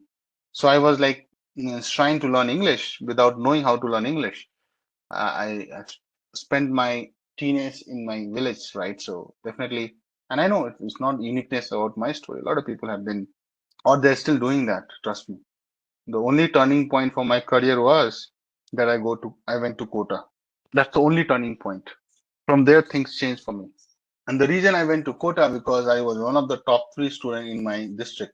Not like I was dumb and then my dad and my mom sent me. So it's not like I was pushed. I deserved to be there, so I went. But obviously, it took a lot of efforts and money. Let us not go there. It's a long story. Okay, so you will note it down, right? You will say, oh, gaslight, I learned. I'll write it. So I'll say gaslight. So I used to do it. Why I'm taking this example, that's how RNN is doing it. Now it has to do digital. So this is something it has to do digital. So digitally, they will put it into the sticky notes Microsoft provides. For an RNN model, it will put in the hidden state. Can you see this? So for RNN, this is as good as saying the hidden state. Interesting, no? So in the hidden state, they store the information. What is the meaning of gaslight? Are you feeling it, guys? So the pocket diary has been replaced by sticky notes and notes in your phone or Google Keep, right? But still the functionality is same, right? You find a word, although everybody reads a word and they try to understand it, interpret it. So to understand it and store the information in the hidden state, I missed to write hidden state. Thank God I saw this of the model. So I'm taking an example. You read a word. Obviously, we are putting in our brain also, but we are trying to take it for sure, right? Brain can make you miss. Model can't miss, right? You understand? So that's why I'm taking this example of pocket diary. So this pocket diary used to write. I'm damn sure some of the guys are still using this pocket diary. Still, we are living in the digital world. I said that in digital world, now this has become in your smartphone as a sticky notes on your laptop, right? Guys, everybody notes down, right? Some task to-do list, which I'm saying that in RNN sense, it is going to be in hidden state, right? That is, so I'll write a note. That is your way of storing information. So I'll say hidden state is the RNN's way of remembering what it has seen so far. And don't worry that it will only store one word at a time. No, it's not like that. It stores a lot. What is the next step there in the or working? Step 2 is after reading a word, I would say reading the next word. That's how you read. Just imagine you are like a 5-year-old kid, you're reading a big newspaper. You'll go word by word. Try to close your eyes and resonate with what I'm saying. You will say, Akash, you're making a lot of sense. Because I'm trying to jot it down the feelings of what you have already done. Then what happens in terms of RNN? Then RNN. So I'm drawing a parallel universe or two worlds together that you're reading a book and you're imagining, and I'm trying to use RNN to explain. Can you see the brilliant way of explaining RNN? I don't know if you appreciate or not, but I'm trying to explain RNN while making you recall what you were doing, like reading a book. You know what I mean? Okay. So then the RNN moves to the next word. That's how you will do. And it updates. This is interesting. Its memory now by combining what it remembers in the hidden state with the new word it just read. You know what I mean? This combination helps the RNN understand the current word better. You know what I mean? Step 3. So what I'm saying, guys, RNN continues to read. Now, obviously, the kid will not keep doing like one word at a time, right? RNN continues this process. The kid will continue to read the book word by word, understanding it, and updating its hidden state each time. So it's like a loop. Every time I read a word, I understand it and update my hidden state each time without fail. Agree? So this way, it keeps carrying forward and updating this hidden state to capture the context. That's where funny you get. I know it's a one-liner. Updating this hidden state to capture the context of the entire sequence. The problem is that how long it will go, right? Will it remember everything starting from the beginning of my life? Answer is no. So capture the context of the entire sequence. There are limitations. That's why LSTM is there, right? So don't worry about it. You are in the right direction. But I'll come to that later, right? Before I can demonstrate RNN, how can I say limitations here, right? Right now, I can't say limitations. Hold on. Now, I'll talk about making prediction. That's the last step in the whole thing. Now, your brain is so good. Does it ever occur to you guys? You start making prediction in the next line in the movie dialogue. You start making prediction in the next line in the novel. Right? Obviously, the language will be different, but you understand what is they're going to say, right? It has ever occurred to you?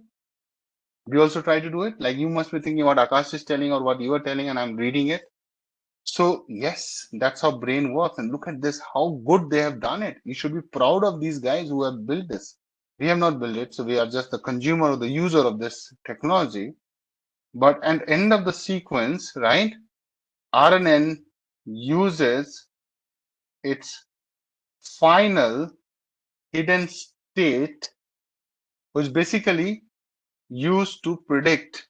Now they are not doing, so when we are reading a novel and all, we tend to predict, but we actually also read. So it will predict the next word or classify the sentence or perform other tasks. Sentiment analysis is the task. We will do it, guys, here as a use case here, or perform other tasks like sentiment analysis, one of the biggest use case of RNN. In social media world, sentiment and perception is everything. Agree? If you're not happy with me, even I'm doing a great job, I will be replaced. You understand what I mean? Because you don't have the true sentiment about me. You have a false narrative in your head because someone is impacting me, because they are influencing. That's called gaslighting. Psychologically manipulating you.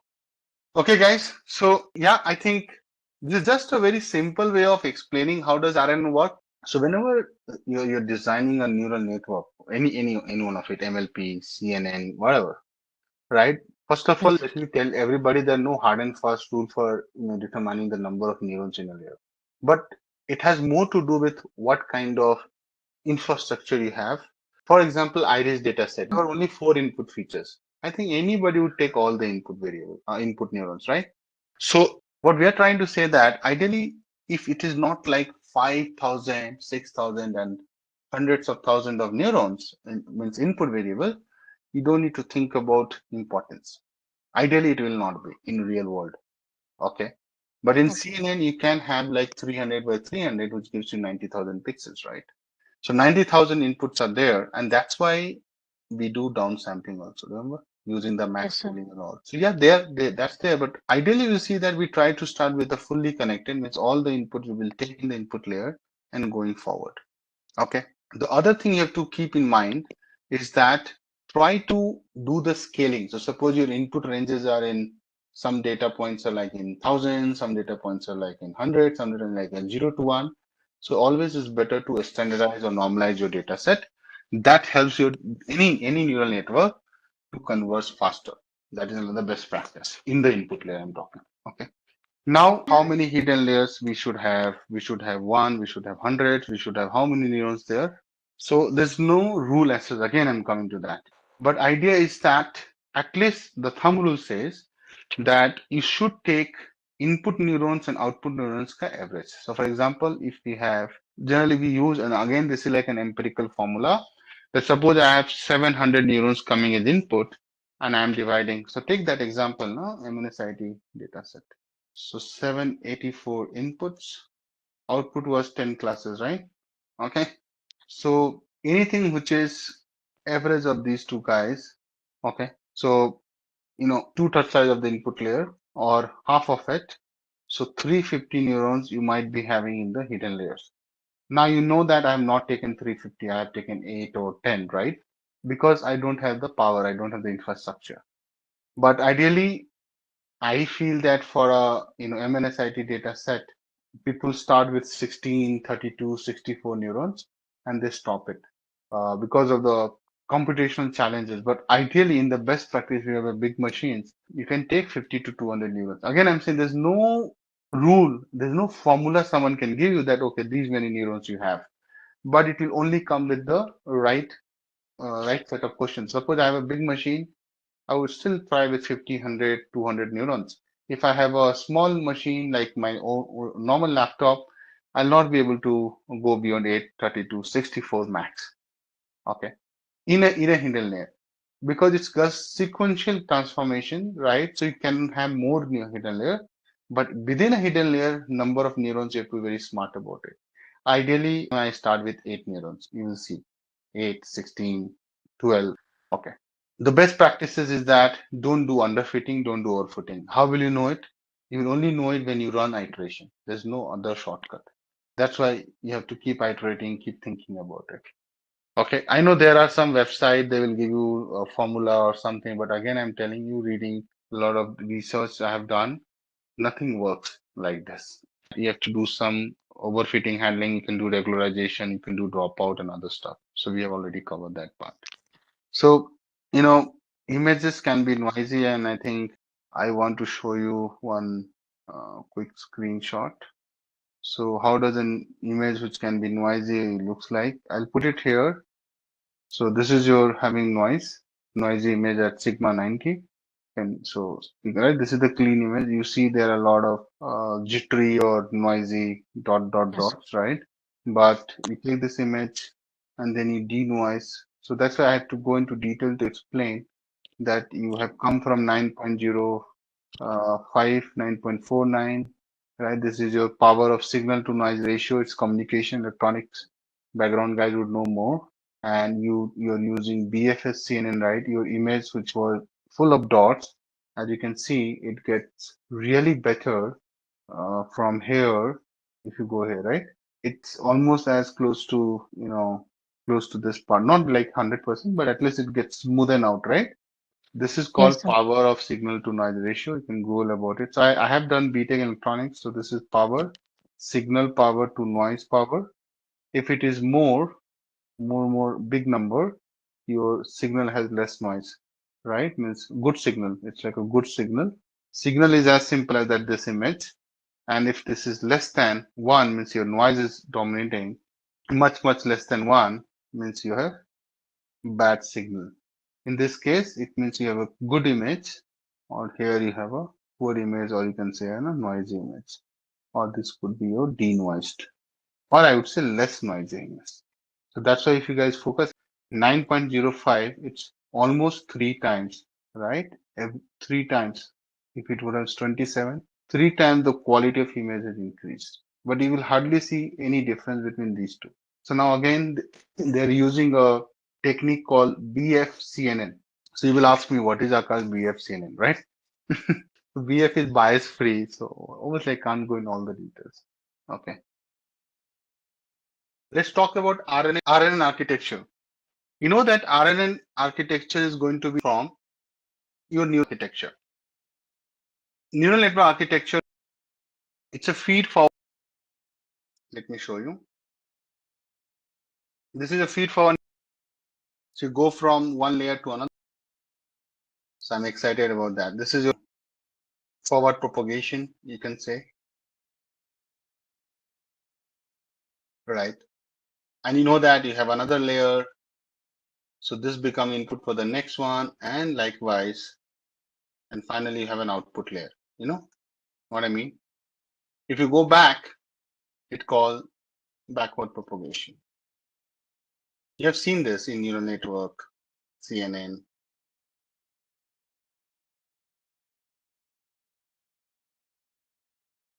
So you know that when you are going to do forward propagation or forward pass, you predict. This is your prediction phase, right? So during the prediction phase, right, there's no context getting about, right? It always try to take a new word and understand the context better. But since there is no sequence, there's no order, and in forward propagation, it keeps taking the output and making an input in the next, and so on and so forth. So ultimately, it doesn't do anything like this, right? In the forward propagation. In the backward propagation, right? That is your, obviously backward propagation and forward propagation, they are a little bit different. Why? Because you train while you are updating it, right? You go back and update your parameters, and the training phase is complete. Ideally, to be honest, it is combination of both. So if I say forward plus backward, together the combo thing makes your training happens. But when you are doing prediction, right? When you're doing prediction, right? It doesn't do anything. It just takes the data and predict for you, right? There's nothing you fine tune in the output. So far with me in the neural network. But what RNN does, RNN has internal memory. And let me show you this. In terms of architecture, I'm saying. So if you see, I have already written few of the things. So if you compare, this is a feed forward neural network, guys. I'm just saving some time. And if you observe, I have highlighted something, this part. Can you see there is a circular loop on this node itself? I think someone also wrote that. So this is what helps you to do. It helps you to store in the internal memory. Do you see that? You can't do this here, anything like this, right? There's nothing like this. So I can say that no, I can say that there is no internal memory.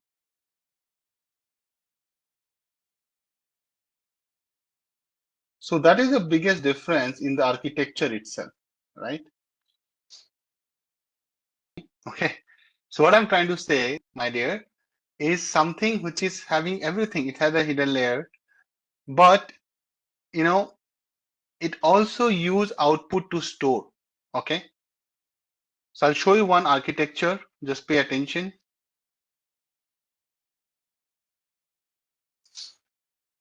I'll explain everything here. That's why I'll not go into too much of mathematics because trust me, mathematics is super heavy here. But what I'm trying to say, and you have to pay attention to understand. So I'll just write one pointer. RNNs allow previous outputs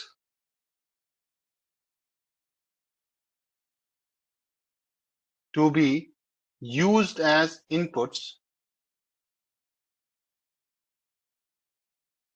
while having hidden states.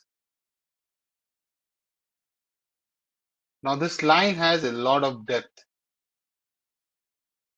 How we will see. I'll try to show you. It's not easy to show you within the box. Here, understand here. So here XT represents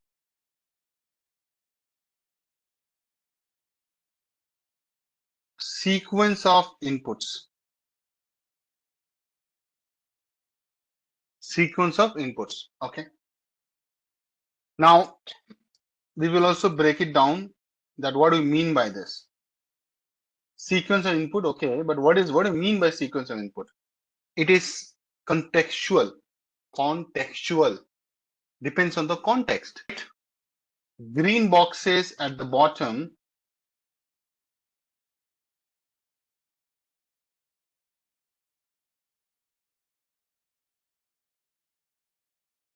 denote the input sequence. Sequence. What yesterday. Now we are labeling as what? So this T is like what? X1, X2, so on.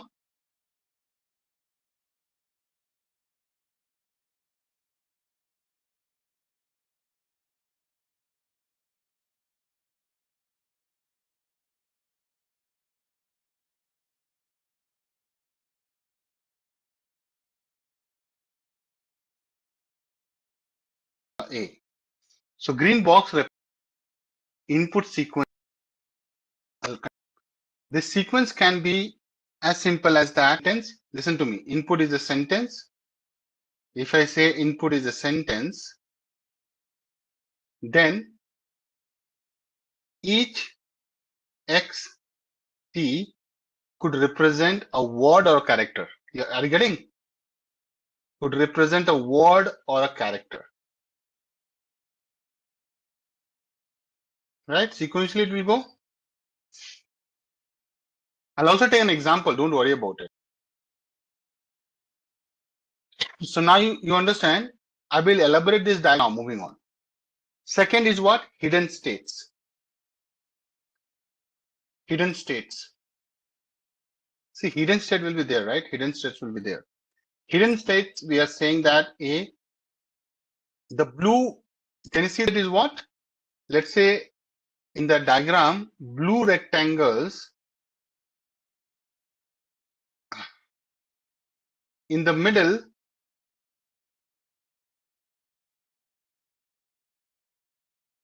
represent the hidden states.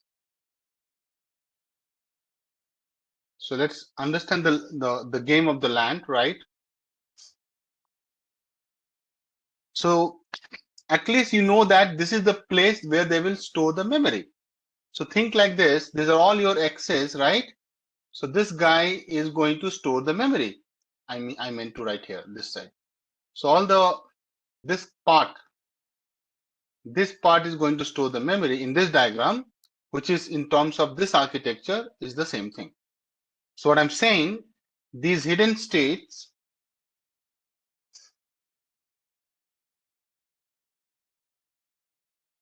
maintain the memory of the.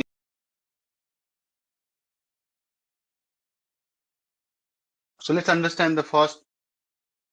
What I'm saying that each hidden state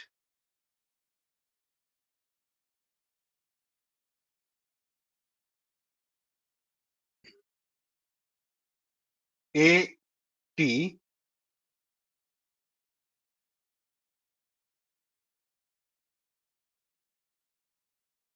carries the information from the past.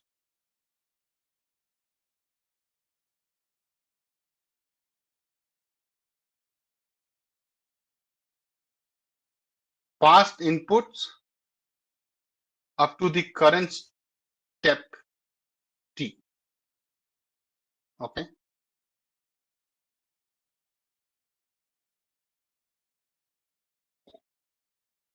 So what I'm saying is that in a basic RNN setup,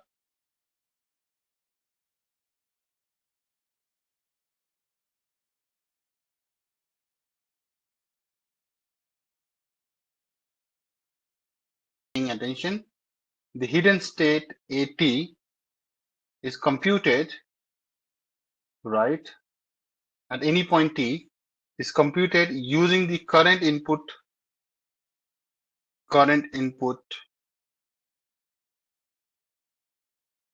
X of T and the previous hidden states. And what is going to be the previous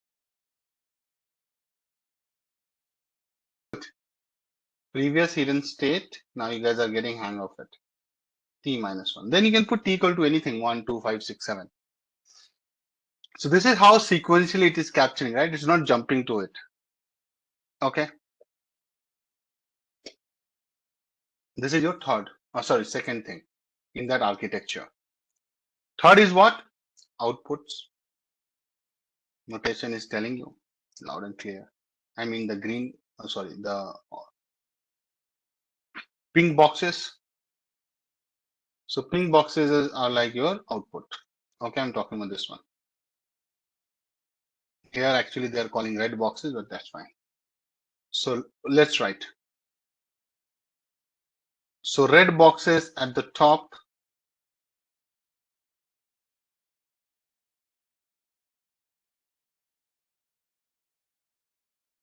denote the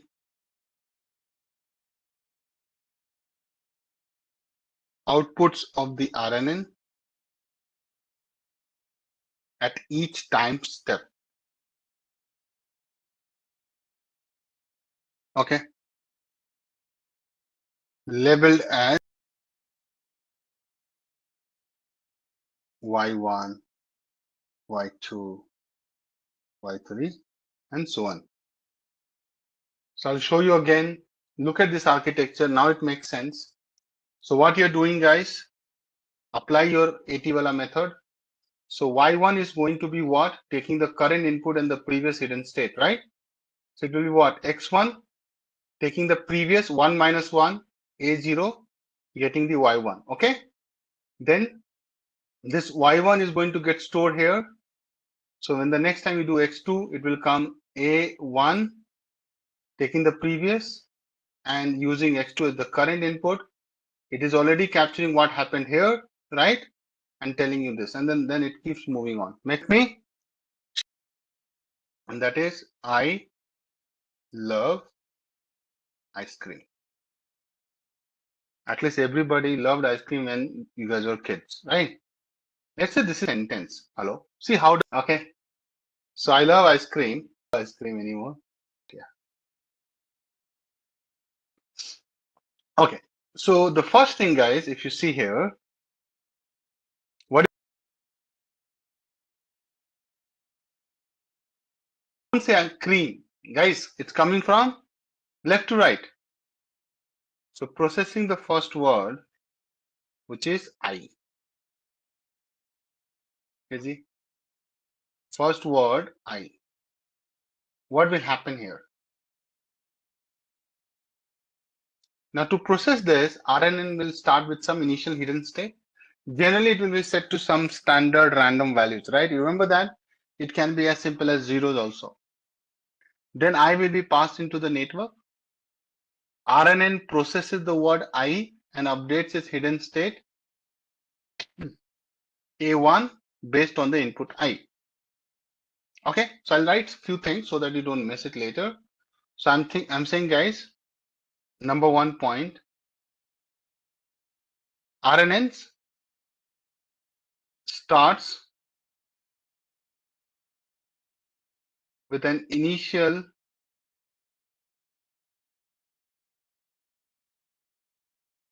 hidden state, usually initialized to zeros. In the coding, you will see that, or random values. Guys, you really need a hidden state, right? So you need A0, okay, for the first input. Don't worry. The first input I, it will go to the network. First input word. What is that word? I know it's one character, but you are going to pass into the network.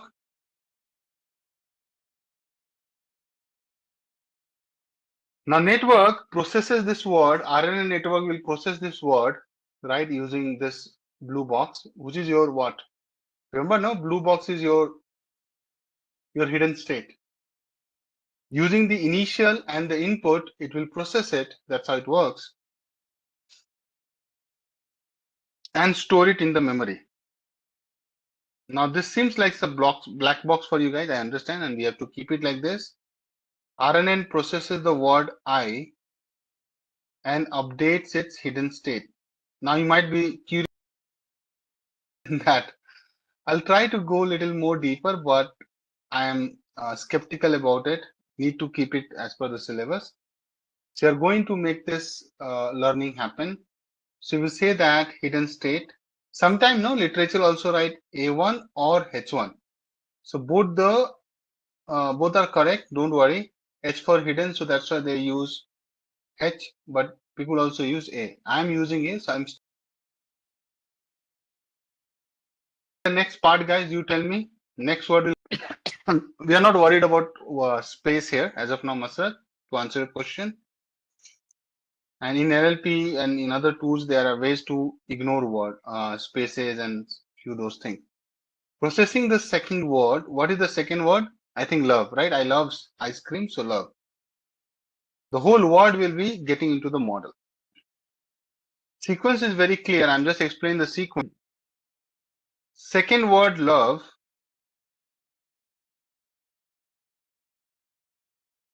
is passed into the network, which is your RNN network, along with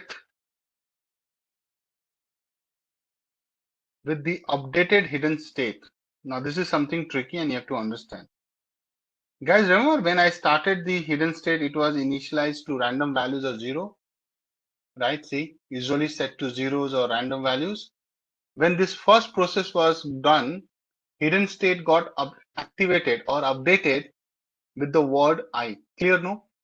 So what it's saying, second word love is passed into the RNN along with the updated hidden state, and that is your H1. Or we also write A1. So what I'm saying, I'll go and see in the show in the diagram. Here you had brought I, good. This is your love. So what happened? I is already being captured here. Now the next time this I will be going along, please pay attention. Or I'll use different color so that you don't miss on it. Are you able to follow what we are doing, guys? This I is already captured now. It will go there. So next time when you go here, it is already having what it in it with it. What is already updated in there? I love, right? So then the next time you will see, it will see ice. So I love ice. When you go next, it will become I love ice cream. Clear? Sequence you are able to understand. I know you have tons of questions in your head. How does it do it? What is the science behind it? Ideally, when I say science, it's the maths, not the RNN uses the hidden state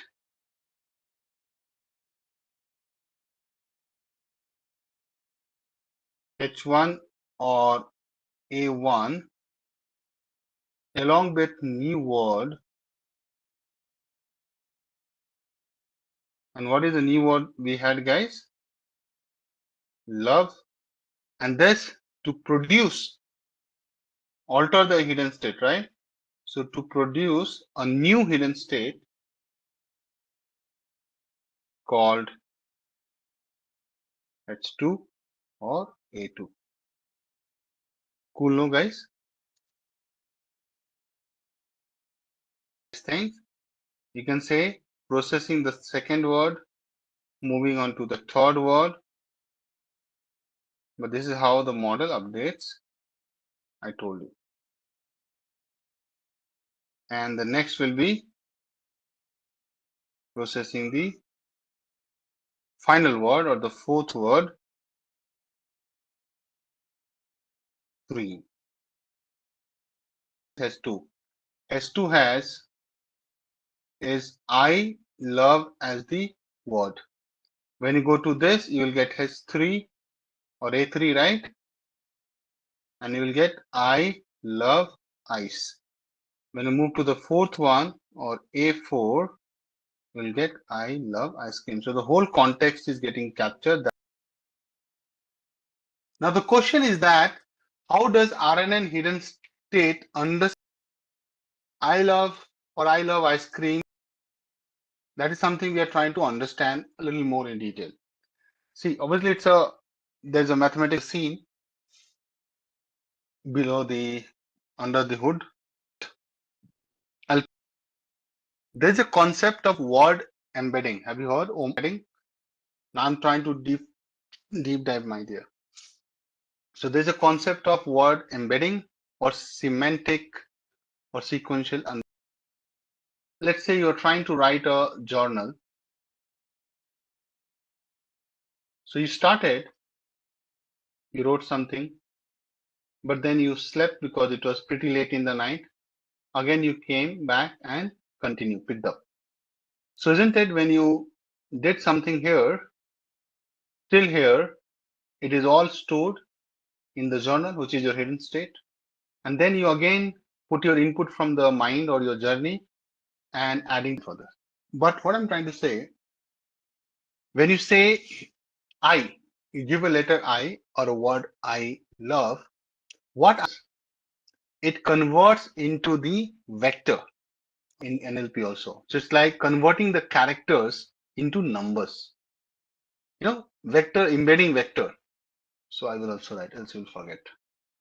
So what I'm trying to say, how does RNN process the word I? And in NLP, I will be literally doing this. You will understand. So processing the word I, what it does in this, it transforms, it's a transformation, right? Transformation, the word I into an embedding vector or embedded vector, which is basically in layman term, numerical representation. You know, right? Our algorithms, our machine are all 0, 1, 0, 1, right? It does not understand English, Urdu, Farsi, Tamil, Telugu, right? So it has to be a numerical representation. What is this is does? This is the first thing it does, that it converts into a numerical representation. The beauty of this numerical representation is that it captures the semantic meaning of it. Now, what is the word semantic? Idea of NLP. Semantic meaning of the word. I. Obviously, we know I means मैं. I love ice cream. मुझे ice cream पसंद है. So semantic meaning of the word, in this case, I. What is the meaning of semantic meaning of the word I? Semantic means relationship between the words, right? So you must have heard about lexical semantics. So it's like, denotation, connotation. There are a lot of things, to be honest. But suppose, you're trying to understand what with the context is called semantic. I don't like ice cream. It means you just not only know the information, you also understand that person does not like ice cream. And if he tells that, I do not like ice cream and some reasons, you know that the person does not understand does not like the ice cream with this reason. So you understand the whole context, yes. Because it's very important that context is here. I'll give an example. I walked into the bank. One sentence. So NLP, welcome. NLP started, guys. So now I think you'll be feeling happy about it.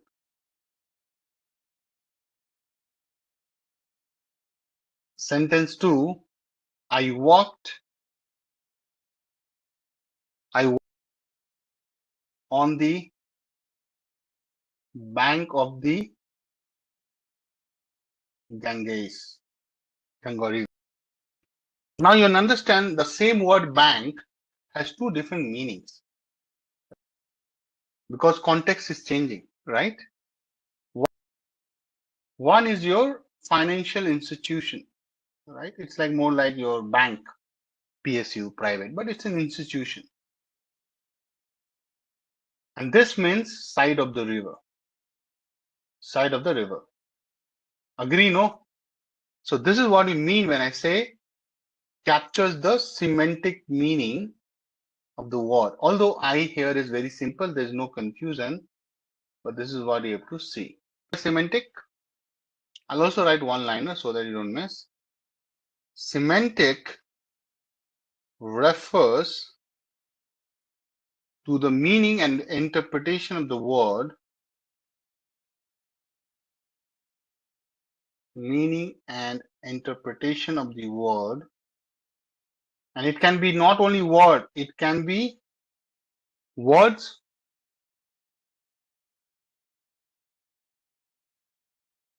phrases, sentences, and symbols too. All right. I'll tell you another example. Right? Brick in the wall has one meaning. Brick in the wall. It's like we are talking about there's a wall and right, and there is a brick. So brick in the wall. Right? You understand what I mean? Or bricks in the wall. But if someone like one sentence, we are just brick in the wall. You know what is the meaning of this? Now the two things have different meaning altogether. Trust me on that if you're not believing. Very good, Francis. So we are like one brick in the wall. We are insignificant. We are like one drop in the ocean. You know what I mean? One brick in the wall. So now this becomes like an idiom. Very good. This is just like a phrase. Meanings are too different, right? This is actually meaning brick in the wall. Right? This is actually meaning brick in the wall. But here things have changed. Why? Because it has different semantic meanings. So we're saying that semantic refers to the meaning interpretation of the word, sentence, and symbols. The context. Okay. I'll highlight this. Good. So I'm saying that processing the word I'm saying that processing the word converting it into so model tries to understand the semantic meaning. by converting this into a numerical one, and there is a lot of going behind the scenes, so we can't go into all the detail, but are you getting the functional understanding of it? That's my maths. Once they're processed, they know that, the model knows that I is like a pronoun. Hello? What is I in English grammar? Pronoun. So model knows that. So I'll just also write that. So once hidden state. So now once the processing is complete, once processing the word I is complete,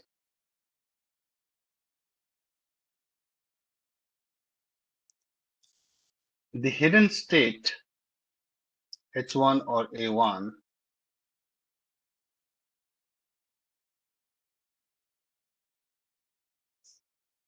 now holds the information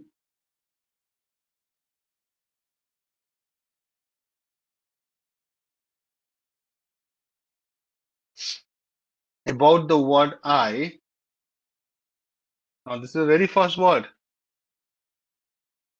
and it can be as simple as like, it has not a lot of meaning to it, like recognizing it as a pronoun. But it's a good identification, na guys? And model would be able to understand that pronouns are generally the subject. Hello? Pronouns are generally the subject of a sentence. Come on. He, she, I, right? These are all pronouns. You know, he, him, her, his, her, right? He, she, his, her, and him. Okay. Subject of a sentence. Now, guys, those know grammar, they know there is subject. I don't want to teach grammar. You can refer to Wren and Martin.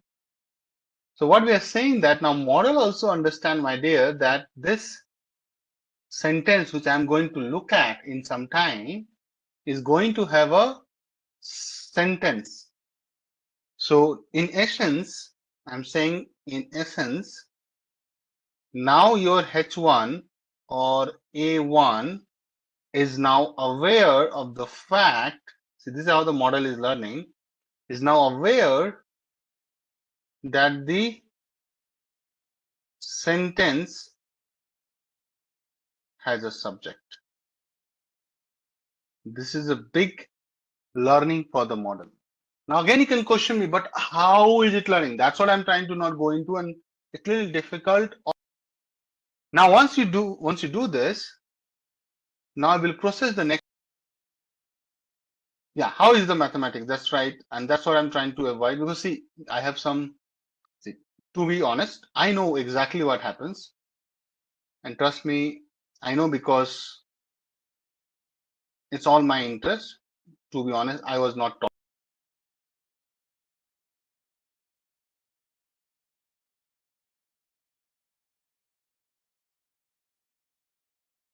Processing the word love. Let's move. Let's spread the love here. Okay.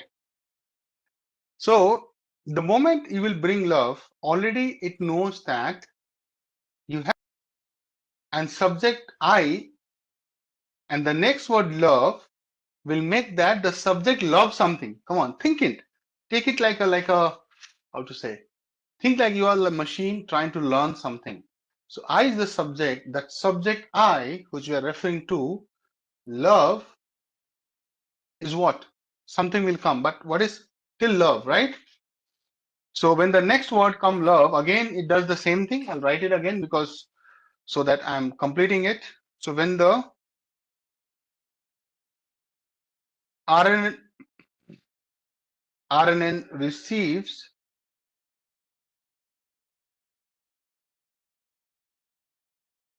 the second word love,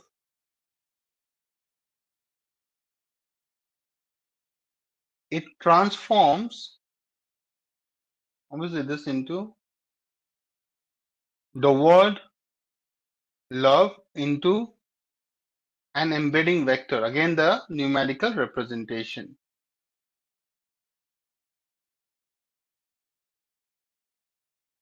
which is your x2, right? Which captures the meaning of love.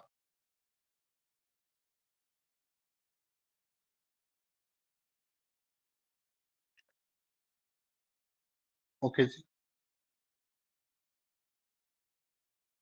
Now, next thing happens. This is the first step. The next thing which happens is what? It also updates the hidden state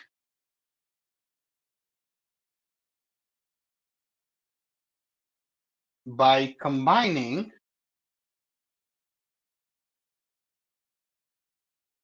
x2 with the hidden state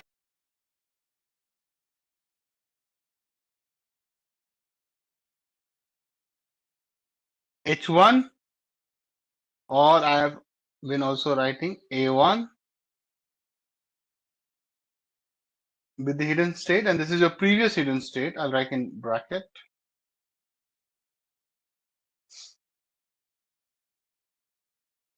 Which already holds information about I. Which already holds information about I. Very good. You guys are getting hang.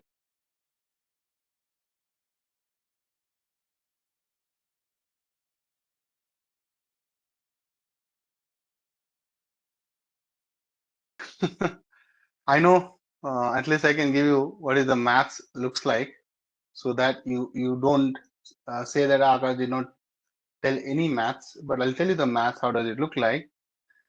The first update we did, it looks like this: h1, or you can write a1 equal to tan hyperbolic. So the activation function we use here is tan hyperbolic.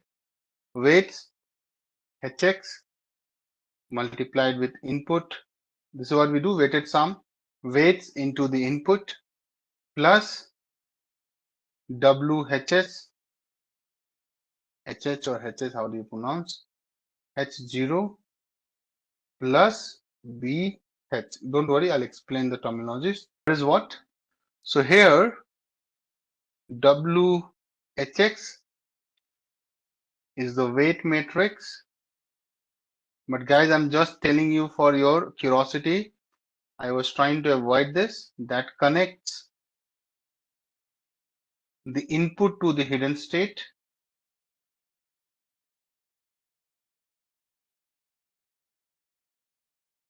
Okay. And you can clearly see, right? H in hidden state and X is what? Your input, right? Observe this, guys.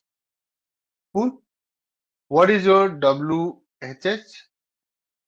This is like weight matrix connecting one hidden state with the other, right? So weight matrix that connects.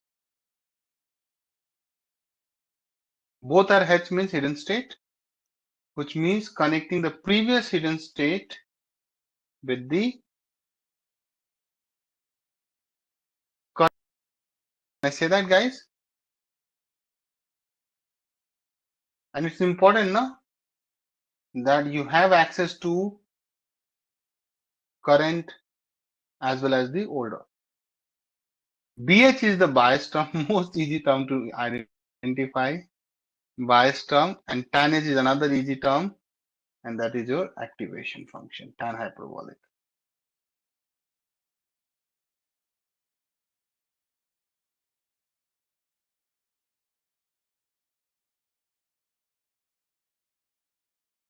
Right. So this vector, this mathematics will handle everything for you guys. Understand? Let me write here only. Tan H is your hyperbolic activation function, tan hyperbolic activation. Now, for the second layer, it's the same thing. Now look at the beauty. You will understand very fast. So this is going to be your hidden state, H2. Come on. H2 or A2 equal to, so tan H, again hyperbolic, WHX input right? Second input plus, what is your second input? The word love, the embedded vector love. WHS dot H1 plus BH. See guys? So if you remember, here I had written this H0 if you're paying attention, my dear. See this. So you're updating the activation function, sorry, hidden state, and you keep adding this. Now can you see that? Take a pause and very good, right? So does neural network gives you this functionality of embedding one input to the other? No, right? There's no way you can. Now question from Francis, why tan h is used as activation function? Because you need to understand number one, the range is from -1 to 1. Okay, so it can take both negative and positive values, and you know that text can be also positive and negative sentiments, right? So definitely it helps you to handle the zero center data very well, because I don't like ice cream can be another word, right? Sorry, another sentence. I do not like ice cream can't be on the same side as the I like ice cream. It's opposite, no? It's like positive sentiment and the negative sentiment both are there. If you take sigmoid or some other activation function like that, then it will only be focusing on the positive side. Oh, you don't like ice cream. Oh, you like ice cream.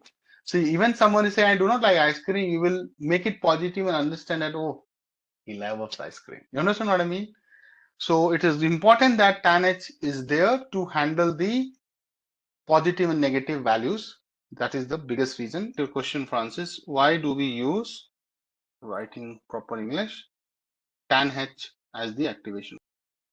So now answer is, I'll just write the answer. So tan h function ranges from -1 to 1. I hope you know the graph. I'll show you in a moment, from -1 to 1. Okay, which means that it produces both negative and positive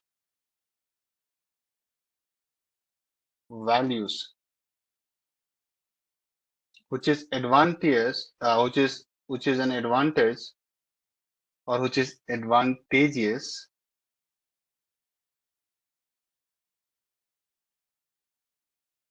as it centers the data around 0. So neutral comment will be around 0, center the data around 0. So neutral comment will be around 0. Positive comment will be on the positive side, negative will have negative side, right? And because of this very clear-cut demarcation, your model becomes better. So making optimization and convergence faster. Right? It's very easy to find the appropriate answer, guys. Come on, yes or no? The whole idea is to make the model converge faster, obviously accurate. Activation function is allowed to do. If you take sigmoid squeezes between 0 to 1, so it's more like non-centered output, and that can lead to slower convergence and also the not the right fit for something like RNN. Better? So you can clearly see that the range means Y, by the way. Range is Y. Okay. Domain is X. Those who are little weak maths. So range means Y values. Let me write here. I think those who are good in math, they will understand what I'm saying. So what is the range for sigmoid, guys? So range for sigmoid, you can clearly see between 0 to 1. See, the lowest value is 0. The highest value is 1. I have this power, right? Why am I not using it? Come on. See? So 0 to 1. This is for sigmoid, right? What is the range for tan h -1 to 1? And this is your sigmoid. So why I keep showing this nice charts and all, my dear? Because you can see the beauty in the concepts. So obviously it is a better data, right? So now what I'm saying, guys, because of this, what I'm saying now, guys, because of this, write a note. If someone asks in the interview, you just that. So that's the reason RNNs often use tan h. It's not like this is the only function you should use and all the time, but it's one of the most preferred choice for modelers, as the activation function, as they need to capture what RNN model need to capture, which I've been telling you guys, both positive and negative relationships. This is reality. Life is not always rosy. It has also thorns, right? A lot of thorns. Both positive and negative in sequential data. Like I said, no. I love ice cream is one sentence. I do not like ice cream. It's another sentence. This looks like positive, those who are ice cream lovers. But the moment you see this do not, you know that that person doesn't like. So positive and negative. Color coding, I did it. So I told you NLP, NLG all are related. So NLP has this big segment, which is your natural language processing. And this has two branches to it.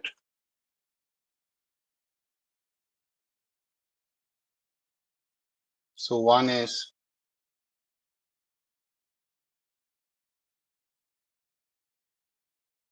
there's no video, so we're not worried about it. So already I introduced this, but now I'm going to build on top of it. So I'll say one is your natural language understanding, NLU, natural language understanding.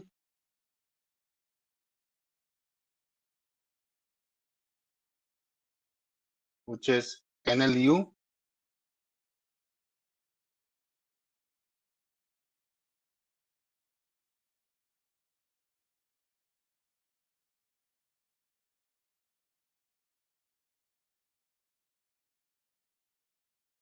So NLU is not something which you don't know. I just explained that, just jotting down quickly so that you are not clueless. So NLU is the process. It's not in the scope altogether. So it is the process of which you have already seen, right? Me doing analyzing and understanding. I'll just keep it short. The meaning and intent behind human language. Intent is more like your context.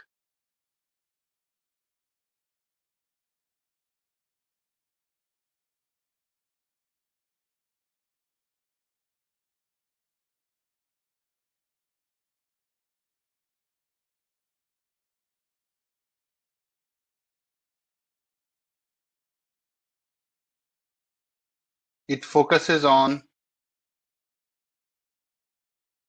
comprehension,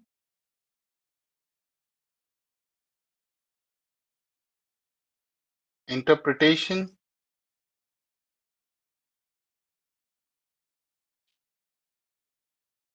and extracting meaning from the text or speech.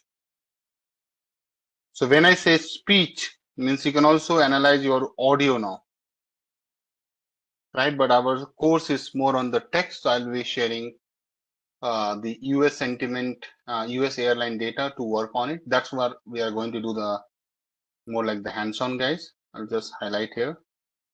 But as a matter of fact, you can also do speech analysis. There are a few techniques which I think generally people want to get into it. So I think, so one is sentiment analysis. I think now this has become one of the biggest area within this field. Trust me, sentiment is everything, right? So if you're able to crawl data from web and read sentiments of your consumer, that can be like amazing tool in sales and marketing. Agree? I'm not able to write techniques. Even you generate feedback for me, isn't it, guys? You give me feedbacks, right? So feedbacks are so important. Feedbacks are so important that if taken in a constructive manner and given in a constructive manner and taken seriously, it can definitely change the way we work. So anything which we are generating sentiment about it. For example, movies get released, right? Isn't it people are writing about it here, there, everywhere, right?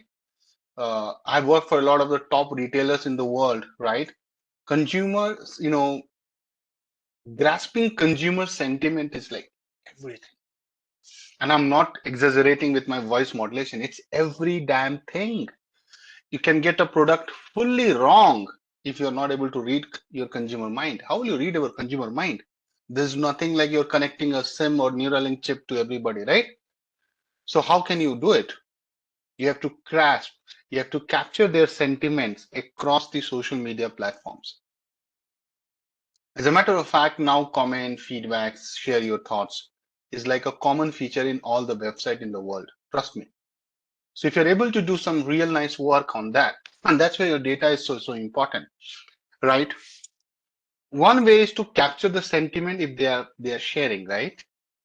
But before that, people used to capture the consumer behavior by looking at their buying pattern. So you remember, Srini, when I was teaching the clustering, right?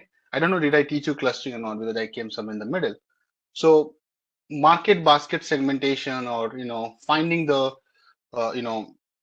customer behavior, looking at the demographic data, what they're buying. There, I also talked about the Walmart beer use case, right? So the segmentation, basketing or grouping the customers on their interest, buying pattern, what they're doing within your store tells more than you know. It's just that you need a real guy who can analyze the data and make some real insights, take some real insights from there. Now there are two things. One is that buying pattern is historical, sentiment is in real time, right? And looking at the way consumer behaves today, trust me, and I'm also a consumer, I'm also a customer. I'm planning to go to Kurg and suddenly I'll go to Munnar. Who can predict this? You understand what I'm saying? It's impossible, right? So it depends on 10 different things, and it's not all everything can be programmed and put into a model. So that's why someone will do in real time, and cookies is more to blame for, right? So these guys who are running this company like Make My Trip, Go Ibibo, Clear Trip, and likes of those, right? They so much play with your money with respect to your flight pricing. Trust me. But if you're not careful, right, you will always end up paying more. Trust me on that. You have seen that, guys. Suddenly your flight price increases and you are like, what? By 800 rupees, by 1000 rupees per passenger. And you're like, what? Because they are tapping you. They know that you are looking for a flight. They also know that, right, you really need a flight. Okay. So I don't know, means tech has come so far. If I don't complete a process on one app, they will start messaging me on WhatsApp. Oh, you have left your flight, complete it. Please come complete it, right? They will even call you.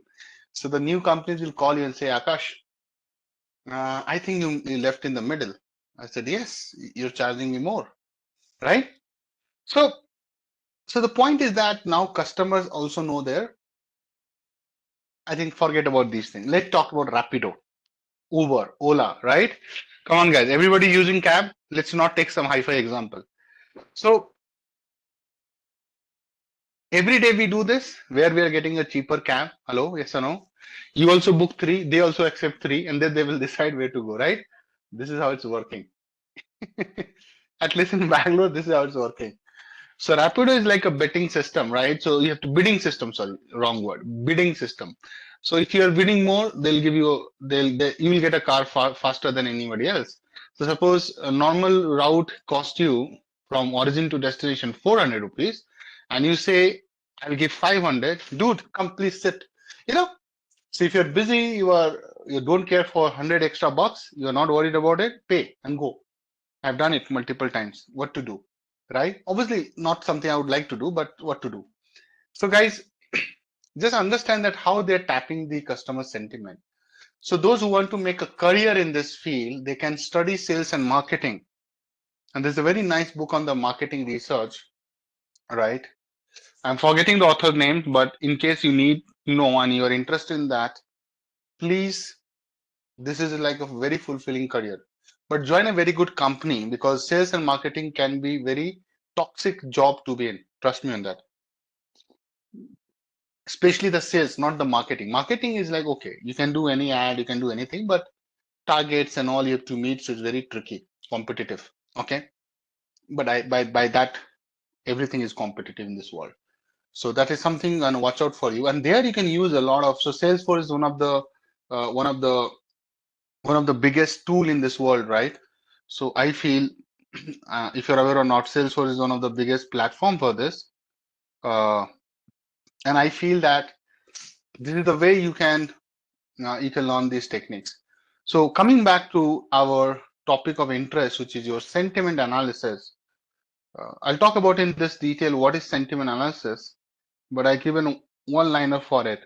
So you go to a movie, you watch a movie, and you share your sentiment on Book My Show or IMDb, right?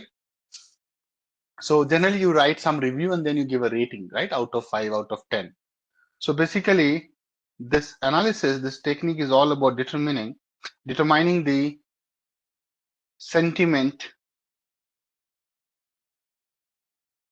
Now, sentiment can be positive.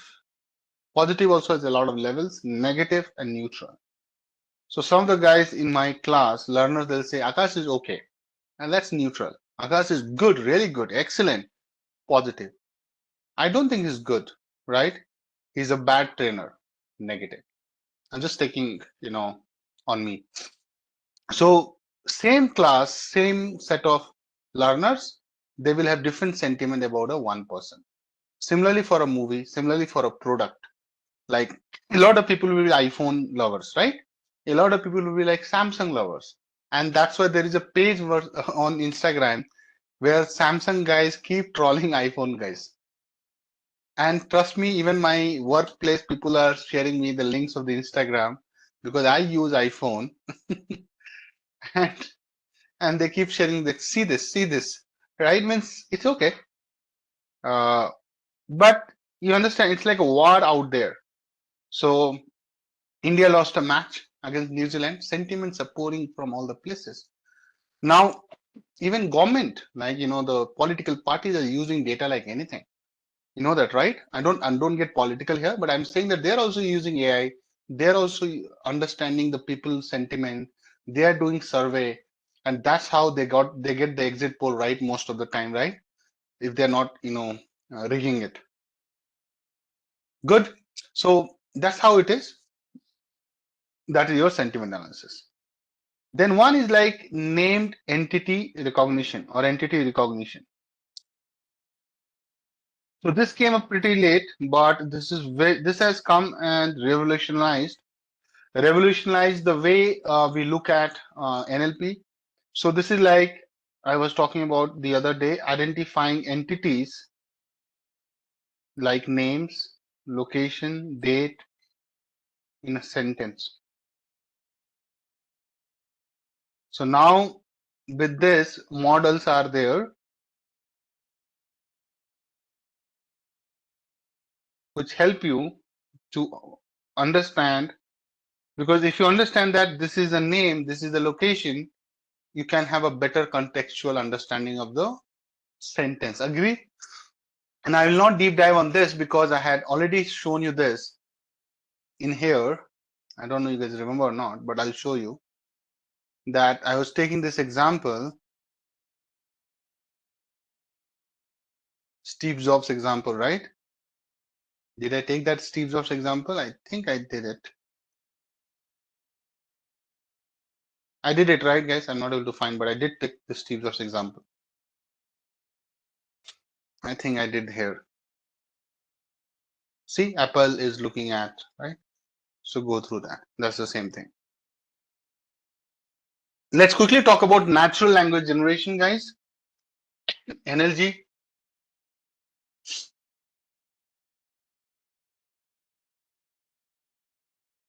What if you want to pursue your career in this field? But without knowing NLP, NLU, so you need to know NLU, then only you can be better in NLG, right? So there's no shortcut. But you know, right, it is the process of generating, let me write quickly.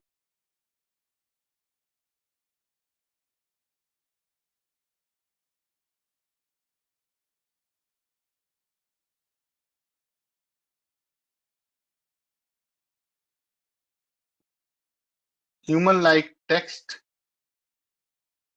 Now, though, we are also generating speech. So I'll write it from structured data.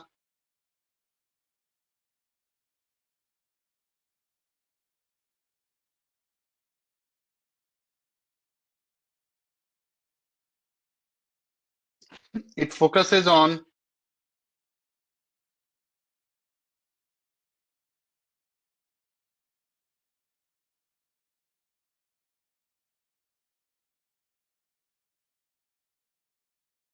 producing understandable and coherent text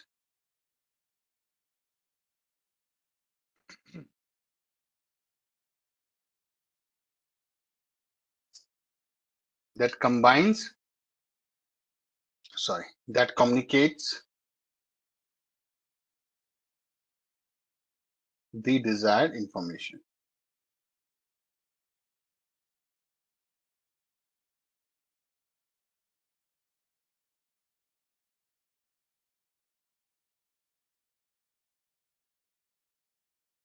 So there's a very good company called Automated Insights. I don't know how many of you are aware. So I applied this plugin in Tableau in one of the projects. So what it does, guys, it reads the data behind the chart and give you summary. So generally we look at the chart, take a screenshot and write the summary, isn't it, guys? Come on. Right? What it does, right, it will give you a summary of the same chart for different department heads. So if there is a sales representative, it will generate chat like a summary or generate text, right? More for this guy who is viewing this chart, right? So in Tableau, you can have the role-based access, you know, even in Power BI. So for Mr. Mitchell, Donald Mitchell, right? Donald Mitchell, you can clearly see that he's getting 61%, right? Missing on target, whatever. So it will give you the full summary of what you're doing, right? Then head of sales will see more like a summary across the different sales representative, and sales manager will be like having a different view to it. So this is interesting, guys. Do you like it? I don't know. You are also going to be taught Power BI, or you must have been taught Power BI, but I don't know if your trainer did touch upon this topic that even Power BI can do things. It can find some good, nice summary of the charts like this. So there is something called serve insights, right? Insight service. So generate insights for the chart. Can you see I have put a red box here? Get insight. So it says that there's a correlation between vendor and total defect reports for this category, right? So you have a filter there. So you put a filter for the category. So it's saying there's a strong correlation. I would rather say it's not that smart than this, but just just keep an eye on these things. A lot of things will come in some time. Okay, you agree with me? There are a lot of things coming down the line. So SEO is like search engine optimization. So NLP plays a big role, a crucial role for that thing. So you put hashtags, right? Your page has to rank to show on the top, isn't it? That's the whole point of doing SEO. Suppose I want to search data science or deep learning program. Intellipaat name has to come on the one of the top 5, right? Then only you know that Intellipaat exists, and that's business. Means if I don't come on top by hook or crook, I'll not able to sell anything. Agree or not? So be it any company, let's take Accenture. If someone is searching about something in supply chain, Accenture doesn't come, then I think they'll not know who is Accenture. So marketing is all about bringing your page, whatever I do, on the top of the things, and that's where the content writers, content influencers, and all, they are doing a lot of these things. So NLP helps the search engine. So like Google, take example, Google is the giant. So Google understand the queries, right? And then it matches with the hashtag and what you have written in your blog or in your video hashtag or description of the video, right? And it tries to, see that what is the overlap. So suppose I say best smartphones for photography. There are a lot of phones coming only for photography. So NLP helps the search engine understand that user is interested in phone, right? With excellent camera, not just any smartphone. Agree or not? Come on. So if I write best smartphones for photography, so Google is going to do the intent of the search. That's number one. Number two is that that's where the semantic search, the contextual thing comes into the picture, right? So search engine use NLP to connect relative topics, right? So in this case, it will be like wide angle camera, some hashtag will be there, right? Or what kind of photo you want to do, like wildlife photography or like a movie photography or cinematic photography, right? Or video making. So those keywords which you put in the hashtag, right? When you're promoting your product, Google will understand, right? And they will rank you. Now that ranking logic is very tricky. Even I think Google only knows. We can't know that. But obviously they know that these are the levers for you to get ranked. And that's why I think Sandeep has written. So Google has to rank. But before Google can rank, Google has to understand the search intent, what is the reason behind that search, and then it does the semantic search, which is your contextual understanding. Like I want to buy a phone for photography, not any phone, then Google has to also find which pages are offering that kind of phone, isn't it, Priyank? So like let's say a company like Sony, let's say a company like, sorry, why I'm saying Sony, Samsung, Apple, take it, MI, XYZ, right? So which phones are going to be like the best one for this guy who is searching on my web, right? Google.com. So obviously they will be having some articles written, some hashtag, right? So they know that, okay, because these guys also publish a lot of, blogs, they do a lot of, paid reviews for their product. All these guys who are doing reviews every month, every week, they'll come with 10 different phones. What do you think? Right? It's not all they do genuine things.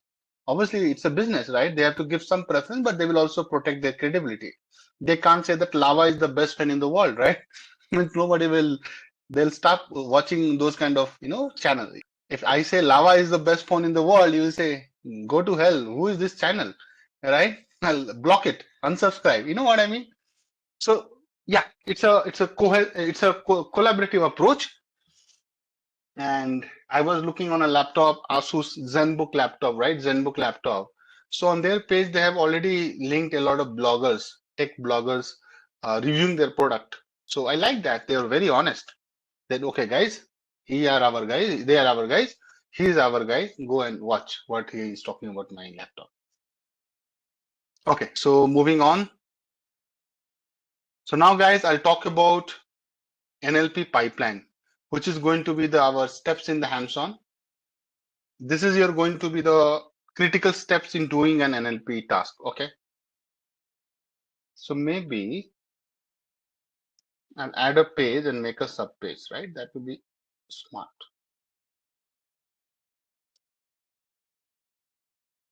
So anything when you are doing with respect to NLP, you have to build a pipeline. It's very important. Guys, disclaimer, focus on the steps, not on the sequence. It's not the hard and fast, excuse me, that you have to follow exactly this.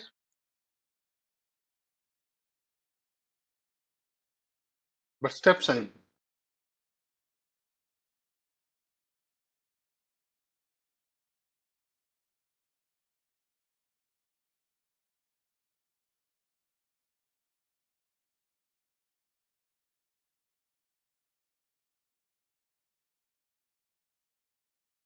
so credit goes to Turing website.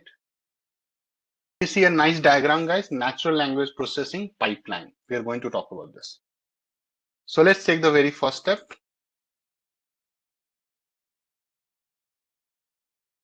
Sentence segmentation.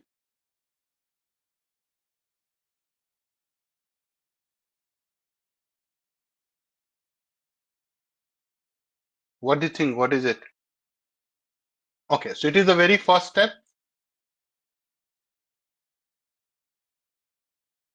Sometimes it's implicit. You don't even acknowledge that you have done it, but it is being done. It is the very first step in the NLP pipeline. So what we do here, it divides the entire paragraph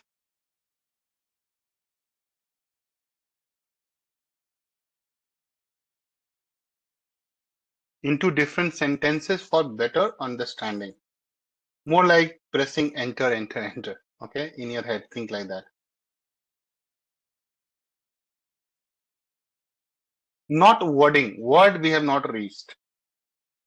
So first you will separate the sentence. So generally we put the enter after the full stop, isn't it? So let me show you this nice example. Suppose this is a sentence for me. Come on. I'll take a screenshot. Yeah. Can you see this guy? So I have a sentence which says, so source is Wikipedia. It says London is the capital and most populous city of England and the United Kingdom. Standing on the river Thames in the southeast, blah, blah, blah. But if you observe, by every full stop in the below, we have segmented it, right? So after this, then I think after this, right? See? And that's how it's done. Clear? Very easy step. I'll move on to the next step. We will do that when we'll build it. No, we'll do it. Okay. All these steps are not exhaustive. Means sometimes people don't do it. So don't think if I'm not doing it, we are missing a step. Again, I'm telling you. So understand the concept of each step. Word tokenization. You know this? Must have heard now. Word tokenization. Tokenization is a very famous keyword in NLP. Generally, interviewers ask, "What is it?" Breaking sentence in the words in the token. So it is a very crucial step. So let me write. You're right. I think people have got some idea here. So my dear, it is the process of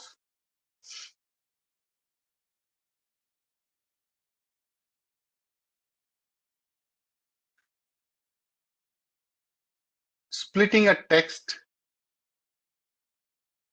into individual words or token.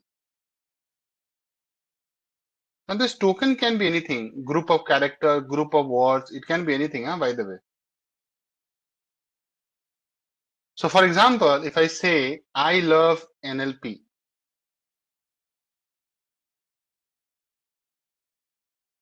simple one sentence. So word tokens can be coming from this sentence is what? You know which are the words here? It will be I, love, and I think acronym we will take it as a one word. Make sense? Clear?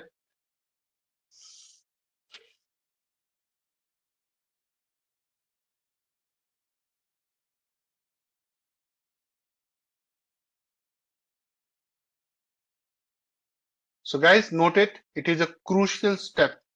And this is just one way of showing the code tokens. It can be subword tokens. I'll come there. But it is a crucial step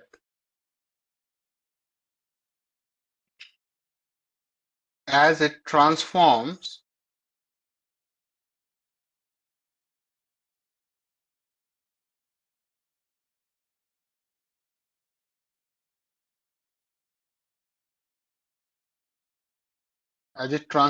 text data, raw text data into a format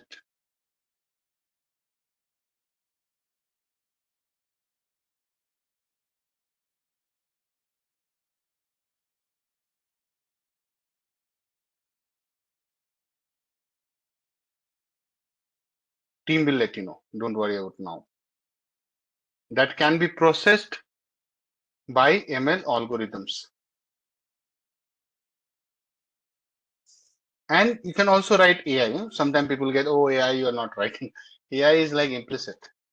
So it's very important that we are converting a raw text data into a format that machine learning or AI models can understand, right?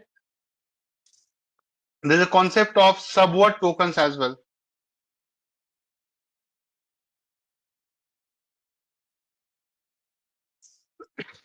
Subword tokens.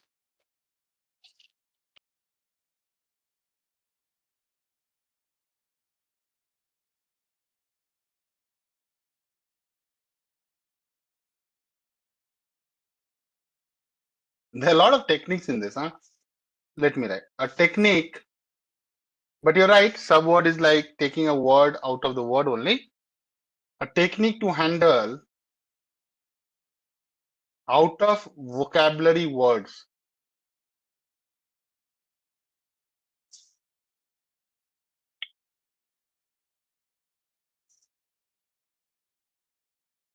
By breaking them into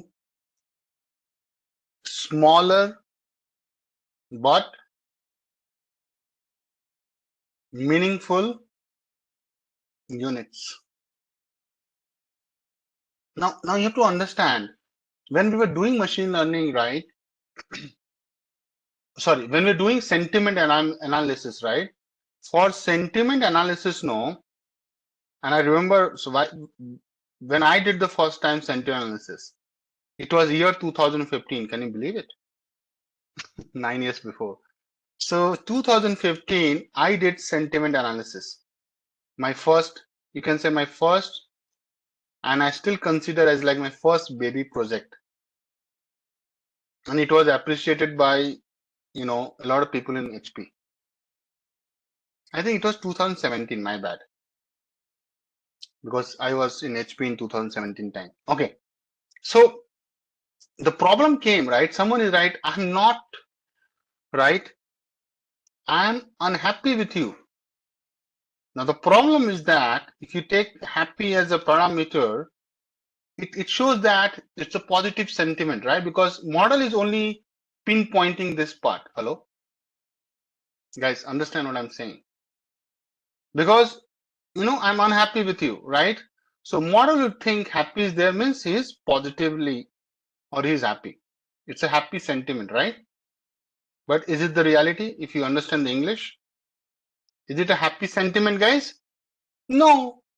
So the problem was that in English, if you write it's like undo happy. Okay. So then the subword techniques, the subword tokens help you. What it does, it takes the words such as unhappiness, right? Unwell, and then so different versions of it. So what it does, let's focus on unhappiness. It takes and divide and break into two tokens. Very good. So I think someone also mentioned that they're taking a subword token means what? It would be, are you feeling, guys?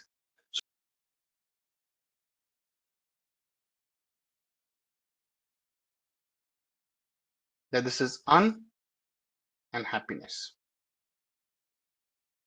right? But it doesn't mean that you will divide from anywhere. So unhappiness, right? Unhappiness, it will not do this. So the models are trained to do this on their own. Make sense, guys? Come on. So this is called subword tokens. There can be also character tokens. Now this is like getting too much detail. It's like you might be needing going to the lowest level of the detail. So in some cases,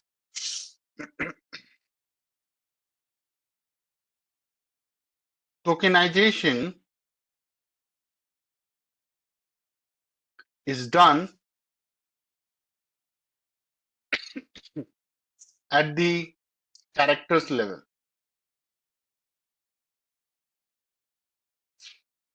where each token is a single character. See? Very good, Sandeep. So where each token is a single character. So for example, I take a word cat. Now, if I have to ask you what is the character token here, guys?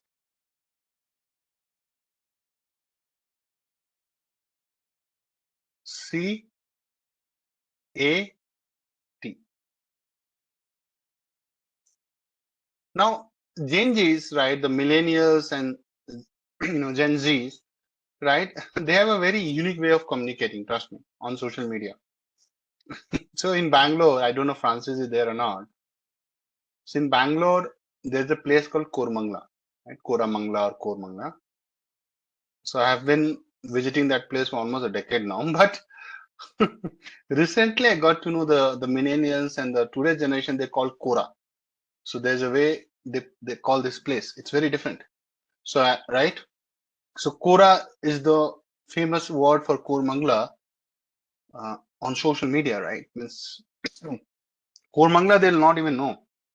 So similarly, you might be seeing on a lot of Instagram or Facebook posts, people have written something like this. I'll show you. I don't know how many of you guys seen this, TLDR. So even on LinkedIn, people write it. Do you know why do we write it? Have you seen this TLDR? To let you know directly. No, it's not to let you know directly. It's a slang. Too long, did not read. Okay.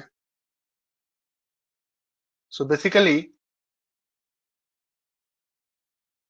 so let's talk about it. It's one of the famous thing in SEO. Too long, did not read. So some people, they write a lot. So it's a shorthand way of, it's a shorthand. I'll write about it. Guys, trust me, I got to know a couple of years back only. So don't think you're missing something big in this world. So when I saw it for the first time, I Googled it. I have this, I have this habit of keep learning about new things. So I'll quickly search. So, you can look up or you can search in Google by just tapping on that word. It's a shorthand used in internet, used on the internet.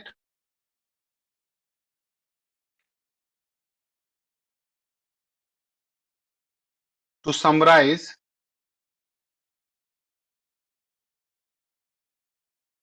long content, articles, etc., into a brief, digestible form. You will not believe, I think, I feel few years back, there was a company came and so the founder is like a Bihari. So he did found the company called InShots. I think I'm damn sure I have this app on my phone. Most of the news I get to know from that app only. in shorts. You know that? So tell me, na, in short. We keep telling, na, in short, in short. Arre chodo, in short batao. So TLDR is a way. So they will write a big article first, and then they will give you a TLDR, right? So to give you a quick overview for the people, for the folks who are like busy, who don't have a lot of time or patience to go through the entire content. You understand what I'm saying?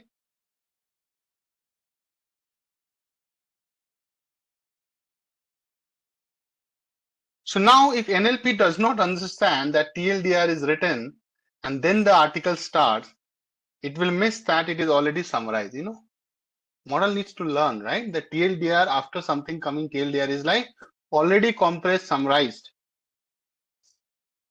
So you have to tell the model, dude, this is TLDR content.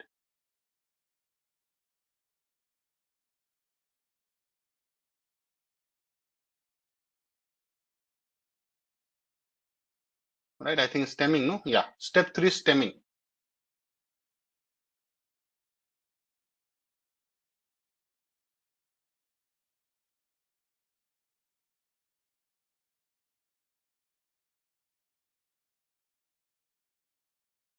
Okay. So guys, everybody knows stemming, right? Have you done stemming on a plant? Or have you seen somebody doing stemming on a plant? So to grow a plant from a plant, people do grafting and create a, so they create a, take a base of a plant and they create a root from the stem, right? And then they get a new plant and that's how the plants are multiplied, correct? So that's called stemming. This is the word, source of the word, stemming.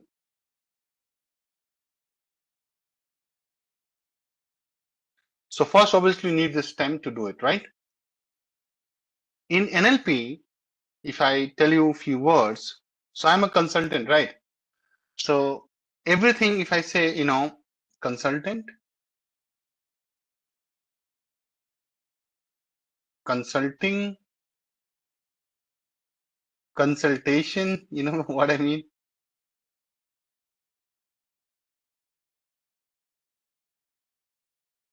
Consultative. Actually, these are the words I know from my English. But if you think something I've written wrong, right? Do you agree that all these words have a base called consultant, right?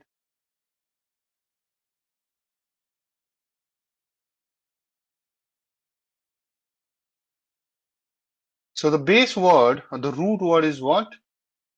Consult. So in stemming also, we say, right, find the root. So as the name suggests, stemming is a text normalization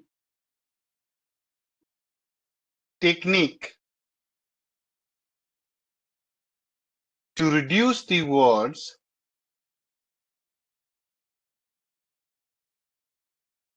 to their respective, to their base or root form.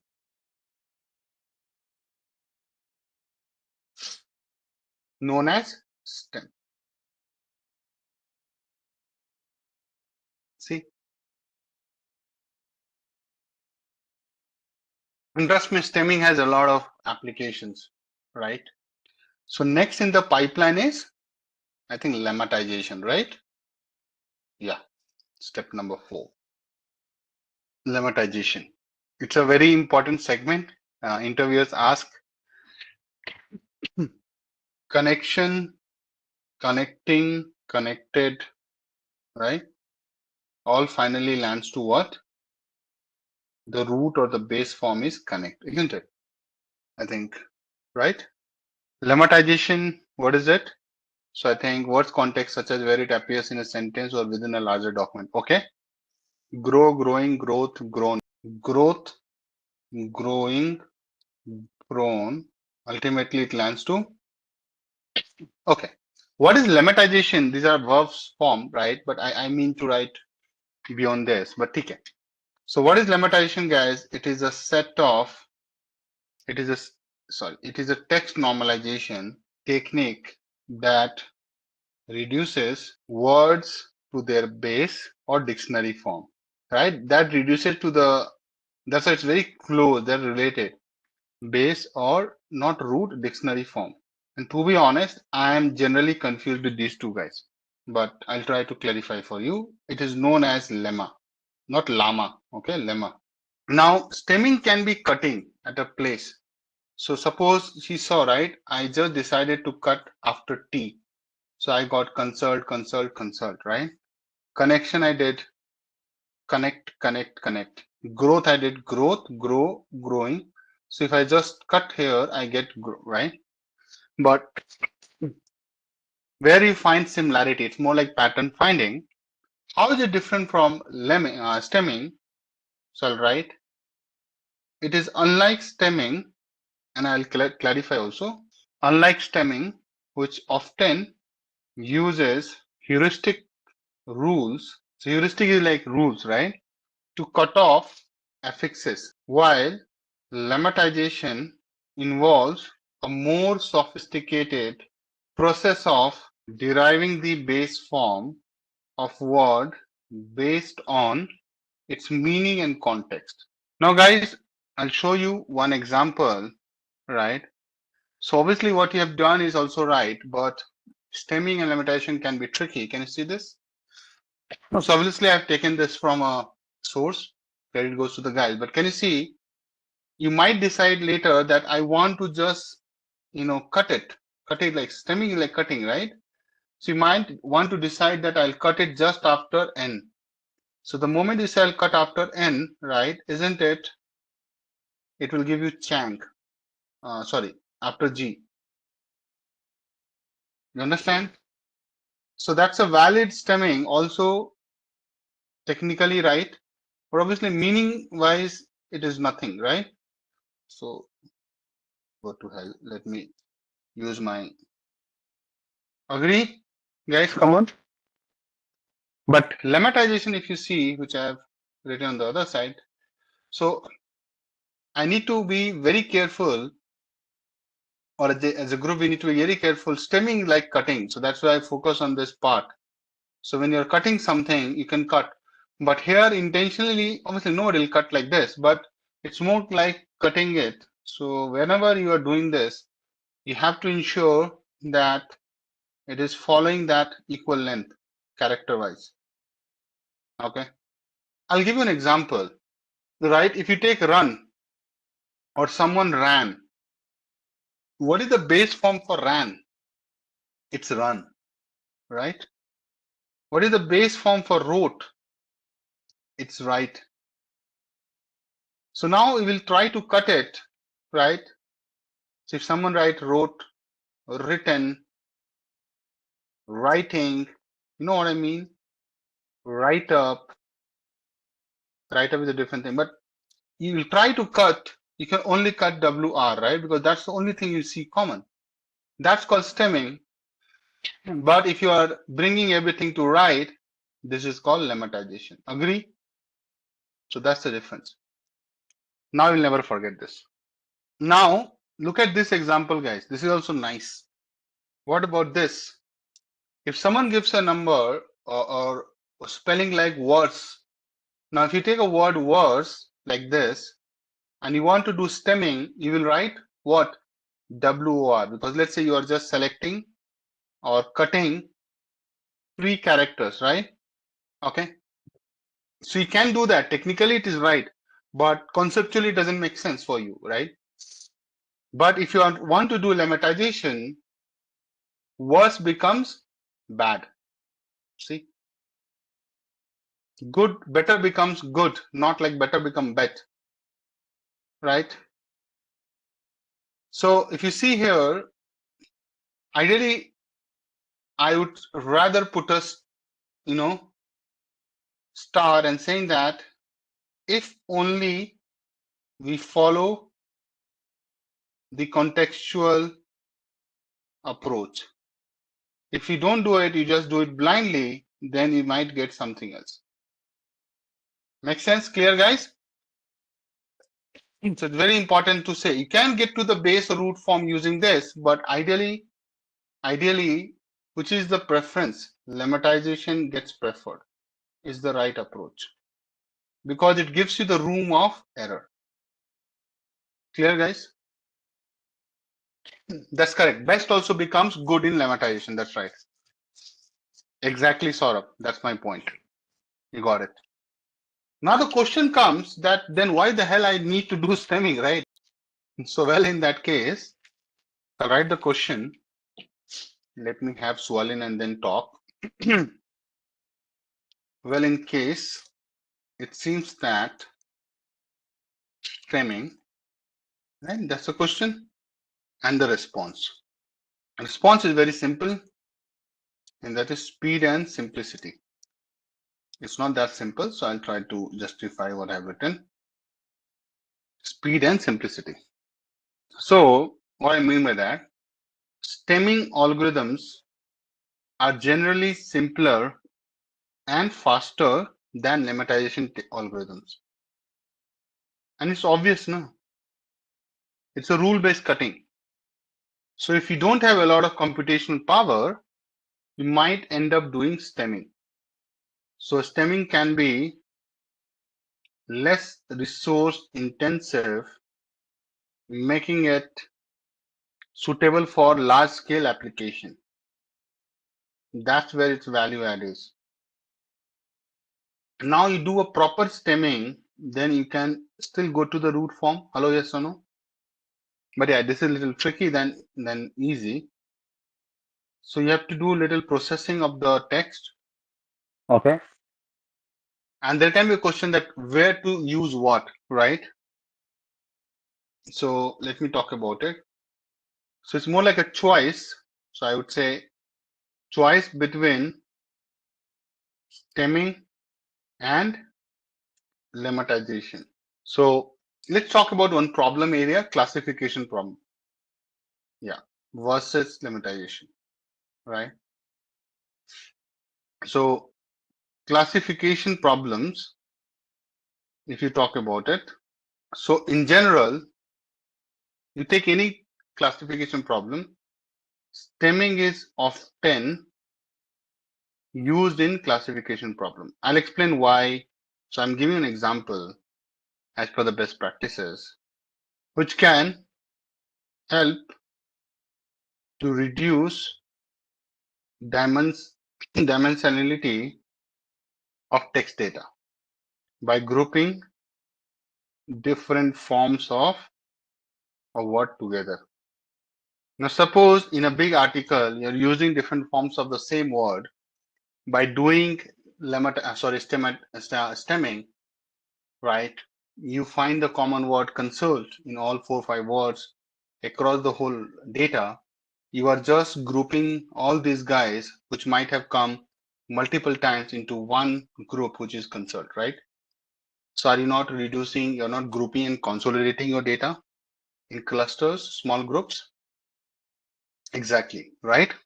So what they're saying that it is as good as saying that treating related words as the same feature. So you will be able to reduce dimensions, right? There's no point for having a dimension for consulting, consultation, consultant, right? Whatever, consulting, right? So 4, 5 features you would have, you could reduce it to only one. This is a good area. I know you are looking for some example. We'll come to that. It's not that straightforward, Mr. That's why I'm not giving or able to give here. But this is more like a FYI information for you that classification problem, it's a good choice. I'm not saying that. Experts are telling that. Which one is a good choice? This guy, STEM. So you might be wondering where I use lemmatization. So it is for text generation problem. Now text generation is something more dependent on contextual thing, isn't it, guys? Come on. Rather than doing a similarity grouping. So you cannot like do stemming and take some, almost similar kind of problem here, right? Oh, these are all similar words, I'll group it. No. You need to understand each and every word so that you can generate text, which is a response, and you have to be very careful. So what I'm saying here, in general, lemmatization is typically preferred in text generation task as preserves the meaningful base form of the words. And this is very important to understand, that it preserves meaningful base form of the words. So you can't just replace it with some, segments. So what basically it says that it maintains the meaning and context of words, which eventually leads to more coherent and accurate generated text. Now, this is a good thing. Suppose when I used to teach this, let's say 3 years back, to make you guys feel this impact, it was a very abstract thing for me. It was very difficult as a trainer. Now, since everybody is using GPT, now you are asking something as a response from GPT. If it is not coherent and grammatically correct and making some sense for you, in response to your question, are you going to trust that tool? That's what I'm saying. It's so important for text generation problems that we use lemmatization, not stemming. Right? Because if stemming goes wrong, it will not be able to understand that word, and then it will not be able to give you the better response. Agree or not? Suppose by mistake you did a wrong stemming. It will suffer miserably in training of the model, right? Which means, guys, suppose you did a 3-character stemming, 2 words have some meaning, but the other 2 words did not have any meaning. So the model will say what's happening here, right? Because it is not able to understand. So it happens, right? You're in a meeting, sitting, discussing with your project client, offshore client, or onshore client, and then suddenly you don't understand something that person said because the network was not good, or you could not understand the English he spoke. Like he might have brought in a really difficult word to understand, right? Or you could not understand the word or set of words that guy told you or just mentioned because of the accent or any issue as such. Isn't it you have to resort to say, can you please repeat? I missed it, right? Or I could not grasp what you said, right? So it's the same thing. You know what I mean? Because the context is lost for a minute or so, then you have to repeat. That's how text generation outputs are now getting better, because now model training is done solid. So, but if you're asking something tricky from ChatGPT, you realize that, oh, it is still dumb, right? It keeps telling you the same. So for, I think last year when I was trying to do it, when I say last year, I think almost a year happened, right? After ChatGPT has come. It's been a year now, ChatGPT 3 and all, right? So last year, when I used to ask something, right, it was making like baby mistakes. So I was doing some calculation and it was doing this 23 minus 5 that ChatGPT is writing, that kept writing 19, 19, 19. And I was like, please fix it, it's wrong. And so is wrong your next all 10 steps, right? So then I realized that, ChatGPT mathematically is still not there. But now I feel that they have done some good improvements, and there are some updates that in a year or so, it can also solve optimization problem, which is fully mathematical, right? Fully mathematical. It can run iterations on mathematics, so it's basically can write your own algorithms. So I think the world is going to be super interesting to see what is in that, right? What is stop word in NLP? Anybody knows this? Give me an example. Stop words. And the right is in, of, etc. These are called stop words. So basically words that are commonly used in a language but are often deemed irrelevant for specific NLP tasks, right? Which are not very important. That's right. So examples in English language I can give you. That's our common language here. So it can be and, a, and, the, and, or, is, in, of, to, etc. All the pronouns. So yes, continuing on this, I'm writing. The list is big. You don't need to remember this because model has already those things. So what is the primary goal of removing stop words? Is to focus on more meaningful words that carry substantial information for for text analysis such as sentiment analysis or topic modeling. By the way, right? Topic modeling is a big use case in industry, insurance industry, BFSI, banking, finance, service, insurance, right? Correct, no? So BFSI is where you have a lot of documents in place, so you'll be using it, my dear. I think financial services, right? This is a very big college, huh, by the way. Financial services, no, I said no, financial services. So here, what are the points? What's the point? The point was that topic modeling is a big thing here. So what is topic modeling?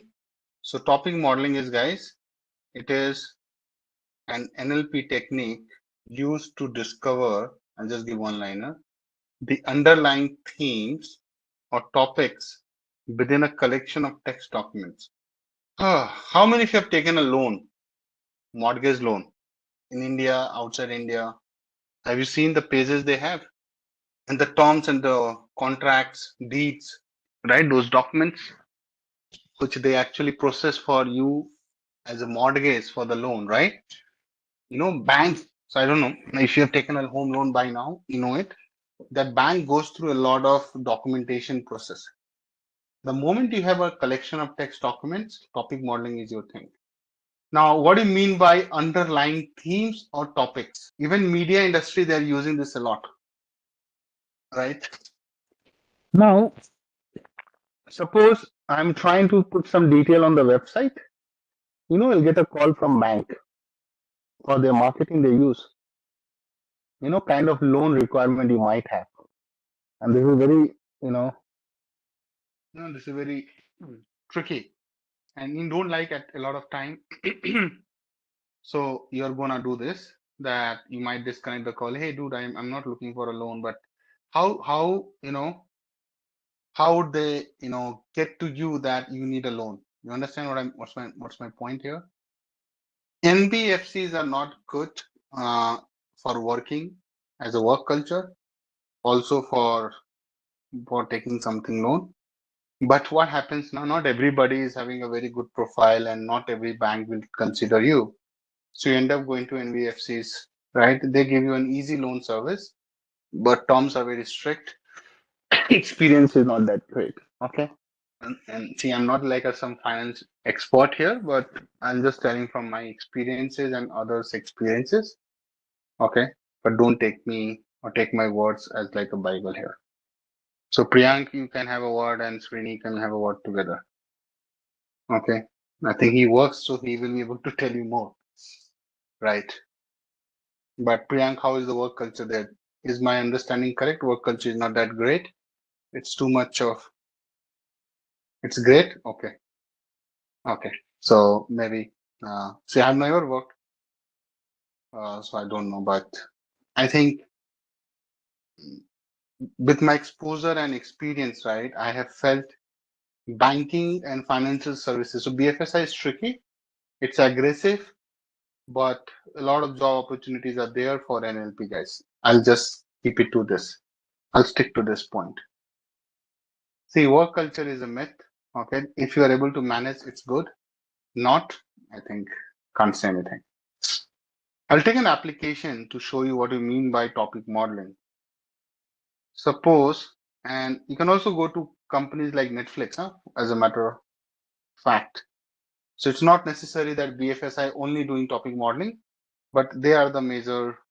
See, wherever you have a lot of documents, you can do topic modeling. So content recommendation. Now this is out of the box kind of application, and it's not like something like a very common area to work in. It's a niche area, but this is something like a job. So those who are studying recommender system, right? So content recommendation is a big thing. Okay, so it's more like suggesting articles. And trust me guys, in my all phones, laptops, right, except this laptop, everything I browse in private mode. That not like I'm doing something shady. It's just that I hate it when I'm trying to browse something and the cookies. Mostly I use Mac, so I use Safari. They are more private, right? So I start getting irritated because the moment I suppose I'm trying to buy a pair of shoes, right? I'll start seeing shoes everywhere, which I don't want to see, right? On every page on Google Chrome, which I don't like. It's like it's like that. The shoe is like pursuing me that Akash, you have to buy me.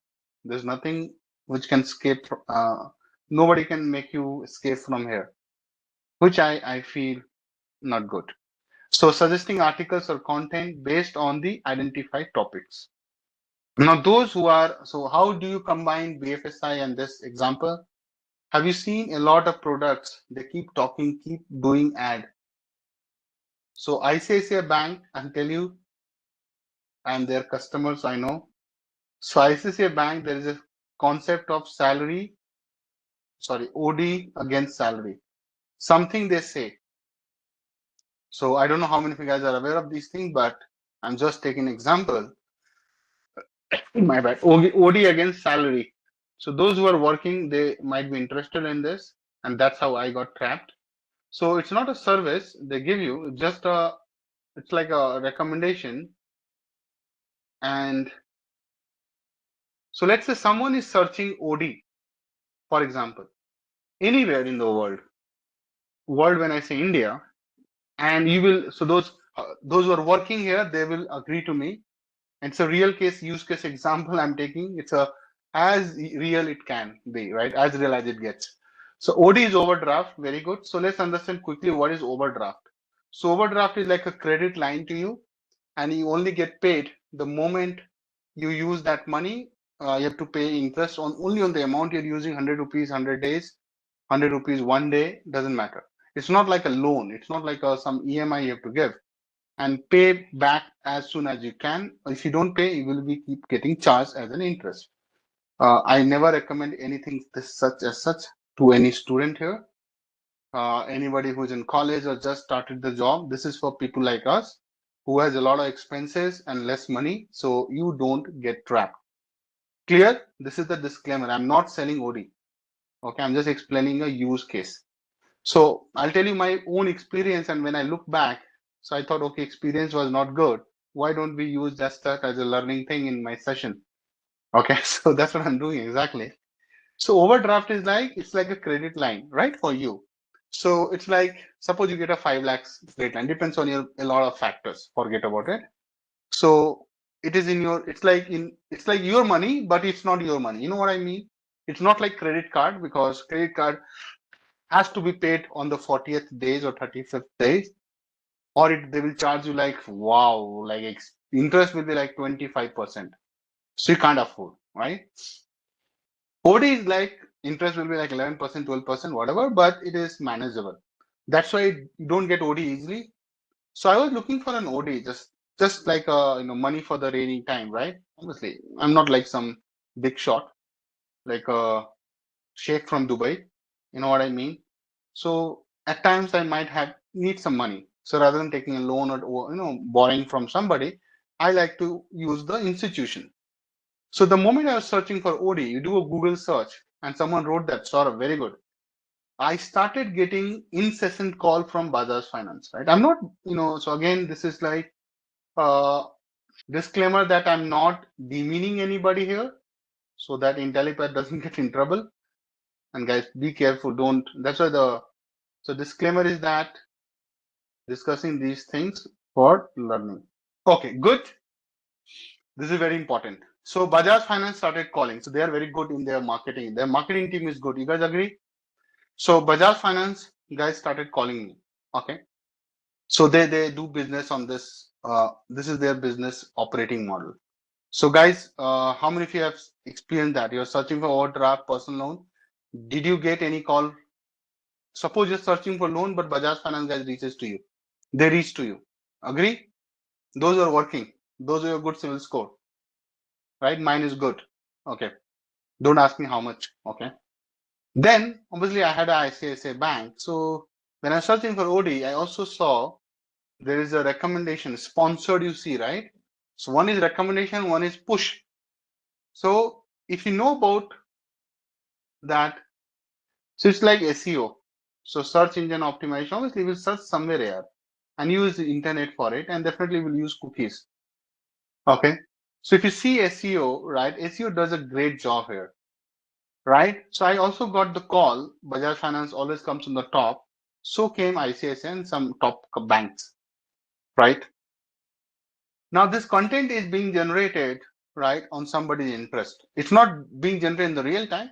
That's the AI will do. That's the future. So what I'm trying to say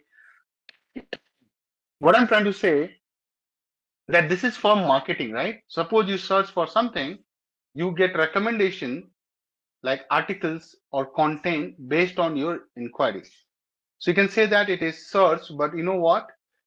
A lot of people are writing in real time doing a topic modeling for the BFSI. Suppose I'm looking for a term insurance, so you will see that there is a blog which is being written in real time, right, with your requirements. It's like if you are writing somewhere, suppose you have written in Coda, you have written on Reddit, and there are companies, I don't have a real example, but I have a very nice and niche group where I discuss these things of, of ideas of the today's world or the tomorrow's world. What is being done, you know what? And these are being tested. Suppose you go and write something on Reddit. Reddit is an app where you can put a big detailed uh, context asking still more like reaching out to a community. They scrap those data, right? Web scraping, and see that if that's a common kind of query people are asking on these social media handles, be it Twitter, be it Reddit, be it Quora, right? Likes of those. And there are hundreds of them. What they do topic modeling to generate what? Generate what? Articles and blog, which will be so convincing that you will think that dude, this is it. That's how I got tracked. It looks so real and so fit to your requirement because they're using your input to put a content around that requirement. It's like you want to be a data scientist. I only talk about data scientists, right? But I am from a finance guy, right? This is so lame. So that is one thing. Second thing, that why BFSI today? So remember I was telling you that if you only hinging on AI coding, right, or Python coding or Python or AI based coding or Java coding, your days are limited, So trust me, your days are limited. How many of you are coders here? Can you say hi? Or let's do a quick survey. How many of you are coders here? Literally, you are coding to make some bread and butter for your life. Just coding, nothing much, without putting a lot of brain. So you just do coding every day. You just do some code or code quality checking of the code, testing your code, creating applications. So you're coding.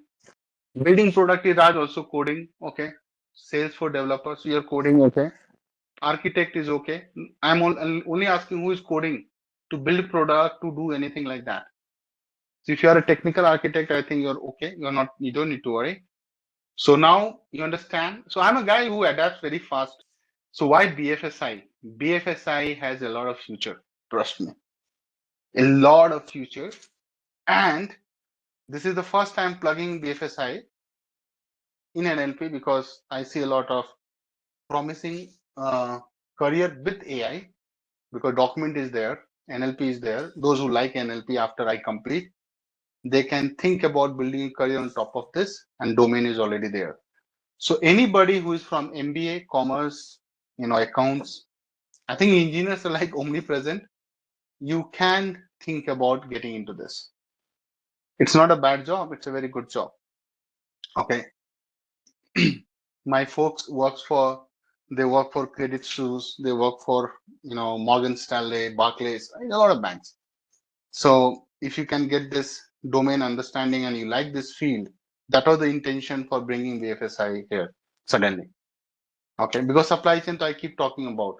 After supply chain, I feel BFSI is another top notch is pharma or life sciences or healthcare or Medicare. But in India, I think it's very limited. That's why I'm very choosy. In India, healthcare is not picking it up, but you can work for the global clients like name it. So I think India will take another 30 years to be a great healthcare country, but healthcare here is not picking it up. But definitely, pharma is picking it up. So right, there's a difference between healthcare and pharma. or life sciences. So those who are doing automation job now, and anybody who's just doing automation like RP and all, please start thinking about something alternative. Anybody who's just doing automation like a VV automation or doing RPA, right? Please ensure that you start upskilling yourself in something totally out of the box, right? Or those who are doing those, anything which can be automated with AI very easily. So I'm also working on creating something that there is a very good page which keeps updating saying that which area, which sector, what kind of jobs you are going to lose because of this AI revolution. So I think that will give you a lot of insight and you'll be on the top of the thing. But what I'm trying to say, although we are teaching you AI only, so you guys don't need to worry. So those who are all present in my session, you are already learning something which people are going to use against you, right? So you don't need to worry, right? Yes. So I feel RP automation is something AI can do it automatically. It's like there will be a set of, so there will be like a more like an assistant, and you just tell it, make some workflows in that, and it will do it on its own. It's very highly easily going to be, scalable, and because now understand, and I had done this RPA training when I was in Genpact, my very first company. What I'm trying to say that RPA is what? You look at some boxes and, location in the document, right? Images, right, on the screen. Then you make a box there and saying that if you find this similar, right, you do some action on top of it, right? Agreed, correct now? So if you think OK is there, so you have to click OK, right? Now, you know what? I don't know. I want to show you a demo. So shall I do it? Can I take 5 minutes? Because I know almost we are done, but I'll just take 5 minutes. Are you guys ready for it? Can you see ChatGPT? So I'm using a paid version, my dear. Okay. So this is something I try to use it the most of the time. Can you see ChatGPT? Okay. See, I'm just sharing a screenshot. Where is that screenshot? So stop word analysis. Let's just step 5. Obviously, this is a handwriting. All right. Suppose I just copy paste it. Hey, come on. I paid for it, right? What's wrong? This is not done. Why the attachment is not coming? My paid account is gone or something? Seems so. Yeah. Anyways, can you interpret and give me more detailed info on this screenshot? Now just understand this. I understand.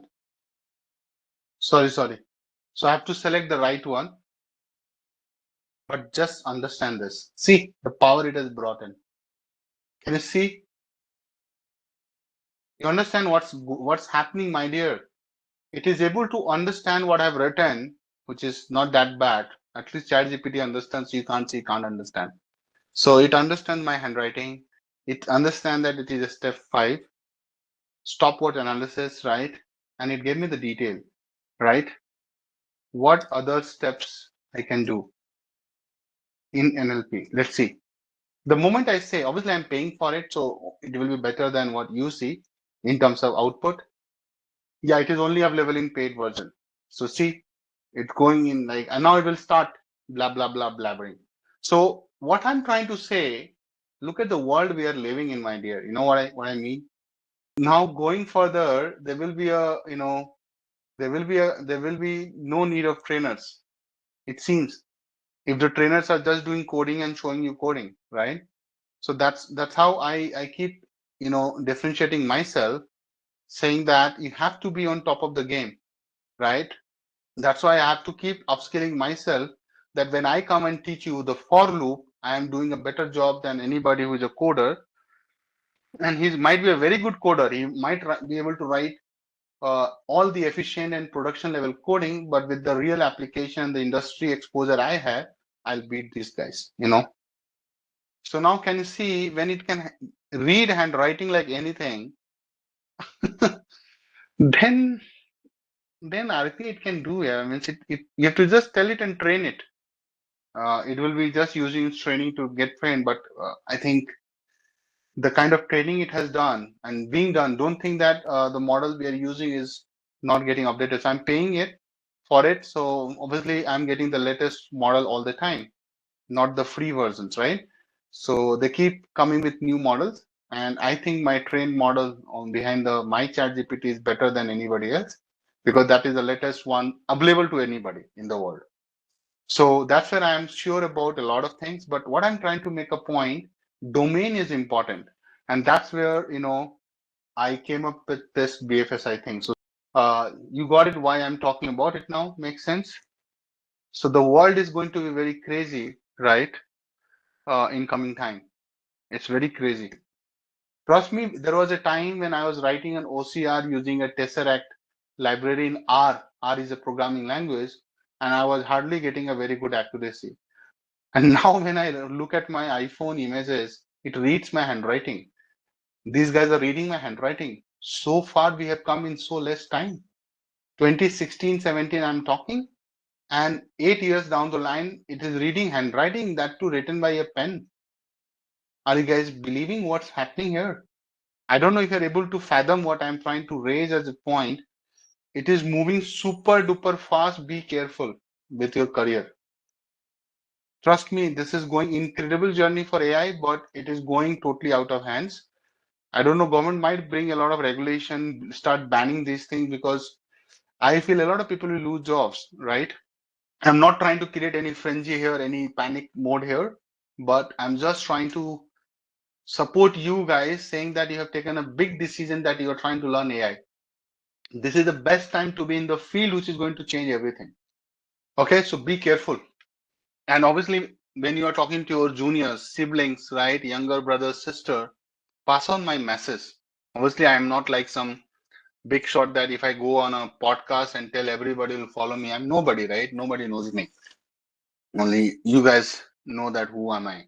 So please, whatever the mode is, but try to pass on to the next few guys so that they're aware of these things. It should not be like after 5 years they are waking up and saying, dude, I need to do something about my career.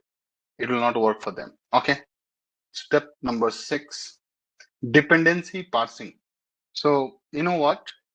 Dependency parsing is very important for grammar. Okay. So let's talk about grammar a bit. I'm going to show you a nice diagram, guys, and you will see this. So if I say London is the capital, right? London is the capital and most populous city. Can you see? This is the sentence. Now, even you have done this in the grammar, right? In the grammar courses, that if you look at the sentence, you know that what is what. So you know that how quickly to understand the whole tree, that London is a proper noun, is coming from B and B is a verb, D is the determiner, right? A and D. D is the determiner, A and D the article. Capital is like a noun and its conjunction here, right? Most is adverb. It's trying to saying that most populous is like adverb. Populous is adjective. Or anything which bumps up the or pushes the adjective, that is your adverb, and city is a noun. So if you are aware, this is your parts of speech. Very good. There's a period, right? So under this topic, there is something called syntactic analysis, also called parsing, syntactic. Okay. So guys, syntactic analysis is crucial for understanding the grammatical structure, which I just explained quickly. See, for a human being, it's easy because you have learned the rules of grammar, you know that. Understanding the grammatical structure of sentences and how words relate to each other, right? Now, if you understand, right, look at the relationship here. So, London, right? So, if you see, is has a predecessor, which is saying London, and also has a successor, which says capital. So, London is the capital, right? So I'll come to that, how to understand this chart, right?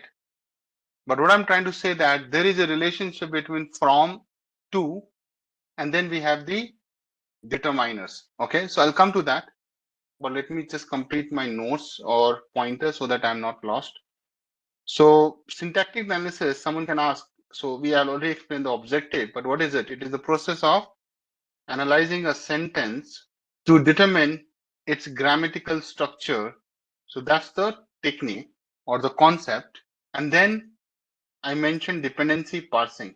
So once you understand, so once we have identified the grammatical relationships between words, dependency parsing constructs a dependency tree or graph, which you just saw, that shows how words in a sentence depend on each other. And once the models were able to do this, the understanding of each and every line has become. So it has not been done, or it was not done in a day. It took its own time, right? So NLP is here for the last 10 years almost, I would say. I can be wrong also, but this is how it is. So you need to understand that the kind of relationship you are seeing here. So London is the capital and most populous city, right? You can quickly find out the grammatical relationship, right? But just imagine that there is no human behind it. There's no human behind it. Model is telling that relationship. So this tree, I'll get into more details now since I've completed it. So this tree is known as dependency parse tree. Okay. Just imagine that for each and every line you've written in that article, models fully understand the relationship. So London is the capital. So what is the line? I'll write it somewhere here. So London is the capital. So I'm saying London in the Hindi, but I can't say pronounce in the in British accent. British accent is the capital and most populous city. Right? This is a sentence, guys. Come on. So we are saying that London is the. So you see, right? Let's start here. So obviously root is the, this is your root. Okay, so don't miss that. Root is this, but you also know that London, which is the proper noun, what is the relationship, guys? You know that, right? If you have done a little bit of grammar. My God, those were the days in school. I remember, and my teacher used to beat with a rod. I'm talking about school days. I'm not bashing the teacher. Don't worry, I'll not tell the name. But he used to beat with a rod, a circular rod. And very difficult grammar question. I used to get nightmares. Okay, because without understanding if you're right to cram it, just cram it, remember everything. It's very tough. So London is the subject of the sentence. Okay, and it's connected to the root verb is, right? So I'll also write it, and it's connected to the. So my teacher would have been proud. Now he is teaching grammar in grammar in AI, right? He must be proud about it. I'm not doing anything. The models are doing anything. Sometimes I feel, why we did so much of, so much of excellence, pursuing an excellence. Now model will take over. Okay, anyways, just kidding. Subject, predicate, remember all those things? Complement is the predicate. So I'm going to be grammatical here. So see guys, my starting was in Hindi medium, so I'm not too good at it. So forgive me if I'm saying something wrong, but at least my notes can't be wrong, so don't worry about it. What is capital, my dear? Capital is the complement, or also called predicate. Remember predicate noun, right? So can you see very smartly, I have told you that the root is attached to this guy, subject, follow this yellow color, and also attached to this guy, which is your capital. Hello, everybody. So subject, London is the capital. Okay, fine. D is determiner. Okay, very good. Thank you. But I can still stop it, right? London is the capital. This is your determiner. Very good. See the linkage, right? The relationship, subject and predicate. D is your determiner. Now, most populous city, you can put it into like a phrase. That, dude, this is a phrase. Most populous city, I can take it as a phrase. And that is being connected using this conjunction called and. Interesting. So what we're trying to do, the model, I'm telling to the model that, dude, understand, London is not only the capital, but also most populous city. So model saying, okay, boss, I got it. What are you trying to say? Are you feeling it? That's how human knows, right? That's how human knows. If I tell you, Masrat, that London is the capital and most populous city, you know, right? He means that it's not only the capital, It's also the most populous city, right? Very, very good. But model goes one step more. It also tries to understand that maybe that's the reason because it's the capital. Because model totally understands capital is like some major cities, right? Because if you're doing like a chat GPT kind of thing, it has got a lot of contextual learning. They know that top cities by population, London will be there. Why London is so important? Everybody's flying to London. Something is good. So they might have the flight data. That might be the reason that a lot of people are coming. The chat GPT can also go and find you reason that why it is most popular city, right? You want to try this with me, guys? Come on. So I'm just putting a command or prompt saying that London is the capital and most popular city and asking why, right? See, I was right. How good it can be, guys. My God. Look at this. Can you see that, guys? Obviously, I'm not trying to teach you with ChatGPT. I'm just saying that here ChatGPT should be used if you have a license, my fellow trainers. So see, London is the capital most populous city. I ask why. It's a factual statement. So it's thinking like a human. Dude, you're right. It's a factual statement. It's correct. It looks correct. Why? Because it is a capital first, meaning it has all the political, cultural center of the country. See, it understand that why a city becomes capital. You understand? So when it has the center for the administrative, political, and cultural center, generally that becomes the center. Look at the training it has been gone through. Then it is explaining what you mean by capital, right? Then most populous city because, right, London's role as economic, cultural, and educational hub, attracting people from all over the country and the world. Isn't it just now? I just mentioned that maybe 2 minutes back before ChatGPT spit it out in a very one-liner. So do you think that the ideologies or the kind of, you know, that look at the beauty of these things that it is trying to reason out that these two roles is the reason that sentence highlights both characteristics, and that is the reason that make London most important, which is capital and populosity. So what it has done in its honest way, Mr. ChatGPT 4a 4o responds to why. You think if I don't tell you that it is being written by ChatGPT, you might think that someone has written who has good knowledge, right? A very good, well-read person has written this. You understand why I'm saying this? Because this is going to be much better down the line. And it's getting better and better, I can see. So that's all from my side, guys. On the NLP, you can keep trying to make India more proud, Priyank and Srini. One guy can try to think about bringing the wealth back, you know, and one guy can think about, making the India independent, which I like. Okay.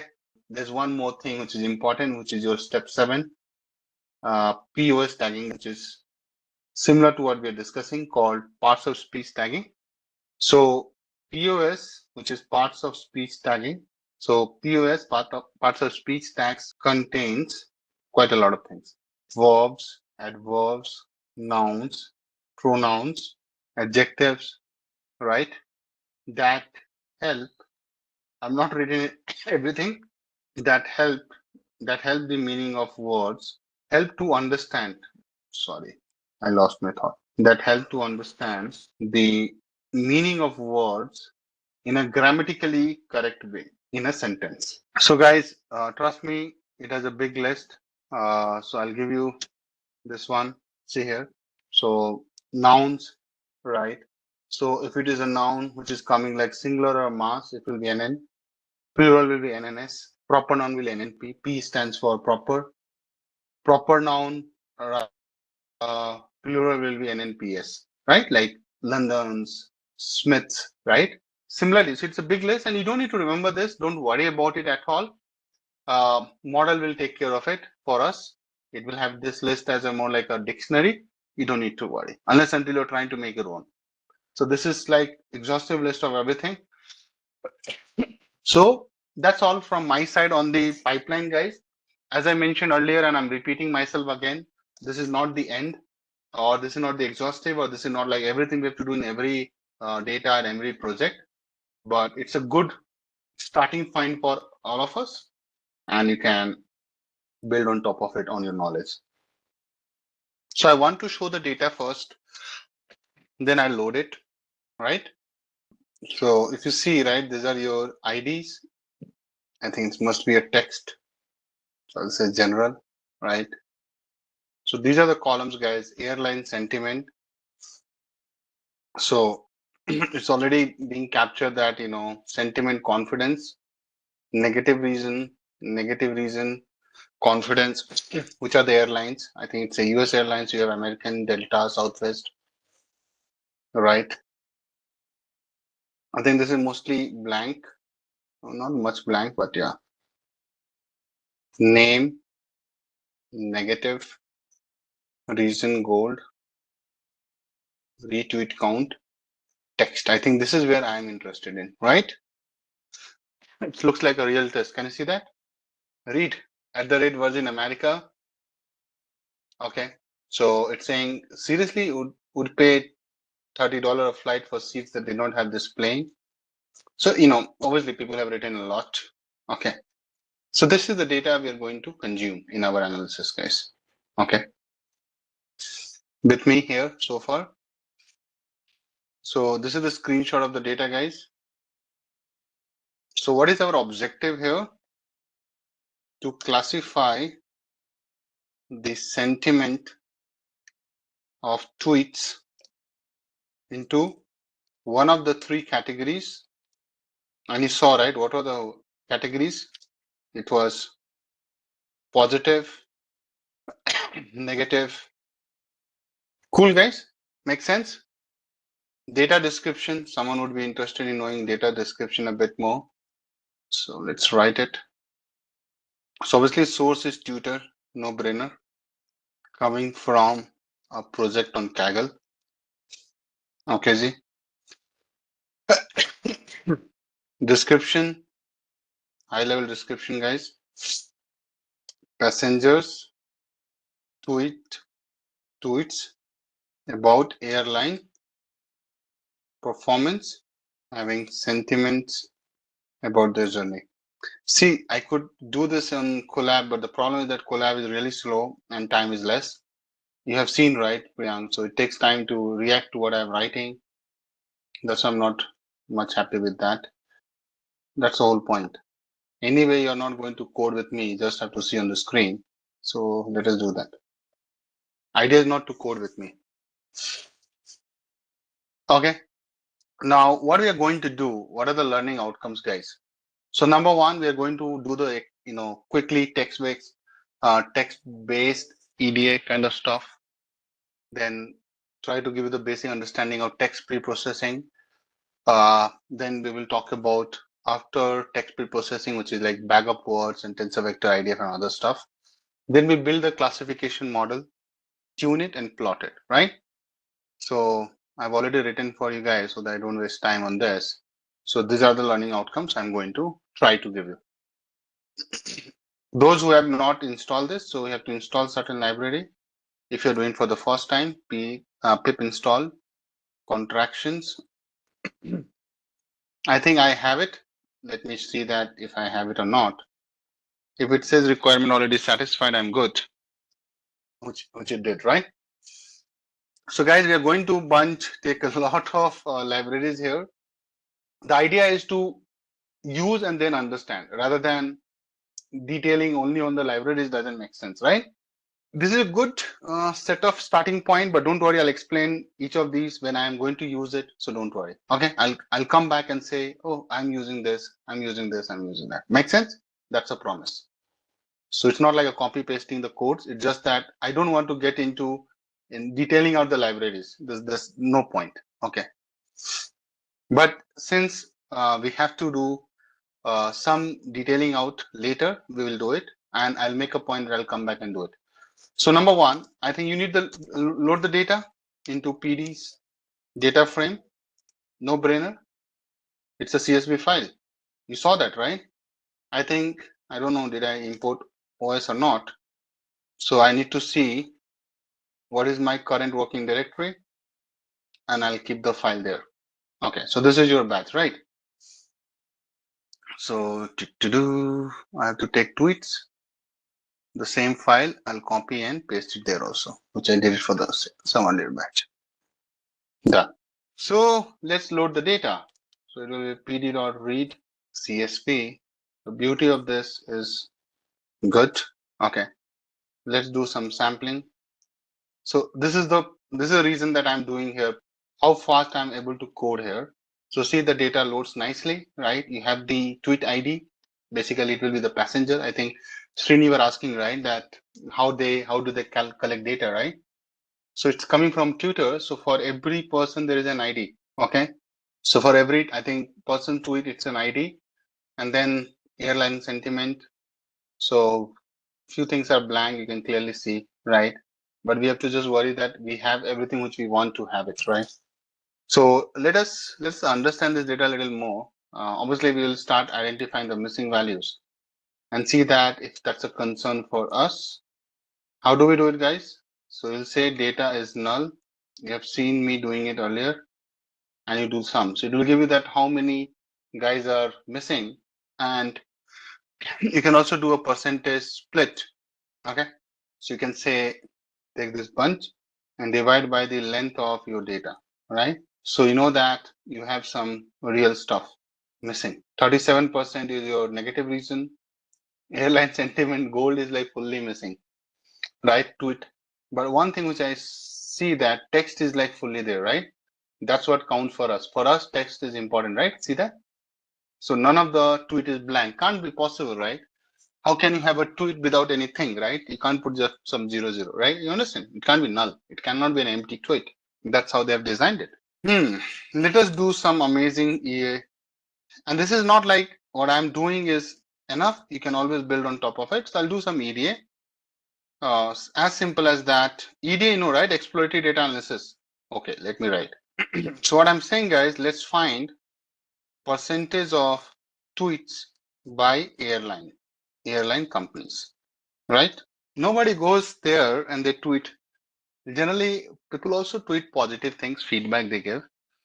But have you ever gone there and tweeted something about because you liked it the most or you loved it, you did not like it the most? Tell me, where do you tweet more? I think I have only tweeted whenever I felt real harassment from the companies. Okay. So percentage of tweet will tell you that if someone is harassing someone, right? That someone is like company. So in US, Twitter is really famous. People tweet almost everything there. I'm feeling a little hot. Let me switch on the AC. Or no, let me switch on the fan only. Import C1 as SNS, right? Let's take a canvas, count plot, data equal to data, X equal to airline. What is the column name? Yeah, airline. Palette, paired. This you have done multiple times, right, guys? So you can clearly see that of all the tweets, how many tweets you have, by the way? 14,640. That's your total tweets, right? So you can say print total number of tweets is how much? 14,640. Out of that, who is having the highest? United Airlines, right? Some generally people ask me, Akash, this is so fine. Can you show some percentage on top of it here only? I know a lot of people thinking about it. Guys, can you show me percentage also on this chart only? You can do it, but it is a little tricky, not that easy. But at least, see guys, we will not be able to spend more time on these kind of requests. But yeah, we can clearly see that. Yeah, this is an older data only. It's a very famous data set. I think if date is there, I would have told you what data is this one. But there's no date, location, time zone. No. Yeah, but it's not like a recent data. Don't worry. I'm not saying that also. So what I'm saying, guys, we can see the percentage of tweets for United Airlines has the highest number of tweets, approximately 26%, followed by, I've done this maths outside, don't worry, by US Airways, which is 20%. Good. So at least you know that who are the airlines which is getting a lot of tweets. You can clearly see United Airlines is topping it, followed US Airways, and then American. Okay. I'm not saying that they have more issues. Don't jump to conclusion. I'm just saying that they have highest number of tweets. And you can do some pandas data aggregation technique to get percentage and all. What is the distribution of sentiments across all tweets?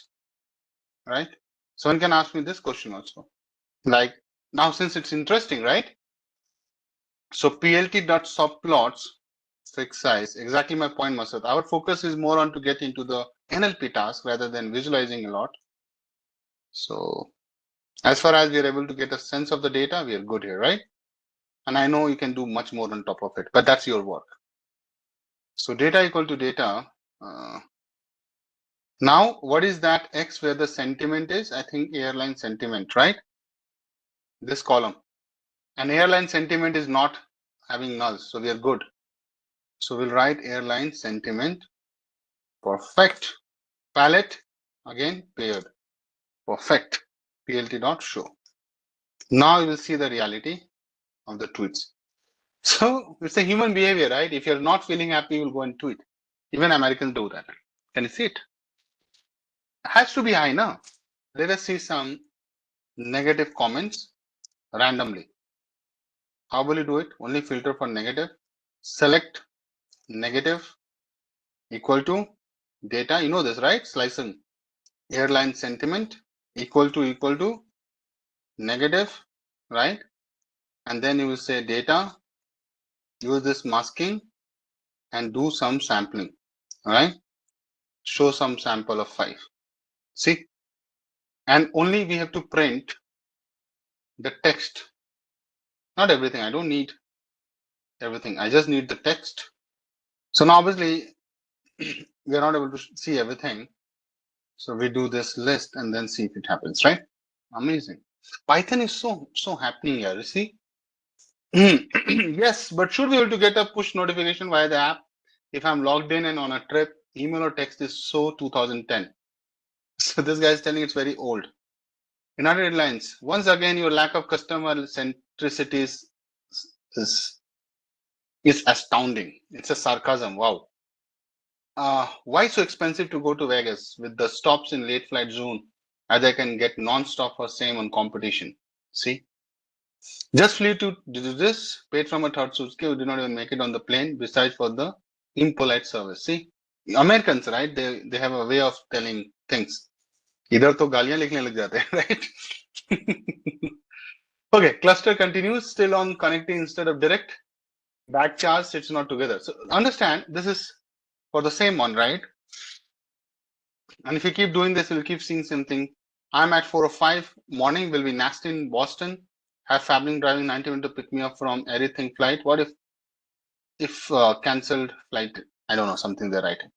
But why they know that it's negative? Because in the same data, hold on. In the same data, you don't do this, you will see that they have a category, no? See, negative, negative, negative, negative. There's a reason also, customer service issue. Can't tell. So must be like a filter, right? Select, can't tell. Cancel flight, customer service issue, right? So as a matter of fact, for negative reason, right, you have some missing data, right? But similarly, you have for positive reason also, I think you have some missing data, I realized. No, only for negative reason they have this category. But anyways, we know that there are negative tweets. Let's see if it is, what about positive tweets? Let's see that. So आपको कुछ नहीं करना, you have to just go there. So I'm speaking Hindi. My bad. Say that, select positive, change this to positive, and just see this. Now, everyone has been so nice and helpful. Looks like positive, right? I'm already a card member as well. Enjoy flying with you guys. Wow. Thank you. Simple, positive. Thank you means positive. Thank you, positive, right? Let's see neutral. I would love to see neutral.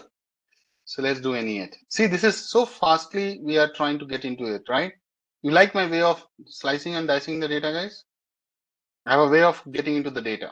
Now, if you're not good at basics, you will struggle. I recently moved and got a new license, and when I booked my flight a month ago, I used my old license. Do I need to change that? Obviously, it's more like a query. So it's not like DM these nuts. I sent you a DM, can you please help? Obviously neutral. Look into better service, more like a suggestion, right? So obviously somebody is tweeting and they are categorizing. I don't know what is they're doing to categorize. I am not sure, but this is the data we have. Makes sense so far with me? I had written this code for you because I don't want to waste time, but I want to show you that there is a way of someone asking me, right, can you also show percentage? One of the learners did it. I realized that I have it in my other notebook. So I just source the code and it's on the same data frame, so it works. Data, right? See, 62% of the total tweets are negative. 21% is like neutral, and then the rest of the 16% is positive. So as you can see, guys, you need to do some annotation, right? So Srini, you were right about it. So I think you have to spend some time on understanding this code. It's very easy. So what are our some key observation, my dear? Number one. So majority of tweets are negative as expected. We expected it, no, before we started on it, which stands at 63%. Followed by, that's how you have to give summary to your client also, followed by neutral tweets. But this is very basic insights. I don't write these insights. I write insights which will take at least 10 minutes to understand. That's how you get valued, you know. If you write these statistical insights, they'll say, what is in it? Even I can do it, right? So you have to write something like you have to make a statement. And then they'll say, what? Then you prove that statement with your data analysis, which you have already done. That's how you win your clients, okay? Can you show me distribution of, this is a very interesting chart. Distribution of sentiments of tweets for each airline. Now this is interesting, right? So you're telling total, no? So total is negative, but for which it is negative? I think we have to do some data preparation for this. So understand, I want to know distribution of sentiments for each airline. I have to group by airline and airline sentiment, right? Guys, pandas aggregation, you know this, right? We can call it a multitasking ability. I also have some abilities. Count, and then I think I need to unstack so that I can show you this. Now, yeah, it worked. See, this is interesting, guys, right? So now it gives you that by different sentiments for each of these. Interesting, no? Now, the good thing that Panda says, I can only plot. Why you want to go to? And that's why I love some of Panda's plot. Although people bash it, it's very basic.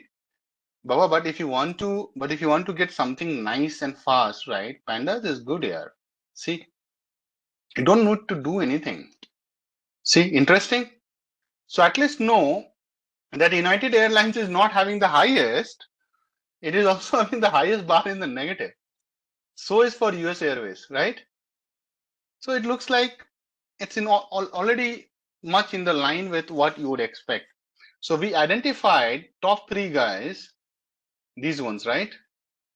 US United Airlines, followed by US Airways and American, right? Remember that? Same guys are coming here also. So you can do some sorting and all, and then the chart will look more better. So it's very evident. So what is our plot the stack bar, you know, right? Stack bar chart showing percentage split of sentiment for each airline. So there is other way to show the same chart. That's what I'm trying to do as a task. So rather than showing three, can you see 3 bars for each airline? What I'm saying, my dear, take this guy, take only US Airways and show like percentage split. You know what I mean? So basically we'll see only 5 bars, but showing percentage of these guys, right? That will be interesting to see if you can do it. Okay, I can do it in a matter of 5 minutes, but that's something. So it is evident from the output that for almost none of the guys, only Virgin America, I think they don't have, right? Virgin America, they don't have enough. So it's like I'm equal in all three. Can you see that? So you're saying that doesn't matter, dude. I'm neutral, I'm positive, I'm negative, I'm everything, you know. So Virgin America is like, okay, I don't have any idea what I'm doing. Obviously, it's insignificant business, right? But anyway, anybody would talk to you, any company, big company, during these meetings that, okay, talk about top three or bottom three. So it is evident from the output that for almost all the airlines, let me write, the majority of the tweets are negative, right? Followed by neutral and positive tweets. Virgin America airline, right, is probably the only airline where the ratio of the three sentiments group is somewhat similar. See, so as a matter of fact, right, you have to highlight it in your insights. Okay, good. Someone can also say, okay, I also want to see, okay, now I'm not worried about positive, I'm not worried about negative. Someone can say, dude, let us deep dive only on the negative reasons. So let us plot it. I'm just being selfish. plt.subplots 8,6. You know what I'm doing, right? Count plot data equal to data, x equal to negative reason. I'm plotting the negative reason distribution, palette equal to paired. Wow, it's so messy. Yeah. How we will fix it, guys? We'll do some rotation. You know, right? You can rotate plt.xticks. There's a parameter called rotation. See, not round. You can do by 90 degree. Interesting. Customer service issue followed by late flight. Okay. A lot of people are ranting, but they're not sure. So they can't tell, right? Lost luggage is also there, huh? Cancel flight. But the biggest thing is your customer service, right? Can you see that? So let's write it, guys. It's an insight, right? Customer service is the top reason for negative sentiments. Okay, this is good. Now, guys, let us do some NLP work. So let us start with word cloud. You know word cloud?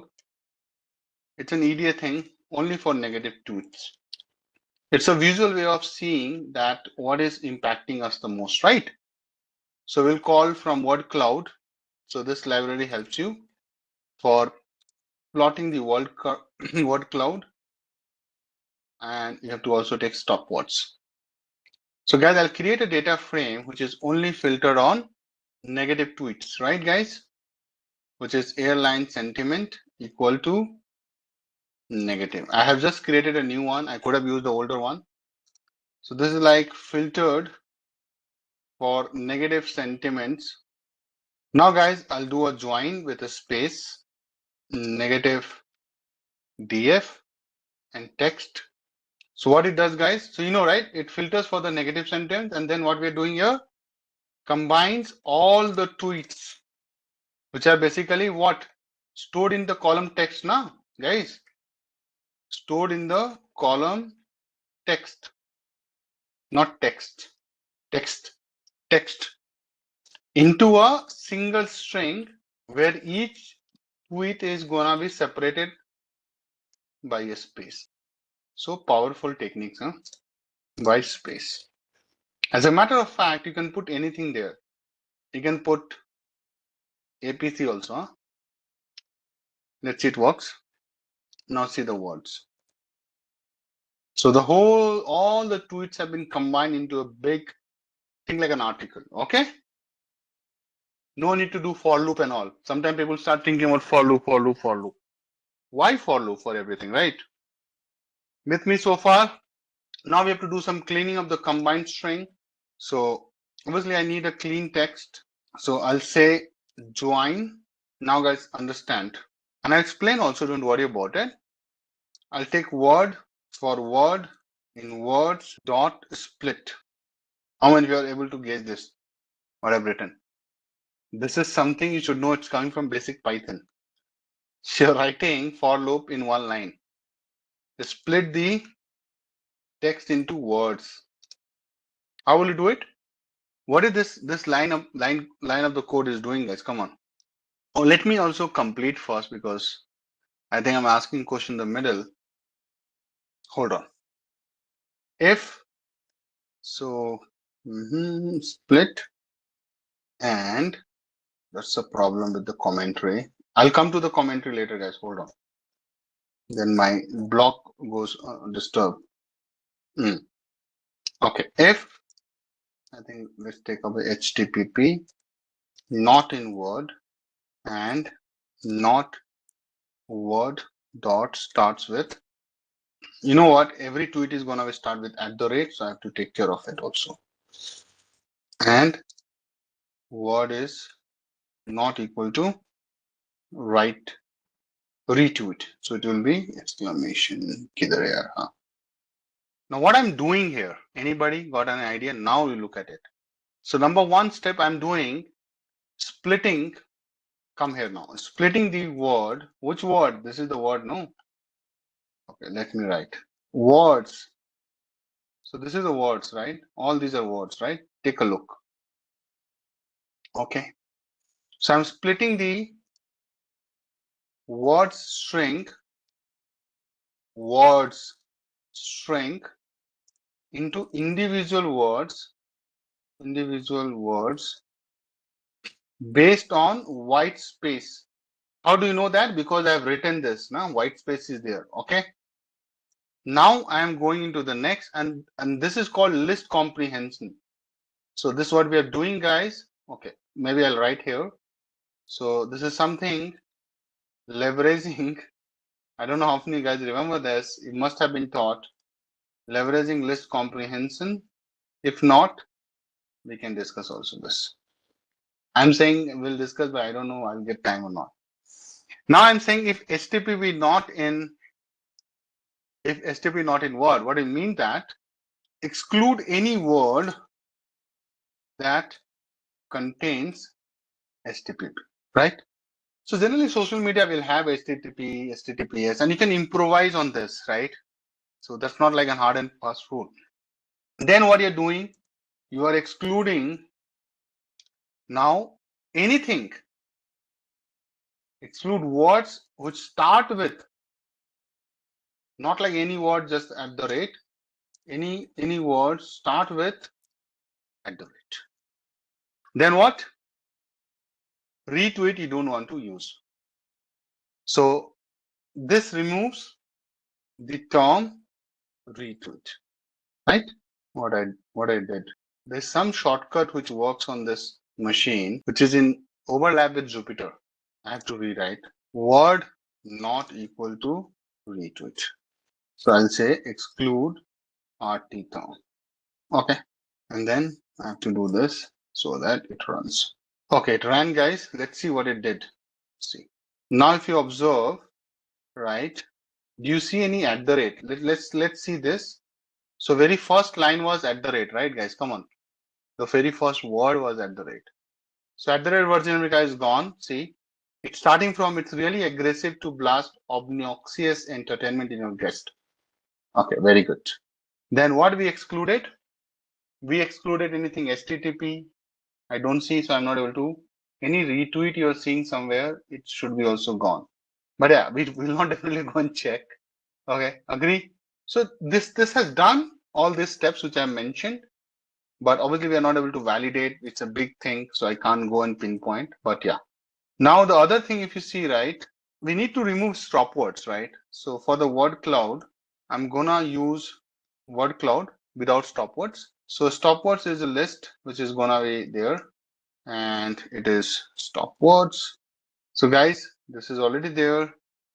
Background, you can say, you have to give some color, you can say black is much preferred.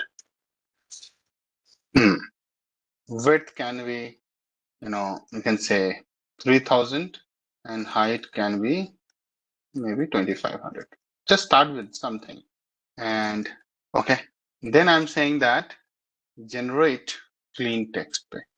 So guys, it will exclude common stop words. But if you have some laundry list, did I miss something? Background color. Okay. No, the moment you give stop words equal to stop word, it will exclude. Default is to exclude, not the other way around. It is taking some time because loading a lot of data must run. So when you write stop word equal to stop word, it will do the job. So even my machine is like saying dude, fan is like, so it's done. We have to just print it. So obviously the word, it's run, it's run. So let me plot it. PLT.subplots, fixed size. I'm ready. 18 by 18. I'm show word cloud plt.access off plt.show. Interesting. See guys, I can make it more tiny so that everything can be, width can be 12. This can be 9. See. Oh, sorry, I did ulta. Height can be 6 and now see. But you can clearly see, I think we have to generally go to the square thing, but you can open the image in a new tab and see, right? So obviously people are talking about flight. So someone can say, right, why don't you remove flight first? Okay, and then do this. But you can clearly see that a lot of things has to do with bag. So you know that people are losing bag or something with respect to bag. Hour, time, right? Help. So they're looking for help. Customer service is also coming, see? So as bigger is the size, that means that that's what being come. It's like frequency, right? So if your font size is bigger, that word is existing or repeating more and more and more. That's the reason that we already removed the common word, because everybody will write English with the help of those common stop words, right? So I don't want to show is, he, she, I am fed up, what are you doing, right? I don't want to show those, are you an idiot, right? So those things we don't want to show that. Are, I don't want to show. Is, I don't want to show. That's why I removed the common and stop words. But even if you see bag is there, I think help is there, hour and time is there. So it gives a good feeling, right? Cancel flight is also coming if you're able to see this, right? On the vertical. I think this is the way it automatically handles. Some words are like vertical, some words are like, it takes random approach to it. Obviously, I have not written this library, so I can't be commenting on that. But you can clearly see that hour and time is to like superbly coming. Customer service is on top of it. Hold, something is coming as a hold. Can you see that? I don't know. Did I choose the right color combination? Guys, I'm really bad with colors. Yeah. So see. So gray is definitely not. It's a turn off. I think you might be looking for white. You can give some hex code also. It's a big hands-on, guys. It will take another an hour. So this is how it looks like, guys. So you'll see now it has slightly changed, but flight is still the bigger, then followed by the positioning will keep changing. Every time it's like a random. So hour and time was somewhere in the top, right? Remember? Now it has shifted slightly. So guys, this is all from my side on this. So I think black was better, so you can keep black. I'll save this image in the Google Drive so that you have it, you don't lose it. You love the black, it seems. So I have put it there, saying it as word cloud, negative sentiments. But same thing you can do for the positive also. I think we have a lot of things to do. Why U is highlighted? Where you see U is highlighted? Yeah, because a lot of people start writing you have done this. So we need to take care of it. This is what you have to do, handle this in WU as a stop word, right? So generally in our normal dictionary, nobody writes you, right? This is like a slang chatting language. So sometimes you have to use, there are a lot of library as well. So you means your you, right? So we write, no, you are like you means you, right? YOU. So people write you, like let is also there, into is there, info. So we can take care of this. So we can further clean it up, but that's something we have to handle at our end. Yeah, someone can, or WTF they can write. So Americans say what, what the WTF a lot of times. So if you if you don't do a proper cleaning, that might pop up here. So you have to be very careful before presenting to everybody.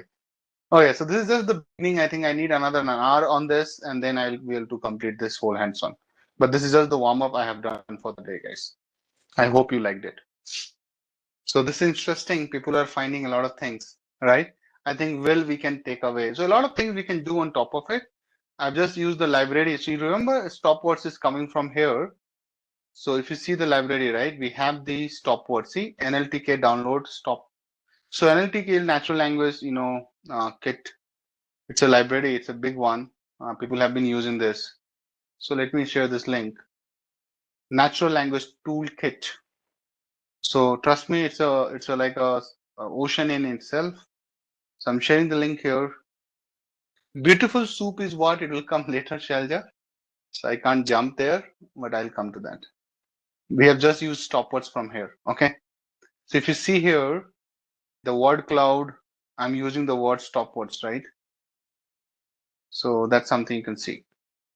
Just a quick info, guys. Intellipaat offers artificial intelligence course training, which will enable you to learn skills like neural networks, focusing on CNNs, RNNs, and their application in AI, natural language processing, computer vision, and generative AI. Through this course, you will also master deep learning concepts, AI model building with TensorFlow, transformers, BERT, GPT, LangChain, and NLP pipelines with advanced techniques like image recognition, chatbot development, and much more, all taught by top 1% experts and IIT faculty. And with this course, we have already helped thousands of professionals make successful career transitions in AI and data science. You can check out the testimonials on our Achievers channel. The link is in the description below. And without a doubt, this course can set your career to new heights. So visit the course page link given below in the description and take your first step towards the dream career growth in the field of artificial intelligence.